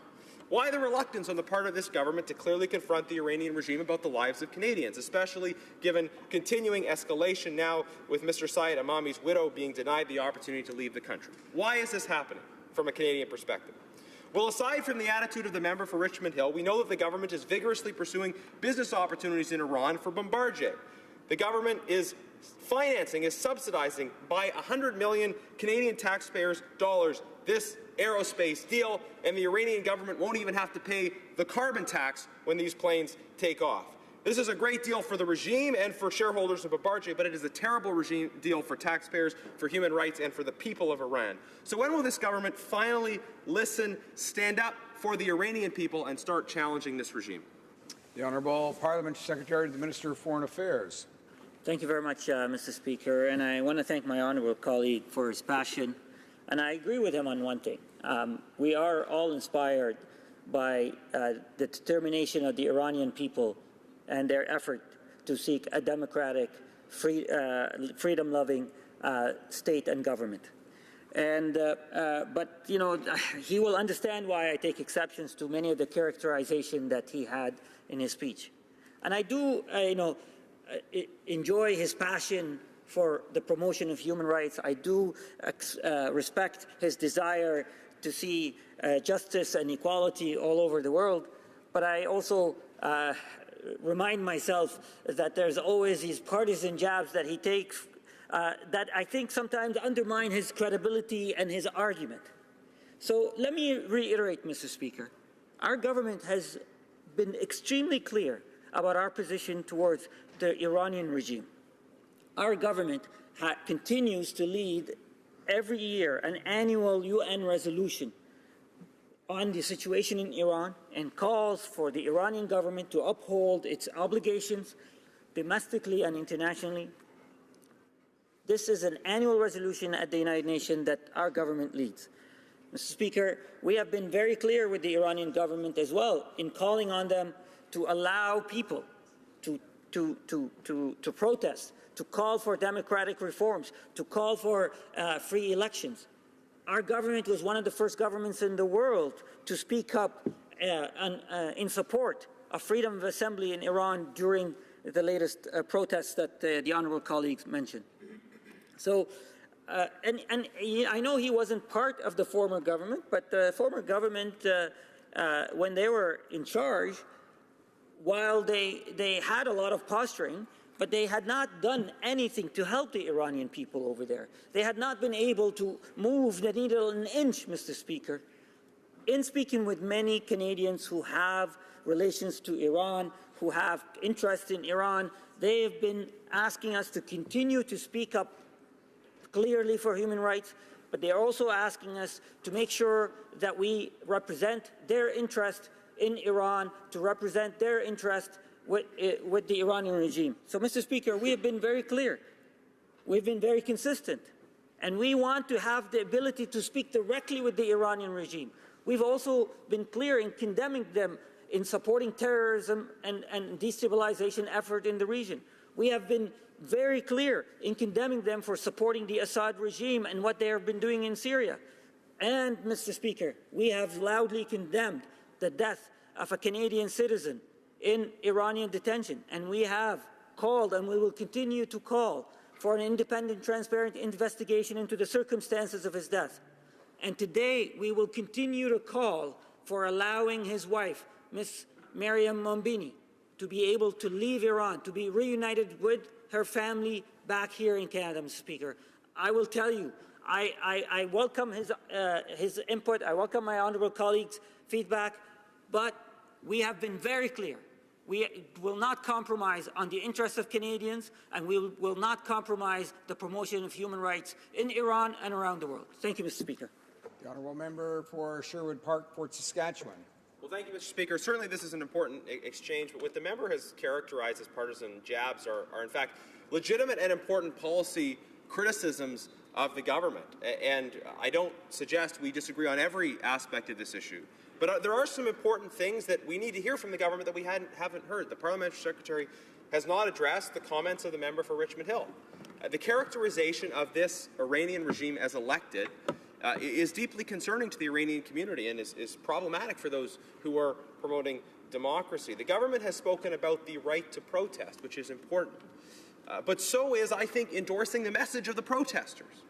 It is one thing to endorse a right to protest. It's another thing entirely to say, as I have, and as I believe some backbench members of the government have, that the message of the protesters is a message that Canada should support. And it's interesting, the member said that nothing was done under the previous government. In fact, when he referred to activity at the United Nations, that very clearly began under the previous government. So there are points of continuity, but there are also clear points of difference. And I wonder if the member can clearly address the comments for the member for Richmond Hill, the message of the protesters, and the broader issues, which are the government is pursuing closer and closer commercial ties in the midst of these major human rights problems.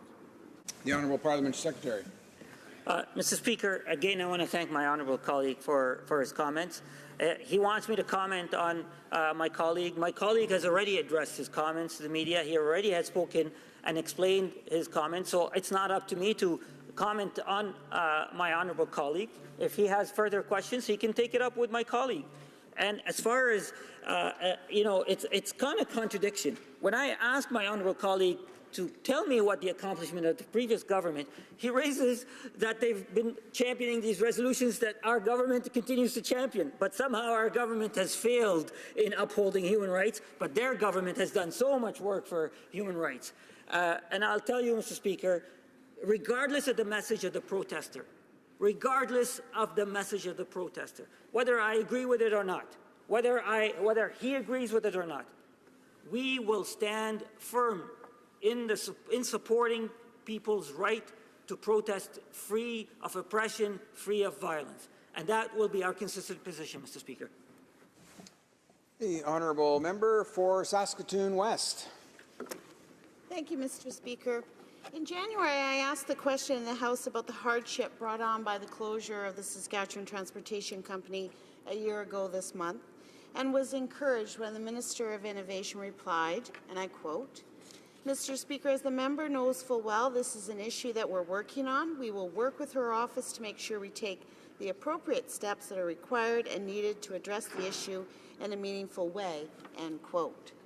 Having heard nothing from the Minister or anyone else in the government, I have sent a follow-up letter to the Minister on March 14th. Sadly, to this day, I still haven't heard nothing from the Minister of Innovation nor any other minister. Mr. Speaker, the loss of STC is keenly felt by many people in Saskatchewan. If you don't have the means to own a car or you cannot drive, STC was the only affordable means of transportation.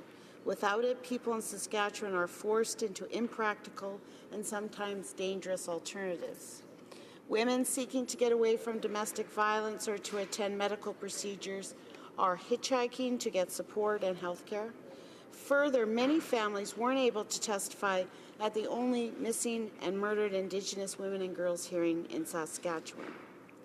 Last June, 7 women's organizations from Saskatchewan sent a joint letter to the Minister about the lack of public transportation for rural and remote locations in Saskatchewan. They are still waiting for a response. In March, at the United Nations Status of Women Commission session in New York, the Minister of Crown Indigenous Relations was asked about the lack of response and promised to look into it. To date, these women's groups have not received a response. Mr. Speaker, if I may share a story which will illustrate for my honourable colleagues just how important it is to bring back STC. Just last week, a constituent of mine who works at a trade school was contacted by one of her students. He was in Prince Albert with no means to get to Saskatoon in time to start his final year of trade training. He wasn't able to find a ride, and even if he did, he didn't think he'd have enough money to pay for someone to drive him. This constituent of mine could not bear to stand by and do nothing while all the hard work that the student had put into his training is wasted should he fail to be present for his final weeks of training.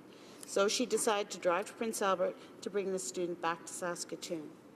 This is what people with few means in Saskatchewan are forced to do, rely on the goodwill of others or the kindness of strangers. Saskatchewan has the second highest rural population per capita in Canada, and 70% of STC users were low income. 60% of those were women. In Canada, 1 in 5 people who use public transportation are living with a disability. Why is it that we see federal leadership, investment, and willingness to subsidize public transportation only in large urban centres? Public transportation is critical infrastructure in this country, linking rural and urban centres. It is a sustainable, cost-effective way to connect people to healthcare, to education, to employment, to family. It is a lifeline for Indigenous communities, and we need the federal government to lead the way. Why won't the government act on their words and work with me and my colleagues to ensure that there is safe, affordable, and reliable public transportation system in Saskatchewan? Thank you, Mr. Speaker. The Honourable Parliamentary Secretary to the Minister of Infrastructure. Thank you, Mr. Speaker. And at the outset, I'd like to thank the Honourable Member for the advocacy on behalf of her constituents that she displays on a daily basis, and particularly with this particular issue. As the Honourable Member well knows, the Government of Canada, our government, is making unprecedented infrastructure investments in communities across the country under our long-term infrastructure plan, which totals more than $180 billion through our Investing in Canada infrastructure plan. Public transit infrastructure is a top priority for our government. These investments improve commutes, cut air pollution, and help grow our economy. Le Fonds pour l'infrastructure de transport en commun que nous... This fund, which we launched within the framework of our infrastructure program, is based on improving transport systems across the country infrastructure. This will be millions of dollars for Saskatchewan. 15 projects in Saskatchewan worth more than $38 million. Ce financement a pris des projets comme... This funding has helped them renew buses in Regina and improve the transit vehicles elsewhere. Transit fleets across Saskatchewan, making public transit more accessible and reliable while reducing greenhouse gas emissions. As the member well knows, the Saskatchewan Transportation Company was a provincially run service, and the decision to terminate the service was made by the province. It is up to the provinces to decide how to best provide public transit services to their communities within their jurisdictions. It's a tenet that we all well know. The federal government has infrastructure programming available to support transit services and facilities. The Government of Canada does not actually operate the bus system, but the Government of Canada can invest in the physical assets that are required to support the bus system. There would need to be a proponent in Saskatchewan willing to bring forward that particular proposition. We're currently working closely with the province of Saskatchewan to finalize the new bilateral agreement for long-term funding under the Investing in Canada infrastructure plan, Mr. Speaker. For Saskatchewan residents, this will mean federal investments of just over $307 million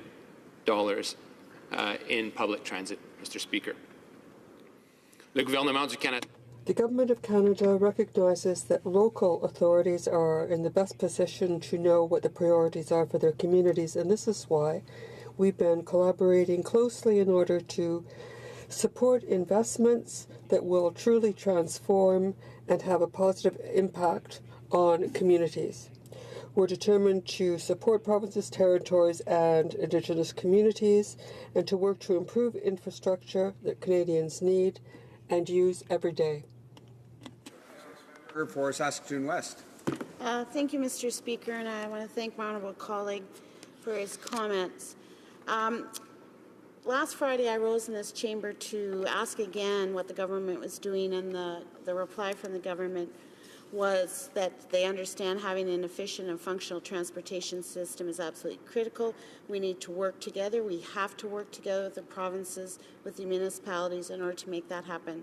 And those kinds of discussions are underway, which was what my question was about. I believe in working together, and I do believe there is a role for the federal government to help lead the way with Saskatchewan residents when it comes to public transportation. That is what I had asked the minister, and that was my understanding, that the government was participating in looking at the Saskatchewan Transportation Company or a public transportation system outside the urban areas. It's been a year since STC shut down. I really would like to see the government step forward and provide a way forward and work with the province to find a way to have a good public transportation system, not just for urban people, but for everyone in the province of Saskatchewan. Thank you, Mr. Speaker. The Honourable Parliament Secretary. Thank you, Mr. Speaker. I would encourage the member opposite to continue her advocacy on behalf of her constituents. That would include engaging the provincial government on this priority in particular. As she knows, the Government of Canada has made this public infrastructure, and as I reiterated earlier, an infrastructure a top priority. Through the first phase of our Investing Canada plan, we've committed $29 million specifically to public transit systems in communities across the province of Saskatchewan.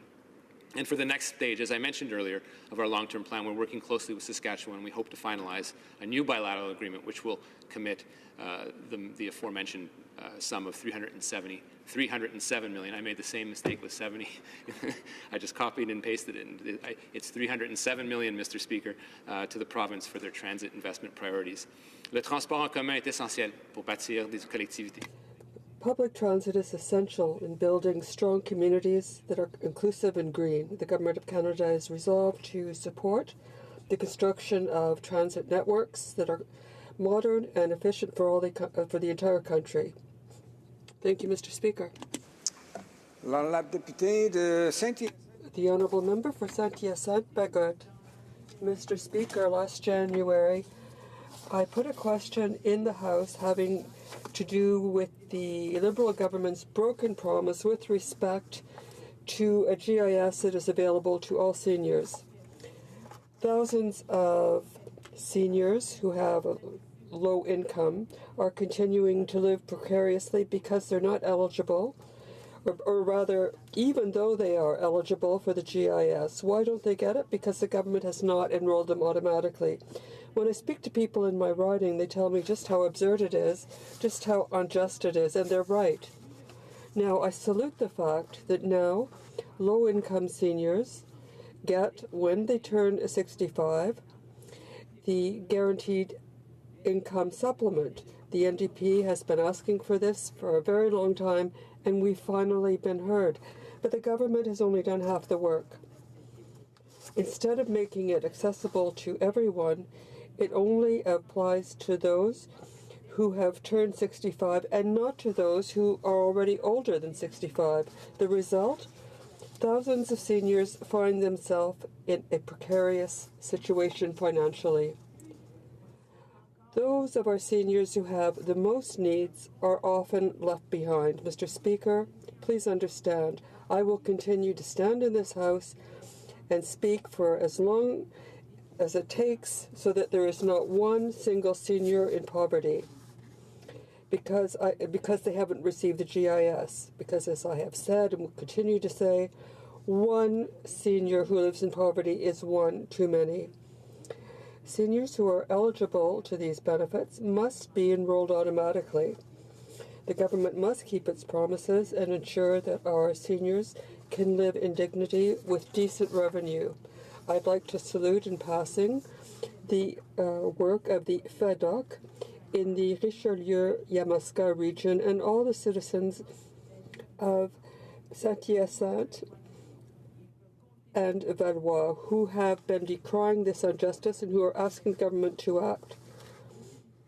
Their demands are the same as ours, and they can count on us. Mr. Speaker, the Prime Minister and the Liberal government adore describing themselves as progressive, and here's a fine opportunity for them to show it and to do something tangible rather than simply say beautiful words. This is why Democrats have for so long been asking that people get the GIS automatically. The NDP is asking that the government make it automatic. for all seniors, and that so that they'll have access, and so that we can make sure that our seniors no longer live in poverty. We have to act now. New Democrats have for a long time been asking that all people eligible for the GIS get it. And we in the NDP believe, Mr. Speaker, that it's impossible for these people to live with income beneath $10,000. Does this government think the contrary? Is it possible to say in this House that $10,000 a year is enough? I would remind the House, Mr. Speaker, that this House promised to help hundreds of thousands of seniors to be lifted out of poverty. I'm asking the government to respect its commitments and act. If the Liberals don't know how to help these thousands of seniors who still live in a precarious situation, the New Democrats can give them a very simple solution. All they have to do, and they can do this tomorrow morning, they can make the GIS automatic for everyone. Thank you, Mr. Speaker. The Honourable Parliamentary Secretary. Merci, Monsieur le Président. Et merci. Thank you, Mr. Speaker. And I'd like to thank my colleague, the Honourable Member for Saint-Hyacinthe-Bagot, for giving me the opportunity to discuss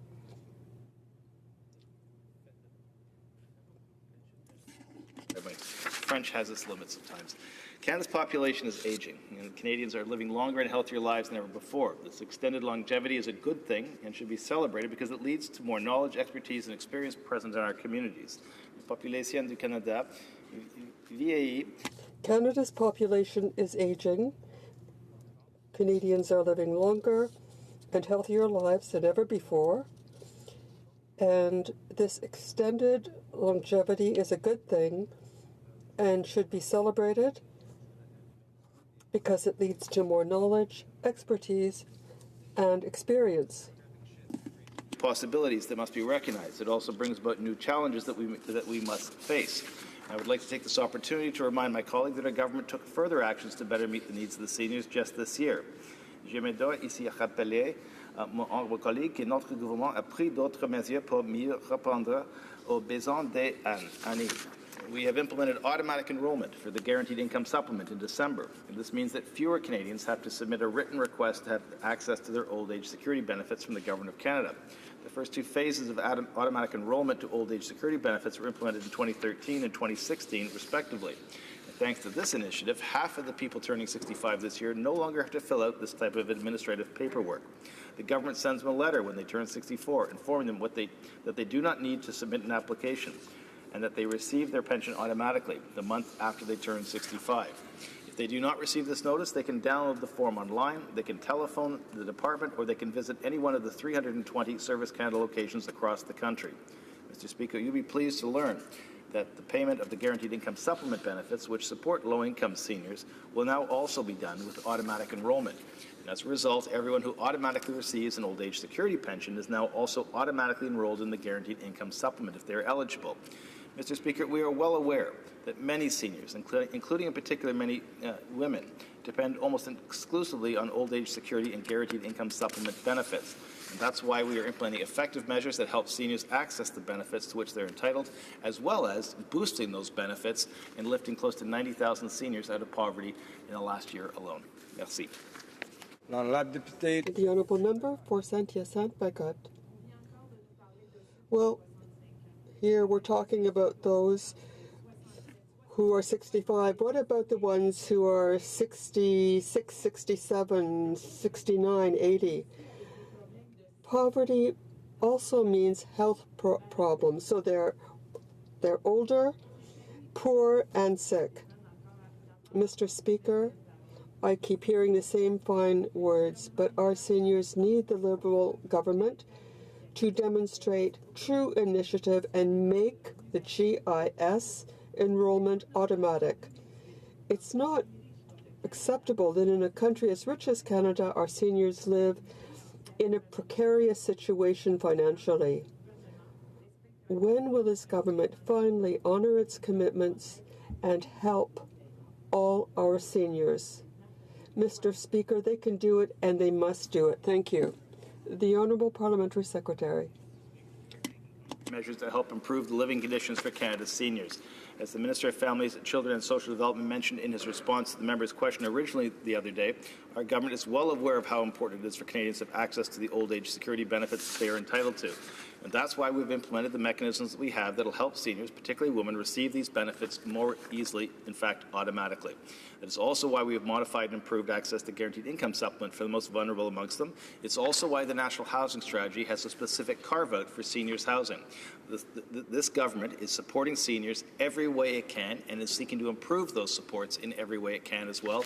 The members' critique of the program is an honourable one, but it's easier said than done sometimes. And while we are exploring ways to make existing seniors receive their benefits automatically, in the meantime, we have taken the steps we have to make sure that going forward, no senior will be left behind as we enact automatic enrollment on both those benefits. Merci.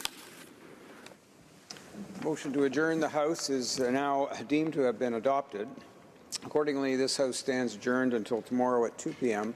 pursuant to Standing Order 24-1.